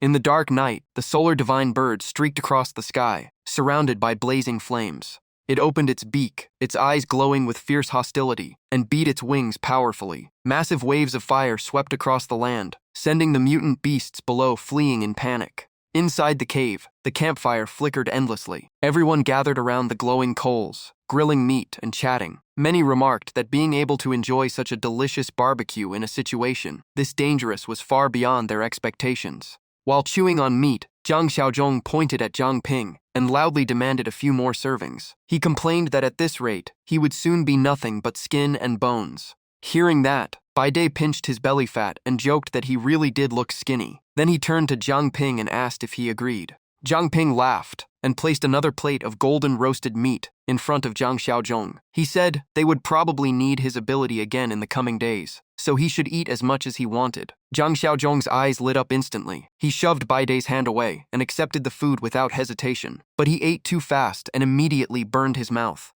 Seeing that, Baide threw an arm around his shoulder and laughed. Meat fresh off the fire was obviously going to be hot. Inside the nearby cage, Zhang Yanlong looked at his brother and sighed that he wished their village had such a warm atmosphere. Zhang Yanhu calmly replied that he should stop dreaming. In that village, they were nothing more than tools, and nobody truly cared whether a tool lived or died. Zhang Ping brought a portion of meat over and called out that this serving was for them. Sitting beside the cage, he smiled and told them to stop staring and start eating. The brothers exchanged a glance and showed a rare smile. Zhang Yanhu accepted the plate and sincerely thanked him. But at that moment, the ground suddenly began shaking violently. Zhang Ping immediately turned toward the source of the disturbance in confusion.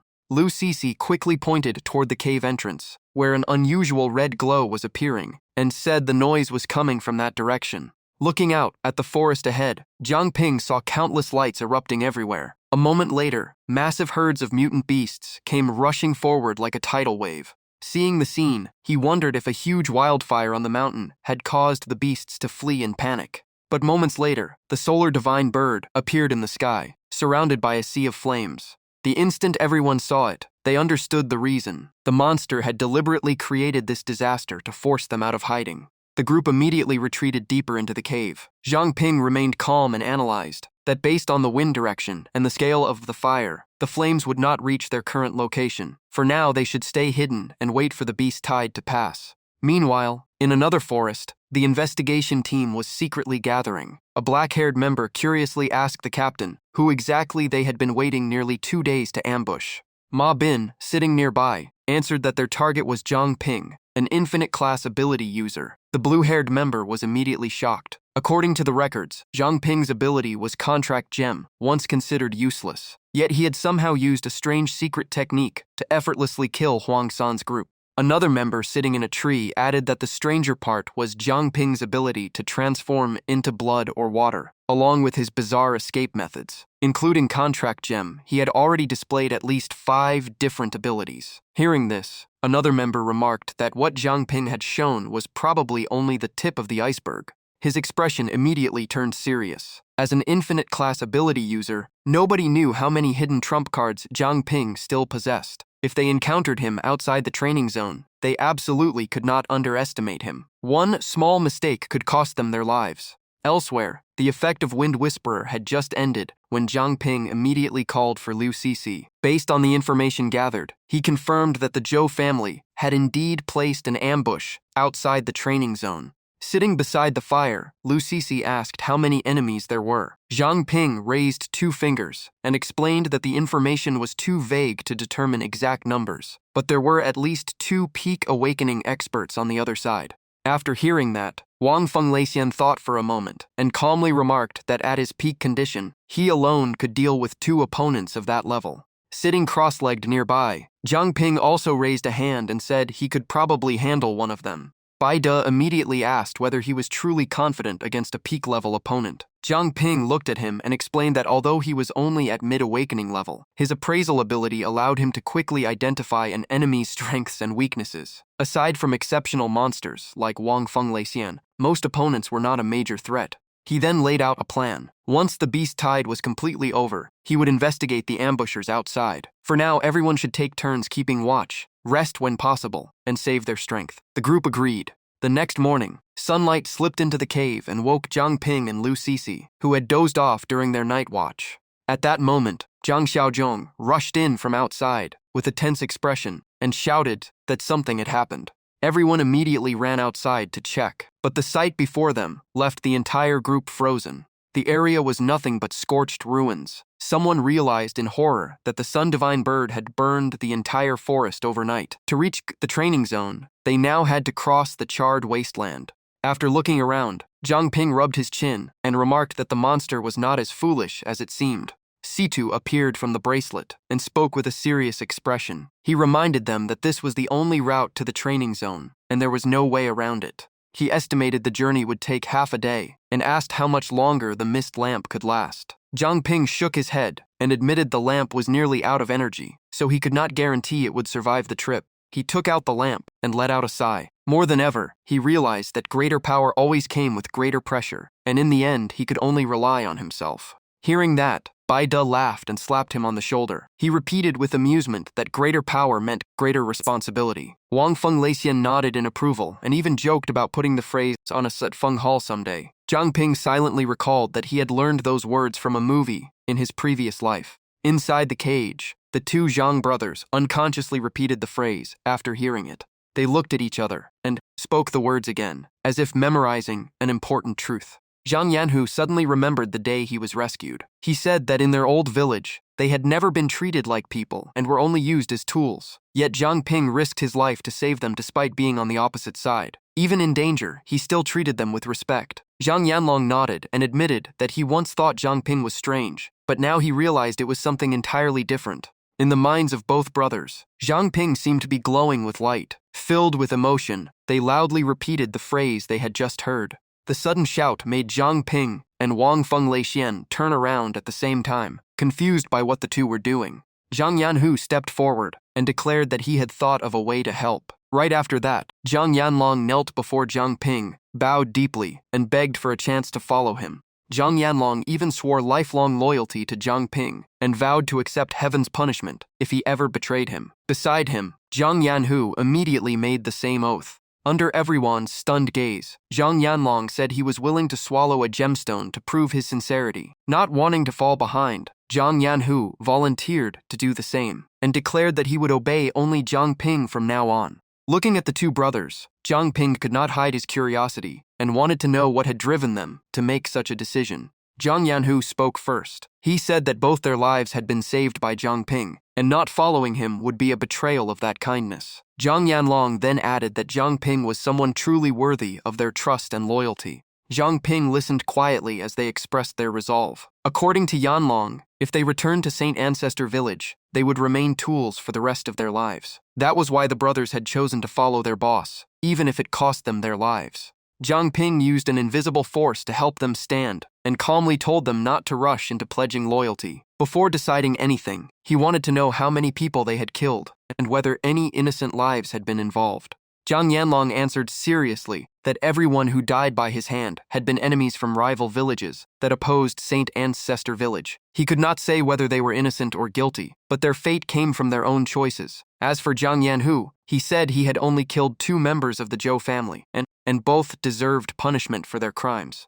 After hearing everything, Zhang Ping simply smiled. In his eyes, those wild tribes were never easy to judge. Their conflicts were far too complicated to clearly decide who was truly innocent. He then took out 2 green gemstones and gave a serious warning. Once a contract gem was used, there was no turning back, so they needed to think carefully before deciding. The brothers immediately said they had already made up their minds. Zhang Ping handed over the gems and quietly thought that the level 9 jade he had swallowed before was useless anyway, making it perfect for a contract. The 2 placed the gems in their mouths at once. A beam of light enveloped all 3 of them, and system notifications soon confirmed that contracts with the summoned beasts, Zhang Yanlong and Zhang Yanhu, had been successfully established. As soon as the contract was complete, the brothers happily bowed and declared that they would serve their boss with everything they had and repay his kindness at any cost.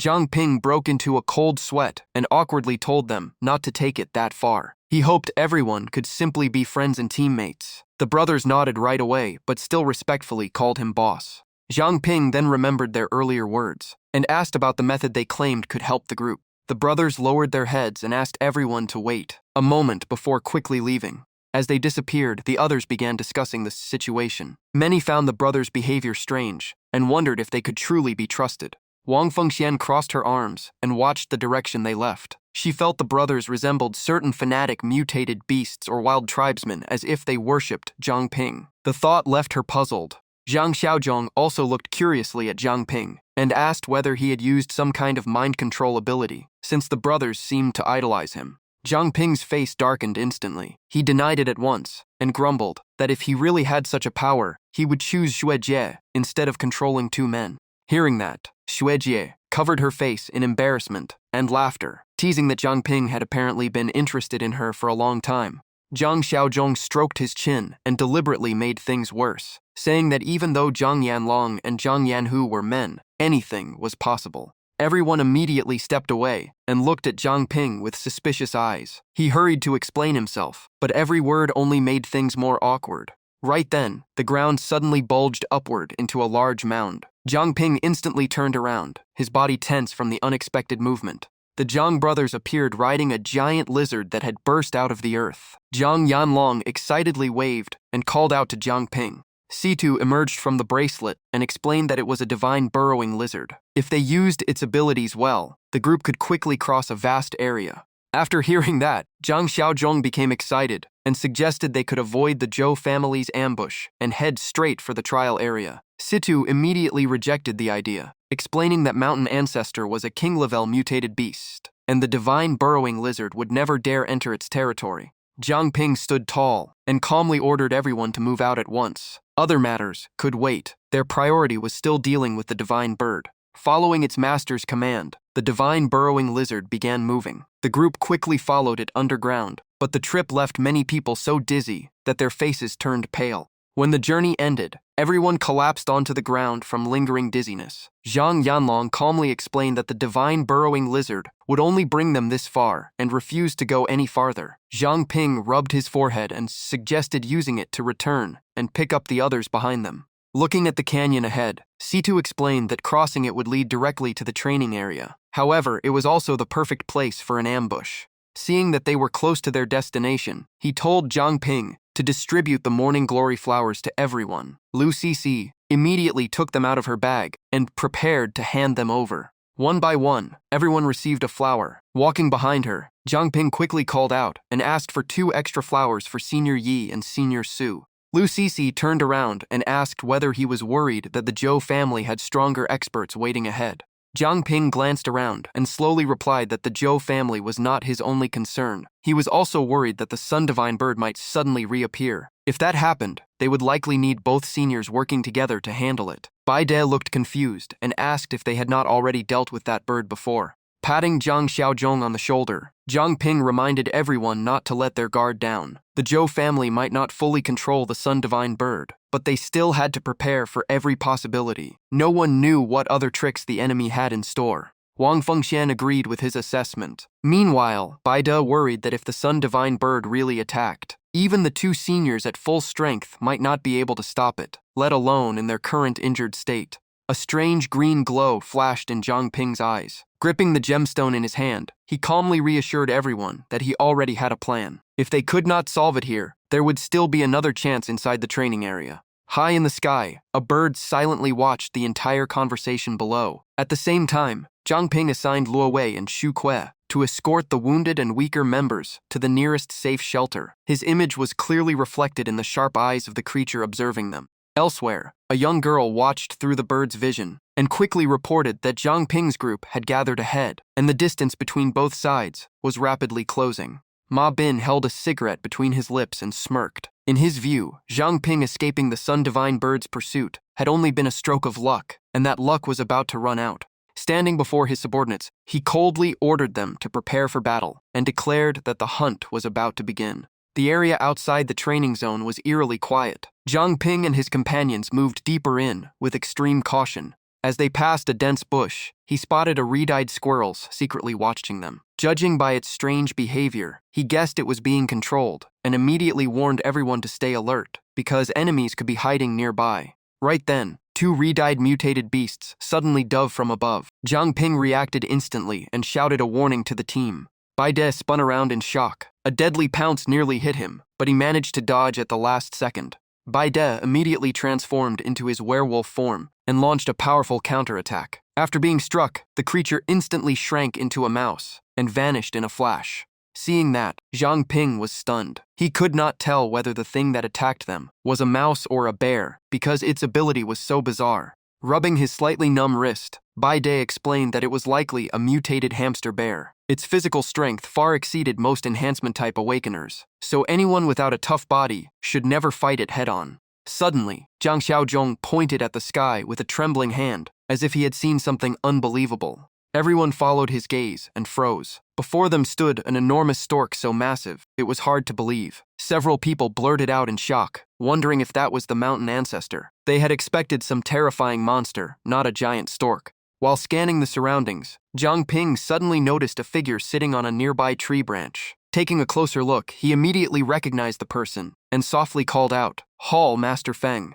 Wang Fengxian had noticed him as well. She quietly suggested sending him a greeting gift, and Jiang Ping immediately agreed. Without hesitation, she launched an attack directly at his hiding place. The man jumped off the branch in alarm, dodging while cursing himself for being exposed.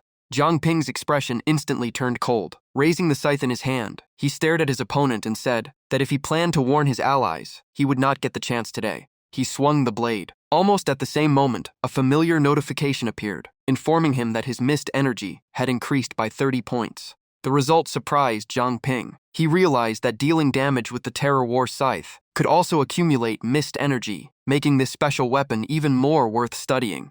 More notifications immediately appeared before his eyes. His accumulated mist energy had reached 10,000 points. Intermediate mist body evolved into mist body. Mist recovery speed doubled. Storage capacity increased from 300 to 1,000 points, and his current amount stood at 300 out of 1,000. Reading the changes, Jiang Ping could not hide his excitement. With 1,000 mist energy, his explosive power would reach a completely new level in offense, defense, and transformation. On the opposite side, the purple-haired girl quickly informed Ma Bin that Alu had been killed. Hearing the report, Ma Bin remained calm and remarked that the enemy had clearly discovered the ambush. To him, this was an open challenge. He then signaled Zhou Sanqi to make his move.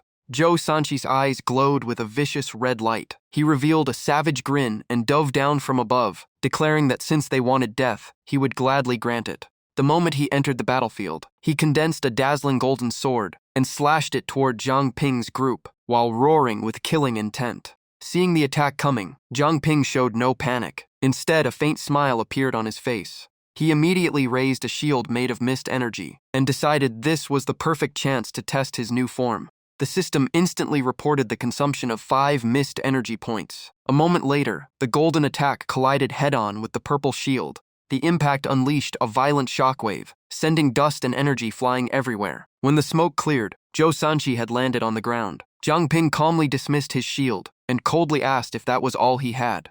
Zhou Sanqi gritted his teeth in disbelief. He could not believe a mid-level Awakener could block his full-powered strike. Staring at Zhang Ping, he could not help but admit that an infinite rank ability was truly terrifying. At that moment, Ma Bin appeared behind Zhou Sanqi. In a cold voice, he stated that they had to kill Zhang Ping now before he could grow stronger. Meanwhile, Zhang Ping secretly used appraisal on him. The moment Su Qingbo saw Ma Bin, he became furious. He immediately recognized him as the man with the black blade from years ago and asked if he should attack. The appraisal revealed that Ma Bin was a level 36 Awakener. Even so, Zhang Ping quietly reassured Su Qingbo and told him to remain hidden because he already had a plan. Zhang Ping then turned to Lu Sisi and quickly assigned tasks. He would hold off one of the 3 peak-level Awakeners. Wang Fengxian would handle the others 2, and the remaining 6 high-level Awakeners would be left to the rest of the team. Liu Sisi, Chen Ming, and Jin Ba immediately gathered their strength for battle. She calmly replied that if 7 of them could not defeat 6 enemies, then their cleanup team was simply too weak and would need much harsher training afterward.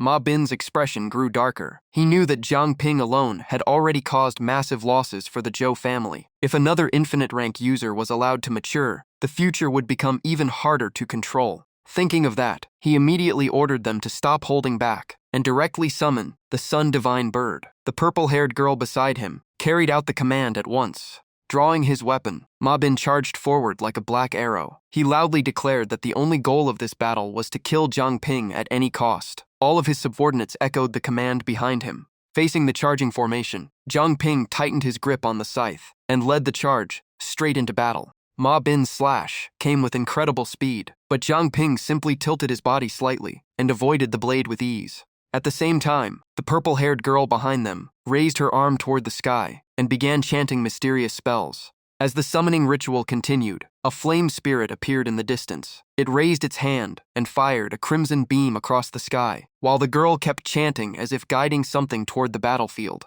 Soon, the final incantation was completed. She loudly invoked the name of the Sun Divine Bird, and the atmosphere instantly changed. In the next moment, the familiar figure of the Sun Divine Bird appeared in the sky. Seeing this, Ma Bin burst into triumphant laughter while fighting Zhang Ping. Using the clash to create distance, he immediately ordered all of his subordinates to retreat. Lu Sisi stared at the giant creature above in shock and quickly asked if that was really the Divine Bird. Zhang Ping was equally confused, because this was the same Divine Bird that had once gone berserk, yet now it had been summoned back. Seeing a massive sphere of energy forming in the sky, Zhang Ping immediately warned everyone to prepare themselves. From above, the Sun Divine Bird unleashed countless blazing fireballs. The group hurriedly dodged while Zhang Ping realized that the Zhou family had truly gone all in this time. As he evaded the relentless attacks, he noticed something strange. The current Sun Divine Bird was completely different from its previous berserk state. He immediately looked toward Ma Bin's group in the distance. What confused him most was that the Divine Bird attacked only his side while completely ignoring them. Without wasting any more time, Zhang Ping charged straight toward the enemy formation. One of the enemies immediately swung his blade to stop him and roared, asking if he had a death wish.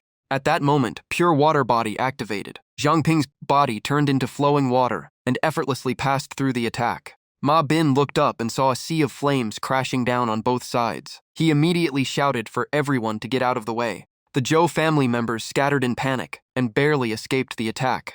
After avoiding disaster, Ma Bin tightened his grip on his blade and angrily cursed Zhang Ping for thinking he was clever. While dodging fireballs, Zhang Ping laughed and fired back. In his view, it was the Zhou family that had acted recklessly by summoning the Divine Bird without caring whether it survived. Ma Bin spread his arms and loudly declared that the Sun Divine Bird was the Zhou family's divine beast. If it had to die, it would drag every enemy down with it.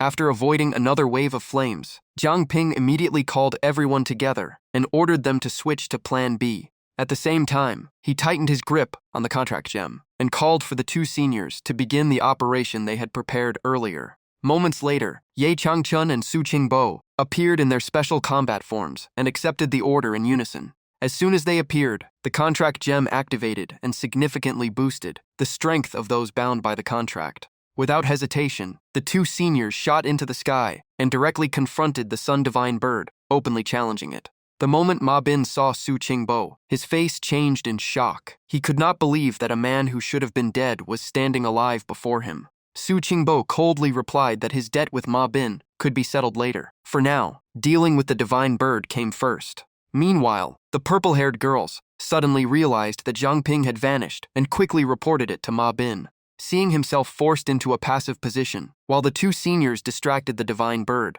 Ma Bin instantly realized this was a classic diversion. He immediately turned around and ordered everyone to pursue them at once, convinced that Zhang Ping's group could not have gotten far. On another cliffside, Zhang Ping was leading the team with the mist lamp in hand. As they ran, he checked their direction and stated that the target was very close. Following closely behind, Lu Sisi could not hide her concern. She reminded him that even a large group had failed to deal with the Divine Bird before, making it hard to feel at ease with only two seniors holding it back. Zhang Ping simply smiled and told her not to worry because he had already planned for this situation. While moving, he explained that the mountain ancestor was a beast with an extremely strong territorial instinct. Once it sensed the Sun Divine Bird, it would never stay idle. On top of that, both seniors were carrying morning glory flowers. According to his plan, they only needed to buy enough time for the mountain ancestor to appear, and the flowers would do the rest. Once a conflict broke out between the two high-level monsters, the group would have a chance to retreat safely while they fought each other. Even so, Lu Sisi still had concerns. She worried that the enemy investigation team could interfere and create unexpected complications. Recalling what happened earlier, Zhang Ping shared his conclusion. He had intentionally directed the Divine Bird's attacks toward the investigation team, yet they still had to dodge in panic like everyone else. That proved they could not control the Sun Divine Bird at all. As they continued moving, Zhang Ping explained that the enemy must have used some method to hide their presence from the Divine Bird's senses. Otherwise, it would have attacked them as well. As for why the investigation team stayed out of the fight, he believed they understood that interfering would only make the situation even more chaotic. He accelerated forward and urged everyone to keep up. No matter what, Ma Bin's group would soon track them down, so they needed to widen the gap as quickly as possible. On the other side, Zhou Sanqi suddenly reported that all traces of Zhang Ping's group's aura had disappeared from his perception range. Hearing that, Ma Bin immediately thought of the mist lamp. He muttered that only a top-tier treasure like the Zhou family's Nightingale lantern could briefly conceal the presence of a peak-level expert. What puzzled him was how Zhang Ping could hide the aura of an entire group.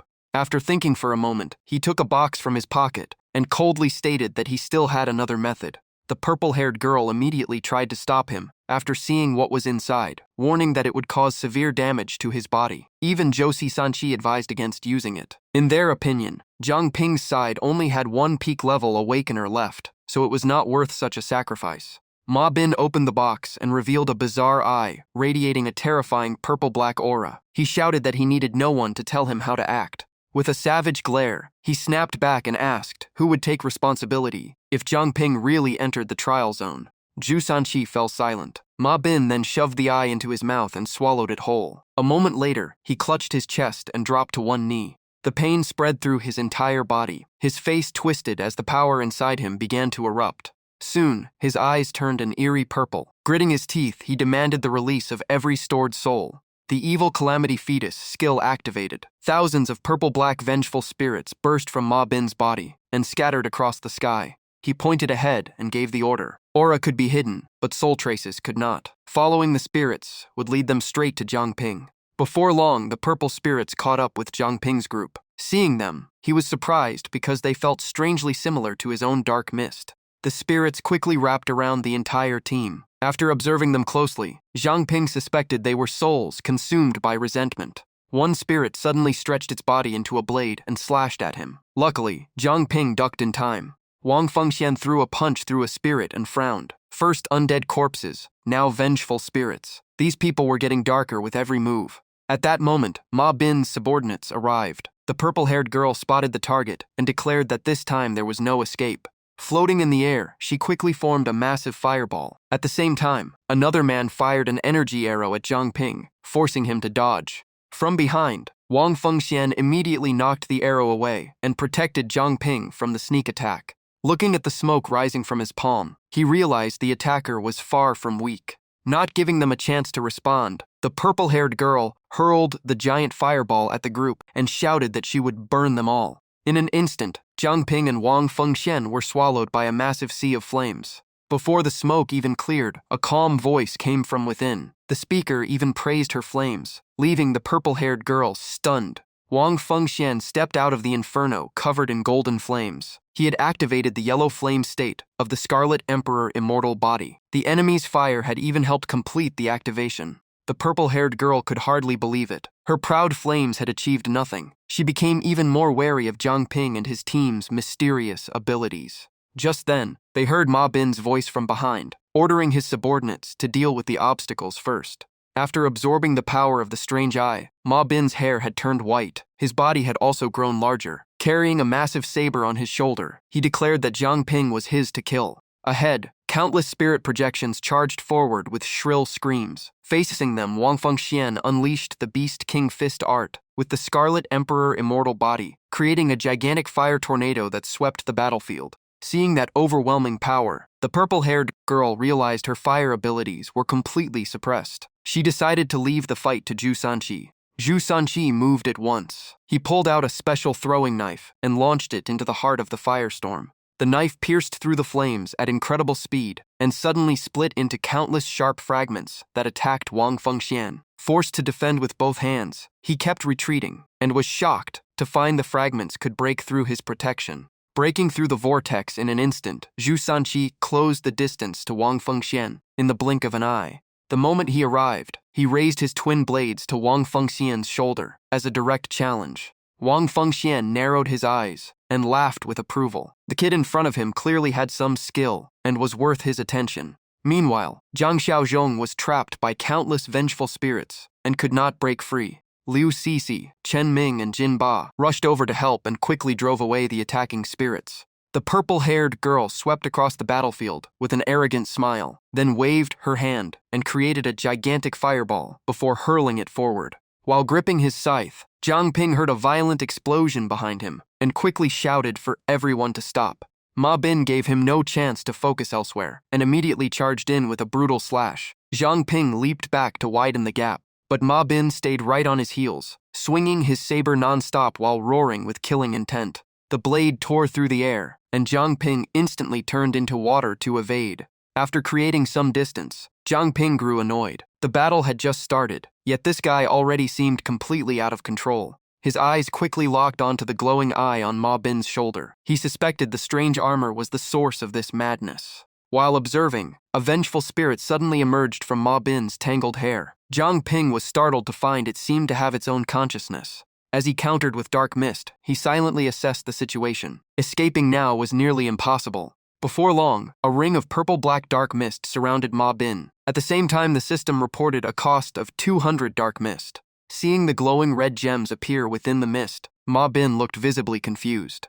Zhang Ping immediately activated his ability. His eyes lit up as he released the water element from Cesis Martial Contract. He swept past his opponent with the scythe, while freezing several vital points on Ma Bin's body. Another notification soon appeared about dark mist conversion. Seeing his scythe covered in blood-red water, Zhang Ping was even more surprised by how easily everything worked. His dark mist quickly rose to 760 out of 1,000. Only then did he notice something strange. His opponent had no intention of defending at all. Ma Bin's body began mutating violently. His face twisted, tentacles burst out everywhere, his body swelled, and his nails became sharp claws. Zhang Ping immediately suspected a curse backlash. A giant summoned spirit phantom appeared behind him. At that moment, Su Jingjiao's voice suddenly told Zhang Ping to run. He was shocked to recognize the owner of that voice. Questions flooded his mind. If it really was Su Jingjiao, was she trapped inside? What exactly was that strange eye that kept producing such terrifying resentment? Facing the monster with an octopus-like mouth, he decided to use appraisal.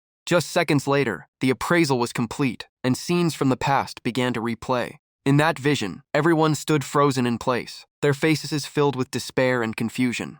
a little girl broke into tears and hugged her mother tightly. Her mother could only comfort her and say everything would be fine. A young man turned toward the group and loudly warned that the investigation team of Mingzhu City's 3 districts would never let this slide. But before he could finish, a man with half his face covered kicked him into the deep pit below and coldly told him to shut up. After that, the man immediately reported to a long-haired, middle-aged leader beside him. Once everything was confirmed ready, the order to begin was given. The young man in the pit recognized the leader and cried out Ma Bin's name in horror. He finally realized they were members of the investigation team. Ma Bin offered no explanation. He allowed his subordinates to activate the dangerous formation. In an instant, the robed figures placed their hands on the ground, causing the formation to blaze with a dark crimson light that covered the entire area. The people trapped in the pit frantically asked what was happening. Then the true horror arrived. Sticky sludge began rising from underground, as if it wanted to devour every innocent person trapped inside. It was not just the sludge. Countless ghostly arms also emerged from below, dragging victims deeper into the pit. Cries for help echoed everywhere. The little girl sobbed in despair while others demanded to know why this was happening to them. As if that was not enough, smiling specters appeared in the sky and slowly descended toward the crowd. Faced with such horror, everyone completely broke down. No one knew where these monsters had come from. They only knew their chances of survival were fading away. After only a short time, every victim was swallowed whole and transformed into twisted black bodies beyond recognition. Everything that happened was silently watched by a pair of eyes carrying both divine and demonic aura. Even Ma Bin became part of the ritual. He willingly merged into the formation for his own sinister purpose, but in the end, the power completely controlled him, leaving him screaming in agony. Through appraisal, Zhang Ping learned that the soul-prisoning object was called the Eye of Evil Resentment. D by demons, it sealed countless evil spirits capable of devouring living souls and summoning wandering ghosts. Its danger level rivaled dark mist essence, making it a terrifying parasitic artifact. With the situation spiraling out of control, he had to make a new decision. Zhang Ping contacted Captain C2 and requested a change of plans. The captain immediately responded with concern, since everyone was risking everything to help him escape. Holding the spirit stone near his mouth, Zhang Ping calmly explained that he understood the situation, but Ma Bin's crimes were too great to ignore any longer. He then successfully activated the King's Wisdom Gem, greatly enhancing his beast contract effects. With his resolve rising, he declared that he would end everything here with his own hands. Empowered by the King's Wisdom Gem and all of his strength, Zhang Ping charged straight into battle. A purple-black aura erupted around him, matching the pressure of the monster before him. He swung his scythe with full force, but even then, the monster's raw strength remained superior. Despite using everything he had, Zhang Ping was sent flying by a simple swipe. However, he quickly shifted into a defensive strategy. He continuously moved and dodged the monster's deadly attacks with incredible speed. Even so, the pressure of battle was immense. A deep wound opened on his shoulder, and blood immediately spilled out. The octopus-mouthed monster suddenly raised its weapon and slammed it into the ground, sending a deadly strike straight toward Zhang Ping. At the most dangerous moment, he transformed into water and slipped through a gap in the attack. He could not help but notice how much stronger the monster had become after mutating. Just as the battle reached its peak, Zhang Ping's enhancement effect activated, boosting his attack power 50-fold. Seeing that number, he knew he finally had a chance to turn the tide. Without hesitation, Zhang Ping launched a counterattack. His speed far surpassed before, as his scythe flashed across and severed the monster's writhing tail. After landing the hit, he immediately widened the distance. He quickly realized that thanks to the King's Wisdom Gem, he could now use 2 abilities at the same time, and even fuse them together. The injury drove the monster completely insane. It roared non-stop, wildly swung its blade, and burst with a savage red glow that made the atmosphere even more oppressive. But the battle had changed. Zhang Ping gradually gained the upper hand and forced the monster onto the defensive. The power he was using was a fusion of the Dark Mist body and Devourer abilities, which he named Dark Flame. Standing still, Zhang Ping merely moved his hand. A massive phantom energy arm instantly formed in the air. His target was obvious. That strange eye was most likely the monster's fatal weakness, and he decided to bet everything on that theory. The next moment, Zhang Ping appeared before his opponent. His scythe flashed and directly sliced the purple-black eye with its crimson pupil from the monster's body. The The moment the strange eye was destroyed, a series of notifications appeared. He completed the achievement for defeating the Eye of Evil Resentment beyond his level, instantly reached level 20, and officially became a high-rank Awakened. Even Zhang Ping was shocked by how quickly the breakthrough came. At the same time, the King's Wisdom Gem sent a new notification, stating that an additional effect had been unlocked, though he did not yet meet the requirements to receive it. Zhang Ping suddenly froze, as he felt power gathering in his palm. He quickly realized this evolution was directly tied to the gem. It seemed that choosing an ability during the intermediate breakthrough was extremely important. This was likely why he had not gained any new abilities from the gem lately. It had been guiding him toward a higher stage of evolution. Meanwhile, Ma Bin's body returned to normal after the monster was destroyed. Zhang Ping continued thinking about his future growth path. If he wanted more abilities, the Aberrant Devourer route was still a viable option, and for him, it would not be difficult. Ma Bin planted his sword into the ground and forced himself to stand. Heavy breaths escaped one after another. His eyes were filled with disbelief at how events had unfolded. Even so, he refused to accept defeat. A twisted, calculating smile slowly appeared on his face, as if he still had one final trump card hidden away. Looking up at the black vortex hanging overhead, Ma Bin silently calculated his next move. In his mind, the destruction of the Eye of Evil Resentment was not the end. While Ma Bin clung to that obsession, Zhang Ping focused on searching for Su Jingjiao's soul. Before long, as the purple-black smoke faded, her figure finally appeared. Unfortunately, something was wrong. Her eyes were empty, as if she were trapped by a seal or a curse. Meanwhile, Ma Bin crazily declared that the real consequences had only just begun. Elsewhere on the battlefield, Zhang Xiaozhong sighed when he realized the number of monsters had not decreased at all. Liu Cixi also sensed something strange, as the aura of these spirits was completely different from anything they had encountered before. By then, Zhang Ping had returned and joined everyone in clearing out the remaining monsters. But the moment a monster's shadow passed through him, he instantly noticed something odd. It was not danger he felt, but the complete absence of any sensation. He quickly looked around and froze. In an instant, the forest and sky had vanished. In their place was an endless dark void that left him bewildered. Within the darkness, a figure suddenly rushed forward while crying out for help. It was a frightened young man. As he ran, he desperately begged for help because a pack of wolves was chasing him. What surprised Zhang Ping was that the young man could not see him at all. He even ran straight through Zhang Ping's body, as if he did not exist. The wolves were no different. They passed through him without any reaction. Only then did Zhang Ping realize this was not reality, but leftover souls and memories. Not long after, the young man was tackled by a wolf. His cries for help slowly turned into screams of despair. At the same time, Zhang Ping suddenly felt a sharp pain in his heart.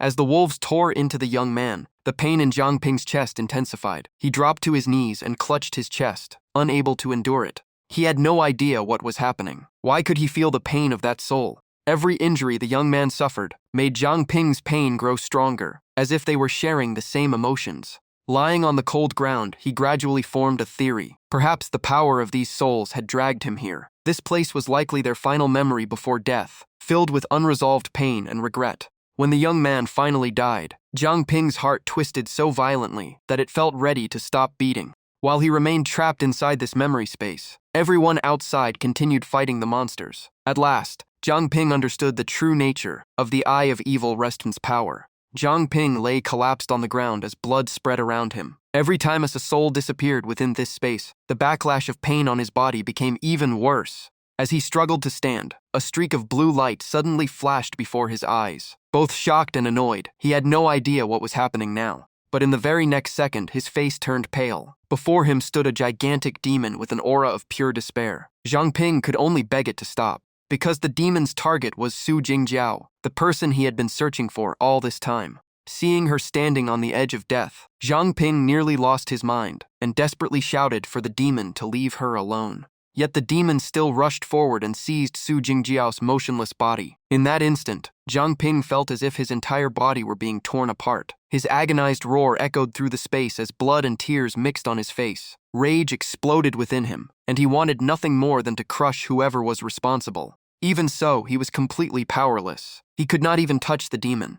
Amid the pain and chaos, a thought suddenly appeared. Perhaps this place was forcing him to experience everything Su Jingjiao had suffered firsthand. At that moment, another Su Jingjiao appeared before him. Jiang Ping instantly understood. He slowly stood up and murmured that before dying, she had used her ability to separate her soul from her body. Watching her body being destroyed before his eyes, he felt even more clearly the helplessness she had once endured. Jiang Ping slowly reached out toward Su Jingjiao's soul and quietly apologized. Jiang Ping honestly admitted that although he had found her, he still could not save her from this place. But something strange happened. This time, his hand actually touched her soul. The discovery shocked him. After thinking it through, he realized the truth. Su Jingjiao's soul had never disappeared. She had simply fallen into a deep spiritual slumber after overusing her power. If this was a world of souls, then she, like him, still existed as a living soul. Connecting all the clues, Jiang Ping began to understand Ma Bin's true goal. He was likely using wandering souls and the life force of the living to complete some kind of ritual. Jiang Ping took out the king's wisdom gem once more. Looking at Su Jingjiao's soul, his eyes became resolute. If he continued being dragged along by this power, he would lose all chance to resist. So he decided to risk everything, form a contract with her, and pull her out of that endless cycle of suffering. With no time to waste, Jiang Ping acted immediately. He charged through countless souls and quickly established a counter-formation. Unlike the sinister red glow surrounding them, his formation radiated a gentle blue light that illuminated the darkness.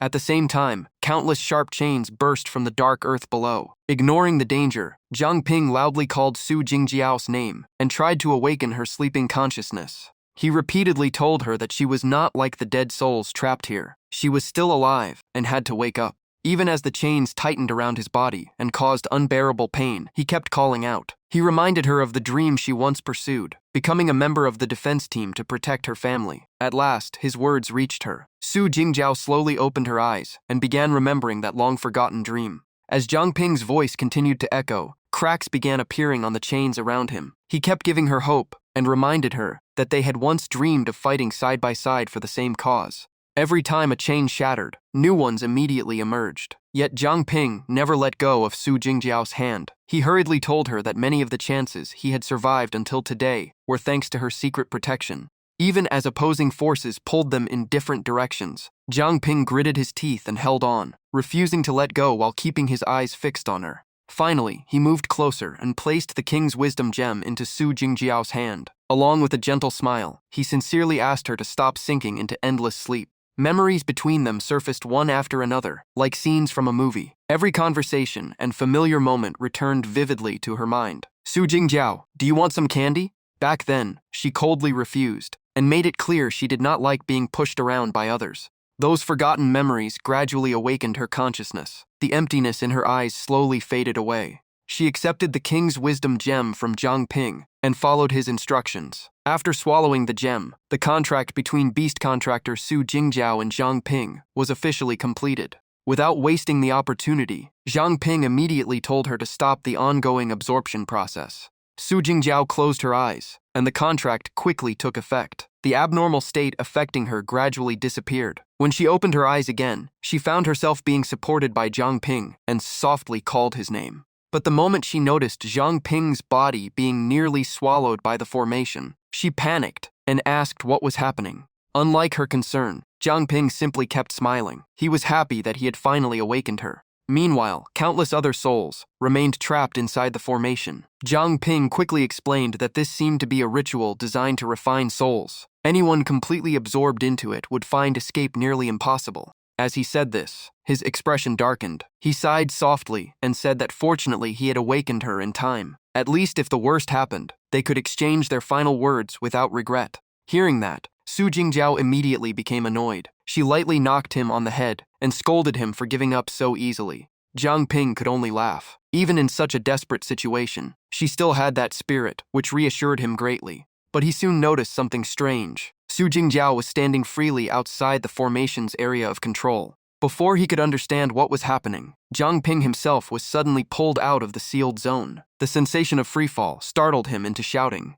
Both of them landed on the ground, but the contrast was obvious. One crashed down awkwardly, while the other remained standing as if nothing had happened. Holding his head in pain, Jiang Ping complained that he was badly injured. So did she really have to be that rough? He checked his body and was shocked to find that most of his wounds had already healed. Jingjiao calmly explained that people without soul-related abilities usually faced mental limits. But she was different because she had trained her soul power since childhood. She further explained that as long as his consciousness had not completely faded, she could bring him back no matter how damaged his soul became. As she spoke, she looked up at the formation still running above them. In her view, ordinary people had no chance of resisting it. The formation imprisoned countless souls and constantly absorbed their resentment to keep operating. The best solution now was to free those trapped souls, but rescuing them one by one would take far too long. Jing Jiao quickly proposed another plan. While healing Jiang Ping's soul, the two had become linked. He could borrow her soul power to affect other souls, and then use nether mist to pull them out. Jiang Ping agreed immediately. He straightened up with confidence. Feeling the new power flowing through him, he declared that he could break the chains imprisoning them. The next moment, Jiang Ping slammed his hand onto the ground. Hundreds of chains appeared at his command and shot toward the formation in the sky. In an instant, his consciousness returned to the real world where the familiar forest stood before him. Jiang Ping looked around in disbelief and wondered if he had truly returned and where everyone else was. At that moment, a familiar voice sounded beside him. The newcomer sighed in relief and complained that Jiang Ping never knew how to hold back. Jing Jiao sat down to rest and complained that he had drained a huge amount of her soul power in a single use. She was also curious about how strong he had become. Jiang Ping only smiled awkwardly and scratched his head. After all, she was the one who told him to pull everyone out at once. After a few seconds of silence, he looked at her with obvious joy. The person everyone had been waiting for had finally returned. Jing Jiao smiled back and said she had always believed Jiang Ping would succeed. Suddenly remembering something important, Jiang Ping changed the topic. He excitedly introduced the new body he had prepared long ago, and now it was finally time to use it. Seeing that Jiang Ping had kept her old body all this time, Jing Jiao blushed slightly and spoke hesitantly. She was happy he had never forgotten her, but carrying that body around still felt a little awkward. Jing Jiao explained that her soul had always been beside him, but he could not sense it. When Jiang Ping recreated her body, she had tried to return before, but she pointed at a limbless doll to show the result was not very successful. She continued that her ability allowed her soul to leave her body and influence the minds and souls of others, but she had no way to possess their bodies. According to Jing Jiao, if she forcibly entered someone else's body, her soul would be worn down by the owner's power and eventually become trapped forever. Her expression darkened as she spoke. In her mind, this body still seemed to belong to someone else, causing her soul to reject it. Jiang Ping saw things much more simply and believed there was still a solution. With complete confidence, he told Jing Jiao to treat that body as her own and return to it. Before she could react, her soul instantly merged with the motionless body. A few seconds later, her eyes slowly opened. Having just reunited with her body, her mind was still hazy as she looked around in confusion. Seeing everything happen so quickly, Jing Jiao was stunned and wondered if it was really that simple. Realizing she had returned to her real body, Jing Jiao hugged herself and looked at Jiang Ping with suspicion. She worried he might use commands to make her do strange things again. Jiang Ping denied it at once, but his evasive expression made his explanation far less convincing.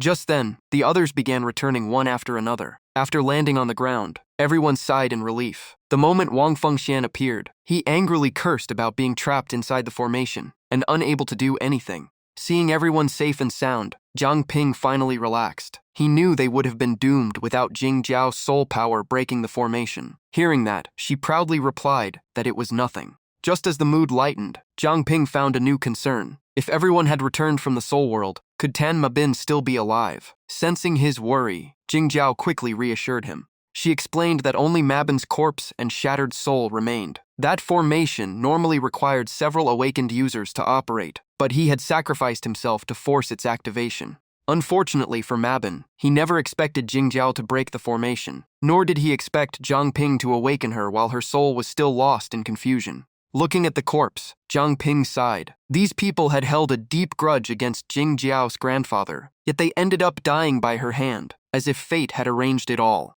Wang Fengxian stepped forward and reported that all remaining enemies had been eliminated. He even kicked a corpse to make sure. In his opinion, no one was left who could stand in their way. Liu Sisi finally turned her attention to the young girl beside Jiang Ping and asked if she was Su Jingjiao. She also wondered why Jingjiao had suddenly awakened after so long. Before Jiang Ping could answer, the ground violently shook. Jingjiao screamed in surprise, thinking it was an earthquake. Liu Sisi focused carefully and quickly realized it was something else. The tremors seemed to come from something moving beneath the earth. Zhang Ping immediately thought of a troubling possibility. He looked up at the firebird soaring across the sky like a giant flame and instantly thought of Shanzu. The firebird swept through the air with overwhelming presence. The flames covering its body released terrifying pressure, as if countless fire arrows could rain down at any moment. However, the true threat was not the firebird but Shanzu, who now existed in the form of a colossal earth dragon. Just a slight movement of Shanzu's head made the entire forest tremble. A single breath from it could topple ancient trees that had stood for thousands of years. High in the sky, the firebird climbed even higher, its gaze locked on Shanzu without the slightest intention of retreating. To prepare for this battle, it had burned away all its life force and transformed itself into a massive flame that illuminated the entire area. From a hidden location, Su Qingbo and Ye Changchun watched the scenes and remarked that the flower had indeed worked as intended. Realizing the situation was becoming urgent, the two immediately increased their pace. They believed Zhang Ping and the others were waiting and could not afford more delays. At that moment, Situ appeared and asked whether this was the entrance to the trial region. While Zhang Ping, Su Jingjiao, and Chen Ming silently observed, Zhang Xiaozhong grew impatient because he could not see any entrance at all. Hearing this, Situ finally explained. He said that what everyone saw was only the surface. The real gate could only be opened by Zhang Ping, though more preparation was still needed. Hearing his name, Zhang Ping stepped forward and reassured everyone. He told them to rest for now because unusual activity had already begun on Shanzu's side. Ye Changchun and Su Qingbo would also arrive soon. The moment she heard that name, Su Jingjiao froze. Zhang Ping laughed and confirmed that it was indeed her grandfather. He revealed that everything he knew about her abilities came from him, which was how he found a way to pull her out of her lost state. Lost in the joy of victory, the group had no idea they were still being watched from the shadows. The black-clad followers of Mabine had stayed close behind, and their scarfist captain was determined not to let his leader's death be meaningless. As night fell over the forest, Zhang Ping lit a fire and began preparing a meal. He placed a large slab of meat on a heated stone to roast. The aroma quickly spread through the area. While Zhang Ping calmly cooked, Wang Fengxianlai, Bai De, and Jin Ba continued training without pause. Wang Fengxianlai loudly reminded everyone that cultivation should never stop, even without battle, and Jin Ba immediately agreed. The only miserable one was Chen Ming. Jin Ba treated him like training equipment, constantly lifting and dropping him around. Unable to resist, he could only silently curse his tragic fate. Zhang Ping focused entirely on the meat roasting over the fire, and failed to notice someone approaching from behind. A weak voice came from the darkness. Its owner was a skin and bones man, who looked like a walking corpse, asking for a little food. Zhang Ping nearly jumped, thinking another zombie had wandered over. The others burst out laughing, because the stranger was so weak that he barely had any presence at all. In their eyes, even a corpse cultivator would not bother creating something that pathetic. The man collapsed onto the ground while clutching a book. He complained that even zombies could move around, while he was basically a corpse waiting to die. Feeling sorry for him, Zhang Ping brought over a large portion of meat. As he handed it over, he joked that the man should eat more, because that skinny body looked beyond saving. In the women's tent area, everyone gathered and chatted together. Meng Ni took the initiative and asked Su Jingjiao if she also knew Liu Sisi since she and Zhang Ping had been classmates. Jingjiao smiled and confirmed it. She said she often heard Zhang Ping talk about Sisi back in school, so this was their first real meeting. Liu Sisi happily replied that she had left the orphanage long ago, so they had lost contact for years. Meng Ni immediately leaned closer and teased Sisi, hinting that she was technically the one who had known Zhang Ping first. Su Jingjiao simply smiled and said the past was not important. What mattered was that they would fight together from now on, and she hoped to receive guidance from her older sisters. Hearing that title, Meng Ni froze in surprise. Most people treated her like a child, so she was rarely called an older sister. Delighted, she rushed forward and hugged Su Jingjiao. She proudly declared that she would protect her new little sister and never let anyone bully her. The group was still laughing and chatting when Su Jingjiao suddenly heard a familiar voice outside. After hearing only a single sentence, she instantly recognized her grandfather. Zhang Ping quickly went out to greet the two seniors. After confirming everyone was safe, Ye Changchun explained that the divine bird had lost control and was fully focused on fighting Shanzu, leaving no attention for them. Zhang Ping immediately felt relieved. Just then, Su Jingjiao rushed out of the tent and excitedly called out Su Qingbo's name. The moment he heard that familiar voice, Su Qingbo turned around. Su Jingjiao ran straight into his arms as tears streamed down her face. Su Qingbo stood frozen in place, unable to believe the girl before him was really his granddaughter. His voice trembled as he repeatedly asked if this was truly Jiao Jiao. Watching the reunion, Zhang Ping could not help feeling emotional. He then explained everything that had happened, saying that Mabin's formation had attracted countless wandering souls, including Su Jingjiao's. Since Su Qingbo had previously insisted that Jing Jiao was not truly dead but trapped in a lost soul state, Zhang Ping took this chance to bring her back. He added that thanks to the new body he had created, the person standing before Su Qingbo was the real Su Jingjiao, not an illusion or spirit.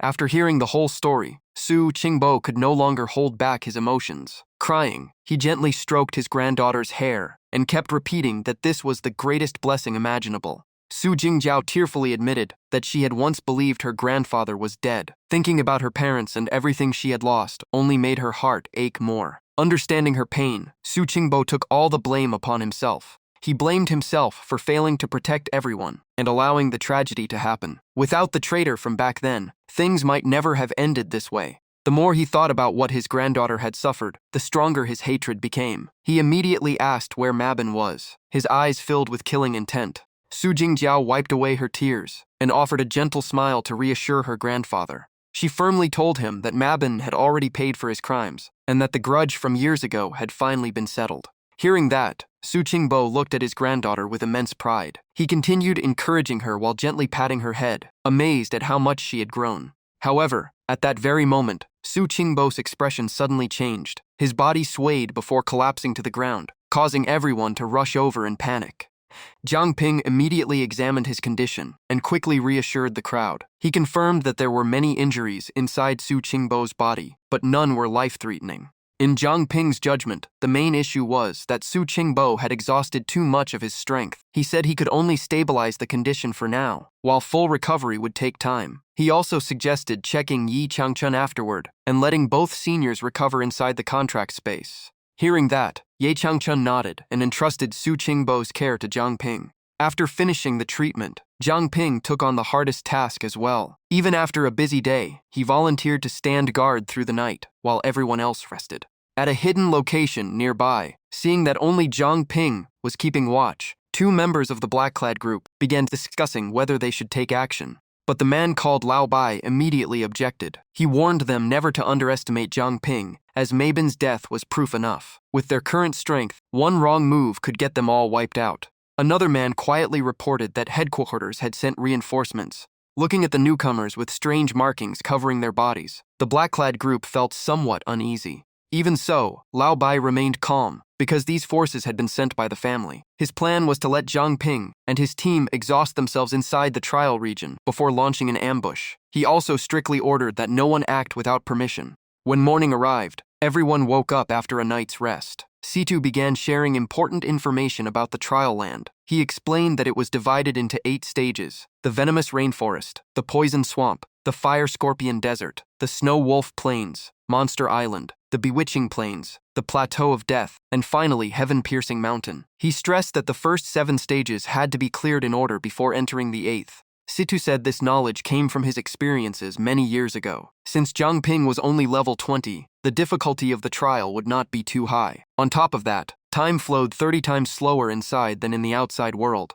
allowing them to clear each stage step by step. C2 added another important detail. When multiple people stood before the entrance, each person might see a completely different scene. Pointing at the trial space ahead, he explained that if they wanted to enter a specific area, the person who could see it simply needed to go first, and the others could follow. After observing for a while, C2 spoke first and said he saw a rainforest. Zhang Xiaozhong quickly agreed, saying he saw something similar, though he was not completely sure. As everyone started holding hands and preparing to enter, Xiaozhong immediately complained that nobody seemed to care about what he had just said. Chen Ming turned around and teased him, saying that anyone unwilling to go could stay outside's guide and stand guard, since the captain claimed the trip would not take long. Hearing that, Xiaozhong instantly jumped up and ran after them while complaining about being abandoned. He loudly declared that he was not afraid of danger and would surprise everyone with his performance. Before long, the entire group entered the trial region. Behind them, the mysterious followers also rushed in, determined not to lose track of Zhang Ping before the gate closed. As the scenery changed, a dark and humid tropical rainforest appeared before them. The moment they arrived, Everyone felt how different this place was from the outside world, as if it was deeply connected to nature itself. At that moment, a mission notification appeared before everyone. Clear the stage by hunting the leader of the Iba birds. C2 pointed ahead and told everyone to stay alert, while Jiang Ping was surprised that this place even had a mission system. One member curiously asked what an Iba bird was. Jiang Ping could only shake his head and admit he had never heard of it, unsure whether it was some extremely rare beast. Faced with the question, C2 was not certain either. He explained that while the terrain of each stage remained the same, the trial objectives changed every time. During his previous visit, the target had been another beast famous for hiding its tracks. Just then, Cetus Projection suddenly noticed something behind the group and immediately issued a warning. Everyone turned around and discovered that countless snakes had surrounded them without anyone noticing. Large and small alike, their crimson eyes were fixed on the group like hunters stalking prey. Seeing the countless snakes, Su Jingjiao and Zhang Xiaozhong reacted the most, nearly panicking on the spot. Noticing everyone's tension, Yan Long stepped forward and explained that the snakes had actually been drawn here by him. He raised a blood-stained hand and revealed that his body had a special attraction to snake-type mutated beasts. They came to him by instinct, which also allowed him to gather information from them. Yan Long then calmly walked over and patted the snakes as if they were pets. He even asked the leader whether it knew anything about the Iba birds. After a while, Yan Long shared the result. The snakes had no idea what the group was looking for, meaning they would have to investigate on their own. Standing nearby, Yan Hu commented that with brains, that small, useful information was unlikely anyway. That remark instantly angered the snake leader. It expanded its body and glared at Yan Hu threateningly. He froze in fear and quickly apologized over and over. While everyone was focused on the snakes, Su Jingjiao suddenly felt dizzy. Holding her forehead, she quietly told Meng Ni that a headache had appeared out of nowhere. Jiang Ping immediately sensed something was wrong. Covering his nose, he loudly warned everyone that the air contained poison and told Zhang Xiaozhong to bring out the gas masks. Hearing that, Xiaozhong proudly patted his round belly as if he had been waiting for this moment all along. Before long, everyone received a gas mask. Not only did they offer protection, but they also made the whole group look surprisingly professional. Jiang Ping remained especially worried about Su Jingjiao's condition. He gently supported her and blamed himself because his current abilities offered no way to neutralize the poison. Just as everyone was struggling to find a solution, Jin Ba took out a small tube filled with golden liquid and offered to use his golden blood as an antidote. After thanking him, Jiang Ping temporarily handed leadership to Yan Long and decided to let the snake pack guide them to a safe shelter before continuing through the dangerous rainforest. The snake leader immediately accepted the task. It excitedly slithered ahead, startling a nearby monkey into fleeing. It even enthusiastically allowed Yan Long and Yan Hu to ride on its back. After traveling for some time, Chen Ming removed his mask and noted that the poisonous mist had become much thinner. Wang Fengxianlai was surprised because he had not noticed any difference at all. Chen Ming explained that Wang Fengxianlai's physique was simply too powerful, making environmental effects almost meaningless to him. Hearing the praise, he burst into laughter and proudly declared that all his training had finally paid off. While moving forward, Jiang Ping accidentally picked up a bright pink feather. The moment he examined it, it caught his full attention. His gaze soon shifted to a giant tree nearby. Realizing the inside was completely hollow, Jiang Ping immediately became suspicious. Lu Sisi stepped over for a closer inspection and guessed that insects had probably eaten away the tree long ago. The severe internal damage had eventually caused it to decay and collapse. Holding up the feather he had found, Jiang Ping asked Yan Long about its origin. After communicating with nearby creatures, Yan Long learned that it belonged to a bird species called Kuiyi. Hearing that name, Jiang Ping fell into thought. Someone immediately asked whether he suspected a connection between the Kuiyi bird and the Iba bird. Jiang Ping shook his head and said there was still not enough evidence to reach any conclusions. In a region this vast, there was no way only one bird species existed. After a short break, the group continued onward. None of them noticed that a pair of eyes was secretly watching from inside the hollow tree. Meanwhile, they decided to search everywhere for more clues.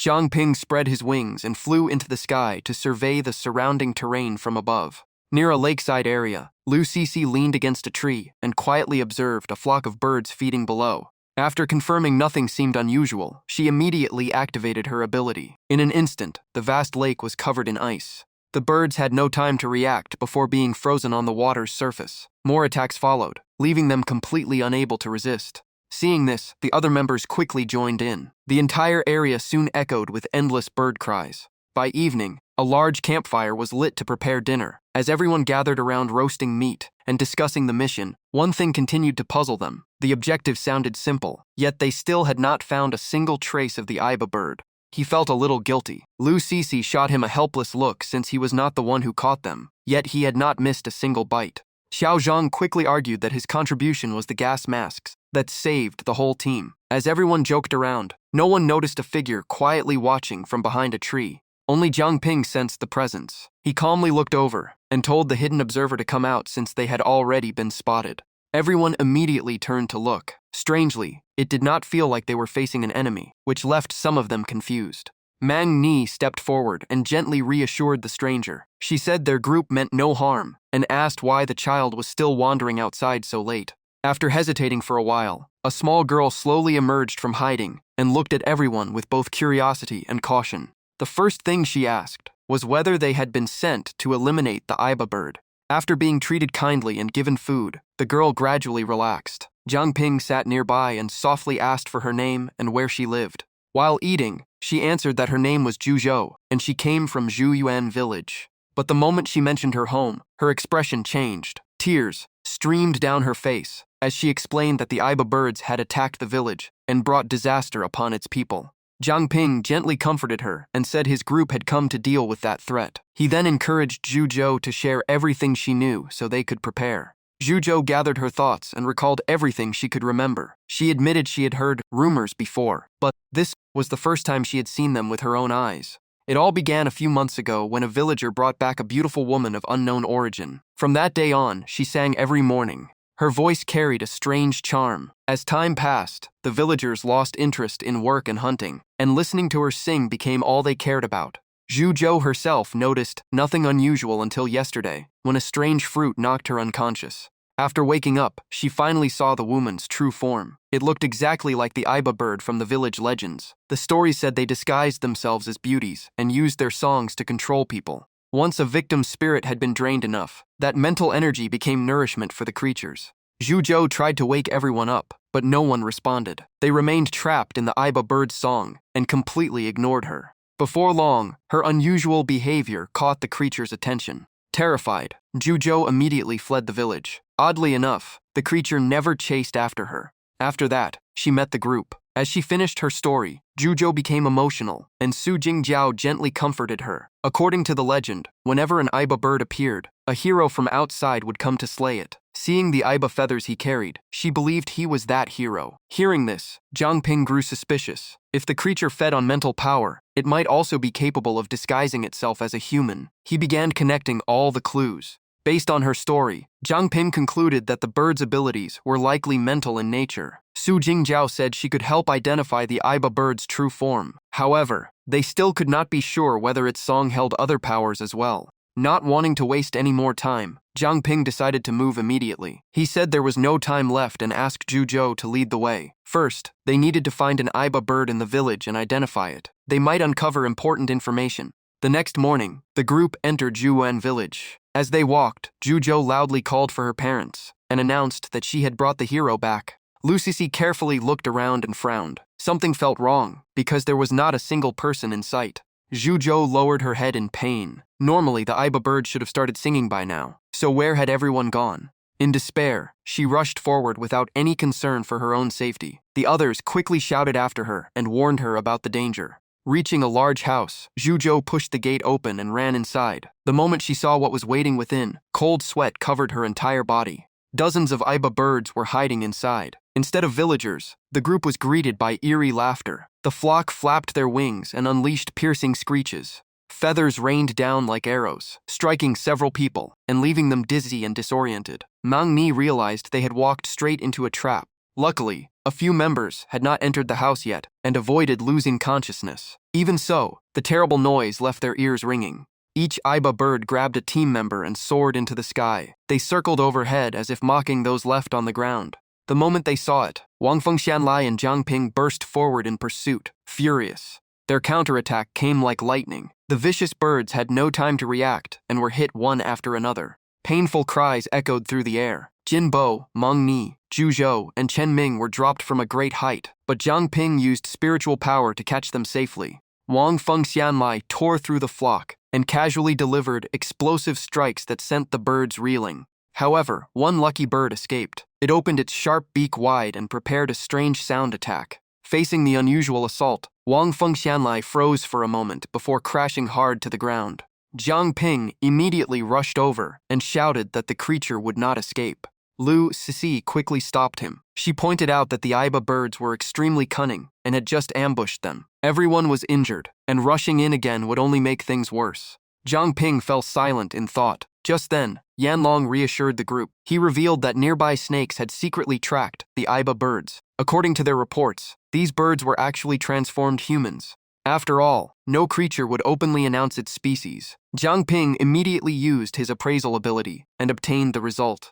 Mutated beast, Aiba bird, original race, flamingo after mutation, 2-star potential, high rank mutated beast, level 29, talent, demonic sound illusion. It consumes mental power to produce songs that create hallucinations and gradually control listeners. The level and duration of control depend on the target's age and strength. When pushed to the limit, its song can directly damage a target's mind. After confirming it was a mental type ability, Jiang Ping informed the team. He explained that his contract gemstone had greatly strengthened his mental power, making the earlier attack nearly useless against him. He also suspected there were chicks in the nest that could not feed themselves, meaning adult birds had to bring food back. That suggested the villagers might still be alive and were likely taken to the nest. But the longer they waited, the worse the outcome could become. At that moment, Situ spoke up. He reminded everyone that the residents of this trial zone were created from ancient ruins to form a training environment. Even their memories only existed for the sake of the trial participants. In his view, the safest option was to wait until the entire team recovered before acting.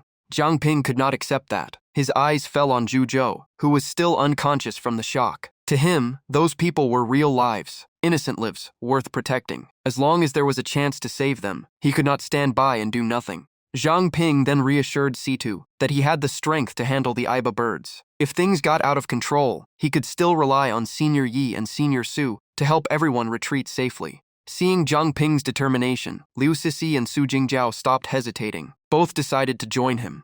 Lu Sisi narrowed her eyes and said her cultivation path also focused on mental power, giving her strong resistance against this type of attack. Su Jingjiao also volunteered to provide support. She confidently stated that she could help protect her teammates' minds during battle. Hearing that, Jiang Ping nodded happily and called over the dark purple Na. It was time for Ada to lead the way. Sitting on Na's back, Su Jingjiao looked up and asked whether those staying behind could handle things if the Aiba birds returned to attack. Jiang Ping sounded completely confident. He believed half the flock had been badly injured in the previous battle, so they would not dare return to Zhuyan village anytime soon. Besides, the only remaining threat was the snake swarm, and Yanlong was there to deal with it. After saying that, he patted Na on the head and sincerely thanked the snakes for their help this time. Suddenly, Situ appeared with a warning. He noticed the nest's layout was exactly the same as when he came here over a century ago, but this trial was progressing far too quickly. Jiang Ping immediately understood and asked if the ruins were deliberately making things easier. Situ shook his head uneasily. In his view, the ruins were not easing up at all. They were waiting for everyone to lower their guard and fall into a trap.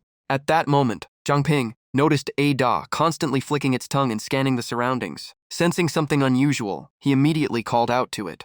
Looking ahead, he spotted a gigantic ancient tree and began to suspect that something was hidden there. As expected, Ada led the group straight to the base of the tree. High among the branches, several Aiba birds were already lying in ambush. Jiang Ping quickly hid behind the massive trunk and quietly observed the targets while preparing to strike. Seconds later, the appraisal result appeared. Mutated beast, female Aiba bird, origin, mutated flamingo, 3-star potential, peak rank mutated beast, level 33, talent, demonic sound illusion. Like the previous one, it consumes mental power to create illusions, gradually control targets, and directly damage the mind at higher intensity. After reading the information, Jiang Ping was surprised to discover another type of target. He guessed these two birds were likely scouts. He then turned to Liu Sisi and Su Jingjiao and explained that this was a level 33 female bird with the same abilities as the male. Its weakness was still the throat. Perched on the branches, the two Aiba birds remained motionless. They only kept opening and closing their beaks, as if silently monitoring everything. Below, a da stayed close to the ground and occasionally flicked its tongue to sense movement. It slowly circled the tree while secretly locating the enemy. Meanwhile, Liu Cixi and Jiang Ping had already taken positions above and were preparing a surprise attack. A sword and a fist struck at the same time. Both attacks pierced straight through their targets, followed by painful screams that echoed through the forest. The two Aiba birds shrieked in agony. Large holes appeared in their bodies from the ambush. This was the price they paid. Not giving them any chance to escape, Liu Cixi and Jiang Ping immediately chained their necks and dragged them away. By then, Su Jingjiao had finished checking the area and reported that only these two birds had been hiding nearby. The group returned to the ancient tree. Jiang Ping guessed the nest entrance was inside it. He told Ada to stay outside and keep watch because its body was too large to enter. Ada twitched slightly in response.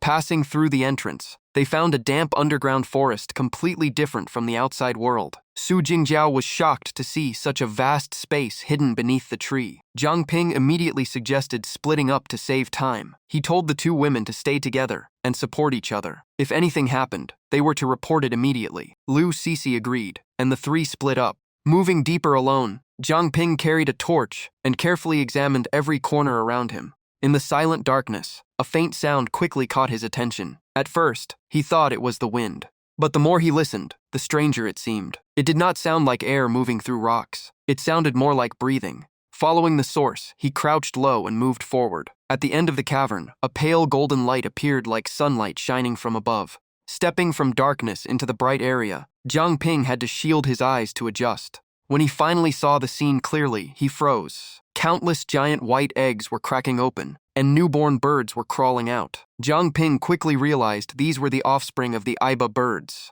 After looking around, he confirmed that the breathing sounds he had heard earlier came from this area. Curious, Jiang Ping approached a newly hatched egg. The chicks were extremely weak and posed no threat. After a closer look, he was shocked to find that their faces shared many human features. Just as the thought crossed his mind, a message suddenly came through the communicator. His teammates reported that they had found the villagers. The people appeared to be in a deep sleep and were already being escorted outside. Jiang Ping paused for several minutes and organized the clues in his mind.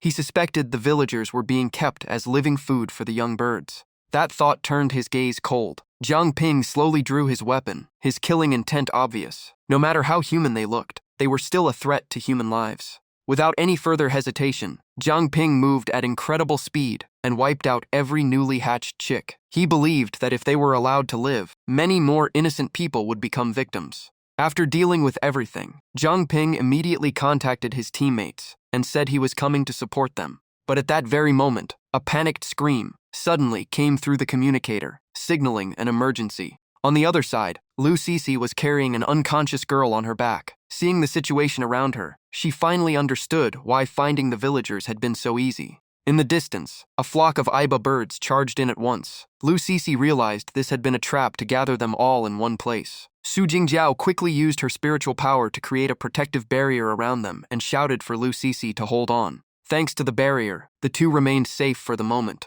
However, the Aiba birds continuously released their hypnotic songs and relentlessly attacked their minds. Su Jingjiao gradually ran out of strength and dropped to one knee. She knew the area was completely sealed, causing the sound waves to echo endlessly. At this rate, her mental shield would not last much longer. Suddenly, all the pressure vanished. Su Jingjiao stumbled back in shock when she realized the singing had completely stopped. Without wasting time, she rushed over and shook Liu Cixi hard, trying to bring her back to her senses. Seeing Liu Cixi's pale face and vacant eyes, Su Jingjiao panicked and shouted her name. The call finally brought Liu Cixi back. She was not seriously harmed and had only taken a brief moment to recover. The instant she regained focus, she rushed forward to stop an incoming Aiba bird. The bird screeched in frustration. It could not understand why its demonic sound had failed. Just as it was raging in anger, a figure suddenly appeared behind it and launched a powerful strike. Before it could react, a familiar voice mockingly asked what it was looking at.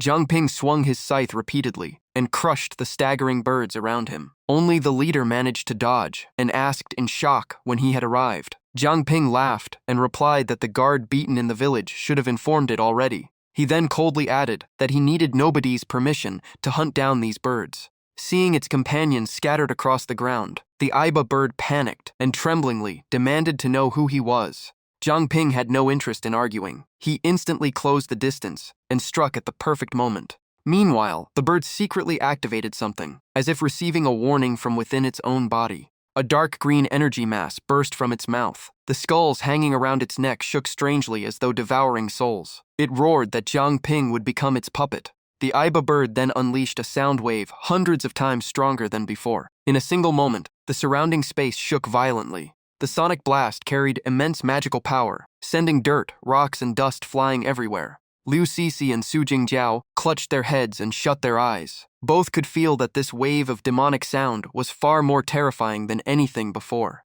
Seeing this, the bird smugly threatened them. According to it, at such close range, even a king-level expert could not fully resist that mental attack. But while it was still boasting, a sharp slash suddenly tore through its body. The bird looked down at the black blood pouring out and was filled with horror. Jiang Ping remained completely calm. He did not even bother covering his ears or dodging. Instead, he mocked the bird, saying that chaotic noise like that did not even qualify as a mental attack. The Iba bird was stunned and could not understand why its ultimate technique had failed. Before it could recover from the shock, it could only stare blankly as Jiang Ping continued his assault. A gigantic hand reached out and moved to seize the target. The bird was instantly trapped within the massive grip and let out agonized screams.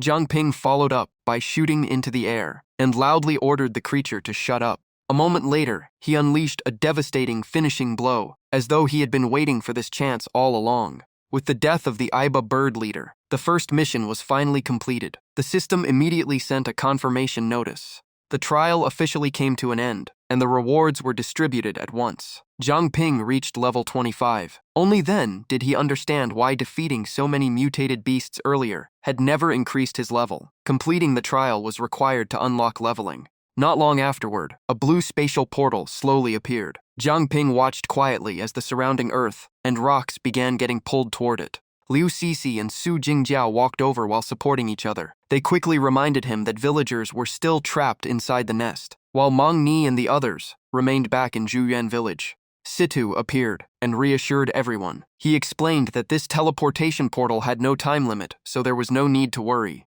He then turned to the two women and explained that to resist the demonic sound, Jiang Ping had placed a command on himself that temporarily blocked all hearing. If they wanted to talk to him normally, that condition had to be removed first. Only then did they understand and stand there in shock. After returning to Zhuyuan village, they were immediately greeted with heartfelt thanks from the villagers. Knowing that Jiang Ping's group was about to leave, the villagers could not hide their reluctance and asked why they had to depart so soon.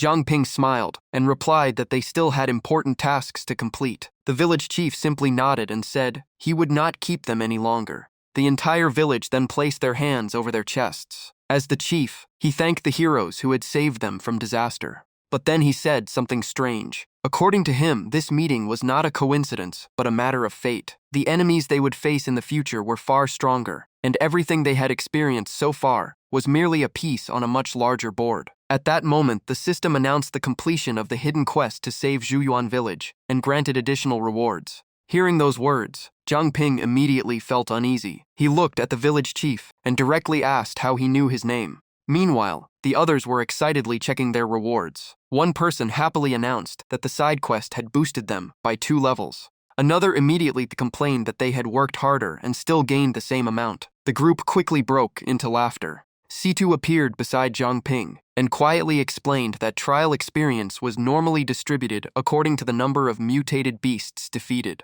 An entire team leveling up together like this was extremely rare. Taking the opportunity, Jiang Ping asked Situ about the strange words spoken by the village chief. Situ looked surprised the moment he heard it.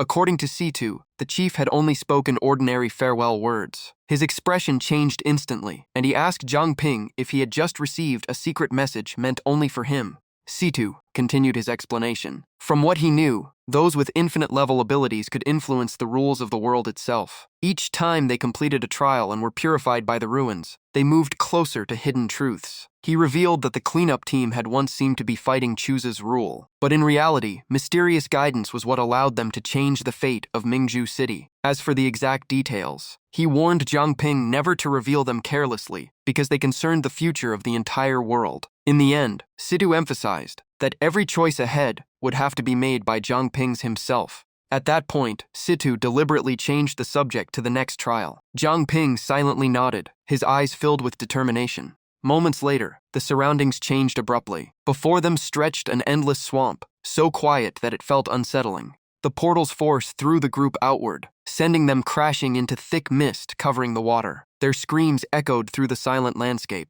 Before they could regain their composure, everyone realized they had fallen into freezing water that chilled them to the bone. Meng Ni struggled desperately and called for help as the current dragged her away. Yu Zhongrenho immediately threw her a life preserver, but still grumbled about being called by an unwanted nickname. After calming down, Jiang Ping loudly asked whether anyone was having trouble. Liu Cixi calmly replied that she was fine. Su Jingjiao had also managed to grab a flotation ring and was not in immediate danger. However, at that moment, Zhou Jie suddenly felt something latch onto her leg underwater. The sharp pain instantly put her on alert. Looking down, she discovered the culprit was a leech, feeding on her blood. Before long, countless leeches swarmed in from every direction. They covered everyone's bodies and disgusted the entire group. Jinbo sighed and said they needed to reach land as soon as possible. Zhou Jai's irritation quickly turned into anger. She coldly declared that creatures like these belonged locked away in an ice cellar. Seeing the situation getting worse,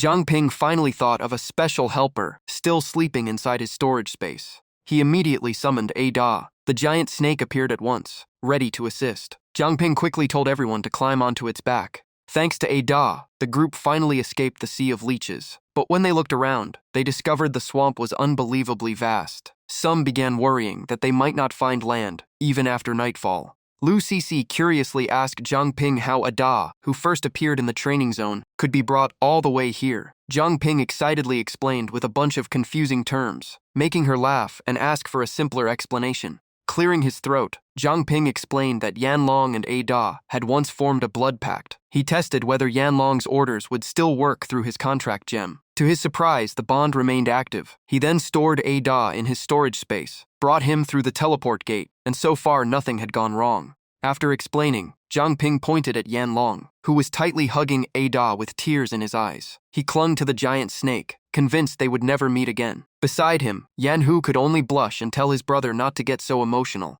While everyone was chatting, the communication ring linked to Sidus projection suddenly lit up. The moment he appeared, C2 asked a question that shocked everyone. Had anyone received the mission for this training zone yet? Only then did the group realize no mission had appeared since entering the area. Su Jingjiao guessed the leech attack earlier, probably distracted everyone. Suddenly, she sensed a strange aura and immediately warned the group. A soul signature had appeared at the 3 o'clock direction. A small boat slowly emerged from the distant fog and drifted toward them. Jiang Ping quietly guessed the passenger might be a local resident. As the distance closed, everyone saw an old woman standing on the boat. She smiled kindly and welcomed them, saying the training warriors had finally arrived.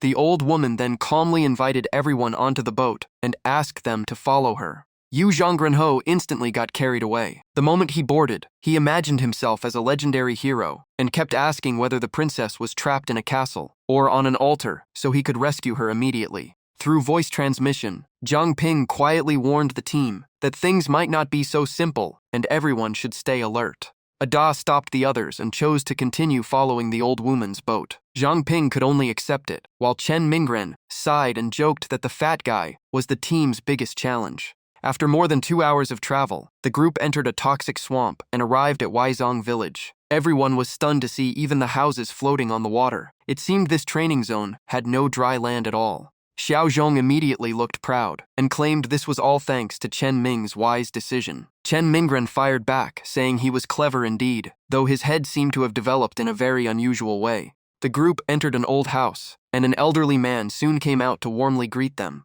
The old man emotionally said that Weizhong village had finally waited long enough for the hope they had been seeking. Once everyone sat in a circle, he introduced himself as the village chief of Weizong, Wei Zunbei. He humbly said the poor village had little to offer and hoped the guests would forgive them. Tu Do took the initiative and asked how Yuan Xiong was related to him. Wei Zunbei looked embarrassed before admitting that Yuan Xiong was actually his ancestor. The talking bracelet left him even more amazed by the warrior's mysterious powers. Though he kept smiling, a trace of sadness appeared in his eyes. According to village legends, heroes would appear whenever disaster struck. Believing everyone understood the basics, he moved straight to the main issue. He explained that in the waters south of the village lived a giant spirit turtle called the Chasing Moon Glowing Turtle. It had always been gentle and friendly and was regarded as the guardian deity of Weizong. But recently, the sacred turtle suddenly changed and began attacking villagers. No one knew why. They hoped the warriors could investigate the cause and help it return to normal. If that was impossible, they at least wanted it stopped from harming innocent people. After hearing the mission, Zhang Ping immediately reassured the village chief that the team would do everything possible to handle the matter. Wei Zunbei was deeply grateful, and his eyes were filled with appreciation for the group. With great hospitality, he pointed at a steaming pot of soup and invited everyone to eat, even though the meal did not look very appealing. After making the arrangements, he left the room so everyone could rest comfortably. Before leaving, he reminded them that it was already night and they should sleep early. Looking at the bubbling soup, Zhang Ping felt something was off. Even the system issued a warning about the strange-smelling dish. Chen Mingren immediately pushed the job of tasting it onto Xiao Zhang, but he refused without hesitation, claiming he would rather starve than touch something that's suspicious. After thinking it over, Zhang Ping concluded that the villagers probably meant no harm, so the soup was likely safe enough. Ting Yao was still uneasy and pulled Zhang Ping aside to confirm again. He explained that since arriving here, he had not sensed any hostility, so there was probably nothing to worry about. Just then, Tudou quietly told Zhang Ping that 100 years ago, when he visited this place, the village chief was Yuan Xiong. Back then, he helped the villagers gather bird eggs to feed the black turtle, which was only as big as a wash basin. Suddenly, Ting Yao noticed something that might be linked to the mission's secret. She found the villagers' souls strangely abnormal. Unlike normal emotional fluctuations, their souls felt like frozen water, still existing, but completely still. Hearing this, Zhang Ping asked if they were similar to the undead from Saint Ancestor Village. Xiao Zhong immediately cut in, saying that sounded terrifying, while Ting Yao admitted she could not fully describe the feeling either. Zhang Ping reminded everyone to stay cautious. Since no one had found any clues yet, blindly searching was pointless. Based on past experience, the village chief's invitation was likely the key to this mission. As night fell and everything became silent, Wei Zunbei quietly left the house and met the old woman who had guided them earlier. While the team still remembered Zhang Ping's advice to rest, the mysterious conversation between those two was far more important. Making sure no one was watching, Wei Zunbei glanced at the old woman and lowered his voice. He sounded hopeful that this batch of sacrifices would be especially lively and fresh. The next morning, the team continued searching for clues. A da once again served as their usual transportation. Along the way, everyone complained about the endless journey. They were sore from sitting so long and still could not see the end of the swamp. Shushu suddenly became unusually serious. After carefully sensing the surroundings, she discovered that the waters here were far deeper than any she had encountered before. Suddenly, she sent out an urgent warning after detecting something moving beneath the water. In an instant, a massive black shape burst up from the depths, nearly throwing everyone off Ada's back. Chen Ming quickly controlled 2 flying swords and formed a platform in mid-air. Zhang Ping immediately spread his wings and flew up, then hurriedly checked on the others. Shushu reacted just as fast and created a huge ice platform on the water for the team to stand on. She reassured everyone that they were safe and would make more footholds if needed. At that moment, Zhang Ping was horrified to see the dark shadow wrap around Ada and drag him into the deep water. Ada's painful cries echoed across the swamp, making Zhang Ping extremely anxious. He tried to identify the creature but could only make out a blurry gray mass and wondered if it was a giant snake. While everyone worried about Ada, both the monster and Ada Sa suddenly vanished beneath the lake. The entire team panicked when all traces disappeared.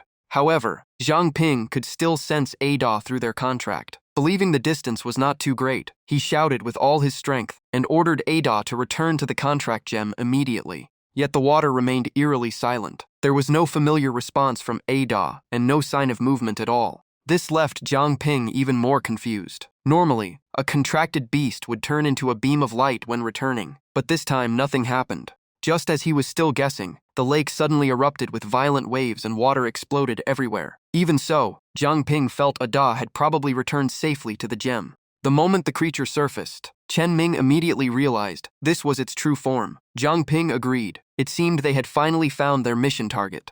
The monster terrorizing Weizong village was none other than the Chasing Moon Black Turtle. Without needing any orders, the team instantly spread out and formed an encirclement, preparing for battle.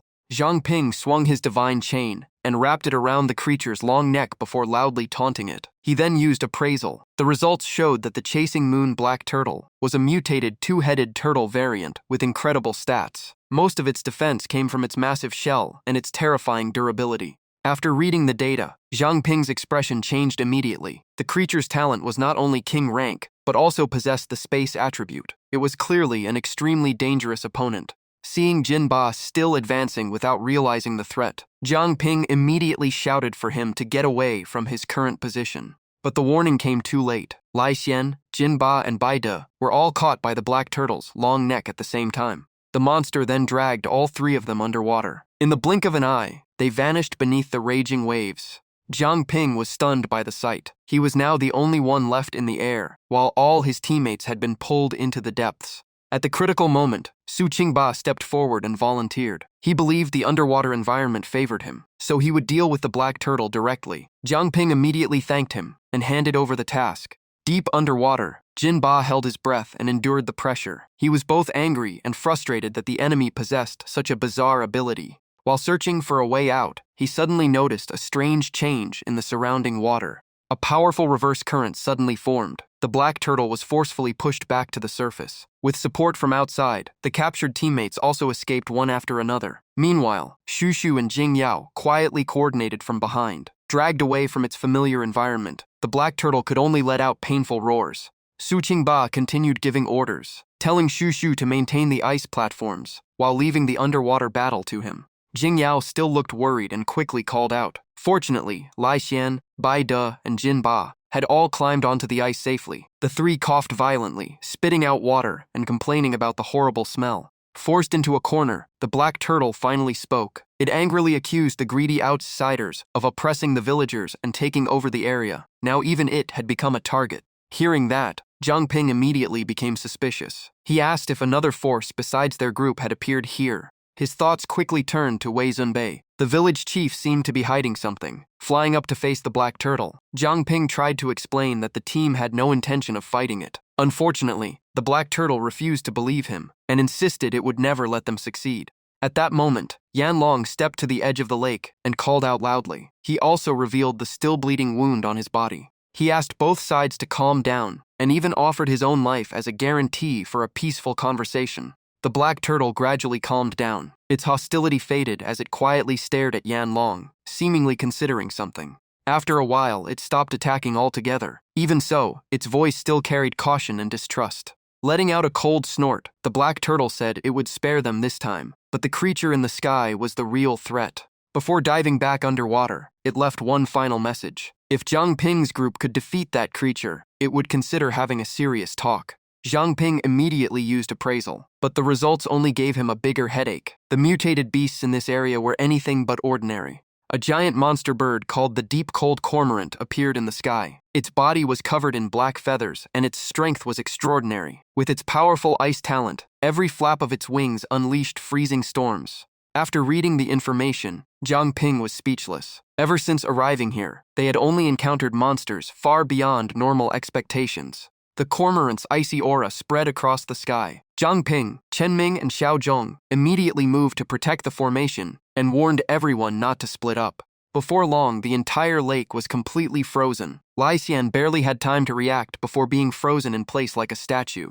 Among the group, only Xu Xu could somewhat resist the cold thanks to her ice abilities. Standing behind her, Xue Jie was shocked that this bird's chill was even more terrifying than the northern blizzards. Even Xu Xu admitted she was outmatched. One breath had turned the entire area into a frozen world. The creature's control over ice far surpassed her own. Lai Xian remained calm. Seeing the enemy challenge him with ice, he immediately declared that he would show it the true power of the suns. Flames erupted around his body. Lai Xian activated the blazing Phoenix Immortal Body and Phoenix Flame form before charging straight into the sky to face the deep-cold cormorant. Without wasting words, he slammed directly into the creature and unleashed a flaming punch, shouting for it to shut up. The terrifying heat of the attack sent the deep-cold cormorant reeling and nearly knocked it out of the sky. As it endured the intense flames, vines suddenly emerged from below and tightly wrapped around its body. Lao Ye seized the opportunity to join the fight, prompting Lai Xian to throw a few complaints his way. Lao Ye did not hold back at all and directly shouted for the bird to come crashing down. While tightening the vines, he grumbled that as long as it stopped freezing the lake, everyone would suffer a lot less. Facing the attacks, the deep cold cormorant used the special pouch beneath its belly to absorb part of the damage. Seeing that, Lao Ye even found time to ask Su Qingba if he had been frozen solid. As he kept punching the bird's stomach, Su Qingba explained that his ability allowed him to merge with inorganic matter. Whether his body turned into water or ice, it would not affect his combat strength. Despite taking repeated hits, the deep cold cormorant was incredibly stubborn. It quickly bit through the vines binding it and regained its freedom. Right after that, Jinba, Lai Xian, and Bai De charged forward together. Jinba flashed a confident grin and declared that this bird would become today's meal. While warming up, he eagerly challenged the two seniors to a bet on who could break the bird's wings first. Bai De immediately proposed a punishment for the loser: 100,000 push-ups. Lai Xian unleashed the power of the Beast King Fist once more, creating a violent storm. The three surrounded the bird from every direction and bombarded it with attacks, leaving it no chance to escape. Jinba and Bai De focused entirely on its wings. After landing a precise punch, Jinba became even more excited and shouted for another round. A dazzling golden beam then shot from him toward the deep cold cormorant at incredible speed. Watching those three fight as if they were having fun, Jing Yao could not help blushing in embarrassment. She turned to Jiang Ping and asked if they were always this overly enthusiastic. Jiang Ping could only smile awkwardly and explain that they had probably been holding back for too long. Besides, this opponent was not a terrifying king rank with soul attacks. After beating the bird to their heart's content, the three even gathered together and excitedly discussed the battle. Though all of them were over 30, they still showed off their muscles like energetic youngsters. To them, the fight had not been satisfying enough, because the gap between mutated beasts and true king ranks was simply too large.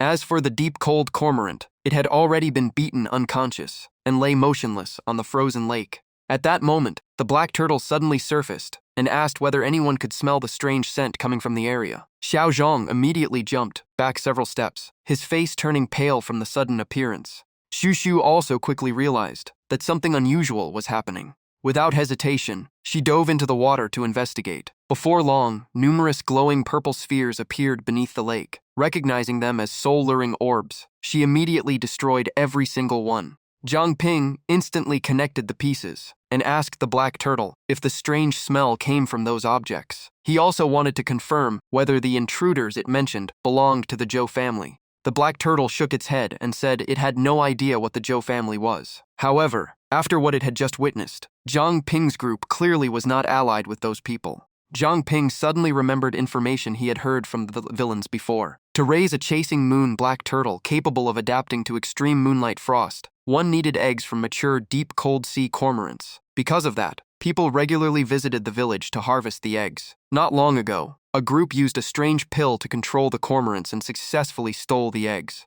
But it did not end there. After taking the eggs, they also controlled the cormorants and massacred the villagers. As Weizong's guardian spirit beast, the black turtle stepped in to stop them, but it was ultimately defeated and seriously injured. When those people tried to use soul-luring orbs to control it as well, the black turtle could only borrow the power of moonlight to escape.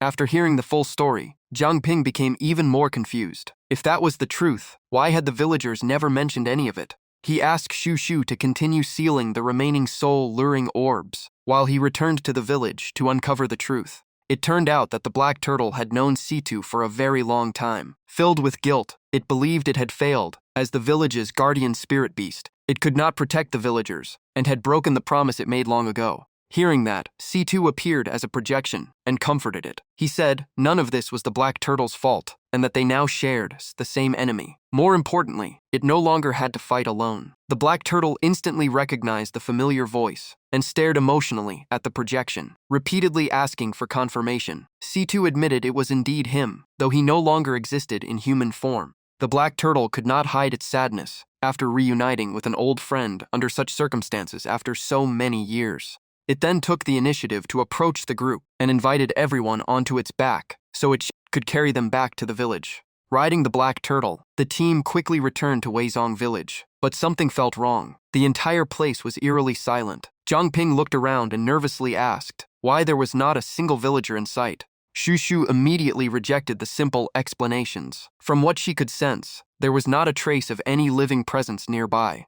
That only made things more confusing. How could an entire village vanish without leaving any evidence behind? The moment someone mentioned ghosts, Xiaozhong turned pale with fear. Meanwhile, Jingyao continued analyzing the situation. The villagers had appeared perfectly normal that morning, so if they had truly left, there should have been some sign. Even the black turtle found it hard to believe. It asked whether they had really met the villagers before. Jinba immediately confirmed it, and even said they had been warmly welcomed, though that terrifying soup was another story. The more it listened, the more suspicious the black turtle became. From what it had witnessed personally, the invaders had slaughtered the villagers long ago. There should not have been any survivors. Just as the discussion reached a dead end, Jingyao suddenly spotted a faint trail of green smoke drifting out of a nearby house. The smoke appeared only briefly before fading away. Jingyao immediately chased after it, causing Jiang Ping to shout after her in surprise. Reaching the house, Jingyao pushed open the door. The sight inside left her stunned. A strange green flame still burned quietly, while the room was filled with bizarre puppets.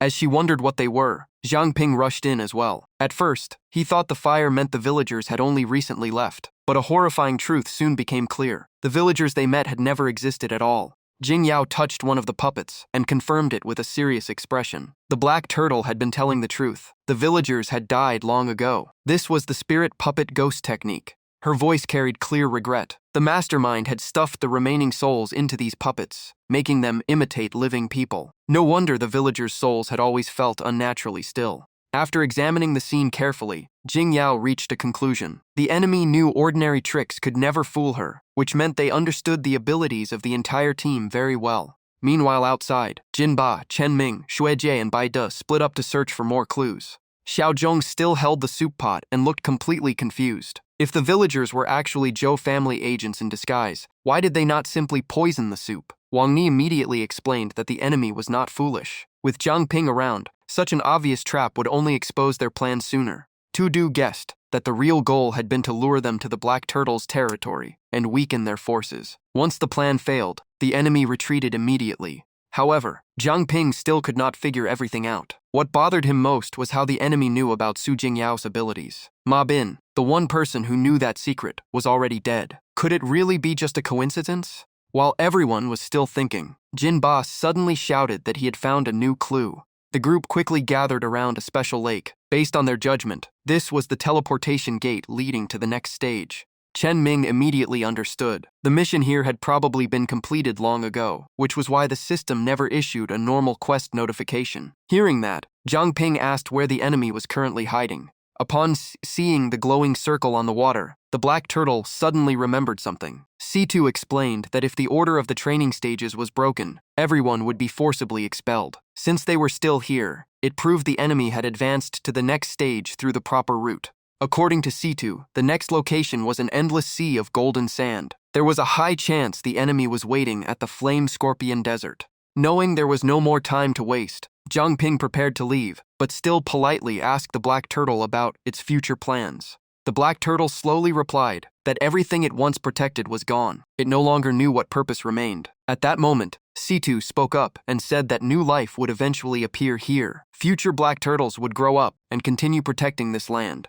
Jiang Ping seized the opportunity and invited it to join them. The past could not be changed, but they could face their common enemy together. Right now, they needed the black turtle's strength. Sai-Tu's successor was far more interesting than Yi-Tze had been back then. Maybe this new pact was fate all along. In the end, it agreed. Its massive body slowly shrank before entering Jiang Ping's contract gem. The contract was successfully formed. From now on, Jueyue Xuangui was officially Jiang Ping's contracted beast and would follow his commands. After finishing everything in Weizhong, the team immediately headed for the next checkpoint, the Flame Scorpion Desert. Just like before, everyone was thrown through a space gate, but Jiang Ping was already used to freefall and even found it exciting. The moment he landed, he realized something was wrong. His teammates were nowhere in sight. They had entered together, yet now he was completely alone. Worried, Jiang Ping quickly called Shu To to ask what was happening. Before he got an answer, a group of strangers suddenly appeared from the void. They looked at him with mockery and mentioned his infinite rank ability.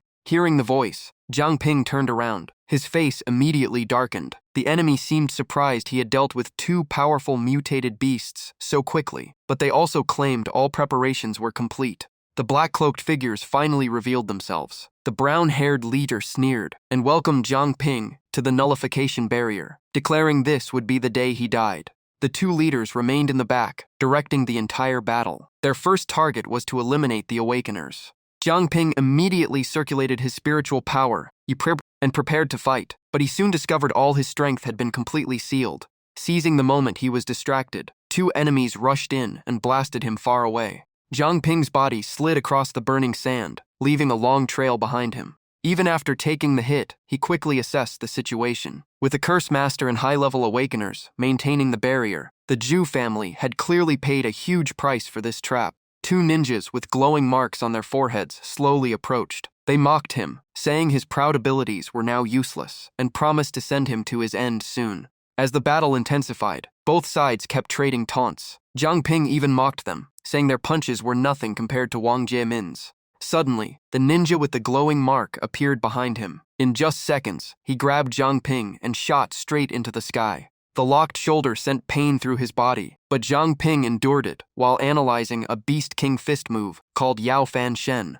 The enemy released him to fall, but at that exact moment Jiang Ping grabbed his arm. Using the momentum, he hurled the enemy behind him and followed up with a Beast King fist killing move called Che He Guan Xin. When both landed, the surrounding area shook violently and sand exploded into the air. What chilled Jiang Ping was that even after being pierced by a blade, the enemy still wore a strange grin. A sense of danger instantly appeared. The enemy quickly retreated to his allies, while Jiang Ping grew more suspicious. His heart had been pierced, so how was he still acting fine? Even stranger, Jiang Ping's blade was completely clean without a single drop of blood. Watching the two enemies move their arms, as if controlling something, Jiang Ping suddenly formed a theory. Were they puppets too? Was the real controller watching from afar like a spectator? In the distance, the onlookers were casually placing bets on how much longer he could survive. Despite being constantly attacked, Jiang Ping relied on his agile movement to dodge wave after wave of assaults. His eyes locked onto the black-cloaked group in the rear, and he immediately charged forward. His goal was clear. To break the situation, he had to target the leaders directly.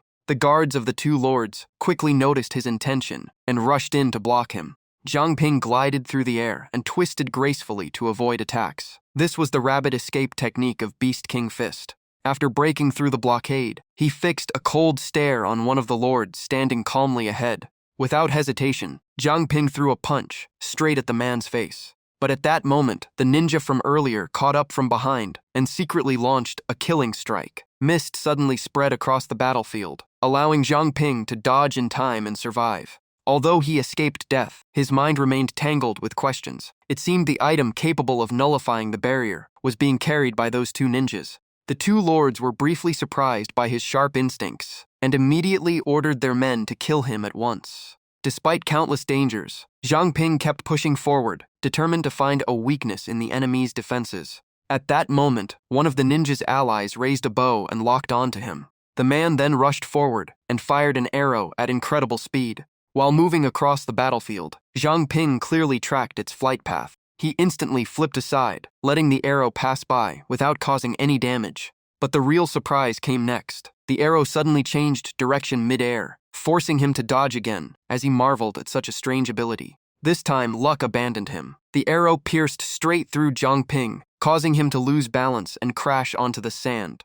The moment he landed, enemy forces immediately pinned him down. The two lords slowly approached with contempt on their faces. The gray-haired man with an X-shaped scar laughed, treating the infinite-rank genius like dust beneath his feet. Covered in wounds and sand, Jiang Ping looked up and asked directly, "How did you separate me from my teammates?" The dark and gloomy red-brown-haired man drew his sword and coldly replied that a dying man did not need answers. He could take his questions to hell. Hearing that, Jiang Ping only laughed proudly and replied that if someone was going to hell today, it would be them. The moment he finished speaking, the ground beneath their feet suddenly shook violently. Everyone's expression changed as they demanded to know what he had done.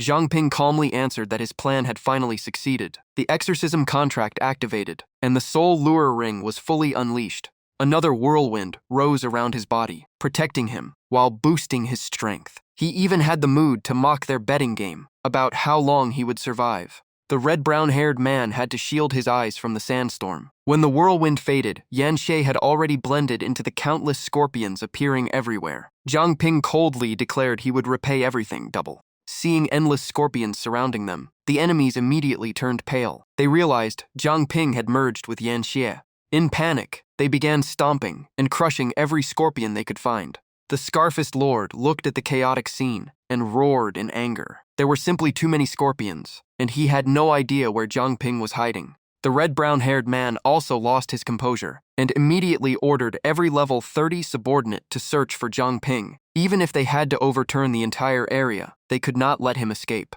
Amid the endless sea of sand, one Yan Xie quietly separated from the swarm and disappeared into the desert. That scorpion carried Zhang Ping's consciousness. After confirming he had escaped the pursuit for now, he finally let out a sigh of relief. While recovering, the image of the red-brown-haired man suddenly appeared in his mind again, leaving him confused. Why did this keep happening? Zhang Ping closed his eyes and pieced together every clue. He gradually formed a theory. The pure-blood body might have created a special connection with the consciousness of hive creatures. If true, he could use it to locate his teammates. Acting immediately, he controlled the Yan Xie body and released sound waves throughout the area, trying to detect the missing members of his team. It did not take long before a response appeared. Zhang Ping opened his eyes in excitement after identifying a signal from the northwest. Time slowly passed, while the vast desert stretched endlessly before him. After about half an hour of searching, Zhang Ping finally found C2 buried beneath the sand. The moment he saw Zhang Ping, the old man urgently asked what had happened. Zhang Ping briefly replied that he had fallen into an enemy ambush. He quickly explained everything that had happened and canceled his pure-blood body state, adding that his abilities had been sealed by the enemy. His internal injuries had not improved at all. His organs ached, his blood flow was chaotic, and he kept coughing blood. Even so, Zhang Ping stressed that gathering the entire team was the top priority. When Zhang Ping suddenly collapsed onto the sand, C2 panicked and shouted, trying to keep him conscious. But at that moment, Zhang Ping's vision went dark, and he quickly fell unconscious amid the old man's desperate cries. Meanwhile, the other Yan Xie scorpions also began showing strange changes. The soul lure ring had officially taken effect. They were completely controlled by the black-cloaked group and turned into tracking tools to follow the path Zhang Ping had taken. The red-brown-haired man continued investigating the area and concluded this was the last place where Zhang Ping had appeared before vanishing completely. He lowered his head and scanned the surroundings with a vicious look. In his eyes, even an infinite-rank genius was nothing more than prey that was good at hiding.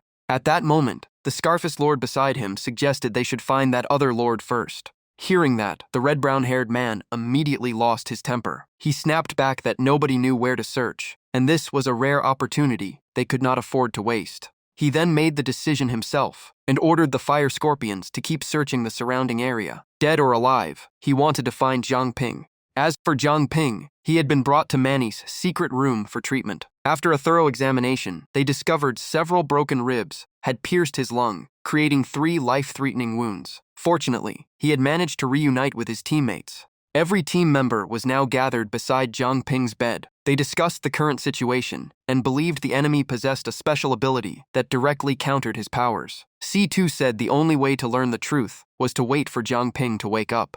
The peaceful atmosphere did not last long. Thanks to her sharp senses, Manny suddenly detected suspicious activity outside. Lai Xian immediately entered combat mode. In his view, if the enemy had come to them, there was no reason to avoid a fight. Jinbo agreed, clenching his fists and asking Manny to open a path so they could confront the enemy. Chen Ming remained calm. He quickly stopped them and reminded everyone that they still did not understand the enemy's true strength, so acting recklessly would be dangerous. Just then, Zhang Ping's body trembled slightly. His consciousness slowly returned, causing Jing Jiao, who had been watching over him, to immediately announce that he was awake. The moment he opened his eyes, Zhang Ping grabbed his head from the intense pain and asked in confusion where he was. The last thing he remembered was being in the training grounds. Manny smiled and explained that after reaching the Scorpion Desert, everyone realized he was the only one missing. They tried contacting him many times without success and assumed he was in danger. Because the desert conditions were too harsh, she opened the dark room so the group could hide and conserve energy.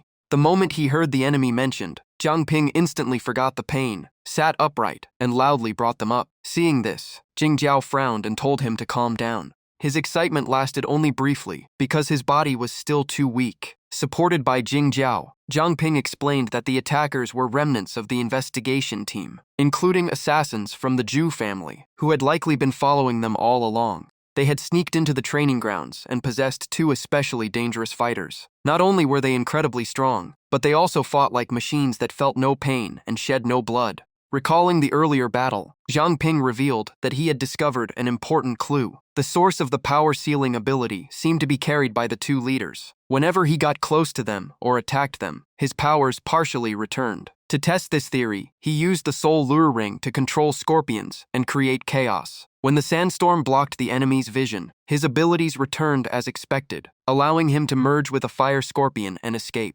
After explaining everything, Zhang Ping shared his conclusion. As long as he escaped their line of sight, his powers might no longer be affected. After hearing this, C2 added that if the Zhu family had possessed such a method for a long time, they would have used it against him already. That suggested this ability had only appeared recently. Even so, Zhang Ping still had many unanswered questions. What troubled him more was how the enemy had isolated him from everyone else. With the Zhu family's capabilities, they should not have been able to influence the structure of the training grounds. That thought reminded him of the village chief's warning. Perhaps there really was a mastermind, pulling the strings behind everything, while the people hunting them were merely pawns being used. His headache still lingered, and the clues were far too fragmented. Even so, Zhang Ping understood that dealing with the Zhu family was the immediate priority. Thinking of this, he clenched his fist and shared his thoughts with everyone in the room.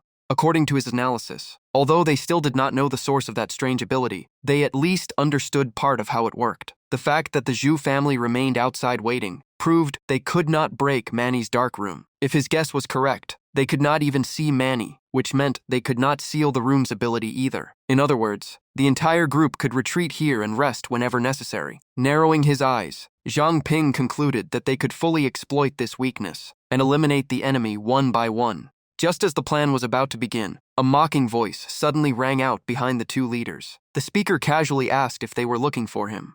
Zhang Ping slowly appeared and walked toward them with both hands covered in inner force and divine power. The two men recognized him instantly. As he advanced, Zhang Ping clenched his fists and felt the power flowing through his body. However, the effects of the previous battle remained, reminding him that his abilities were still being suppressed by those two.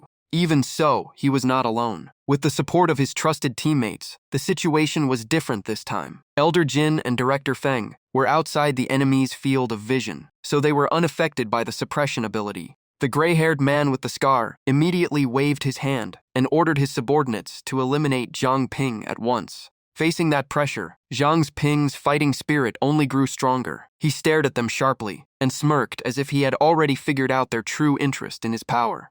While distracting the enemy with conversation, he secretly moved behind the two leaders in the form of a spirit master. He even dropped a cryptic remark that people should not focus only on what is in front of them. The moment the two leaders were restrained, Zhang Ping immediately shouted for Manny to open the dark room. But the one actually choking the two men was not Zhang Ping. It was Bai De, who had used a transformation spell to switch places. Only after the Lion King form was released did the two leaders realize they had been tricked and roar in anger. They quickly broke free and turned to face Bai De, showing clear contempt, as they believed he could never stop them alone. But their confidence did not last long. Seconds later, the other team members stepped out one after another and made it clear that Bai De was not fighting alone. Captain Su appeared with a calm expression and a faint smile. Looking at the two men, he spoke like a senior teaching a pair of unruly juniors. The moment they saw him, their faces changed. They were horrified that the man who should have been dead was standing right before them. They tried blaming Ma Bin and offered all kinds of excuses, but Captain Su could not care less.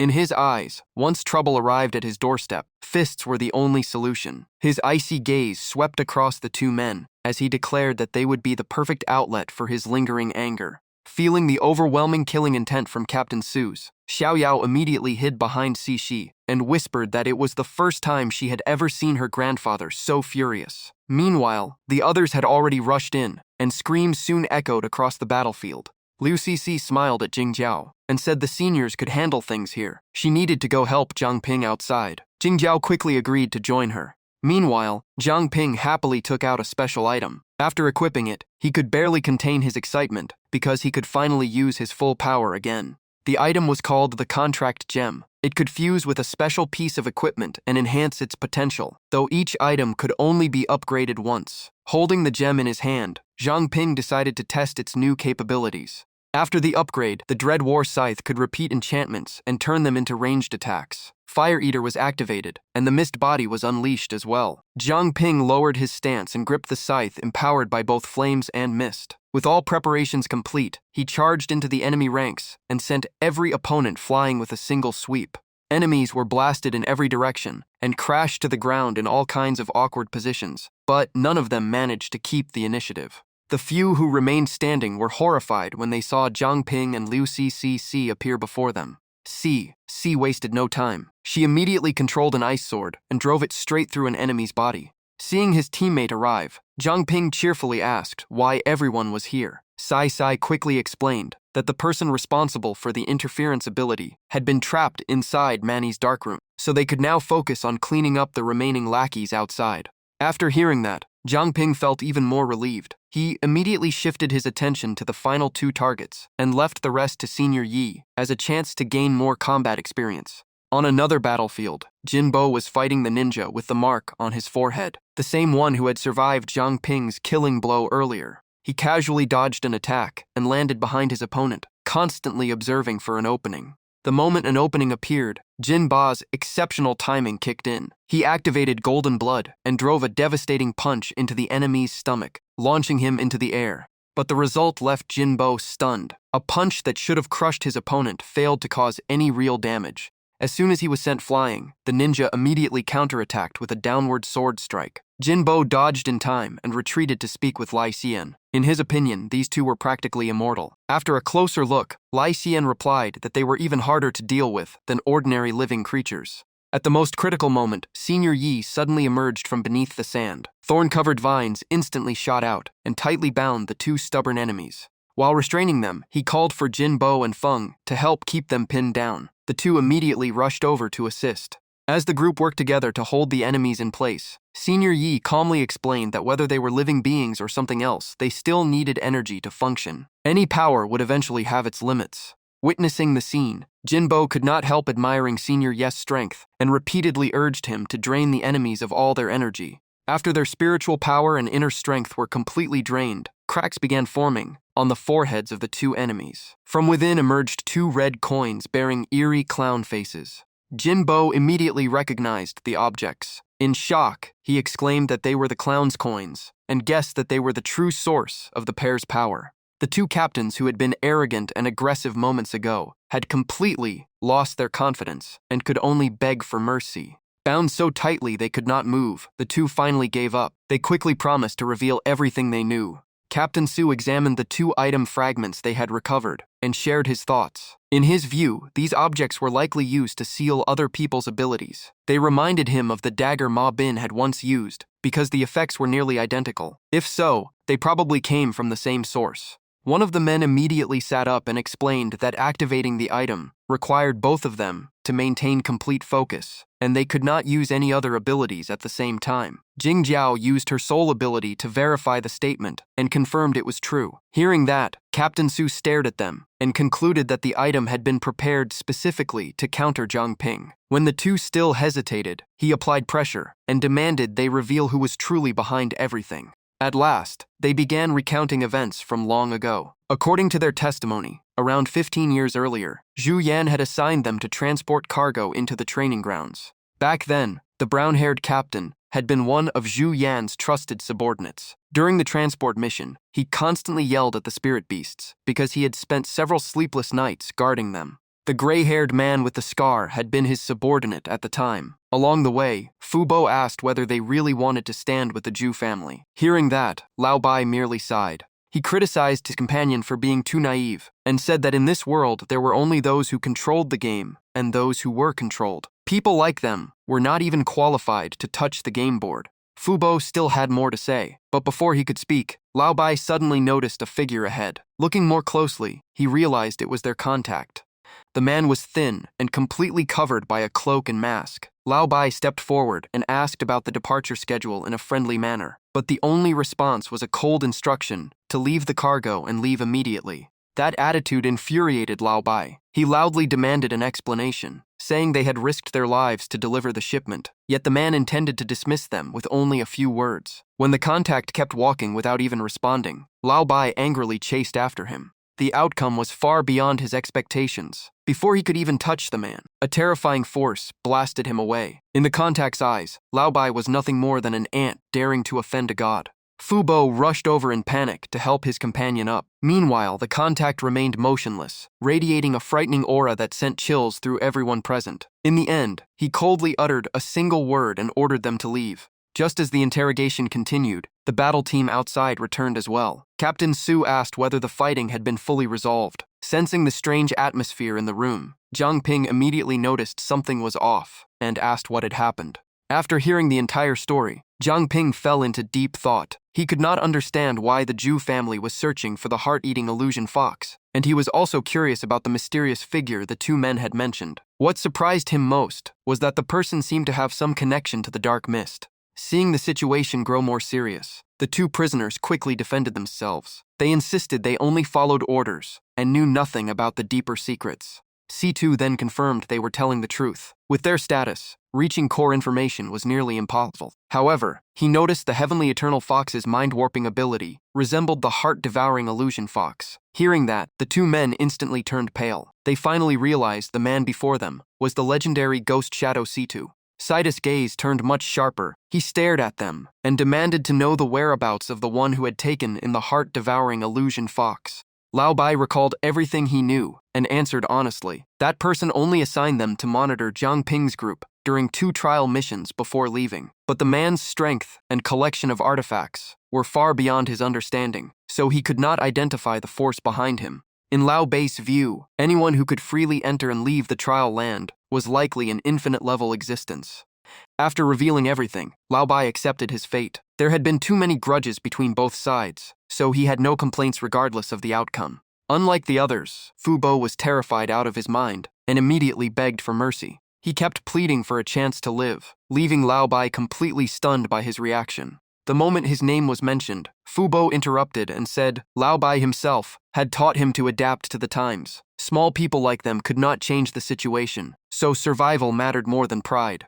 After that, the two men hugged each other and burst into tears. Watching the scene, Jiang Ping broke into a cold sweat. The whole situation felt strangely absurd. After thinking it over, he realized that while their strength was insignificant, they were veteran investigators who likely knew plenty about the outside world and the investigation team. They might even help identify the mastermind in the future. After weighing the pros and cons, Jiang Ping made a decision. He agreed to spare them, but from now on they had to obey his orders without question. He took out a gemstone and told both men to willingly swallow it to complete a contract. Although he claimed they had a choice, his eyes clearly carried a warning. Fu Bo and Lao Bai exchanged looks. They understood this binding was even stronger than a deadly oath, meaning lifelong obedience. The more Lao Bai thought about it, the more frustrated he became, but he could only endure it. Back at the tavern in White Iron Town, after the intense battle earlier, Jiang Ping's group finally had a chance to enjoy a good meal and rest. Xiaozhong ate with a big smile and praised the food as worth every coin. Min Yi was also excited to learn that Pearl City currency still worked here, so nobody had to worry about expenses. Joining them was someone who had visited this place long ago. Back then it was only a small tribe, but now it had grown tremendously. As everyone chatted, a drunk man from a nearby table staggered over and guessed they were newcomers.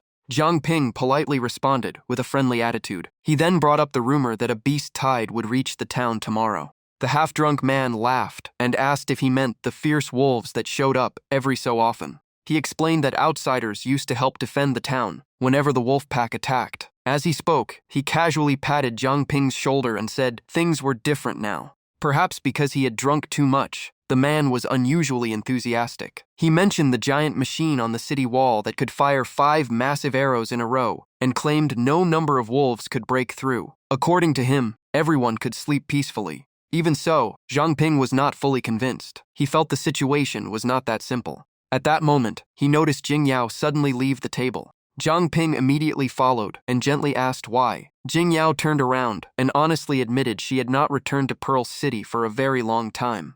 As she spoke, her eyes drifted into the distance. She was filled with anticipation and unease about the city's current state. Early the next morning, before sunrise, the group arrived at Pearl City. Beneath the construction site, workers were busy amid the constant noise. A fat man appeared and shouted at the workers, warning that if the shop was not repaired within 3 days, everyone would be punished. When someone complained about missing materials, he brushed it aside and focused only on his own interests. Passers-by stopped to gossip with clear disdain. Some even mocked Deputy City Lord Huang for climbing the ranks by serving the patrol team. Inside the city lord's mansion, a subordinate bowed and delivered a report. Reconstruction was nearly complete, and the previous incident had been disguised as a natural disaster handled by the patrol team. Luo Shiyu's sat with her legs crossed, looking lazy as usual. Still, she suddenly wondered whether the people of the city had been living peacefully lately. The subordinate immediately took the chance to flatter her, claiming the citizens constantly praised her leadership. He then asked how to deal with the Zhu family issue.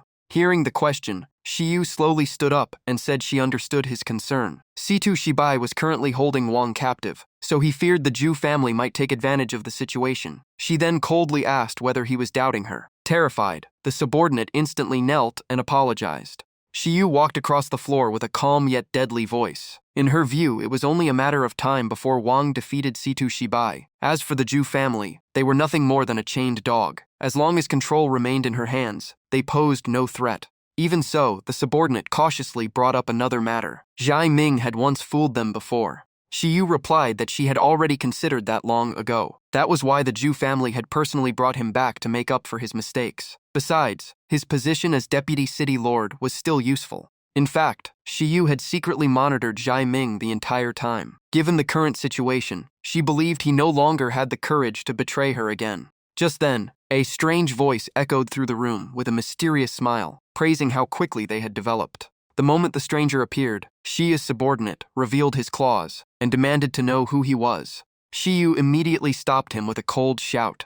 Displeased by his recklessness, she killed subordinate on the spot as a warning to everyone else, reminding them they were merely pieces on her board. The mysterious man laughed mockingly and reminded Shiyu to remember her identity. Her expression instantly changed. Both angry and uneasy, she asked why he had come. The man maintained his superior attitude and casually mentioned that pure-blood members of their race were incapable of reproduction. This was the same contact Lao Bai had mentioned before. With a single blood medicine, he had created the half-milk foxes. Yet, even if they could replace humans, it still failed to solve the declining population of their race. With his usual arrogance, he declared that he could teach Shiyu a method to preserve their bloodline. They now controlled Pearl City and possessed enough resources, so the requirements were no longer difficult to meet. He then deliberately probed her, asking whether she planned to return to the Snowfield region. Meanwhile, in Snow White Town within the Snowfield region, Jiang Ping's group followed the man they had met the day before. As the atmosphere grew increasingly tense, the beast tide was drawing closer, with only a few minutes remaining before its arrival. Noticing Jiang Ping's caution, a nearby resident reassured him that there was no need to worry, and that he could simply watch. From a high vantage point, Yu Zhong scanned the distance with binoculars and announced that the target was approaching. Sure enough, a massive fox horde soon charged forward amid deafening howls. The order to open fire was immediately given. Countless copper bullets rained down at once. Although the creatures looked ferocious, the overwhelming firepower forced them into constant screams of pain. Watching the scene, Leist was amazed by the strength of the defenses and thought they might not need to intervene. However, Baida found something strange when he detected a scent mixed with both fox and wolf blood. At that moment, Jiang Ping's expression changed as he suddenly realized something was wrong and shouted a warning. After a closer look, he quickly confirmed that the creatures before them were heavenly eternal foxes. Across other sections of the battlefield, the remaining heavenly eternal foxes were also being cut down by the city's firepower, creating chaos everywhere. On the city wall, a bald man watched with satisfaction, believing these monsters were too weak to even warm him up. Looking at the fox corpses scattered across the snow, he was convinced the battle was nearly over and was already thinking about resting with a bowl of hot soup. But just as he prepared to deliver the finishing blow, his weapon suddenly malfunctioned. He frowned in frustration as the crossbow broke down at the worst possible moment. He was not the only one. Operators across the wall discovered the same problem and began shouting in panic. Before anyone understood what was happening, another wave of heavenly eternal foxes suddenly appeared. Their numbers were several times larger than the first group, plunging everyone into despair. At the most critical moment, a sea of flames erupted and temporarily stopped the assault. The one who acted was Zhang Ping. Seeing the situation, Yan Shu became cautious, knowing things were not as simple as they seemed. Meanwhile, Jin Bo was excited and felt they should have crushed these monsters with their fists long ago. The bald commander immediately ordered his men to bring the chief engineer to inspect the problem, while he rushed to the scene himself. At the same time, Zhang Ping's team charged directly into battle against the incoming Heavenly Eternal Foxes. Everyone unleashed their specialties and launched powerful attacks, one after another, completely overwhelming the monsters. While fighting, Xiao Zhang was incredibly excited and kept showing off the power behind every swing of his weapon. After the fierce battle, the snowfield was covered with Heavenly Eternal Fox corpses. Zhang Ping looked at the bodies and told everyone to stop since the creatures had already been smashed beyond recognition. Yet Xiao Zhang kept attacking the lifeless remains, regretting how rarely he found opponents weaker than himself. What unsettled Zhang Ping was that the mission completion notice had not appeared. He immediately scanned the area, suspecting that some targets were still alive. At the same time, another question troubled everyone. No one understood why Heavenly Eternal Foxes had been appearing in such huge numbers lately. Just then, cheers erupted from the city wall as the two people everyone had been waiting for finally arrived. The bald man quickly stepped forward and asked the newcomers to inspect the giant crossbow that had suddenly malfunctioned. They were a middle-aged man and woman. Both looked sleepy and annoyed, complaining about being called over for such a minor issue. Suddenly, Zhang Ping's Dark Mist Nightwalker skill sent out a warning. Without hesitation, he shot forward, startling Lai Xian. In the blink of an eye, Zhang Ping appeared right in front of the two workers. His face turned cold, and his weapon was already in hand. Without giving them time to react, he immediately swung his scythe at them.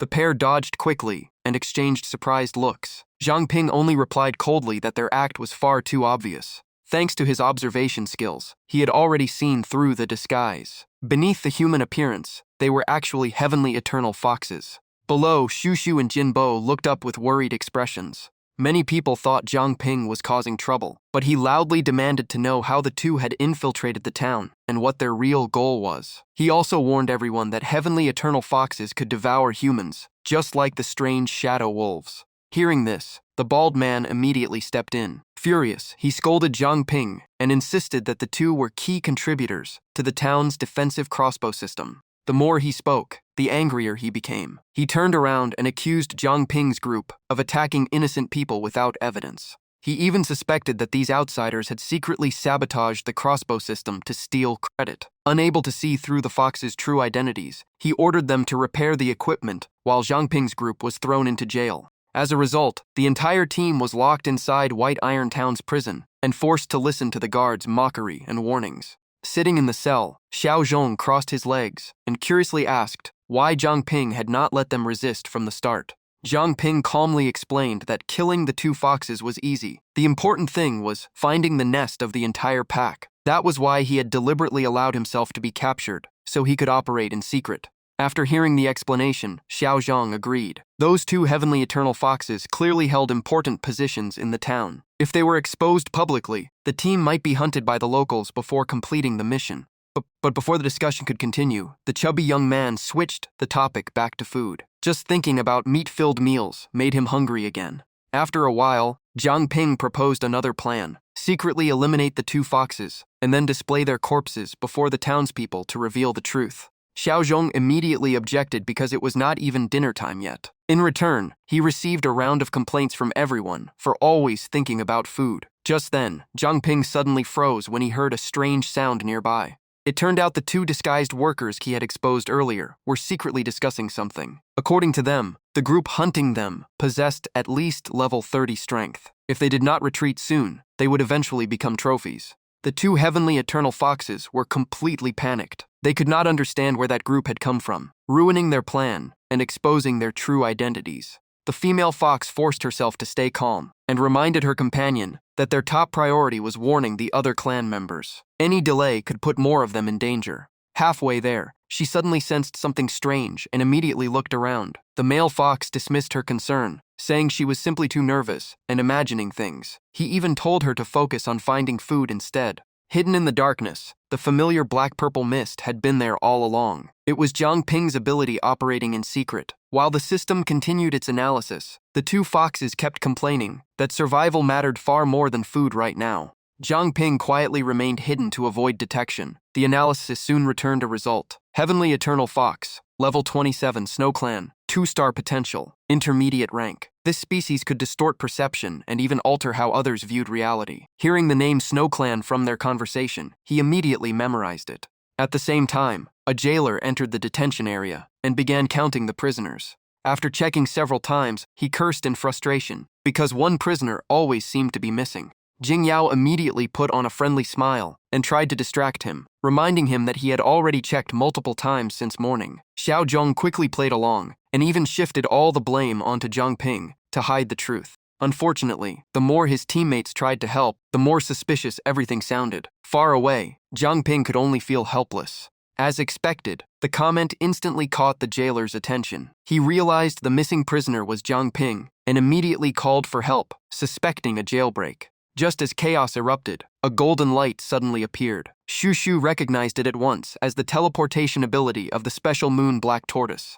The jailer immediately raised his spear and demanded to know what the group was trying to do. Shu Shu ignored him and seriously warned everyone that something major was about to happen, so they should get away immediately. Seconds later, a thunderous explosion shook the area. The ground split apart as rocks and dirt flew everywhere. A gigantic blue-black two-headed flood dragon burst from beneath the earth, releasing deafening roars. The shockwave sent people tumbling in every direction. As Xiao Zhong got back on his feet, he complained that there should be a clearer warning next time. He knew Shu Shu meant well, but he really did not want to be tossed into the freezing snow. The flood dragon quickly relayed Zhang Ping's message to the group. It explained that he had discovered an important clue related to the mission and had sent it to gather everyone together. Meanwhile, the two disguised workers returned to their base and immediately resumed their heavenly eternal fox forms. Entering the gathering place, they looked around and asked whether the remaining members had all arrived. A red-haired fox sitting at the front let out a bitter laugh. Looking at the small number of survivors, it could not help feeling miserable.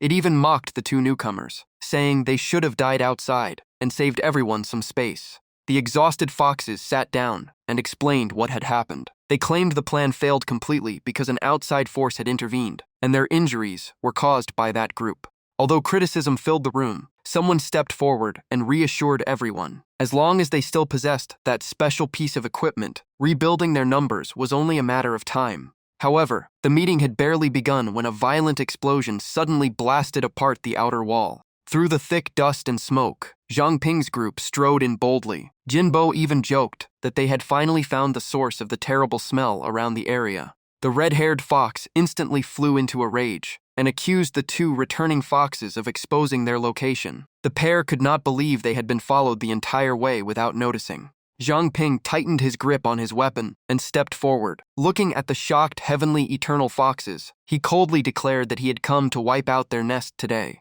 The red-haired fox quickly sensed something was wrong. Staring at Zhang Ping, it suspiciously asked who he really was. But before it could hear an answer, another massive explosion echoed from above the cave. A rain of divine-powered bullets poured down from the sky. The foxes immediately fell into chaos, some fleeing in panic while others froze in terror. Right after that, Lai Xian suddenly appeared behind them and loudly declared that Zhang Ping's group was far from alone. His shout echoed throughout the cave as powerful energy surged outward. At the same time, blazing flames erupted, turning the area into a sea of light before a massive fist crashed down. Elsewhere, Shui Jie unleashed a series of precise kicks without pause. As she fought, she introduced her techniques as if performing on stage. Countless ice swords also shot forward at the same time. Chen Ming stood still and controlled them from a distance, wiping out groups of heavenly eternal foxes with only a few simple movements. Seeing her teammate perform so well, Shui Jie happily slapped Chen Ming on the back. The hit nearly injured him internally, yet she still praised him enthusiastically.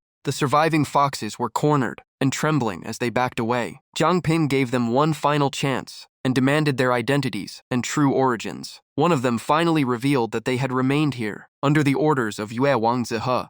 However, the fox disguised as a worker continued to resist. It insisted that it had been born here and knew nothing about the person Zhang Ping mentioned. The moment it said that, its companion became furious, knowing that such a lie was no different from digging its own grave. Shu Shu immediately drew her sword. Her gaze turned icy as she warned the foxes to stop playing tricks. One of them remained stubborn and loudly declared that heavenly eternal foxes would never submit to humans. It had already accepted its fate, believing death was the only possible ending anyway. The two foxes instantly returned to their true forms, roared, and charged forward for one final desperate attack. Zhang Ping did not waver. A cold slash tore through the air and ended both of their lives instantly. At the same time, he gained additional dark mist energy from their rage. Once the attack ended, a new notification appeared. White Iron Town had survived the crisis, and the trial mission was officially complete.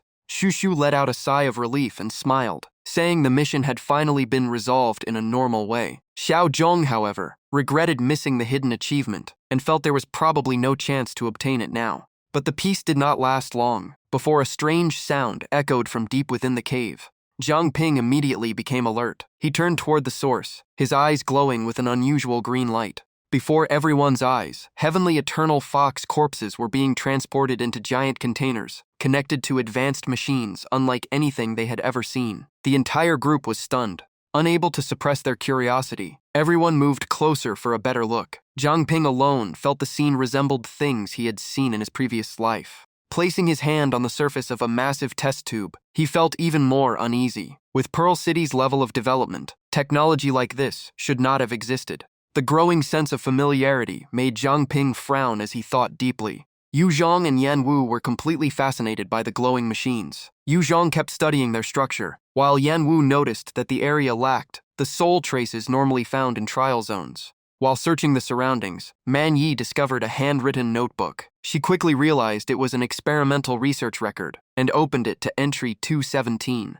As she read the first line aloud, everyone heard that the project involved creating an entirely new species. From that small clue alone, Shushu immediately pieced together the truth. According to her deduction, the heavenly eternal foxes were artificial creations made by humans. Man Yi agreed, since no historical records had ever mentioned such a species before. Even the two figures present as projections were completely shocked. Thinking back to the foxes transported years ago, and the difference in time flow between the trial zone and the outside world, everything finally seemed to make sense. Just as everyone was still speculating, Man Yi discovered another research entry. Its title concerned unlocking the potential of a holy maiden, and the experiment site was listed as the Lost Forest. When she reached the final pages, she found that most of the content had been burned away, making the crucial records nearly impossible to read. After studying the remaining notes, everyone quickly realized that the Lost Forest was the location of the next trial mission. Zhang Ping also concluded that if they wanted the full truth, they had no choice but to continue deeper into the challenges ahead. A new idea suddenly came to him. Lowering his voice, he suggested that before leaving for the next trial zone, they should completely destroy this place to prevent the heavenly eternal foxes from creating more offspring. At the Saint Ancestor's base, the moment Xiang Ming stepped through the door, Ao Xiao immediately demanded to know why he was here. Old Chen calmly replied with an innocent look. He reminded her that she once promised to hand over Situ Shibai's corpse after reaching the King Realm, so he came to check the progress. Ao Zhu coldly shot back. To reach the King Realm, she first had to fully absorb the Saintess's power. After years of studying the formation, she was now about 70% confident. At that moment, Jun Ting's body erupted with a strange phenomenon. Brilliant golden energy spread everywhere, and Ao Shui declared that her day of becoming a king had arrived. Inside the small house deep in the countryside, her long-awaited dream was finally coming true. The light was so intense that Xiang Ming had to shield his eyes and marvel at the aura of a king. But things did not go as planned. Purple lightning suddenly appeared and threw Ao Shu's scheme into chaos. Her expression instantly darkened. Jun Ting's soul was far stronger than expected and could not be taken by force. Losing control, Ao Zhu shattered her own house. She also suffered severe backlash, with blood constantly pouring from her mouth. Right then, someone slowly approached with a mocking tone. The contact stood behind Ao Shui and sneered that without his arrival, the entire Saint Ancestor might have exploded today. Hearing the familiar voice, she quickly turned around. As always, he carried an air of mystery. According to him, Chen Junting's abilities were still evolving, and few beings in the world were as unique as him. The contact added that if Junting continued growing naturally, he could one day become the strongest powerhouse in the world. Absorbing that power now would be a complete waste. Ao Shu immediately argued back. The village had been completely sealed off, so how did he get inside? The contact only laughed in disdain. He asked if she truly believed those guards could stop him. He then said that everything prepared for Chen Junting's trial was now useless. However, he had discovered a new research direction, so he would overlook Oh Shu's mistake this time. Ao Sue clearly disliked this man. In her view, his real goal was to force Chen Junting to kill his own father and awaken even more potential. The contact gently denied it with a fake smile. He claimed he came to help her truly enter the King realm. The current formation could be improved with 100 awakened hearts as catalysts. Ao Sue turned and walked away, saying she was already exhausted today. She ordered Xiang Ming to prepare a pot of tea. Inside the contact's mind, countless clues finally connected. From the Moon King of Tianchang Lake to the Sun Divine Bird of the Zhu family. The more he thought, the more excited he became. He realized that the saint ancestor was actually Li Ao Shui. It seemed all the major factions would soon possess king-level combat power. A sinister smile appeared on his lips. Every piece was already in place, and now he only had to wait for Jiang Pingan to make the game more interesting. In a forest covered by thick gray fog, Zhang Ping's group was still searching for a way out. Zhui Jie sighed in frustration after seeing the same tree 3 times, feeling like they were walking in circles. Jin Bo was also worried. The fog was so dense that even 1 meter ahead was hard to see, leaving the search completely stalled and everyone complaining. Hui Zhong added that even the golden compass was useless here. He even suspected the mission to kill an outsider was forcing participants to slaughter each other. Zhang Ping looked back at the group and analyzed the situation. In theory, this trial zone was designed for solo entry, so the missions inside should never require something a single person could not complete. Hearing that, Hui Zhong was confused because the captain had previously said the trial changed based on participant numbers. While they were still discussing it, a faint voice suddenly came from behind. The newcomers seemed to realize they were not locals, causing everyone to spin around in shock. The owner of the voice was a cute girl with twin buns. She hurriedly apologized for startling them, introduced herself as a resident of Wuyi town, and offered to guide them after noticing they seemed lost. Jing Jiao, who was highly sensitive to spirit beings, quickly reassured everyone. After checking, she confirmed the girl had no hostile intentions. Led by the girl, the group soon arrived before a massive gate. With a smile, she announced that their destination was Wuyi town.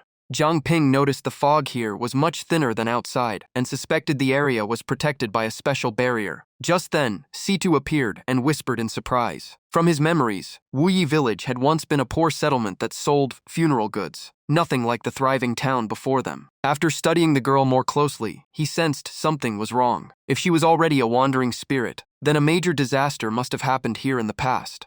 Hearing their discussion, the girl turned around and explained that it was a long story. However, at that moment, the gate slowly opened, revealing residents with a half-human, half-divine aura waiting to welcome them. They all spoke in unison, welcoming the new guests to Wuyi town. Inside was a peaceful town wrapped in mystery. In a warm guest hall, everyone gathered around a lively meal, while wandering spirits quietly served dish after dish of hot food. While eating eagerly, Hui Zhong leaned toward Jing Jiao and whispered. He felt this place was too strange because the attendants had no heartbeat like living people. Jing Jiao remained calm and continued eating. She replied that not every wandering spirit was dangerous, and for now, she chose to trust them.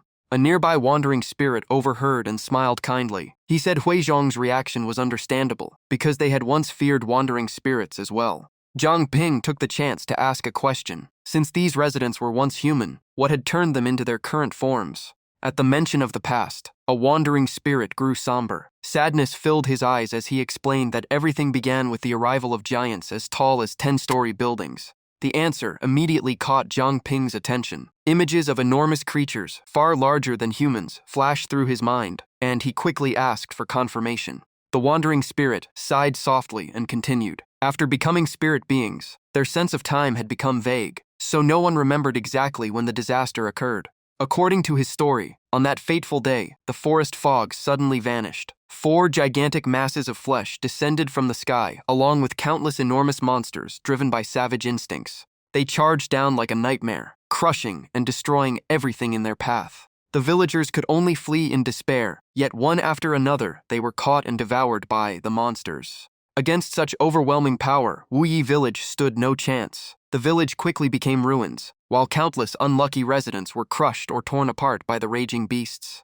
In the end, no one survived. The entire village was wiped out. Yet after an unknown period of time, something strange happened as the dead gradually awakened as wandering spirits. Surprisingly, once that phenomenon appeared, the giant monsters stopped slaughtering them. The fog returned to the forest, and the giants seemed to lose their targets and became inactive. Not long afterward, a mysterious outsider arrived. He calmly guided the wandering spirits and helped them rebuild their lives. Thanks to the knowledge he shared, the ruined village eventually grew into the town they saw today. When speaking of that man, the wandering spirit's voice was filled with respect. To the residents here, he was the great sage they admired most. Hearing this, Zhang Ping fell into deep thought. If an outsider could interfere with a trial zone, could he be connected to Tianqiang Lake? With that thought, Zhang Ping immediately stood up and asked where the great sage was now. The scene quickly shifted to the sage's residence. A wandering spirit volunteered to guide the group there. As soon as they entered, the guide promptly informed the room's owner that visitors from outside wished to meet him. Hao Wen heard the news and pulled back the curtain before stepping out. Surprise was written across his face as he wondered why it had taken them so long to find this place.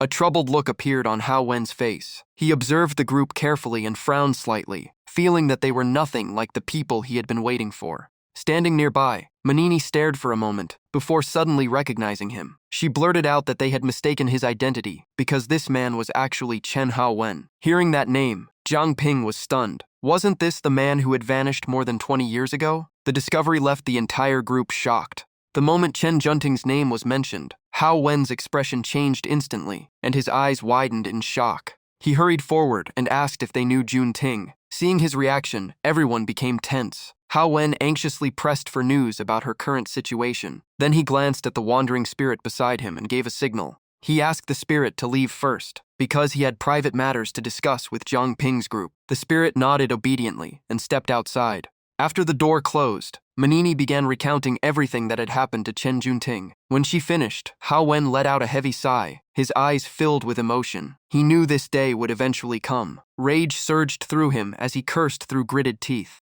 He angrily said that he had traded his own life for Junting's safety, yet that man still broke his promise. Overcome with emotion, he coughed violently and spat out blood.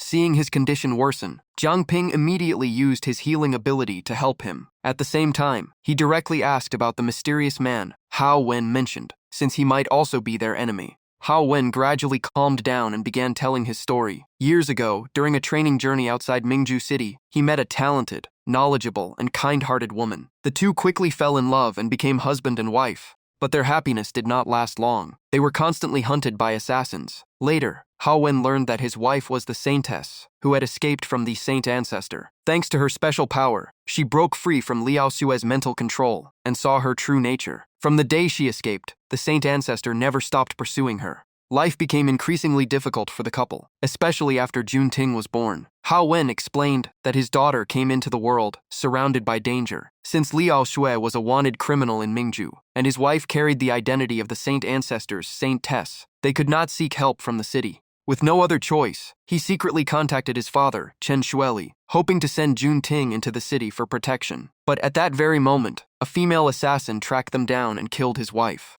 As Hao Wen fled in despair with his daughter in his arms, the pursuers closed in once again. His wife sacrificed her life trying to stop them, but she was no match. At the most critical moment, a mysterious man appeared. In an instant, he wiped out every pursuer and declared that he could guarantee Junting's safety. In exchange, Hao Wen had to remain in this land forever and live among the wandering spirits. Back in the present, Hao Wen bitterly admitted that he accepted the deal because he believed it would protect his daughter. But the longer he stayed here, the more he understood the truth. This entire trial zone was nothing more than a chessboard in that man's hands. The fog, the giants, and everything else had been arranged by him. He used the resentment of the wandering spirits to nurture the giants, while keeping Hao Wen here as a tool for his plans involving Jun Ting. Hao Wen's voice grew increasingly helpless. In his eyes, all of them were merely pieces in that man's game. He could no longer remember how many years he had been trapped here. To keep him alive, the man regularly sent medicine. But this time, the medicine never arrived. At first, Hao Wen thought it meant the end was near. Now he realized the reason was because Zhang Ping's group had finally reached this place. Just then, violent noises erupted outside, shaking the entire room. Before anyone understood what was happening, Hao Wen looked into the distance with clouded eyes. He slowly said that his time had probably come. According to that man, if he died, the fog would disappear and the giants would regain their full strength. Hearing this, Zhang Ping immediately became furious and declared that he would never let that happen. Zhang Ping poured all his power into healing him. but Hao Wen simply shook his head. He wondered what meaning there was in resisting now. Even if they tried their hardest, could the outcome really change? Zhang Ping instantly argued back. If Hao Wen's death was the condition for the giant's recovery, then they only needed to destroy all the giants before it happened. Yet Hao Wen still shook his head in despair. In his view, the giants were never the real problem. Even if every one of them died, nothing would truly change. Hao Wen silently stared at an old family photo. Pain filled his eyes as he choked back his emotions, and said that the only reason he had survived until today was the hope of seeing Jun Ting again. But now both his wife and daughter were gone. Even if he got revenge, they would never come back. His words of despair echoed through the room. He believed that no matter how hard he fought, fate would always take away what he cherished most. Hearing this, Zhang Ping fell silent for a long moment before speaking. But Hao Wen no longer seemed to care about anyone's advice. Staring into the distance, he admitted that he was exhausted. He did not want to endure any longer, and even asked them to kill him so this trial could finally end. Those words immediately ignited Zhang Ping's anger. He demanded to know whether Hao Wen truly believed the world had treated him unfairly. Seeing Hao Wen look up in shock, Zhang Ping continued without hesitation. He said that was simply how this world worked. Grabbing Hao Wen by the collar, he pointed out countless tragedies others had endured, from the saint ancestor and the Zhu family to Mingzhu City, and the wandering spirits of this town. Suffering and oppression existed everywhere. In his eyes, fairness had never truly existed. Zhang Ping's voice grew stronger. He admitted the world was cruel, but that did not mean people should surrender. No matter the outcome, he would fight until his final breath, and never allow the mastermind behind everything to succeed. After saying that, he took out a dagger and threw it in front of Hao Wen. In a cold voice, Zhang Ping said that if he truly wanted to give up, he should end his own life with it. Then he turned and walked out without looking back. Before leaving, he told Hao Wen to choose his own ending. Hao Wen's sat motionless. Before his eyes, it seemed as though the giant creatures from years ago were trampling everything once again, like a nightmare that had never faded. Outside Wuyi Town, memories of the giant massacre were becoming reality. As enormous figures appeared in the distance, the wandering spirits panicked and fled, screaming that the giants had returned. A trembling wandering spirit explained that spirits in this trial zone still possessed physical bodies. Yet fear was so deeply rooted in their memories that they could only cry and hide, believing death was unavoidable this time. Seeing the chaos, Manini stepped forward to calm everyone. She urged them to stay calm and work together against the giants. But before she could finish, a terrified scream erupted from the crowd. A wandering spirit pointed ahead and shouted that a monster was coming. Hearing that, the giant across from them looked confused, and even asked if they were talking about him. Hui Zhong could only sigh and reply that there was nobody else. Meanwhile, Zhang Ping reviewed the information they had gathered and announced the battle plan. At the same time, he continued maintaining the blood corpse art to keep Hao Wen stable. After careful consideration, he divided everyone into separate teams. Team A consisted of Jin Bo, Liu Sixian, and Chen Ming. Team B included Feng Chaishan, Bai De, Zhu Chengbai, and Long Fubo. Team C was led by Ye Changchun and Su Chengpo. Team D consisted of Cheng Shuijie, Zhang Yanlong, Zhang Yanhu, and A Da. After hearing the assignments, everyone acknowledged their tasks. Zhang Ping still felt uneasy. The giants had not yet regained their full strength, so splitting into 4 groups to eliminate them, one by one, was the best option. What he hoped most was that nothing would go wrong. Not long afterward, the scene shifted to a forest covered in fog. While advancing, Jinbo noticed that visibility had improved greatly and spoke up in surprise. For the first time, they could clearly see the giant's true appearance. Ahead stood a massive giant with an enormous body. Jinbo immediately confirmed that this was Team A's target and told Chen Ming to prepare for action.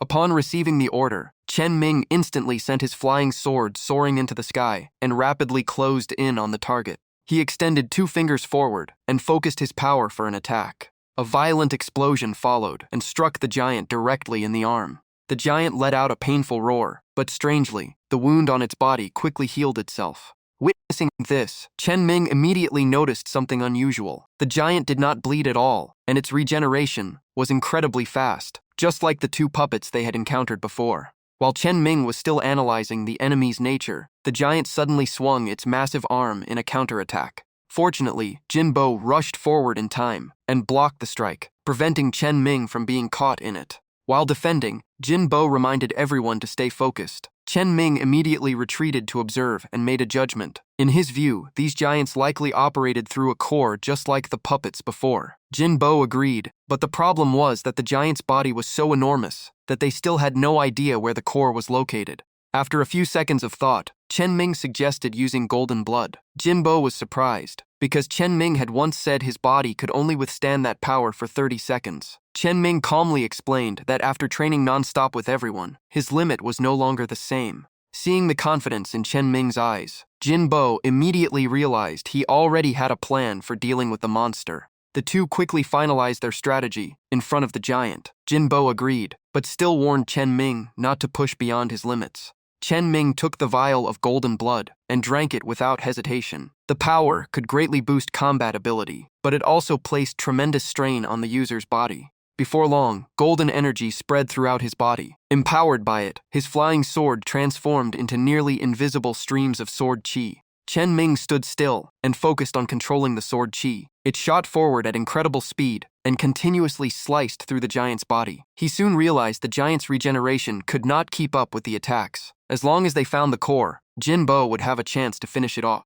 Jinbo nodded and activated golden blood to its limit before launching straight into the sky. While coordinating the battle, Chen Ming quickly realized the current results were still not enough. To locate the core faster, they needed a wider attack range. He immediately called for Lu Xixian's help. Chen Ming remembered that she could create special mirrors and asked whether she could place them around the giant. Lu Xixian seemed unsure because her ability was mainly used to confuse targets. Even so, Chen Ming told her to follow the plan. Hearing that, Lu Xixian regained her confidence and immediately agreed. She waved her hand and activated her power, creating numerous giant mirrors around the giant from every direction. The skill Mirror Flower Water Moon was activated right afterward. Seeing the setup completed, Chen Ming praised her for doing a great job. He immediately increased the frequency of his attacks. The sword key reflected through the mirrors and struck from countless angles, causing the giant to roar non-stop. After observing for a while, Chen Ming finally spotted an unusual location and shouted to his teammates that it was most likely the core. Jinbo wasted no time. He poured all his power into a golden finale strike and dived down with overwhelming force. The attack pierced through the giant's body and shattered the core into countless fragments. The monster's enormous body instantly collapsed to the ground, leaving all three of them surprised that the battle ended faster than expected.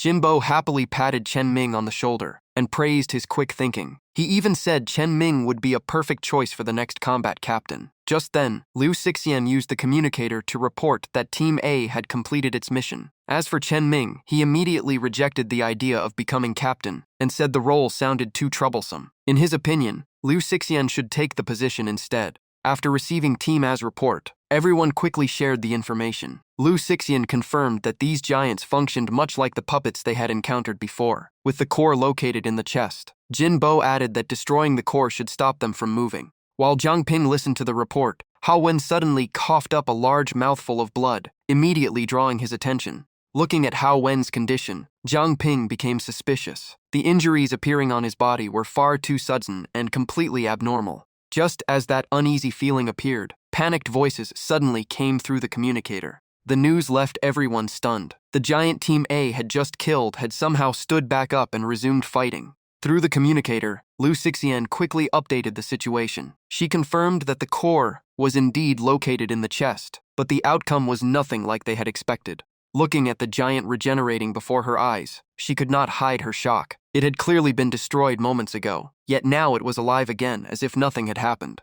Jiang Ping immediately connected the two strange events. On one side, the giant recovered after its core was destroyed. On the other, Hao Wen kept suffering mysterious injuries. He began to suspect a link between them. At that moment, the system produced an analysis of Hao Wen's condition. He was affected by a soul-shaking curse, a life-linked curse. The linked individual would permanently suppress the power of designated targets until death. There were currently 4 targets under its effect. In addition, a life bond talisman existed, allowing Hao Wen to use his own life force to heal any fatal injuries suffered by the linked targets. After reading everything, Jiang Ping finally understood the truth. The curse had more than one effect. Hao Wen's injuries were the price of reviving the giant. The mastermind had planned it all and set another deadly trap. He immediately grabbed the radio and sent an urgent message. While rushing forward, he explained why the giant kept reviving. In his view, the mastermind placed 2 different curses on Chen Hao Wen. One suppressed the giant's power, while the other used Chen Hao Wen's life as the cost to rebuild the core whenever it was destroyed. In other words, every shattered core pushed Chen Hao Wen closer to death. After hearing this, Chen Ming flew into a rage and sped up, but the earlier sword strike had drained too much energy, making it difficult to even maintain flight. He suddenly stopped as a thought flashed through his mind. If Zhang Ping's theory was correct, then the moment he looked up, a massive attack from the giant came crashing down. With no time to dodge, Chen Ming was slammed into the ground. Dazed from the impact, he realized the giant was now far stronger than before. Jin Bo and Liu Xishan suffered the same fate and were thrown aside. Gritting his teeth, Jin Bo could hardly believe the giant's true power. In Team D's area, everyone was nearly exhausted after the endless battle. Even while trying to evade, they could not escape the terrifying gravity field. One member panted heavily and complained that the affected area was too large to escape. Team B was struggling just as badly. Long Fu Ba loudly told the others to use their sealing items, but Feng Gexian could only lie on the ground and reply that they wanted to, yet could barely see anything now. Meanwhile, in Team C, the giant kept swinging its weapon without giving anyone a chance to breathe. Ye Changchun quickly considered his options. He knew that merging his body with oxygen would make him immune to that ability, but the giant did not need to breathe, meaning he could barely hurt it either. Beside him, Su Qingpo urged him to stop thinking and join the fight. Watching all four teams fall into danger at once, Zhang Ping felt increasingly troubled. They could neither advance nor retreat, and he wondered if another path still existed. Just as hope was running out, Hao Wen suddenly spoke. His voice was weak, but he claimed he still had one final card to play. Placing a hand on his chest, Hao Wen slowly explained his plan. He wanted everyone to destroy the giant's core at the same time, then leave the rest to him. He was confident he could stop the core from regenerating again. Zhang Ping immediately asked if he had a way to break the curse. Hao Wen simply smiled and said that after living here for so many years, he still had a few hidden tricks, but they would only get one chance, so he needed everyone's help first. In Team A, Jin Bo instantly pushed golden blood to its maximum state. Brilliant golden light erupted around him. Although exhausted, Liu Xishan forced himself back up and stressed that the core had to be destroyed simultaneously. He could no longer hold the team back. Hearing that, Jin Bo laughed boldly and declared it was time for the combat squad to show its strength. On Team B's side, all four members took out yin-yang items at the same time. Their effect quickly erased the giant's gravity field. Realizing this, Long Fu Ba immediately cheered that the plan had worked. But the joy lasted only a moment. She quickly reminded everyone that once the gravity field disappeared, they also lost their final layer of protection, so they had to stay guarded. Feng Gexian pushed himself up and wiped away sweat, joking that starting the fire had taken a bit longer than expected this time. Hao Wen calmly stepped forward. He reassured everyone that everything would end soon and they would not have to wait much longer. In Team C, Ye Changchun sat on Su Qingpo's shoulder and smiled, saying it was finally the enemy's turn to pay the price. He then told Su Qingpo to hold the giant still while he drained part of its energy. Moments later, countless giant roots shot from his arm, piercing deep into the giant's body and locking onto it. Back in Team D, Cheng Shuijie was still worried and asked with a trembling voice whether the current plan would really work. Seeing the giant standing still, Gu Boujue laughed. He never expected the group would actually be swallowed alive. Just sliding through its throat once was enough for him. A D calmly explained that, as expected, the giant's body was unaffected by the gravity field, making it relatively safe inside. Their next task was to secretly locate the core and avoid detection. Zhao Yanhu coldly noted that even after sacrificing Zhu Yanlong, the Sun Divine Bird had not fully recovered its power. Worse still, he still lacked complete control over it. The masked man let out a quiet sigh. His voice carried regret as he remarked that the Zhu family was no longer what it once was. The scene shifted to the Fire Phoenix, struggling wildly inside the four symbols sealing world. Watching from the side, the mysterious man slowly said he would lend another hand. He raised his hand and silently watched Zhu Toad's fading figure disappear into the air. He told Shanzu to be more obedient in the future. As he walked away, he explained that everyone had rebuilt the divine bird's body, but never given it a true soul. As a result, all that remained inside the divine bird was Zhu Yanlong's obsession and resentment, making it incredibly violent. He then revealed that he had placed Shanzu's level 39 soul inside to fill the missing piece. Seeing the Fire Phoenix aura rising non-stop, he nodded with satisfaction. In his view, the divine bird had already surpassed its former peak. The people nearby were overjoyed and stepped forward, one after another, to thank him for saving them from disaster. The mysterious man simply smiled and waved it off. He believed that with a king-level powerhouse on their side, they now had enough leverage to negotiate with Tiancheng Fox. However, he also admitted that he never thought highly of the Zhu family. Their beast-aiming legacies should have ended long ago. Patting the Zhu family's child on the head, he suddenly showed interest in the devil game the boy had created. He believed the child would surpass all his predecessors and might even open a completely new path for the Zhu family. While everyone was still stunned, he urged them to head for Mingju City at once. He also revealed that Li Aoshui had entered the King realm and advised them to cooperate properly with Tianqiang Fox instead of plotting anything while the Moon King was away. Before leaving, he coldly warned that with Saint Ancestor Village's current scale, the Zhu family stood no chance if they made the wrong choice. Leaving behind the still-growing Fire Phoenix, the mysterious man thought to himself that the three forces had finally been settled. Now it was time to find Jiang Ping. On the battlefield, the giant grew more and more insane.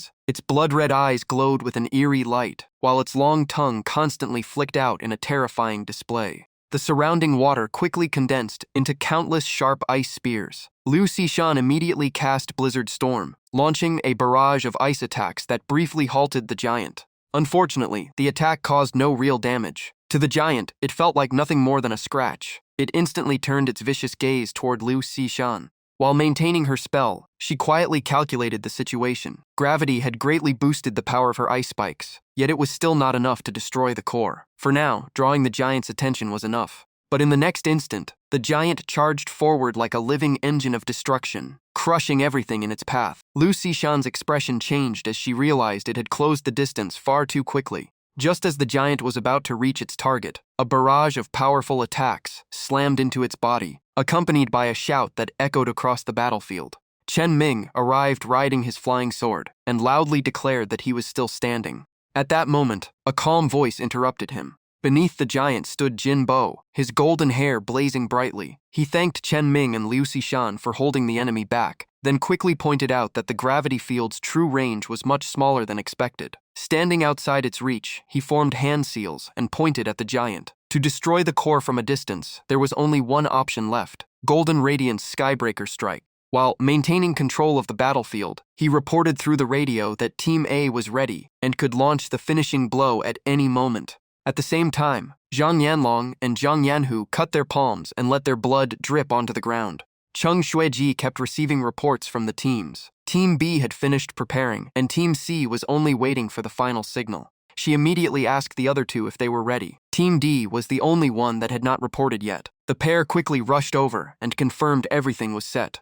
Zhang Yanlong confidently explained that they had used Saint Disciple blood to weaken the core's defenses. With Cheng Xueji and A Da's strength, destroying it in one strike was entirely possible. Zhang Yanhu also nodded and said the rest depended on her. Hearing that, Cheng Xuejie took a deep breath and steadied herself. Her eyes turned resolute as she activated 100 Battle Rune Ice Mountain and reported that Team D was ready as well. Chen Haowen kept a serious expression and signaled everyone. He announced that he would count down from 5 and ordered all teams to strike the core at the same moment. 5. The countdown continued in the tense atmosphere. Everyone focused completely, their eyes locked on the target. 4, 3, 2. At that moment, a massive rumble suddenly echoed from deep within the forest, shaking the entire area. On Team A's side, the instant the final count sounded, Jin Bo attacked. A dazzling golden fist light tore through the air at incredible speed. It was star-piercing strike. The attack came so suddenly that the giant had no chance to react. It was hit head-on and immediately let out a painful roar.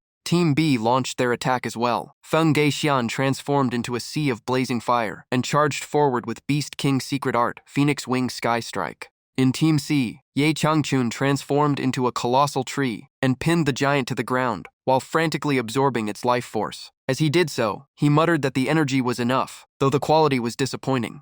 Inside the core zone, Cheng Xueji unleashed a relentless barrage of high-speed attacks. Punches and kicks flowed non-stop, combined with Flash Shadow Sky Strike to form an overwhelming assault. Meanwhile, Chen Haowen's expression grew heavy. A strange mass of liquid slowly separated from his body. Calmly, he said it was time to use his final method, one that only he could perform. He told Jiang Ping to leave his body so he would not miss the most important moment.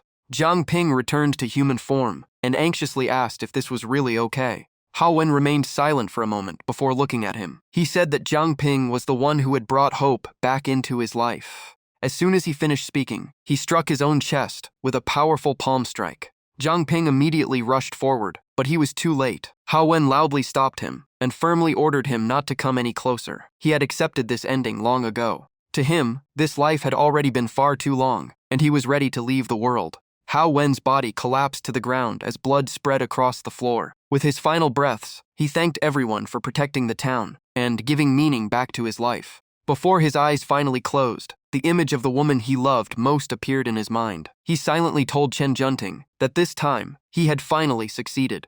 Outside the battlefield, the team still had no idea what had happened and continued reporting through the radio. Team A confirmed the core showed no abnormalities, and Team B reported the same result. Everyone believed the plan had succeeded, but none understood what Hao Wen had actually done. Su Jingyao happily ran over and loudly asked Zhang Ping if the battle had finally ended in victory. But the moment she saw the scene before her, she froze. Chen Hao Wen lay motionless in a pool of blood, leaving her shocked and unable to understand what had happened.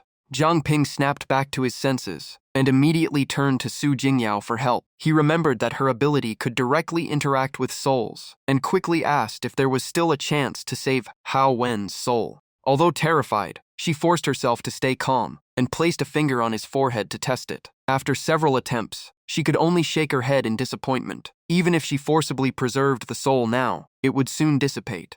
Zhang Ping still refused to give up. He remembered that time was completely frozen inside the treasury, but unfortunately, living beings could not be stored there. After a few seconds of thought, he said that, at the very least, Chen Haowen should be allowed to see Chen Junting one last time before everything ended. A new day slowly began. Gentle sunlight filtered through the green canopy, while a soft breeze rustled the forest leaves. In the distance, mountain ranges stretched beneath a thin veil of clouds. At the memorial hall, a coffin rested solemnly in the center. A fresh flower lay on top, while a group of young people stood quietly around it in silence. Liu Xishan quietly asked Zhang Ping if Chen Haowen's soul could not remain, because he did not belong to this world. Zhang Ping lowered his head and blamed himself for not realizing the truth sooner, but Su Jingyao immediately cut him off, saying that a true warrior does not die of old age in bed. For Haowen, this was the most honorable ending possible. The moment she finished speaking, Zhang Ping suddenly sensed a strange fluctuation behind him, as if space itself were twisting.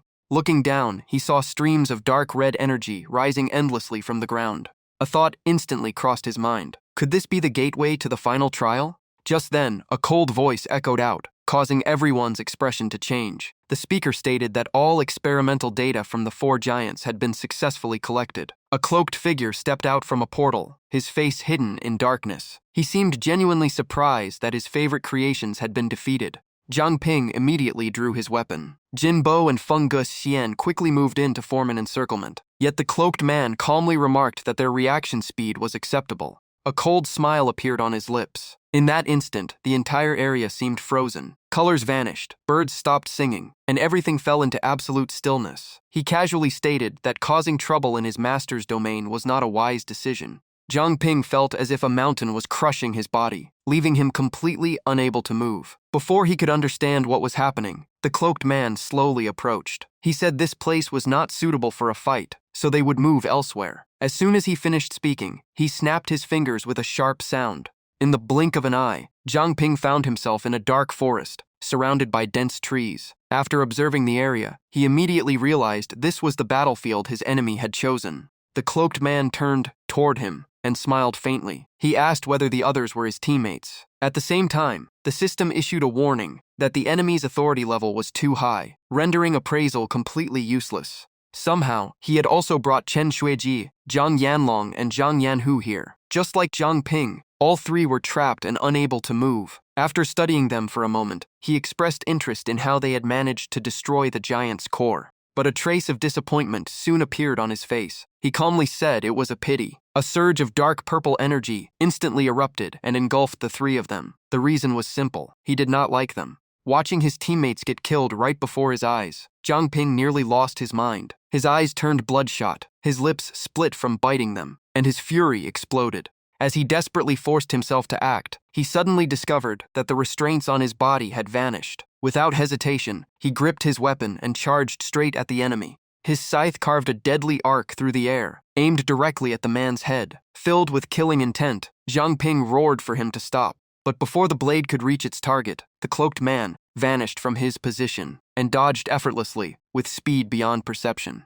Jiang Ping immediately changed direction and rushed toward Chen Shuijie. Watching from afar, the cloaked man muttered that the suppression had been broken. It seemed the trial land had started acknowledging this boy, even though he had not yet climbed heaven-piercing divine peak. Thinking of that, the corner of his mouth lifted slightly, as if he had discovered an interesting new toy. By the time Jiang Ping arrived, it was already too late. Chen Shuijie's body was slowly fading away. In despair, he reached toward her and cried out in pain. She only gave a weak smile and reached back. Before disappearing, she asked him to take care of her ant colony and said that this time she would be the one leaving first. When her figure vanished completely, the cloaked man immediately canceled the remaining contracts. Zhang Yanlong only had time to call out, "Boss." The man coldly replied that all resistance was meaningless. Then nether flame erupted and severed the contracts completely. He even mocked them, asking how it felt to be abandoned by the world, and said that if they wanted someone to blame, they should blame their own weakness. Those words only fueled Jiang Ping's rage. He let out a furious roar as bloody tears streamed from his eyes.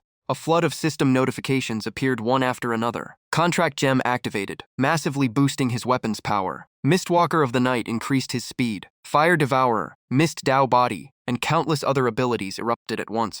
All Nether Mist and True Fire were consumed in exchange for devastating damage. Blood of the former king and king's gem activated as well, pushing every attribute to its absolute limit. Consumed by boundless fury, Jiang Ping unleashed million dismemberments. The ground beneath the cloaked man suddenly split apart. Countless eerie arms burst upward and locked his body in place. Seizing the opportunity, Jiang Ping unleashed a relentless barrage of slashes fueled by pure rage. But it was all useless. The enemy moved lightly and effortlessly dodged every attack, without suffering a single injury. Refusing to accept defeat, Jiang Ping pushed his speed even further and prepared his strongest attack. A world-shaking explosion erupted. The shockwave swept across the forest, sending dirt and debris flying everywhere. When the dust settled, the sight was utterly despairing. The cloaked man had stopped Jiang Ping's scythe with just 2 fingers. Smiling faintly, he declared that Jiang Ping's current strength was nowhere near enough to challenge him. The moment he finished speaking, he crushed the scythe in his hand.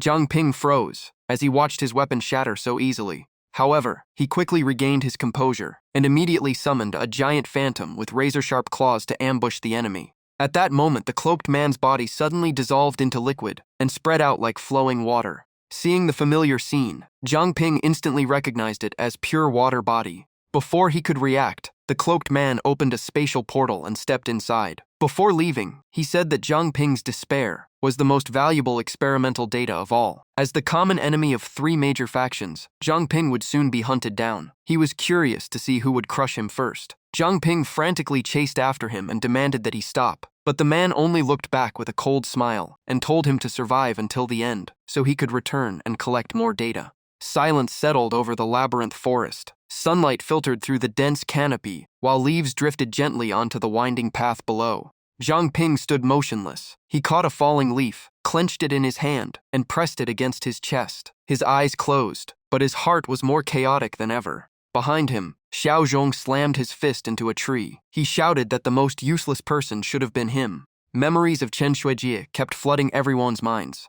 Tears streamed down their faces. No one could understand why she had been the one to leave first. Manini collapsed to her knees and burst into tears. She complained that Chen Shuijie had promised to teach her how to braid hair, yet had broken that promise. Chen Ming gripped his sword so tightly that his hands trembled. All he could do was blame himself, believing things might have been different if he had been stronger. Just as grief filled the air, a golden light appeared. A familiar voice followed, causing everyone to turn around at once. A faint figure slowly emerged. His voice was extremely weak. He admitted that his current state was like a dying lamp, and he could probably only accompany them for a little longer. Jin Bo immediately asked for guidance. The figure looked at everyone and said he understood their sense of loss, but no matter how terrifying the enemy was, they must never lose hope. After months of confrontation, he had discovered a flaw in the Moon King's illusion. However, the most important key to breaking it still lay in the Saintess's power. Before returning to Mingzhu City, their highest priority was rescuing the Saintess from Li Ao Sui.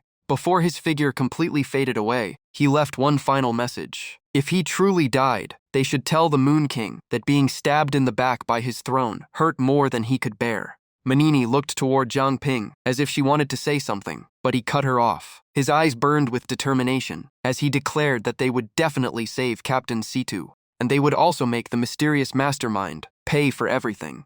Without further delay, the group quickly arrived before a massive teleportation gate. Zhang Ping stared straight ahead and signaled everyone to move out. After passing through the gate, heaven-piercing divine peak appeared before them, with endless stairs stretching toward the sky. Looking at the summit, Zhang Ping understood that this was the path to becoming a king. After enduring countless brutal trials, the group finally reached the final stage. Manini solemnly recalled that according to their captain, only those with infinite-grade talent were qualified to step onto the Ascension Divine Steps. Su Jingyao looked at Zhang Ping with concern and told him to be careful. Liu Xishan also smiled and encouraged him, saying that everyone would be waiting for his return. Feeling the trust of his companions, Zhang Ping nodded slightly. He stepped onto the first stair and silently vowed to carry everyone's hopes to the very end. With 726 steps remaining before the summit, trials aimed directly at his mind began to appear. A mocking voice echoed endlessly, claiming that all his efforts were meaningless. Even if he became a king, he would still be nothing more than a piece on someone else's board. Even his desire for revenge was merely part of an experiment. Faced with all those attacks, Zhang Ping did not waver. He shouted back and told it to shut up.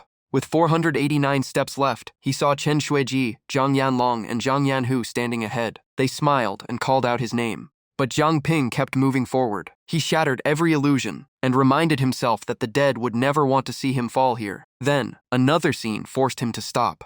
Only 247 steps remained, yet Li Ashui and the Heavenly Eternal Fox King appeared and blocked his path. Zhang Ping could only smile bitterly at this twisted reunion. He lifted his weapon onto his shoulder and activated the combined power of Dark Mist and Devouring Flame Walker. The weapon pointed straight at them as he challenged both at once. The Heavenly Eternal Fox King attacked immediately. Its lower body turned into a stream of energy that wrapped around Zhang Ping and locked down everything except his head. But moments later, a violent explosion erupted. Zhang Ping broke free by force and activated Dark Sea by combining Dark Mist with the pure water body. A powerful slash came crashing down and defeated the Heavenly Eternal Fox King. With a furious roar, he declared that strike was for Captain Situ. Then he switched to Dark Blade, the fusion of Dark Mist and the Contract Gem. Two massive flames plunged from the sky, but failed to touch Zhang Ping. He leaped into the air and transformed into a giant stream of water, charging straight at the Firebird with Dark Mist Shapeshift and Night Walker.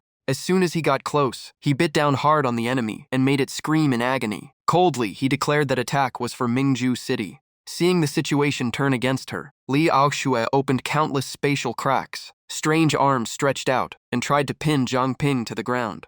In response, he activated both the pure water body and pure blood body to create countless blood-water clones. The moment Li Aoxue slipped up, the clones attacked from every direction and unleashed 3 fatal slashes. Amid a thunderous roar, he declared that debt was for Chen Haowen and Chen Junding. After overcoming every obstacle, Zhang Ping continued toward the summit. Before him stood a crown shining with dazzling light. With only 2 steps left, he walked forward, grabbed the crown, and coldly addressed the trial ground.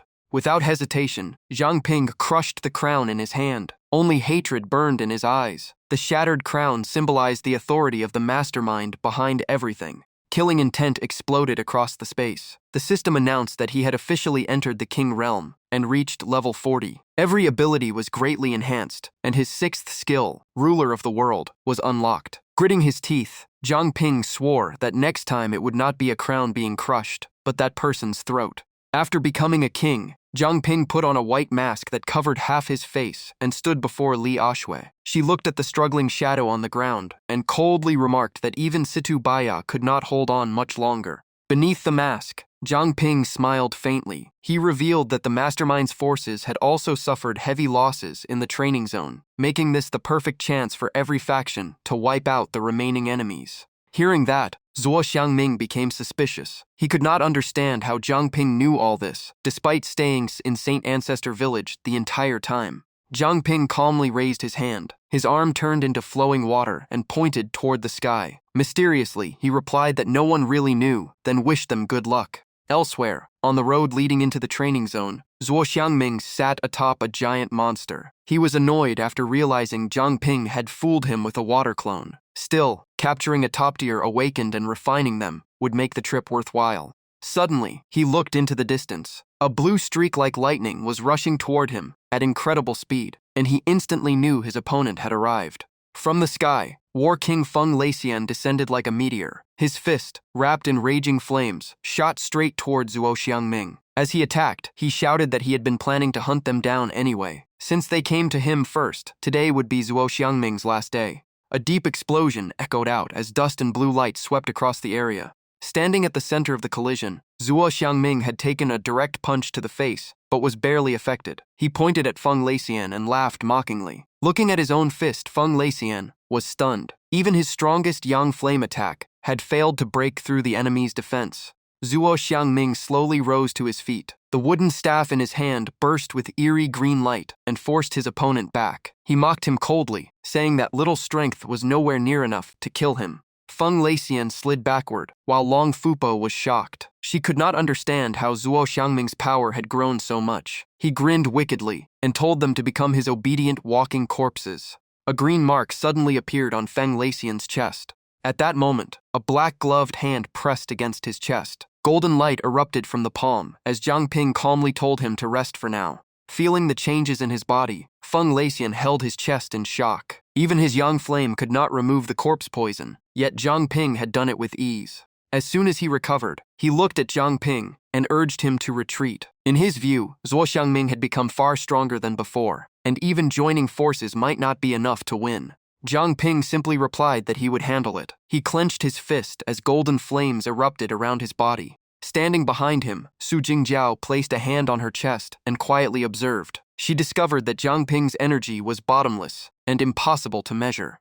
Jiang Ping raised 2 fingers and unleashed a technique. A gigantic golden arm descended from the sky and swept away nearby enemies. Inside the protective barrier, Liu Sixian was stunned to realize that Jiang Ping had fused all his abilities into one complete system. She subconsciously looked up. When she saw Jiang Ping's giant form with 4 golden arms, she could not help but exclaim at how overwhelming it looked. Zuo Xiangming raised his glowing green staff and summoned countless monsters from every direction. He sneered and said that dealing with a few defective products had made them arrogant too soon. Green light spread endlessly from his eyes and drove the surrounding beasts into madness. Zuo Xiangming's body continued mutating into a giant multi-eyed monster. He arrogantly declared that being bigger did not mean he would feel fear. The blazing golden arms behind Jiang Ping immediately charged forward with overwhelming force. He reached out, grabbed Zuo Xiangming, and let out a thunderous roar. One giant arm seized the enemy's head, tore it off, and followed up with a finishing strike. Yet Zuo Xiangming still wore a sinister smile and said it was too early to know who would die. His headless body suddenly launched a powerful kick into Jiang Ping's chest and forced him backward. Seeing this, Feng Leixian's expression changed. He realized the enemy was trying to inject corpse poison directly into Jiang Ping's body, just as he had done to him before. Moments later, Zuo Xiangming regenerated his upper body from his abdomen and attached it to the giant monster's neck. He laughed coldly and said it was already too late. The severed head still in Jiang Ping's hand burst into laughter and wondered what would happen with an infinite walking corpse. Jiang Ping coldly threw the head away, condensed a massive sphere of light in his hand, and asked if the enemy was finished, causing trouble. The moment he finished speaking, he hurled the sphere straight at Zuo Xiangming, making him scream in horror. He could not believe it. By all logic, anyone injected with that much corpse poison should have been refined already. Jiang Ping merely frowned and replied coldly that the enemy was naive to think such a trick could defeat him. Golden light instantly surrounded the sharp ice spikes floating before his chest and burned through Zuo Xiangming. Feeling that power, he was horrified to realize that Jiang Ping had become a king. In despair, Zuo Xiangming roared unwillingly and cursed the person who had deceived him. Watching the fading light, Feng Leixian was overcome with emotion. His senior brother's grudge had finally been avenged. Su Jingjiao crossed her arms and let out a slow breath, though her voice still trembled from an unnatural chill. Beside her, Liu Sixian also looked uneasy. Looking down at the object in her hand, she was shocked to see icy energy continuously leaking from a small piece of paper. The paper quickly floated into the air, stretched by freezing energy, and transformed into a different shape. From above came Li Oxue's cold and arrogant voice. She said her subordinates were useless, and that she had to act personally in the end. Liu Sixian immediately became alert and followed the source of the voice. In the sky, Li Aoxue sat casually on a floating ice throne, resting her chin on one hand as she looked down arrogantly. She declared herself a subordinate of Sisitu Shibai and announced that everyone here would die today. A A faint smile appeared on her lips as she exhaled a bone-chilling frost. She coldly declared that insects like them should repent inside an ice prison. After those words, a massive ice dragon appeared behind her and circled her body with a terrifying aura of destruction. Li Aoshui unleashed the supreme skill, Ice Dragon Overlord. The ice dragon roared, crackling with lightning as it charged straight toward Zhang Ping's group. Zhang Ping raised his hand and summoned 8 Extremes Dark Flame, transforming into a giant golden avatar with 8 arms. He realized he could now combine far more abilities than before. At the same time, the system announced the formation of the Gem King World Avatar Dark Flame, born from 8 Extremes Dark Flame. In an instant, the two heaven-shaking forces collided. Within his giant form, Zhang Ping reflected that if Dark Flame represented destruction, then 8 Extremes Dark Flame represented life itself. Even ice burned by this flame would turn into countless butterflies before fading away. His gaze turned cold as he looked directly at Li Aoshui and asked if her ice feared fire after all. Su Jingjiao had to shield her face from the raging wind and could not help marveling at the power displayed by both sides. At that moment, Lu Xixian suddenly clutched her head and fell to her knees. Seeing this, Su Jingjiao quickly rushed over and called out to her in concern. Lu Xixian's deep blue pupils flashed brightly. In a trembling voice, she said that all her memories had returned. As she stood up, she looked at Li Aoshui in the sky with shock.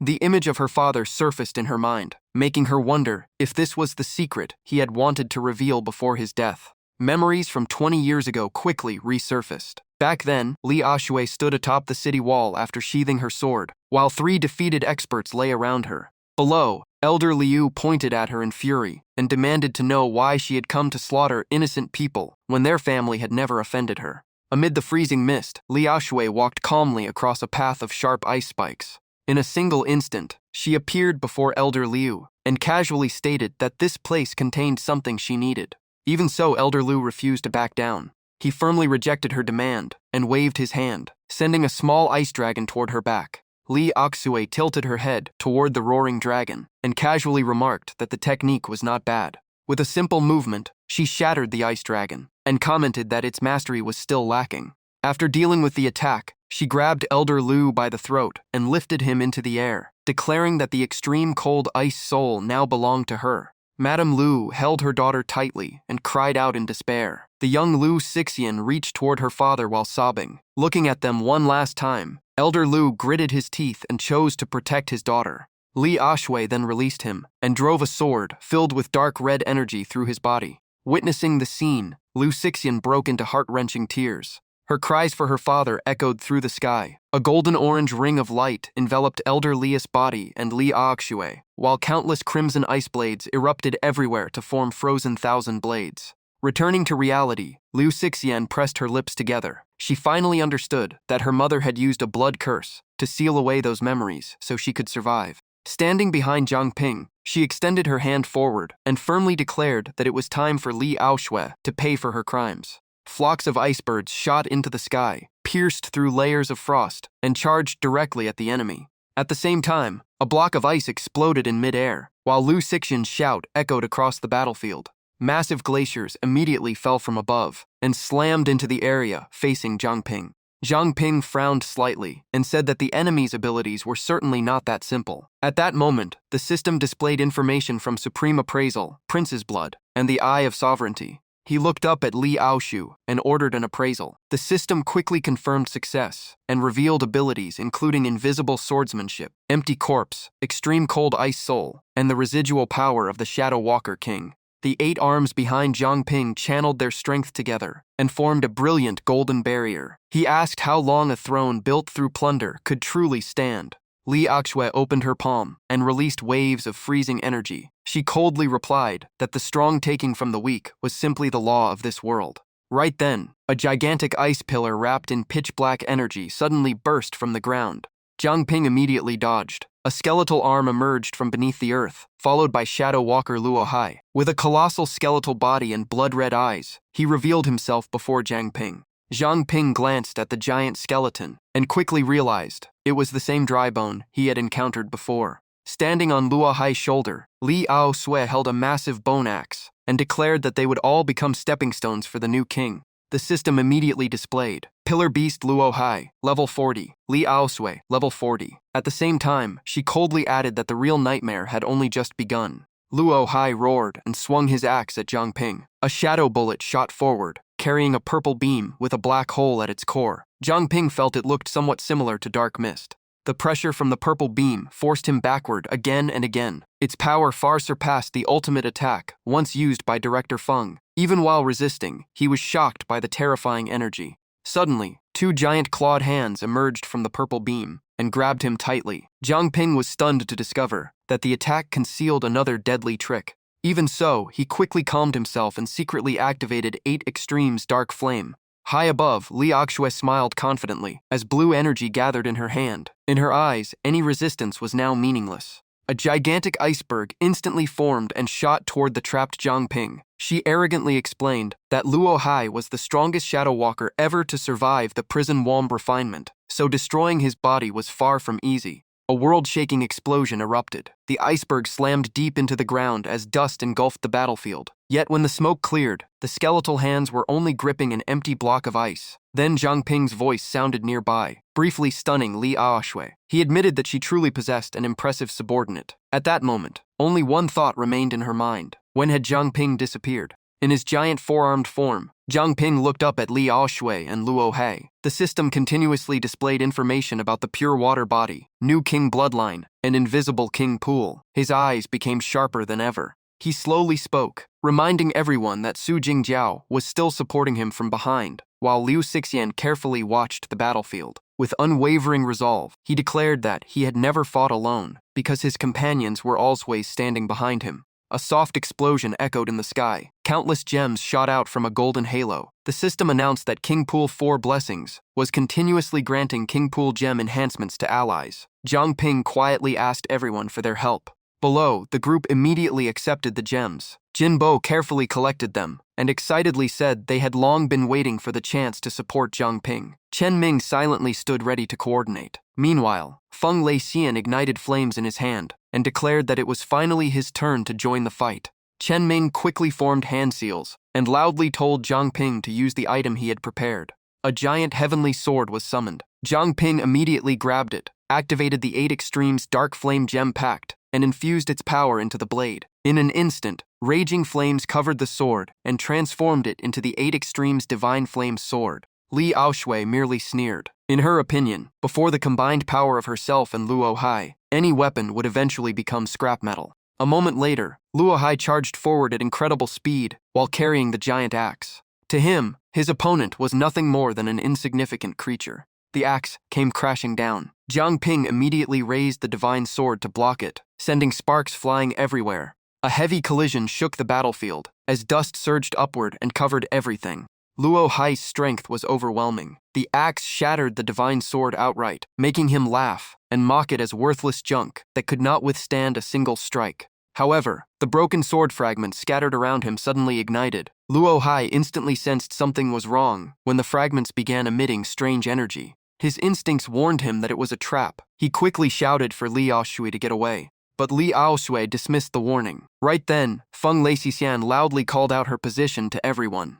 She immediately waved her hand and unleashed Extreme Ice Lotus. Numerous mysterious ice lotuses appeared across the ground. Still wearing her arrogant expression, she coldly remarked that Zhang Ping's King Pool 4 Blessings was nothing special. Su Jingjiao swiftly deployed the sacred healing barrier and created a protective shield around all allies. Jin Bo stomped the ground in anger. Around him, countless flaming fragments instantly rose and hovered in the air. He shouted that such tricks were nowhere near enough to trap them. The moment he finished speaking, he unleashed Falling Star Fist and struck the red light from the Extreme Ice Lotus. Seizing the opportunity, the group shouted in unison. Bai Dai and Feng Leixian immediately leaped across the ice blocks and charged straight at Li Aosui. In the blink of an eye, the two had already reached her. Despite the sudden attack, Li Aosui remained calm. She seemed curious to see how long weaker opponents could continue struggling. At her command, Luo Hai instantly moved in front of her. His giant wings slammed downward and stirred up a massive cloud of dust. Bai Dai and Feng Leixian were stopped in their tracks and could only shout her name in anger. Luo Hai suddenly shot into the sky before diving down with overwhelming force, sending rocks and debris flying everywhere. He spun the giant axe in his hand as his crimson eyes flashed with brutality. Despite his enormous size, he remained incredibly agile. After a low roar, he unleashed a killing move. An energy sphere exploded in the sky, mixing purple light with countless strange fragments of power. He then launched Infernal Frozen Heaven Strike, creating a devastating assault that swept across everything below. From a distance, everyone thought Zhang Ping had been destroyed, but when the dust settled, he was still standing there completely unharmed.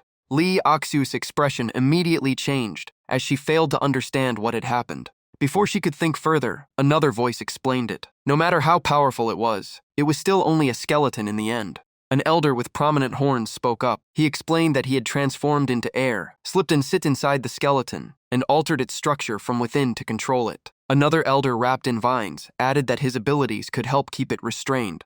Both elders told Zhang Ping to focus on Li Ashui while they held back the giant skeleton. Hearing this, Zhang Ping rested his sword on his shoulder and agreed without hesitation. Behind him, the colossal phantom of Guanyin of the world appeared with earth-shaking momentum. Furious, Li Akshu spun her hand and condensed a blue ice sphere before unleashing extreme cold ice soul blizzard. Countless ice constructs of different shapes instantly appeared around her. Yet the blizzard had barely formed before it began breaking apart and falling from the sky like rain. Missing this, she was shocked to realize that her abilities were being neutralized. Looking below, she spotted Lu Sixian standing inside Su Jingjiao's barrier while holding a special ice sphere. The sight left her completely confused. At that moment, a figure rushed forward at incredible speed. The divine sword in his hand shone brilliantly. A thought flashed through Li Oxu's mind that this was the signature ice control art of Beicheng Liu clan.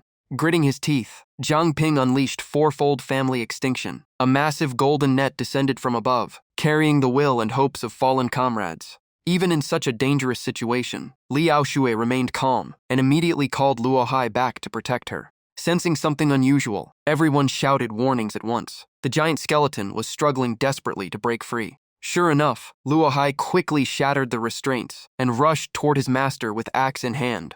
Just as Zhang Ping's attack landed, brilliant golden light exploded outward. A heaven-shaking blast echoed across the battlefield, scattering earth and energy in every direction. Luo Hai's body began fading away piece by piece. Two streaks of fire tore through the thick smoke and opened a clear path across the battlefield. Ahead of him, Li Aoxue remained unharmed. Zhang Ping calmly realized that Luo Hai had sacrificed himself to block the fatal strike. He stepped forward and coldly warned her that such luck would not come twice.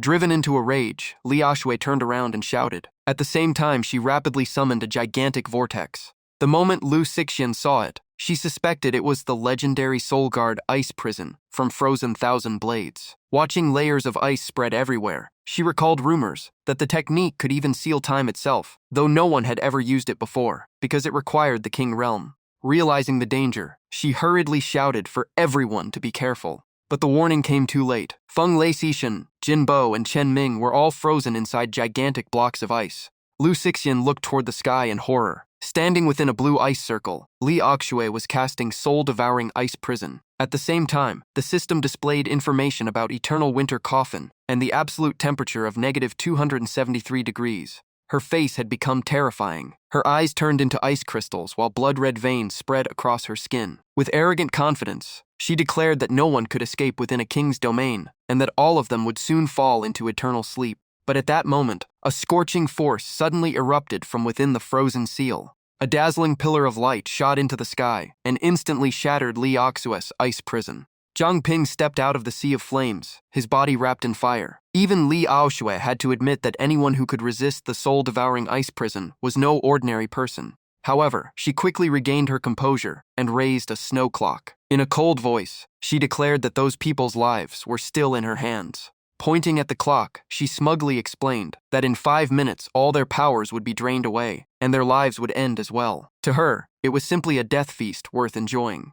Just then, a voice echoed through the sky and declared that her scheme would never succeed. Lu Sixian gritted her teeth and desperately tried to break free from the ice trapping her. Li Aoxue looked at her with contempt. Seeing this, Zhang Ping immediately stepped forward and told Lu Sixian to fall back while he handled her himself. Li Aoxue responded with a mocking laugh, ridiculing him like a stray dog still barking after losing its master. She waved her hand and created countless icy illusions, then told Lu Sixian to look carefully at the people around her. The moment Liu Xixian looked up, she froze in shock. Before her stood her parents and many familiar faces. Then her father charged forward with the Frost Dragon Ice Crocodile technique, throwing her mind into complete chaos. She could not understand how this was happening.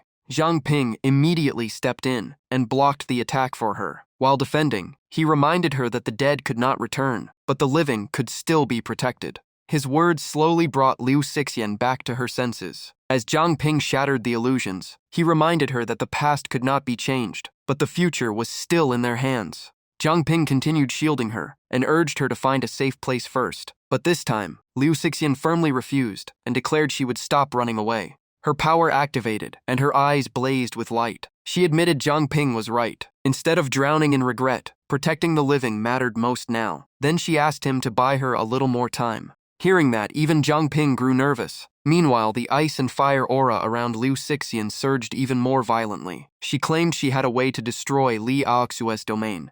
Memories from years ago surfaced in her mind. Her master once warned her that no matter how much she forgot, she must never forget Li Aoxue's crimes. Back then, he gave her a special star and said it sealed part of the Ice Heart fusion art. It was a forbidden technique that consumed life force and should only be used as a last resort. Back in the present, Liu Xixian clenched the star tightly and crushed it without hesitation. She declared that she would use her entire life to destroy this frozen prison. As the star shattered, the sealed power rushed into her body, and her aura skyrocketed.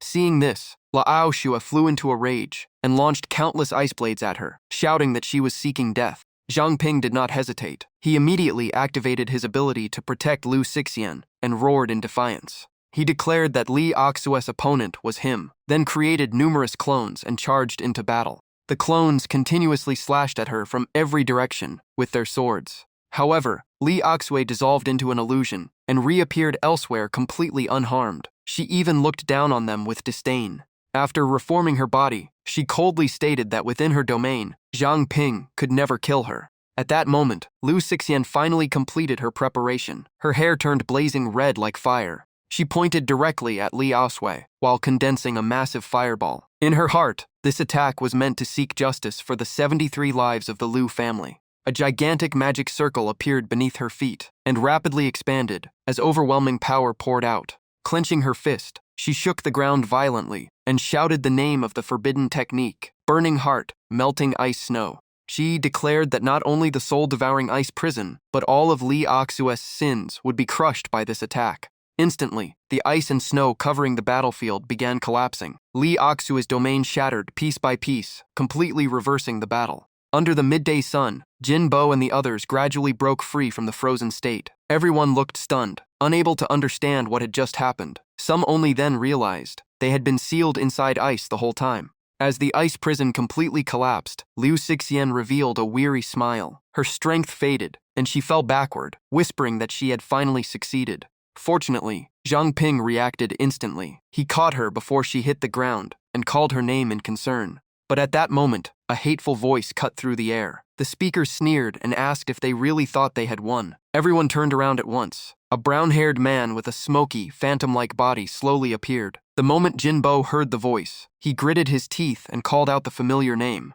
In the middle of the battlefield, Zhang Ping still held Liu Xixian in his arms. Beside him stood Jin Bo, Chen Ming, and the brown-haired man. All of them stared at the figures in the distance. Jin Bo quietly reminded everyone that the Shadow Walkers under their enemy's command were never limited to Luo Hai alone. Li Aoxue's expression immediately darkened. Veins bulged across her face, and her eyes glowed with a terrifying blood-red light. She coldly looked at the group and called them her loyal subordinates. Her robe fluttered in the wind as she gave the order without hesitation. Kill every enemy and leave no one alive. The moment they received the command, the subordinates roared in unison. With crimson eyes like demons, they charged forward at incredible speed.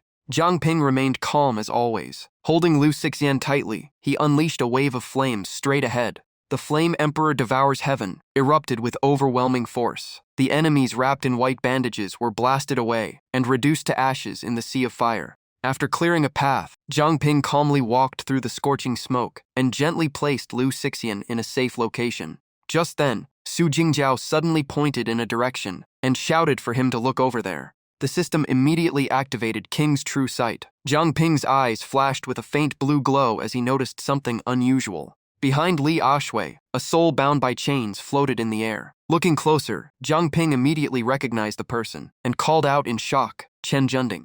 Seeing this, everyone quickly understood the situation. Someone concluded that Li Aoshui no longer had enough strength to keep Chen Junding's soul sealed inside her body. Su Jingjiao immediately analyzed that if the connection between them was severed, Li Aoshui would suffer a backlash from the king's power. Zhang Ping instantly grasped the key point. Without hesitation, he punched aside anyone blocking his path and rushed straight toward the target. With a serious expression, he declared that he had to get there. Realizing his intention, Li Aoshui immediately ordered her subordinates to stop him. However, the moment they charged forward, Zhang Ping defeated them instantly. None of them could slow him down.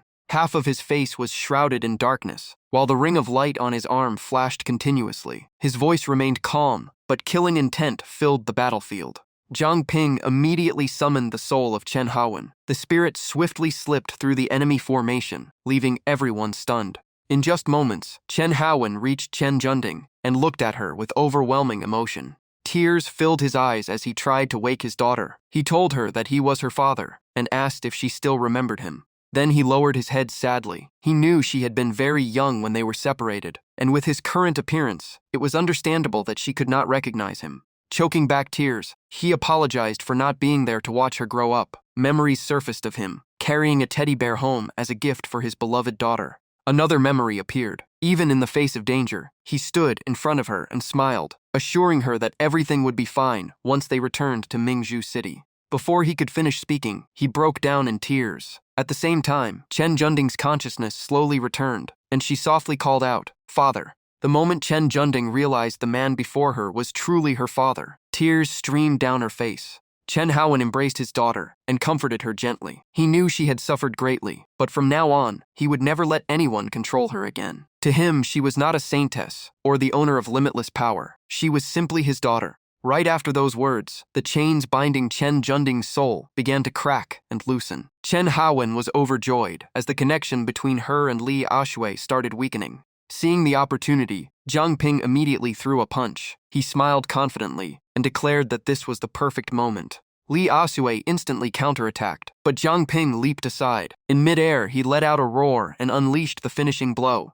A massive force descended from above and condensed into a terrifying sphere of power that seemed capable of slicing through space itself. Li Akshu was blasted away. She screamed in despair as her body rapidly withered. Within moments, she was nothing but skin and bones. Even as she stubbornly claimed to be the true king, her life force ran out, and she turned to ashes. At the same time, the chain binding Chen Junding finally snapped and fell to the ground. Zhang Ping picked it up and realized it was the item the captain had mentioned, the very tool that could be used against the Moon King. Just then, a gentle voice softly called his name. Standing beside his daughter, Chen Haowen sincerely thanked Zhang Ping for saving them. He said that at last, father and daughter could peacefully move on to eternity. Then Chen Junding stepped forward and handed Zhang Ping a portion of Luo Hai's remaining power. She explained that all the Shadow Walkers were grateful to him for freeing their souls. The energy quickly merged into Zhang Ping's body. Before leaving, she smiled and wished that this power would aid him in the future, then said her farewell. Behind them, Chen Ming let out a sigh of relief. To him, everything had finally come to an end after so many twists and turns. But a moment later, he paused and shook his head. He knew that nothing was truly over yet. With fighting spirit burning in his eyes, Zhang Ping firmly declared that the time to reclaim Mingzhu City had finally arrived. On top of a building in the city district, Luo Shiyu and her guards watched the icy aura gradually disappear. She quietly wondered if Li Aoshui had really been defeated. At that moment, a voice sounded behind her. The speaker stated that if Li Aoshui died, Saint Ancestor Village would eventually collapse. They needed to gather their forces immediately and prepare for Zhang Ping and his allies. Luo Shiyu turned around with a cold and imposing gaze, replying that this place was not theirs to command. The man was furious, but could do nothing. She continued, saying that fighting to the death now had little meaning. In her view, before thinking about destroying other factions, both sides should first find a way to coexist. From high above, the entire city was nearly covered in blazing red fires. A fire phoenix spread its wings across the sky. Luo Shiyu let out a mocking laugh. So this was the peace they had been talking about. She pointed at the firebirds causing chaos everywhere and told them to get that troublesome bird under control. Suddenly, a child's voice rang out and called Xiao Wu back. Everyone immediately turned around and discovered a strange boy had appeared. What shocked them most was that the child could actually command a king-level existence. A fire dragon then revealed itself, its roar echoing everywhere. It declared that the Jew family had betrayed the alliance first, yet they still dared to speak of cooperation. The moment they heard that voice, everyone was stunned to realize it was the heavenly eternal Fox King. Luo Shiyu immediately bowed respectfully. She remarked that Situ Shibai's death had only been a matter of time, and formally welcomed the return of the Moon King. One of the guards quickly stepped forward to report.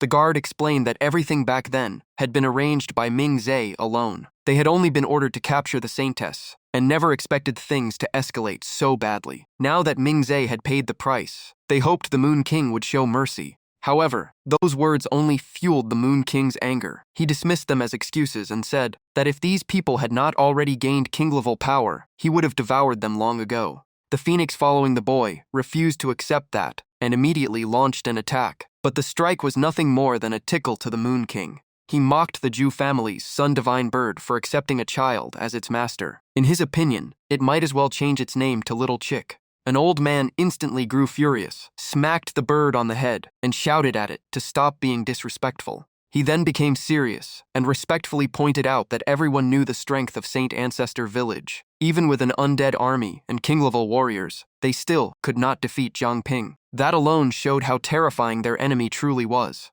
The old man earnestly proposed an alliance. In his opinion, only by joining forces could they stand against Jiang Ping and his companions, since everyone was fighting for the sake of their own people. The Moon King did not answer immediately, and remained silent in thought for a long time. In the end, he recalled the battle years ago when Saint Ancestor Village attacked Mingju City. Back then, Li Aoshui and Situ Shibai were nowhere near as powerful as they were now. If Situ had already reached the king realm at that time, perhaps the one who would have lost was him. He admitted that Jiang Ping was now strong enough to defeat even a king-level Li Aoshui, making him an extremely troublesome opponent. His aura erupted violently, but he also warned everyone not to touch his clan. Otherwise, he would personally lead the entire Heavenly Eternal Fox army into battle. Hearing that promise, everyone present felt relieved. They immediately pledged to respect the boundaries and work together to eliminate their enemy. The Moon King turned to Luo Shiyu and asked how many clan members remained. She reported that thanks to a new breeding method, their numbers had grown significantly. They now had around 100,000 Heavenly Eternal Foxes capable of fighting. His eyes immediately lit up with determination.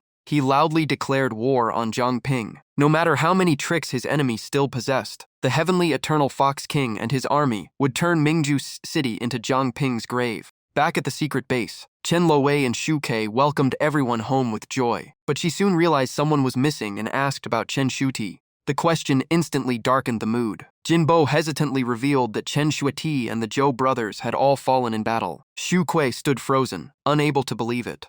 Jiang Ping looked at everyone with determination and declared that their only goal now was to reclaim Mingju City. He asked who was willing to fight alongside him. His words quickly reignited everyone's fighting spirit. Jinbo immediately responded, saying the Heavenly Eternal Foxes and the Zhu family had killed too many of their comrades. That debt could never be ignored. The others voiced their agreement as well. Then another voice spoke up proudly, saying they wanted to help too. They never expected to have another chance to fight for Mingju City. Jiang Ping supported Liu Xixian and asked Xu Kuei to take care of her. During her battle with Li Aoshui, she had forcefully used part of the Ice Heart fusion art, severely damaging her life force. She needed to stay behind and recover. Jiang Ping then turned to Zhang Shouzhong and Manny, telling them to remain at the base. Manny immediately objected, insisting she was still capable of fighting. Zhang Shouzhong also disagreed, saying they had been through too much together to be left behind now. However, Jiang Ping stood by his decision. He explained that Manny understood the entire base system better than anyone, and her 3% barrier team was their most effective support unit. As for Zhang Shouzhong, his construction ability was irreplaceable. The coming battle would be extremely dangerous. If they failed to return, the two of them would be responsible for protecting the survivors and civilians. Even so, Manny made one final request. She agreed to stay behind but hoped to provide remote support. She also told everyone they had to win. As night fell, the system marked a special target in Mingju City with a red dot. Based on previous observations, Jiang Ping concluded that the Sun Divine Bird was likely there, meaning the Zhu family had joined forces with the Heavenly Eternal Foxes. The enemy had overwhelming numbers and two kings backing them, making a direct assault the worst option. He quickly assigned tasks. Chen Ming, Zhu Qingbai, and Long Fubo would set traps and interference devices to split up the enemy forces. Su Qingbo would scout the outer defenses and find an infiltration route. The main assault team would consist of Zhang Ping, Ye Changchun, Jin Bo, and Master Feng. Zhang Ping then looked at Su Jingjiao and stressed that her ability was the most important link in the plan. He needed her to use all her mental power to locate Fang Ren, Luo Shiyu, and the Sun Divine Bird. At the same time, she also had to find the captain's location as soon as the battle began. Su Jingjiao nodded and promised to do everything she could. Suddenly remembering something, she asked how they could identify the true forms of the heavenly eternal foxes and whether his pure blood body would be needed. Zhang Ping simply shook his head. He activated a new ability and explained that he had upgraded the king's 4 blessings. He could now bless his allies, making them immune to the heavenly eternal fox's illusions and allowing them to see through disguises. Finally, he announced that the battle would officially begin at midnight. The scene shifted to the enemy's heavily fortified defense zone. Without warning, a sword shot forward like lightning and swept through the demons standing guard. The soldiers immediately panicked and shouted that an assassin had infiltrated the area. The raid had begun. Chen Ming deliberately revealed himself to lure the enemies away from their positions. The demons instantly gave chase, determined not to let him escape. After drawing them far enough away, they suddenly walked straight into an ambush prepared by another team. Completely fearless, the demons still charged forward in a frenzy, hoping to overwhelm their enemies with numbers. They attacked Chen Ming together, yet failed to inflict even the slightest damage. The next second, his body swelled to its limit and exploded like a massive bomb. The shockwave instantly crushed the demons, erasing both their bodies and souls. Combined with the explosives prepared earlier by Zhang Ping and Zhang Shouzhang, the assault team quickly cleared the area. Jin Bo laughed and remarked that these explosives were more useful than an ordinary powerhouse. At the same time, Luo Shiyu sensed the disturbance and immediately realized that Zhang Ping had arrived. Just as she was about to report it, the Moon King stopped her. He calmly signaled that no one should act yet. In his judgment, such a large commotion was likely nothing more than a diversion. Sure enough, not long afterward, Zhang Ping appeared in another direction. He stood in the air facing a 4-armed figure and the fire phoenix circling above. The two sides immediately entered a standoff, preparing for a direct assault on the territory controlled by Luo Shiyu and the Moon King. At that moment, a gigantic skull carrying an eerie aura appeared behind them. It looked at Zhang Ping and mocked him, saying that the so-called sun possessed such pitiful firepower. A cold voice filled with killing intent instantly interrupted and condemned the speaker for being far too arrogant. The heavenly eternal Fox King slowly stepped forward in his complete form, his gaze sweeping across the battlefield. Without a word, Zhang and Jin Bo charged down from behind Zhang Ping and unleashed the Beast King Shattering Star Fist together. Unfortunately, the attack was still not enough to threaten their opponent. The Moon King remained floating in the air, completely unfazed. He smirked and admitted that the attack was decent before enlarging his body, his tone full of contempt. In his eyes, trying to challenge two kings with such a small force was pure fantasy. As he spoke, he raised a hand toward the blood-red moon hanging in the sky. A dark, icy aura immediately spread outward. The moon began to warp into a strange shape, and the ground below shook violently. Realizing something was wrong, Zhang Ping instantly raised a barrier to protect himself, Jin Bo, and Wang Fenglai. He immediately asked the system to analyze the phenomenon. Once the transformation was complete, the world seemed to shift into another dimension. The system confirmed it was a king domain called Land of the End. Within this area, the user could teleport regardless of distance, ignore most physical attacks, and raise the temperature by 100 degrees Celsius every minute, burning all living creatures except the domain owner. In an instant, the heavenly eternal Fox King appeared behind Jin Bo and Wang Fenglai before either could react. He coldly asked whether they truly believed numbers could overcome the gap in power. A flash of light cut through the air, and blood immediately sprayed everywhere. He disdainfully declared that ants remained ants, no matter how many gathered together. At that moment, Ye Changchun suddenly appeared and used his ability to bind the heavenly eternal Fox King in place. While restraining him, he shouted that the target had been secured. Jin Bo immediately seized the opportunity and launched his strongest coordinated attack. The two unleashed the Beast King Shattering Star Fist at the same time, piercing straight through their opponent and leaving a massive hole in his body. Seeing the attack tear through him, Jin Bo and Wang Fenglai cheered excitedly, convinced they had finally taken him down. But their celebration lasted only a moment before countless clones of the heavenly eternal Fox King appeared. Linked by strange threads, they rapidly formed a deadly formation. He smiled faintly and told them to take a look around. The threads began tightening, cutting deep into the flesh of all three men, and placing them in immediate danger. The moment Zhang Ping saw this, he shouted to his allies. But in that same instant, the heavenly eternal Fox King appeared behind him like a ghost. He coldly asked where Zhang Ping was looking, before unleashing a devastating strike. Zhang Ping barely managed to block it. His palm split open instantly and was covered in blood. He quickly realized that because they were fighting inside the city, the Moon King still could not fully unleash his close combat strength. The heavenly eternal Fox King gave him no chance to recover and continued pressing the attack. While fighting, he mocked Zhang Ping and asked whether he could still remain as confident as before. At the same time, he activated the power of metal and fire, summoned the Fire Phoenix, and rained waves of fireballs across the battlefield. Zhang Ping immediately raised a shield to defend himself, but he could not hide his concern.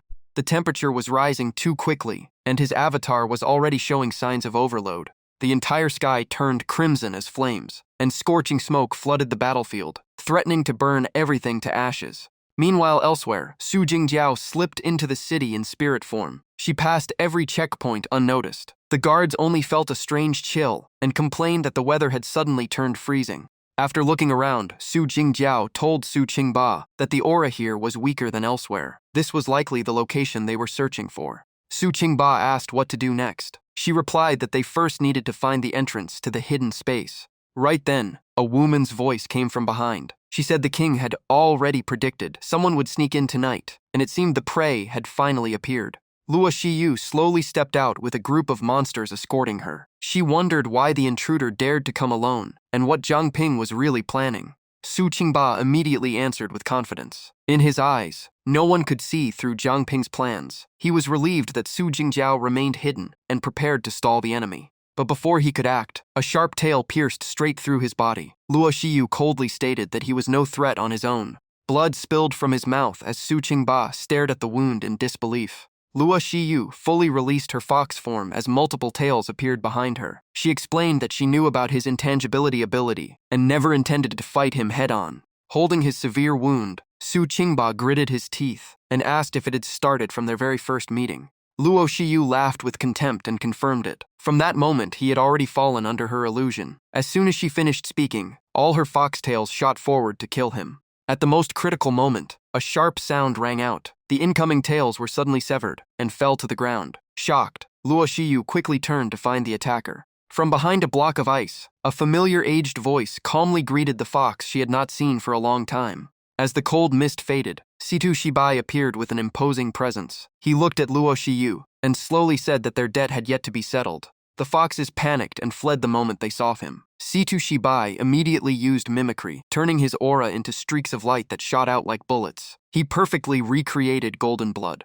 After pushing the attack speed to its limit, he shouted to see where the foxes could possibly run. A beam of light pierced through one fox, causing it to lose control and collapse instantly. The remaining foxes still tried to escape. Situ Shibai switched to another mimicry ability from the earth element. A giant hand rose from the ground and tightly grabbed a fox that was trying to flee. He then unleashed Flame Burst. A violent explosion erupted inside the stone hand and finished the target. After dealing with them, he turned and spoke to Su Jingjiao. He told her to take her grandfather for treatment first. Su Jingjiao quickly supported Su Qingba and anxiously asked where the fox had gone. Situ Shibai frowned and looked toward the distant battlefield. He admitted the enemy had escaped, but with those injuries, she would struggle to remain a serious threat. Before leaving, he assigned others to clean up the remaining foxes in the city, while he rushed to assist Zhang Ping. As she helped her grandfather leave, Su Jingjiao silently prayed that Zhang Ping could hold on until the very end.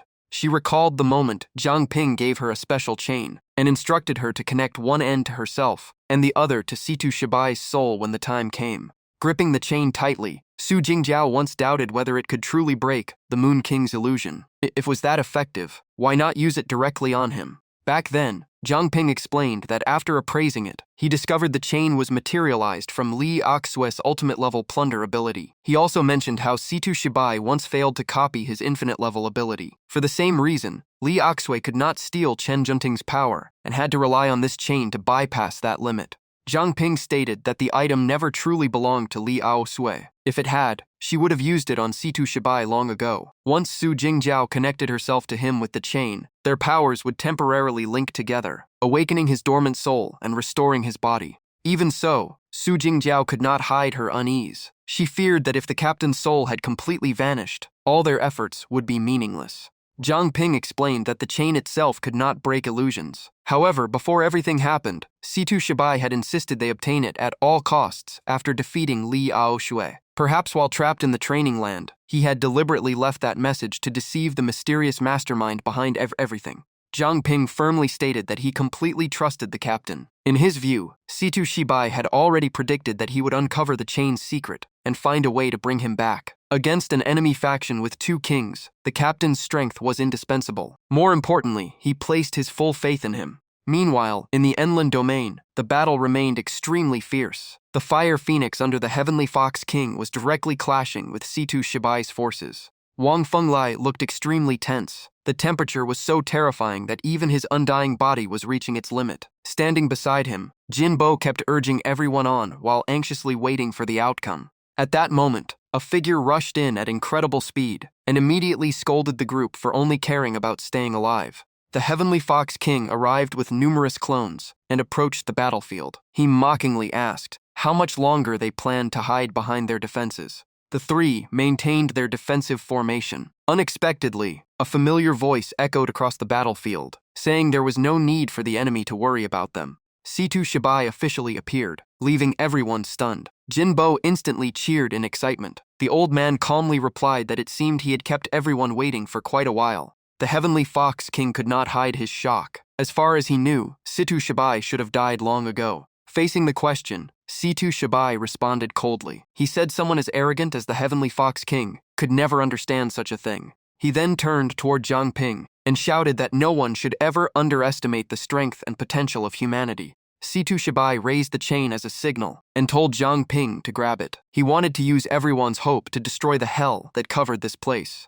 Zhang Ping immediately agreed. He reminded everyone that with the chain acting as a bridge, the captain could also reach the king level just like him. Situ Shibai confirmed it and revealed that his star record ability could now affect the Moon King. Once the enemy's domain was shattered, his undefeated advantage would disappear completely. Realizing the situation was turning against him, the Heavenly Fox King immediately ordered a counterattack. The Fire Phoenix erupted with power under the banner of the Twin King Alliance, overwhelming the entire battlefield. Inside the Solar Divine Bird, Xiao Wu raised the flames in his hand and looked at his opponents with disdain. To him, hope was nothing but a joke. Xiao Wu's blazing wings erupted with greater power than ever before. A sea of fire surged around him as the temperature skyrocketed. He roared and declared that everything would be reduced to ashes beneath this light. Meanwhile, Situ Shibai calmly gathered the flames into his palm and activated the mimicry ability Prism Shift. Prisms appeared in the sky and distorted the surrounding space. They could reflect any attack below a certain level. Zhang Ping and Situ Shibai carefully watched the results.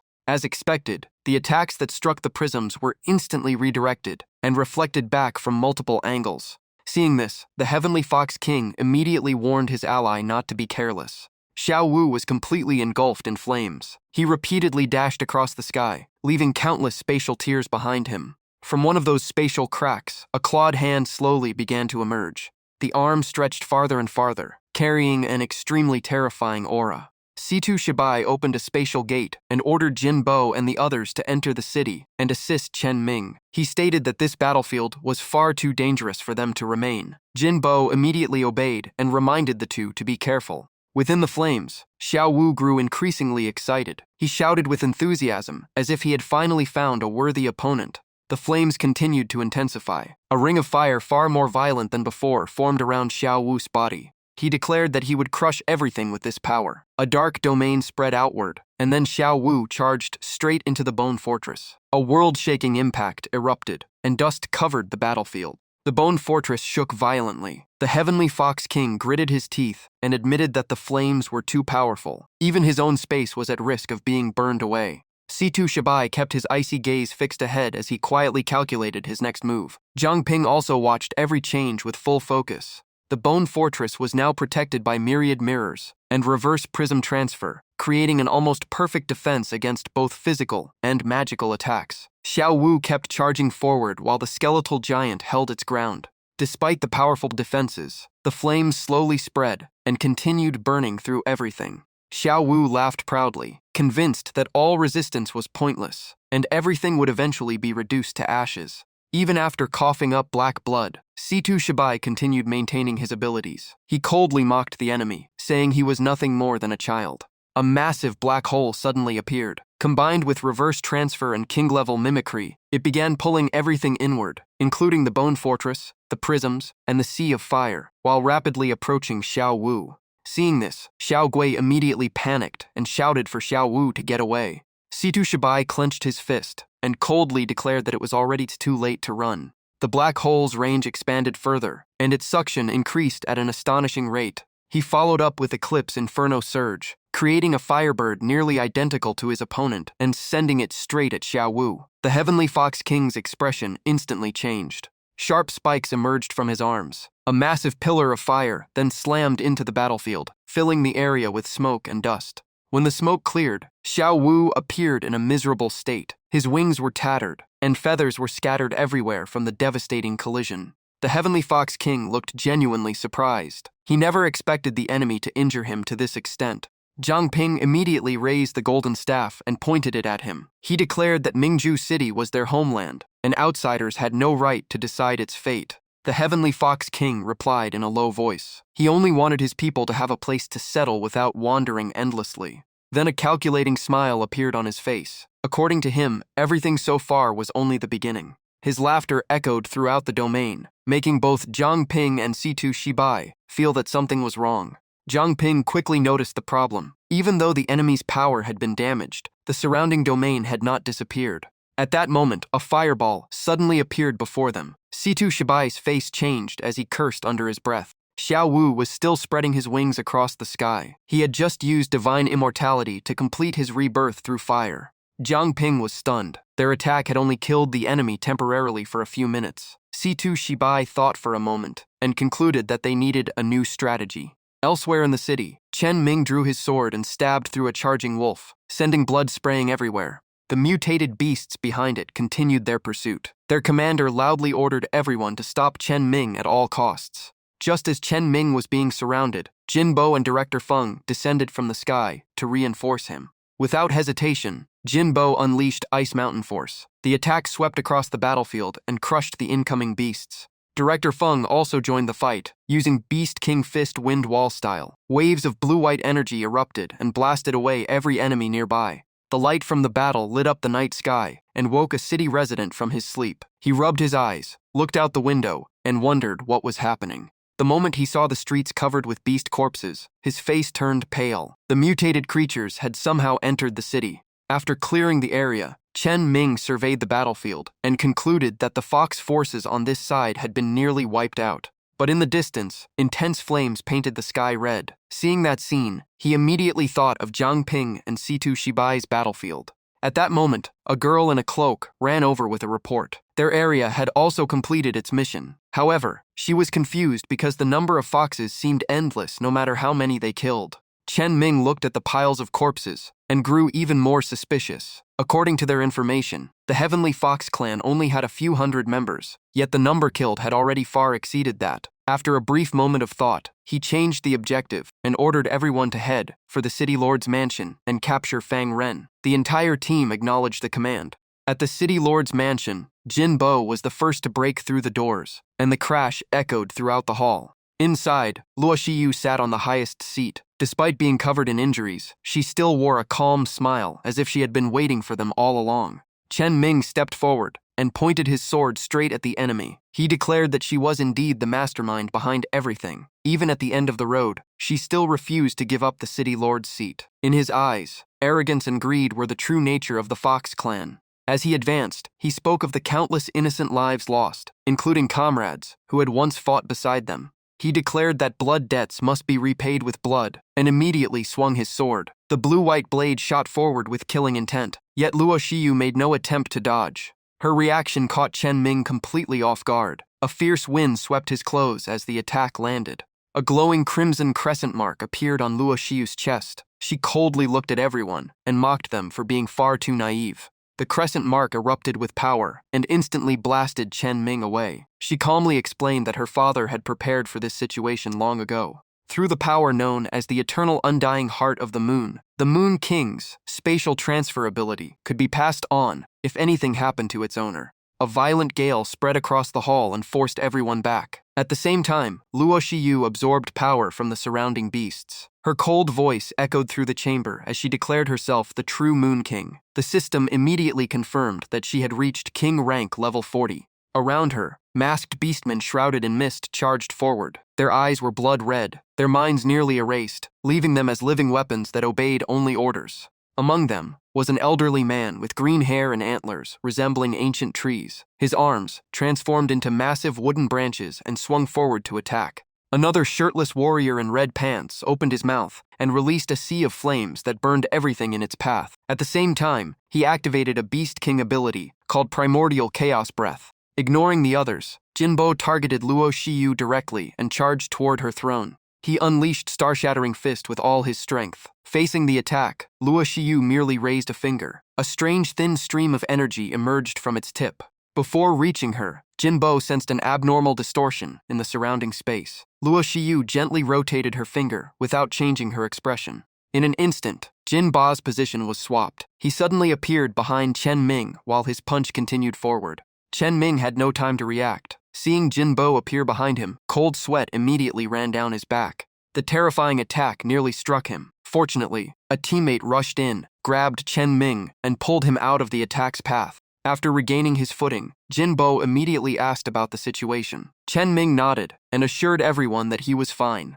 Luo Shiyu left the throne and slowly rose into the air. The lower part of her dress spread like flower petals, while a dark crimson crescent appeared behind her. One teammate realized she could manipulate space at will, making ordinary attacks almost useless. Jinbo could only grit his teeth in frustration. Back on the main battlefield, Zhang Ping was covered in golden light with multiple arms extending behind him. He continuously threw punches at the fire creature before him and firmly demanded that it give up. The brown-haired youth fused with the divine bird, clenched his teeth, his eyes filled with killing intent. He roared that no one would stop him and unleashed a devastating spinning attack. Its power was so overwhelming that it seemed capable of tearing space apart. In his mind, the battle could only end when one side fell. Zhang Ping tried to block with his golden body, but was still sent flying. As he got back up, he realized that continuing this battle of attrition would quickly drain his energy reserves. Situ Shibai immediately told him to find a way to restrain the divine bird's movements. After observing for a while, Zhang Ping suddenly shot into the sky. A spark flashed in his eyes as if he had found the answer. Looking at the enormous divine bird that covered the heavens, he concluded that the young master of the Zhu family had completely fused with it, which granted immortality. But that very fusion also created a fatal weakness. Situ Shibai instantly understood and added that while they could not kill the divine bird, they could directly affect the consciousness of the child inside and control it. Situ Shibai closed his eyes and silently gathered his power. He explained that the plan required close-range contact, so Zhang Ping needed to create an opening. The divine bird rushed forward at incredible speed, while Situ Shibai remained completely still. Zhang Ping immediately switched attributes, and purple wind energy appeared around him. Purple energy exploded beneath his feet. He lowered his stance and shouted as he forced the enemy downward. The next moment, Zhang Ping launched himself like an arrow. A powerful vortex erupted from behind and slammed directly into the divine bird's body. The giant creature let out a painful cry, lost its balance, and crashed toward the ground. Zhang Ping immediately used his giant true form to lock the target in place and prevent any escape. After separating from the giant form, he drew out his scythe and secretly activated appraisal to search for the key weakness. He narrowed his eyes with confidence and smiled slightly. At last, he had found the target he was looking for. A single strike from the scythe left the divine bird nearly unable to resist. Mingyin's arm extended like a chain and instantly bound the brown-haired youth hidden inside the divine bird. Zhang Ping then shouted that he had found the one in control. Situ Shibai rushed over and stood before the young man. The youth tightened his lips and cautiously asked what he intended to do. Without hesitation, Situ Shibai covered the boy's left eye and unleashed his will-stealing ability with a thunderous shout. the youth immediately suffered unbearable pain. Veins bulged across his forehead, and his eyes gradually lost focus as the light swept away all resistance. The divine bird released agonizing screams and began disintegrating from its head. While Jiang Ping and Situ Shibai restrained the target, the divine bird shrank into a giant red egg and fell to the ground. Situ Shibai immediately cast Purple Fortress. Looking at the object before him, he could only sigh. Its will was too strong to destroy completely. He could only force it into eternal slumber, but that was enough to eliminate a major threat. Far away, Moon King Luo Shiyu sensed the change and quietly remarked that the divine bird had already been dealt with. Looking down at the heavily wounded people below, she calmly stated that this outcome had always been expected. Her crimson eyes burned with hatred as she coldly declared that Jiang Ping had killed her father and her clansmen. Today, he would experience the pain of losing everything. At last, Situ Shibai and Jiang Ping arrived at the Moon King's hall, where allies and enemies alike lay scattered across the floor. Seeing the scene, Jiang Ping was shocked and immediately asked Director Feng and Patriarch Jin Bo what had happened here. Situ Shibai quickly helped Jin Bo up and began healing him. He judged the injuries to be extremely severe and immediately used recovery waves. Enduring the pain, Jin Bo struggled to explain that they had fallen into a trap and that the Moon King's true target had been the base all along. After hearing this, Jiang Ping's face darkened. Fury filled his expression, but he was nearly speechless. While continuing to treat the wounded, Situ Shibai angrily ordered Jiang Ping to return to the GU base at once. Without wasting another second, Jiang Ping shot away at top speed like a missile. Clenching his teeth as cold sweat ran down his face, Jiang Ping pushed himself faster and silently prayed that everyone at the base could hold on. At that moment, the Moon King had already arrived at the base with an overwhelming army and ordered the complete extermination of everyone inside. However, the defense system immediately activated Level 1 alert. Small explosions erupted beneath her army, while the system announced that the first bulletproof layer and the 2-meter-thick fireproof gates had been sealed. Moments later, the final gate closed with a heavy roar as the 5-meter-thick armored steel barrier completed the lockdown. Blocked outside, the Moon King looked around in confusion. The system continued announcing that all entrances had been sealed and that the area would be converted into a vacuum by removing all air. Through the haze, she quickly realized that she was surrounded by enclosed walls. Releasing killing intent through her energy, she concluded that it was some kind of barrier. She lightly touched the newly sealed steel gate with her finger and released a tiny fraction of her power. In an instant, the sturdy gate exploded into countless fragments. She dismissed the defenses as completely insignificant. Inside the secret control room, everyone stared at the distorted monitors in shock as the defenses were effortlessly destroyed. Zhang Xiaozhong immediately shouted that the entire defense system was useless.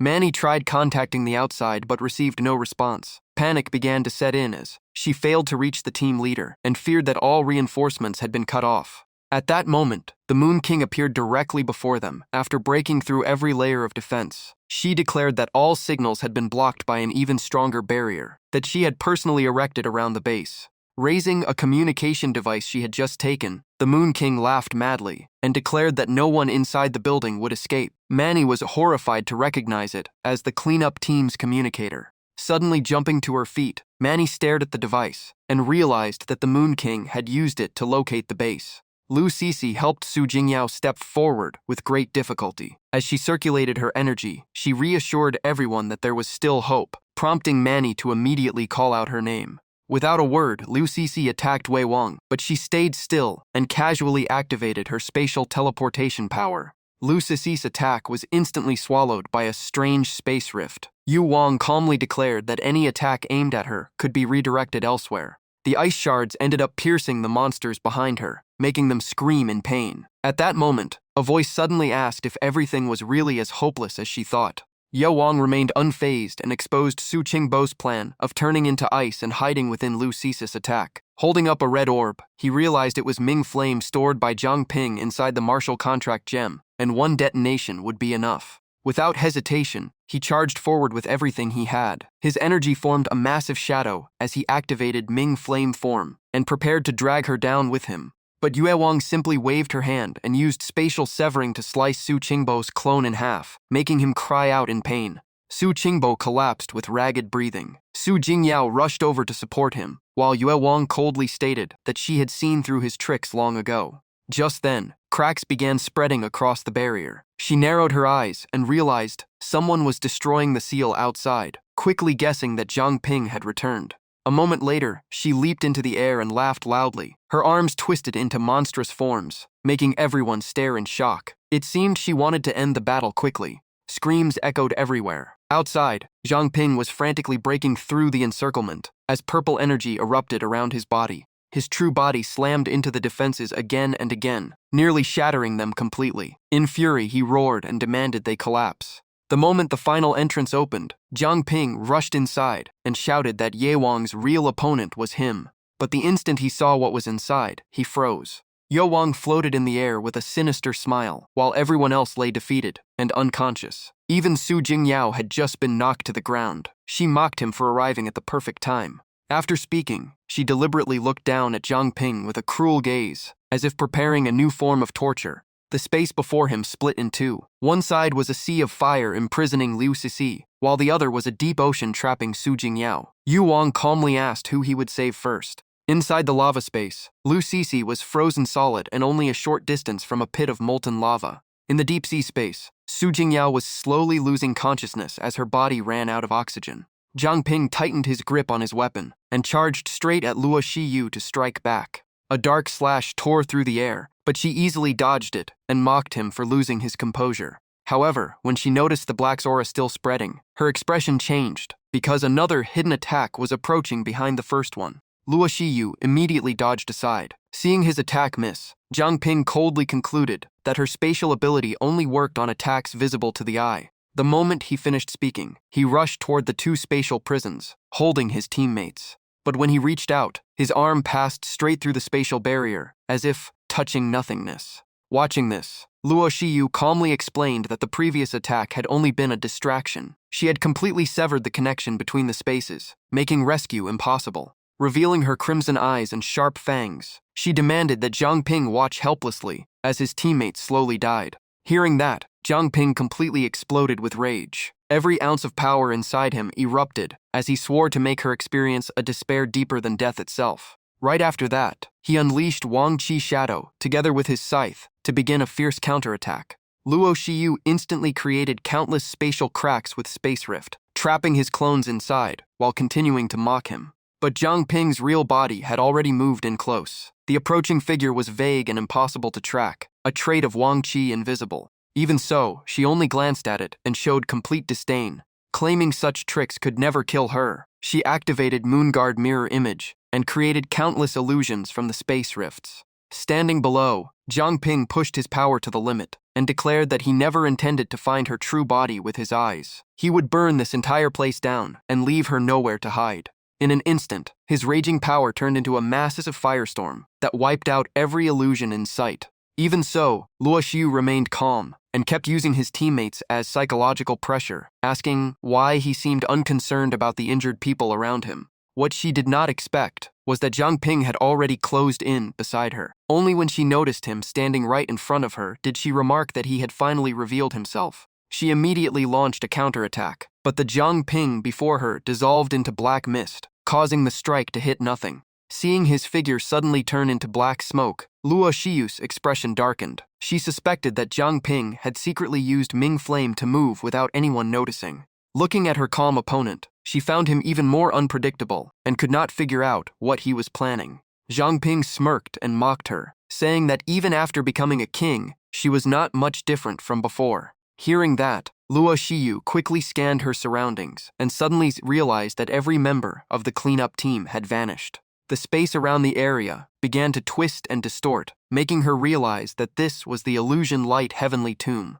Recalling what happened earlier, Luo Shiyu instantly understood when she had fallen into the trap. With no way to break the Illusion Light Heavenly Tomb, and stuck in unfavorable terrain, she decided to retreat through spatial travel. But the moment she arrived in another space, she froze at the sight before her. Zhang Ping had already been waiting there with a chain in hand. He coldly told her that he had marked her, so running anywhere was pointless. The chain shot forward and wrapped tightly around her arm, stopping her escape. Luo Shiyu was stunned by this strange artifact. As if that were not enough, Zhang Ping used Ming Flame Hand to restrain her, leaving her confused about his next move. He opened 2 new spatial rifts and explained his plan. Through the chain linked to her, he had temporarily gained her spatial teleportation ability. Witnessing this, Luo Xiyu was completely shocked and could not understand how he was using her own power. The 2 spatial rifts opened, revealing Lu Sisi within the Sea of Fire and Su Jingyao trapped in the deep waters. Both of them were exhausted and could only struggle to recover.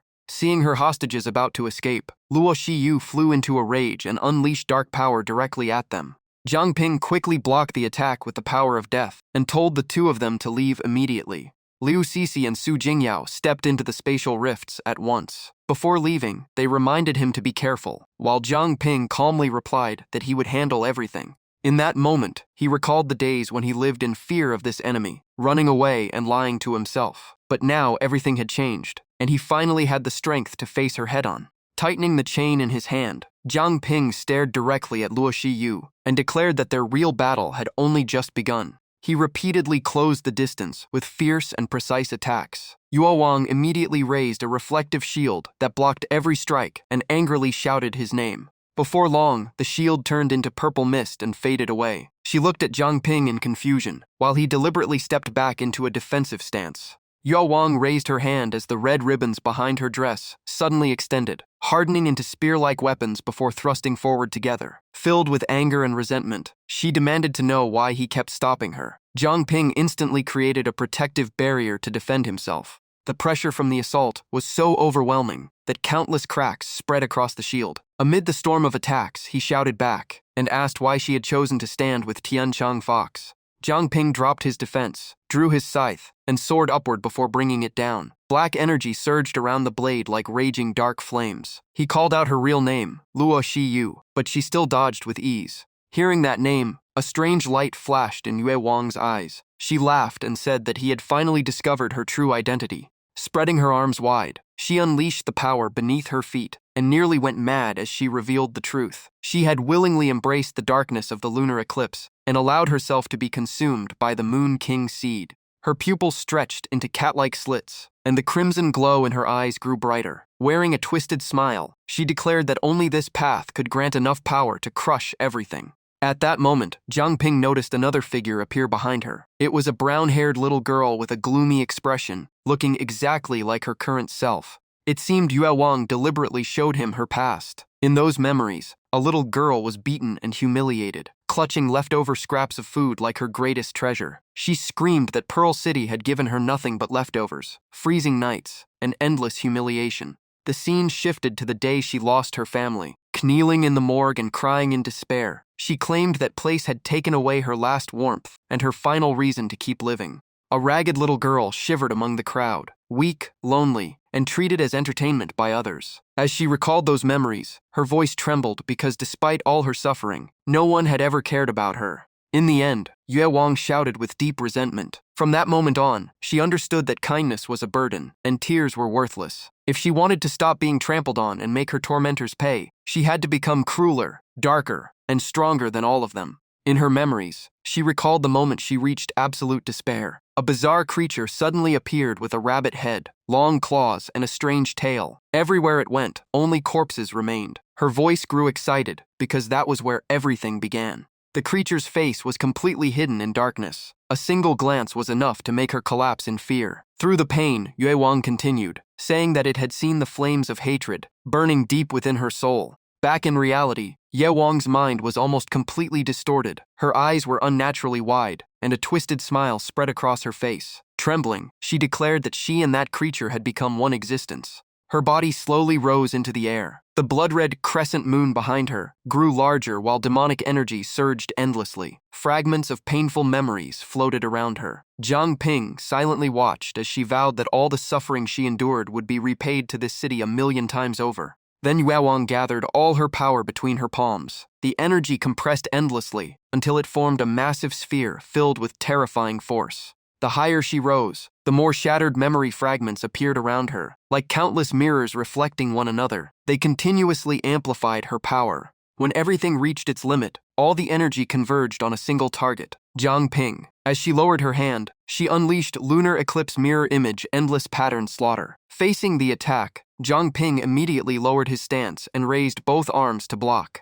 Numerous sharp red rays sliced across his body, leaving wounds on his shoulder, wrist, and thigh. Even so, he refused to dodge and face the attack head-on. Black energy erupted from Zhang Ping and formed a massive vortex, swallowing the mirror fragments and erasing the red beams. At the same time, he unleashed the full power of Flame Prison Returning Wolf. Before Yo Wang could fully react, his golden true form appeared right in front of her. Without hesitation, Zhang Ping threw a punch with all his strength. His fist was only inches away from its target. She tried to raise a defensive shield, but chains suddenly appeared and locked her movements in place. Unable to evade, Yo Wang was blasted away by the overwhelming impact. The pain forced her to spit out a mouthful of blood in midair. Zhang Ping continued the pursuit with another attack. Even as his true form began to fade, the final strike still carried terrifying, destructive power. Descending from the golden mist left behind by his true form, he stepped forward. His wounds slowly healed within the drifting smoke. Calmly, he told her to stop resisting, because he had long since seen through both her and Yue Wang's fighting style. Watching Zhang Ping approach with black energy, surging like a sea of flames, Yo Wang pushed herself up and laughed. She reminded him that he was also covered in injuries. Hearing that, Zhang Ping rushed forward with a finishing blow and declared that the battle was over. She quickly stepped back to avoid it. But the moment his arm pierced through her chest, Yo Wang revealed a strange smile. The wounds across her body began to glow. She suddenly grabbed his arm and forced it deeper into her body. With a crazed expression, she screamed that even if she died today, she would make him share her pain. Zhang Ping immediately tried to break free, but Yue Wang transformed into a raging storm and created a massive vortex called Eternal Night Descent. He summoned another true form for defense. Even so, she continued circling around him and declared that this place was her true body, meaning he could never escape. His true form shielded Zhang Ping, while the storm unleashed countless images of the brown-haired girl crying in despair and attacking non-stop. Even against all of that, Zhang Ping remained calm and carefully observed everything. After a while, he stood up and condensed a tiny but brilliant spark of origin power on his fingertip before touching the space ahead. The power rapidly expanded. The entire storm attacking him suddenly froze and shattered into massive fragments. This was the king's ultimate art, Return to Void. Zhang Ping dropped to one knee and drove his finger straight into the core of her hatred. Calling out Luo Shiyu's name, he declared that he had accepted that hatred. His power continued to surge deeper inside. The resentment built up over countless years, shattered one piece at a time like broken glass. Every fragment contained part of her painful memories. After a brief silence, he said it was finally time for everything to end. Elsewhere, Chen Ming and Jin Ba had already awakened. The two sat among the ruins, while C2 continued treating them. Looking into the distance, he wondered whether Zhang Ping was safe, and recalled how Zhang Ping had asked him to sever the chain connection himself. Suddenly, a loud shout caught Citus' attention. He immediately turned toward the source of the sound. Two men in the distance were terrified by what they saw. Human bodies and mutated beasts were piled everywhere, with blood covering the ground. One of them collapsed in fear and urgently suggested finding the patrol team at once. The black-haired man had no idea danger was approaching. Cold sweat streamed down his face as he shouted in confusion about how such a disaster could happen in the city without anyone noticing. The moment he noticed something rushing toward him, he dropped to his knees. But before the dark figure could reach him, C2 appeared in front of it. The system immediately announced, "Copy, patrol capture activated." With a simple wave of his hand, the creature was killed instantly. The man behind him stuttered in fear, thinking he had just witnessed a murder. C2 glanced at him in annoyance and casually pulled the mask off the corpse. He told them to calm down because it was never human to begin with. Hearing that, the black-haired man suddenly understood and blurted out the name of the mutated fox species. Situ briefly explained that the situation was complicated and not something he could fully explain right now. The most important thing was for them to find shelter immediately and stay inside until an official notice was issued. The man hurried away and reminded Situ to stay safe as well. Watching them leave, C2 sighed softly and focused his energy. His decision was clear. Zhang Ping would deal with Yue Wang, while he would wipe out every remaining fox in the city. Elsewhere, Zhang Ping lay motionless on the ground, in an unconscious state. After some time, he slowly opened his eyes beneath a bright light and let out a faint groan. His awareness quickly returned. He sat up and looked around, realizing that he was in Pearl City. As he walked forward, he searched for something. Behind him stood Ye Wang surrounded by her followers, but all of them were little more than fading shadows. The clansmen around her watched in silence. Yue Wang appeared at peace, and softly admitted that she had always hated this place, but now everything was over. She raised her hand and looked at her body, slowly turning into dust and drifting away in the wind. A satisfied smile appeared as she whispered that she finally understood what true freedom felt like. Jiang Ping witnessed the entire scene without saying a word. He simply stood there until Yue Wang completely disappeared. Just then, Situ suddenly appeared behind him at incredible speed. After stopping, he calmly asked why Jiang Ping was here and what had happened to Yue Wang. Jiang Ping simply replied that she was dead. The answer left the surroundings silent, and even Situ said nothing for a moment.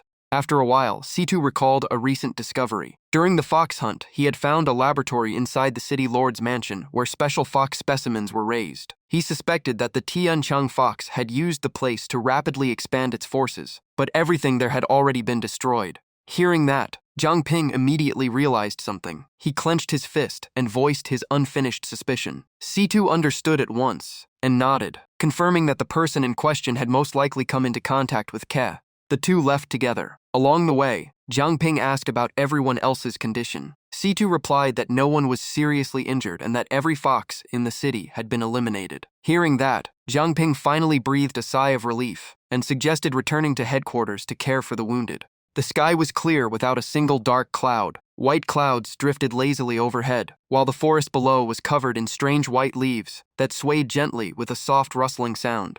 On a winding mountain path, 4 men in black hurried forward. One of them gritted his teeth in hatred, constantly cursing Jiang Ping and the cleanup team for ruining their plan to awaken the divine bird. The leader spoke up to calm his companions. Though his expression was equally grim, he insisted that as long as they survived, the Zhou family could rebuild and someday reclaim everything they had lost. The group suddenly stopped when they spotted a black-clad figure blocking the road ahead. The moment the leader saw him, he called out with deep respect. Believing they had found a powerful ally, he immediately began pleading. He was convinced this lord had not abandoned the Zhou family and begged for more power to destroy Jiang Ping and retake Pearl City. The masked man listened quietly before raising his head slightly. Blood-red light flashed in his eyes as he coldly asked who had said he intended to help them, since they had already failed. Heat began spreading from his body, enough to burn away his outer cloak. In a detached tone, he declared that losers should leave the board. Hearing that, the leader froze in terror. Flames erupted violently and engulfed all 4 men. Their agonized screams echoed through the once peaceful forest. The fire spread to the surrounding trees, but the masked man calmly continued walking. Strangely, the sea of flames parted on its own, wherever he passed. As he moved forward, he muttered that Jiang Ping surviving until the very end had truly been beyond his expectations. The man slowly removed his mask, revealing a scar running across his cheek. A mysterious smile appeared on his lips as he quietly said that the time had come to reclaim the world line. The face beneath the disguise looked almost identical to Jiang Ping, except for the platinum hair. He crushed the mask in his hand, and the system immediately displayed a notification. Peach Blossom Mask, common grade, destroyed. Moments later, his appearance changed again, becoming a black-haired Jiang Ping. The flames transformed into black energy that wrapped around his body as he clenched his fist and softly spoke Jiang Ping's name. Meanwhile, the city had entered a period of reconstruction. Jiang Shou was using fat technology to control creatures and help with the rebuilding effort. He had now reached intermediate level 30 and complained non-stop while working, saying that jobs like this always ended up on his shoulders. At the cemetery, Wang Jimin had reached level 21. Carrying a bouquet of flowers, she quietly stopped in front of a grave. Tears rolled down her cheeks as she choked out a call to her parents. She softly said that Pearl City had finally recovered, then placed the flowers before the grave. At the Iron Soul Forge, Liu Tifeng puffed on his pipe and turned to ask Liu Xiaotiao when dinner would be ready. Hearing that, Liu Xiaotiao could only reply helplessly that they had just eaten not long ago. He could not tell whether the old man was truly forgetful or only pretending, causing Liu Tifeng to burst into laughter. Just then, Su Jingjiao rushed in and asked where Wang Jimin was. Sitting by the fire, Xiaotiao replied in confusion that she had gone out early in the morning and asked what was wrong. Now serving as vice-captain of the new patrol team, Su Jingjiao looked visibly anxious. The induction ceremony was about to begin, yet Wang Jimin was nowhere to be seen. At the patrol team headquarters, Feng Laxian gathered all the recruits and began a speech welcoming the new members joining the city's defense force. Now the captain of the new patrol team, she proudly declared that everyone would work together to protect every home and build a safer future. The soldiers responded in unison with unwavering determination, promising not to fail their mission. Elsewhere, the new investigation team captain, Su King-san, level 39, seriously asked whether everyone had fully prepared their equipment. As he led the team forward, he reminded them that although Lee Oksue was dead and most of the Saint Ancestor village leaders were gone, some survivors could still remain. That was why this mission to the former Saint Ancestor village site had to be handled with extreme caution. He then added that he was getting old. The future of the investigation team would eventually belong to the younger generation, so they needed to grow quickly enough for him to confidently pass on the responsibility. Hearing the words, the team members looked at him with concern and called out, "Captain." Seeing their reaction, he immediately complained that he only wanted to retire early and spend more time with his granddaughter. It was not as if he were about to die, so there was no need to look at him like that. In the office, Wang Ni slumped over her desk, exhausted and ready to cry. She complained that the Tianchang Lake case was long over, yet the paperwork never seemed to end.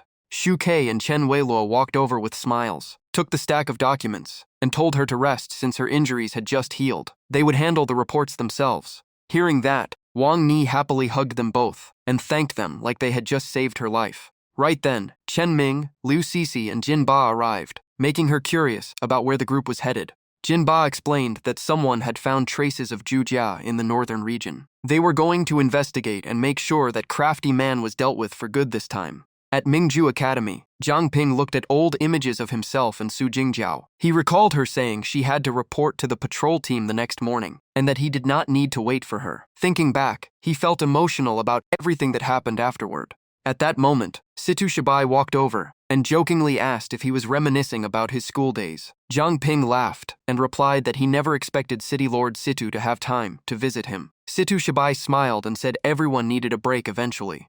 Zhang Ping then said that reaching the King realm required passing the trial land and gathering enough faith. Since the people fully supported Situ Shibai, he believed the city lord would reach that realm soon. Hearing this, Situ Shibai immediately thanked him and expressed the gratitude of all Mingju city. He then wondered if Zhang Ping truly did not want a public ceremony, since the citizens were eager to meet the hero who saved their city. Zhang Ping awkwardly scratched his head and declined, saying he was not used to such events. Although Mingju City was finally stable, Zhang Ping seriously warned that the whereabouts of the mysterious figure remained unknown. Even Tianchang Lake was created by that person, so no one could guarantee another. Moon King would not appear in the future. They could not lower their guard. After hearing the analysis, Situ Shibai nodded in agreement and admitted that Zhang Ping's concerns were well-founded. He then extended his hand toward Zhang Ping and said he would need his support in the future. Captain Zhang Ping. Zhang Ping smiled and shook his hand. He was now the captain of the newly formed cleanup team. Just then, a man and a woman descended from the sky. The moment they saw Situ Shibai, they pointed at him as if they had finally found their target. Before he could react, Situ Shibai was dragged away. He complained that he had not rested for 2 days, yet he was still being forced back to deal with unfinished paperwork. Watching the scene, Zhang Ping felt relieved that he had turned down the offer to become Vice City Lord. At the former territory of Saint Ancestor Village, Su Qingbo led an investigation team deep into an area filled with ruins and corpses. The group calmly passed through places where vultures were feeding on bodies without showing any hesitation. They then entered a house, and Su Qingbo raised his right hand, allowing streams of dark energy to guide the way. The trail led him to a private room. One member remarked that this had once been the finest residence in the village and was likely Lee Oksue's home. Su Qingbo sat down and examined a pile of charcoal before him, realizing it was the remains of firewood used for daily living. He picked up a piece and analyzed it carefully. Lee Oksue had no reason to do this. Besides, only members of Saint Ancestor Village could live among so many corpses. It seemed some survivors were still hiding. At that moment, a team member brought over a blue medicine bottle and reported that it had just been found nearby. After a careful inspection, Su Qingbo noticed the bottle was still clean and the medicine scent had barely faded, proving it had been used recently. Realizing the seriousness of the situation, he immediately ordered a report to the city lord. In his view, the remaining members of Saint Ancestor Village had likely contacted someone in the city not long ago. He would stay and continue the investigation while the other person delivered the message. At the same time in Mingju City, Uncle Dahao's pharmacy had been reduced to charred ruins.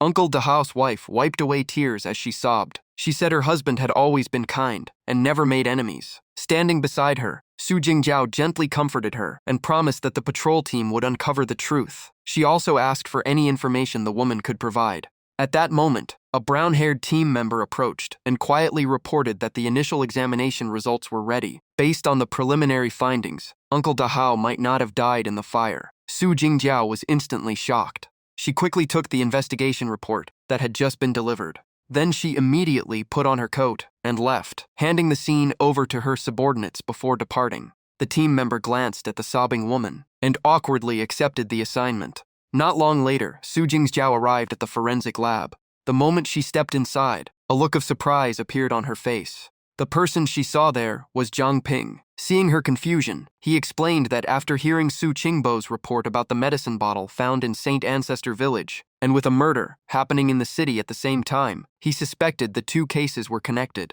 Zhang Ping examined the charred corpse with a massive hole in its chest. The coroner explained that the victim's bones had been severely deformed by an overwhelming force while still alive. If the damage had occurred after the body was burned, the structure would have looked completely different. That meant the fire was likely used to hide the real cause of death. After hearing that, Su Jingjiao found the conclusion reasonable. She recalled that the patrol team had arrived quickly when the fire broke out and immediately began putting it out. The image of the burned corpse discovered that day flashed through her mind. She continued her analysis, saying that when the body was found, not even a trace of the victim's soul remained, proving the person had been dead for quite some time. Yet according to the wife, Uncle Dahao had no enemies. That only made the case more puzzling.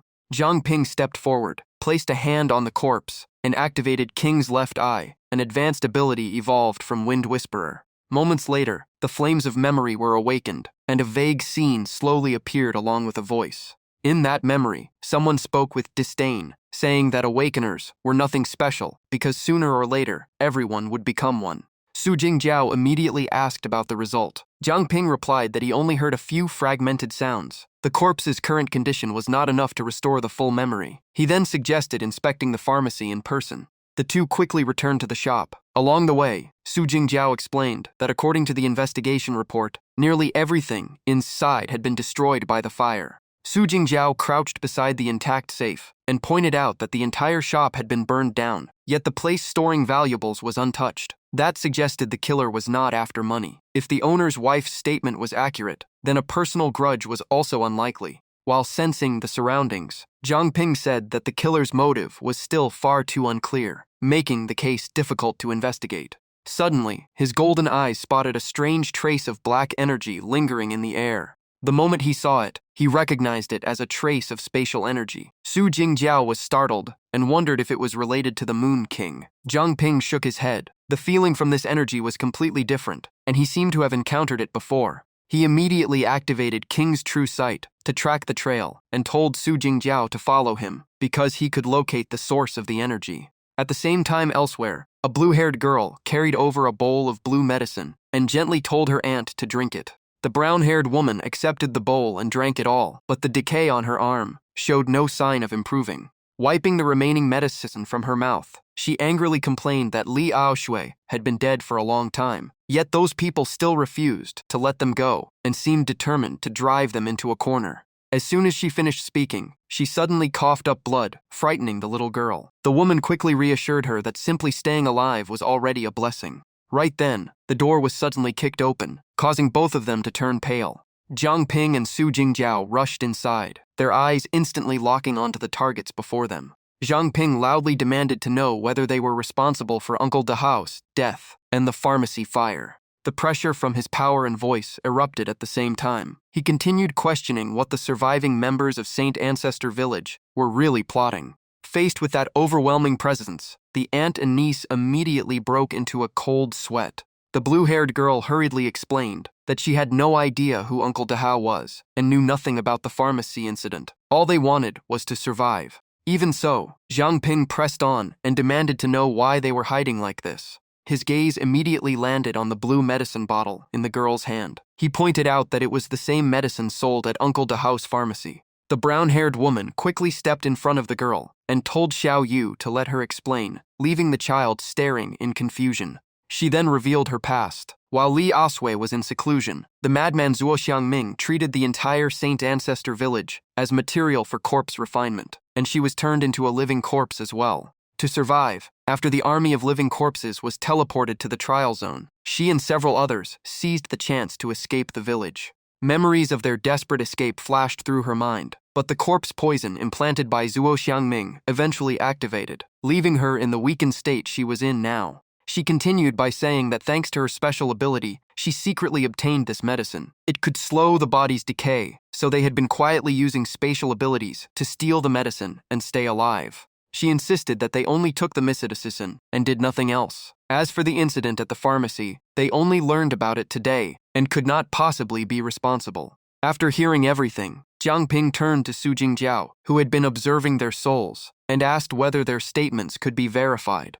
After watching for a while, Su Jingjiao confirmed that neither soul showed unusual fluctuations, proving they were telling the truth. Even so, Jiang Ping continued questioning them. He wanted to know how they learned that the medicine could prevent decay and whether the empty bottle found in Saint Ancestor Village was connected to them. Hearing that question, the brown-haired woman recalled the past and said something strange. The medicine had originally been developed by Zuo Xiangming. After arriving in Mingzhu City, she discovered that the exact same medicine was being sold there under the city's name. At first, she assumed the two medicines only looked alike, but when she was forced to use it as a last resort, she realized the effects were completely identical to Zuo Xiangming's formula. She further insisted that they had not returned to Saint Ancestor Village for a very long time, so the medicine bottle found there had nothing to do with them. Su Jingjiao opened the investigation records and explained that according to the files, this medicine had once been sold openly at Uncle Dahao's pharmacy. However, it was advertised only as a cultivation aid for awakeners.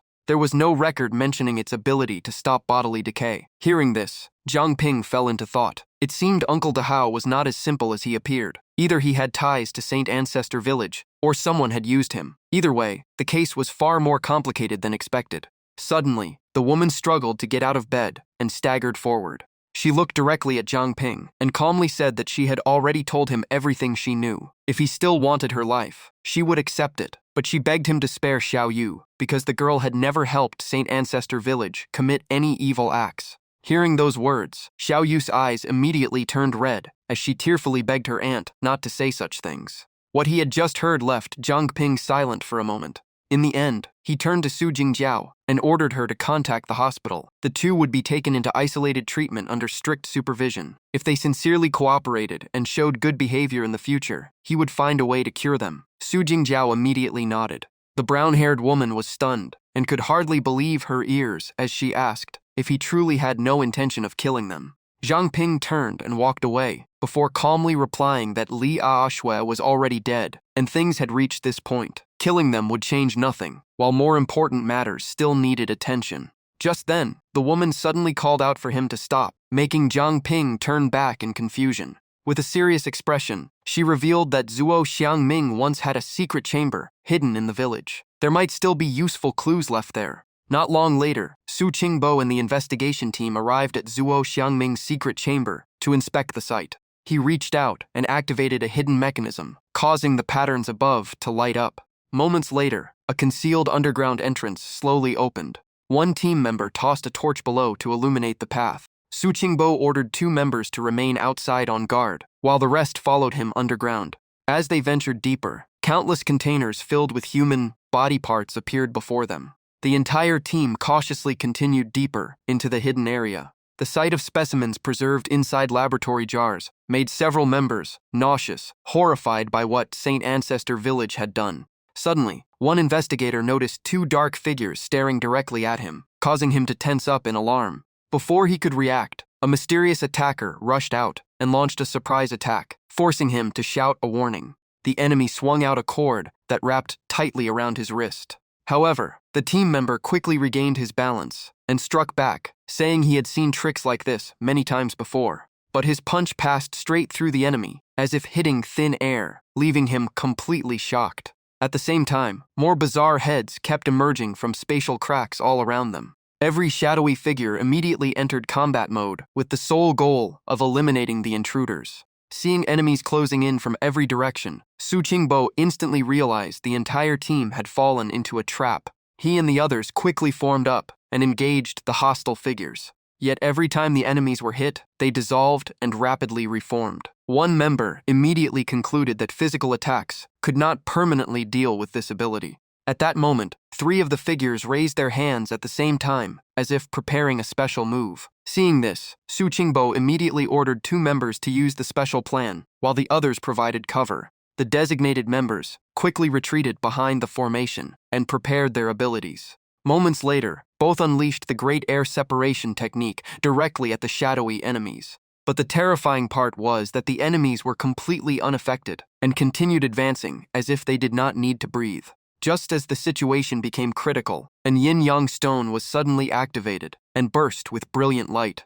Under that light, every shadow figure began twisting and warping violently. In an instant, all of them exploded and vanished. In the end, only a single person remained standing, leaving everyone stunned. Su Qingbo stared at the man with cold eyes and concluded that the shadows had been clones created by his ability. It allowed him to become a shadow and split into multiple bodies, making him extremely difficult to fight. Fortunately, the yin-yang stone countered the power. He immediately grabbed the man's collar and demanded to know his identity, his purpose for being there, and who had sent him. The man trembled and stammered a few words, barely managing to mention the term Wei Li, along with the phrase, Wei Li is eternal. But in the next moment, his head suddenly burst into flames. The body quickly collapsed into the fire. After examining it, a team member confirmed that the man had been dead for a long time and barely seemed alive in the first place. This made Su Qingbo start thinking about the organization called Wei Li. Just then, another member noticed strange symbols on the wall and immediately raised the alarm.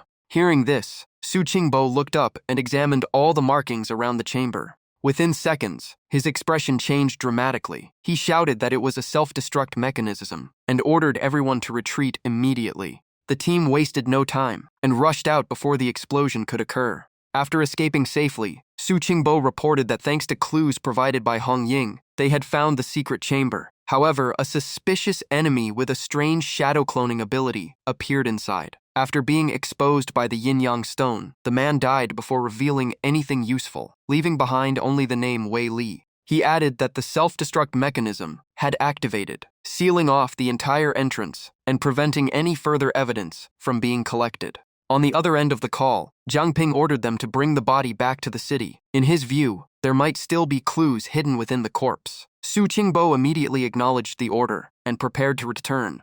Jiang Ping then asked the pharmacy owner whether she was absolutely sure she had never been involved in purchasing supplies or learning the origin of the medicine. The woman firmly stated that she knew nothing about where it came from. Hearing the question, the pharmacy owner's wife sadly explained that everything from purchasing stock to running the business had always been handled personally by Uncle Dahao. She was rarely involved.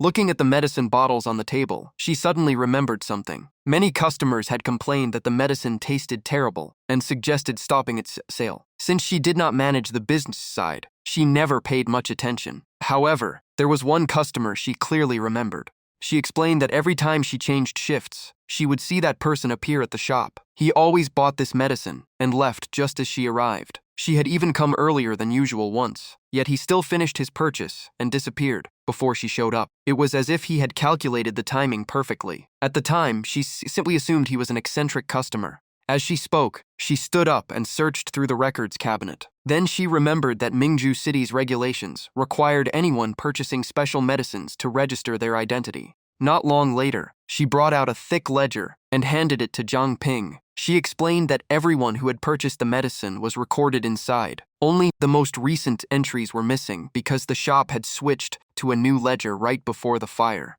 Even so, the strange customer had been showing up for months, so his records should still be there. Jiang Ping's expression immediately turned serious. As night fell, a suspicious figure quietly moved outside the city gates. A prominent scar marked his face, and his eyes constantly scanned the surroundings with caution. From above, Jiang Ping looked down and called out the man's name, saying he had expected him to appear. The man was Liu Qiang. The moment Liu Qiang saw Jiang Ping, rage filled his eyes with hatred. Without a word, he launched a fire dragon straight at him. Jiang Ping casually stepped aside and calmly remarked that it was a fire-type ability. The next moment, chains of darkness appeared and tightly bound Liu Qiang. Zhang Ping coldly stated that the pharmacy incident was definitely connected to him. Under the quiet night sky, the atmosphere became extremely tense. Looking at the man before him, Zhang Ping smiled faintly, feeling that this investigation had uncovered another unexpected clue. He carefully observed the furious face and the scar that was slowly spreading across the man's body. He then concluded that Liu Qiang was also one of the survivors from Zhuo Xiangming's laboratory. Just then, blazing red flames suddenly erupted around the chains wrapped around his neck. The violent surge of power allowed him to snap every chain apart. Seeing this, Zhang Ping was genuinely surprised that Liu Qiang could break free from the dark mist shackles. The flames spread further and completely engulfed his body, while Zhang Ping remained standing and watching. Observing the abnormal state, Zhang Ping began to suspect that the man had completely lost his sanity. Moments later, a gigantic punch slammed into the ground. The massive figure behind it slowly pulled back its arm, revealing the burning form of Zhuo Xiangming. His eyes glowed crimson, and painful screams echoed from his mouth. In just moments, his body mutated into the decaying flame inferno form. As he charged forward, he crazily shouted that Wei Li had given him a new life. In response, Zhang Ping simply waved his hand. An invisible barrier instantly appeared before him and blocked the sea of flames. Zhang Ping calmly told him to stop resisting because there was nowhere left to run. The enemy's body began falling apart piece by piece, accompanied by agonized screams. Suddenly, Zhang Ping's expression changed when he noticed something unusual. A transparent sphere had enveloped all the remaining flames. The sphere then shot into the sky. Its surface trembled violently while the energy inside became increasingly unstable. When everything settled, only a few tiny sparks remained, drifting through the night wind. Zhang Ping slowly walked toward the motionless corpse and wondered if the man had chosen self-destruction simply to avoid being captured alive. He crouched down to inspect the body and could not help wondering what secret these people were trying so desperately to hide. Right then, a lingering memory surfaced. In it, Zhuo Xiangming hurriedly explained that the organization had selected a power for Uncle Dahao. 3 days later, he was to report to Laboratory A for testing and surgery arrangements. Holding the pill in his hand, Uncle Dahao looked thrilled, believing he would finally become an Awakener. Zhuo Xiangming seemed eager to leave and quickly said goodbye before departing. Watching the memory, Zhang Ping thought that helping ordinary people awaken powers sounded like an obvious scam. Suddenly, Uncle Dahao swallowed the pill on the spot. Zhuo Xiangming immediately panicked and tried to stop him, but it was already too late. A powerful force erupted from his body and blasted everything around him away. Uncle Dahao shouted with joy, convinced he had truly gained an ability. But the excitement lasted only a moment as his eyes rolled back and blood burst from his mouth. His body began twisting into a grotesque shape while he screamed for the power to stop, insisting it belonged to him. Only seconds later, Uncle Dahao collapsed to the floor and lost all signs of life. Witnessing the entire process, Zhuo Xiangming broke into a cold sweat and cursed through gritted teeth. In his view, Uncle Dahao was a reckless fool who had killed himself and caused trouble in a place that could easily be discovered. His face darkened as the flames in his hand flickered. It seemed every trace would have to be erased before the patrol team found anything. The moment he finished speaking, blazing red fire erupted and consumed everything around him. Watching from outside, Zhang Ping frowned. Could an artificially created awakened really be this successful? He recalled what Zhu Dahao once said. In the future, anyone could become an awakened. The more he thought about it, the more he suspected Zhu Dahao had long been part of the power faction. Closing his eyes, he opened the system panel and checked Wang's file. Moments later, Zhang Ping frowned and asked, Liu Qiang is tied to the power faction. What else do you know? Just then, a strange voice echoed from the depths of consciousness. It asked if he had gained power yet and said they still needed more members. But the chant of power forever suddenly cut it off. A man in a black cloak slowly appeared. In a low voice, he claimed this was the finest creation Laboratory A had ever produced and asked whether the city lord was satisfied with his proposal. Then another voice shouted, "Who dares spy on this place?" Hearing that, Zhang Ping was startled and immediately opened his eyes. In the darkness ahead, he felt an invisible gaze fixed on him. A warning followed, telling him this was not a place for someone like him. Zhang Ping raised his head and instinctively clenched his fist. Walking over to Zhuo Xiangming's corpse, he wondered who that person was and how they could interfere with a king-level ability. At that moment, the voice transmission shard suddenly activated. A rushed voice reported that something had happened at the hospital. Zhang Ping immediately turned around and asked what was going on. The caller quickly explained that the laboratory window had been shattered. People inside were knocked unconscious everywhere, and Guan Hongying had been abducted.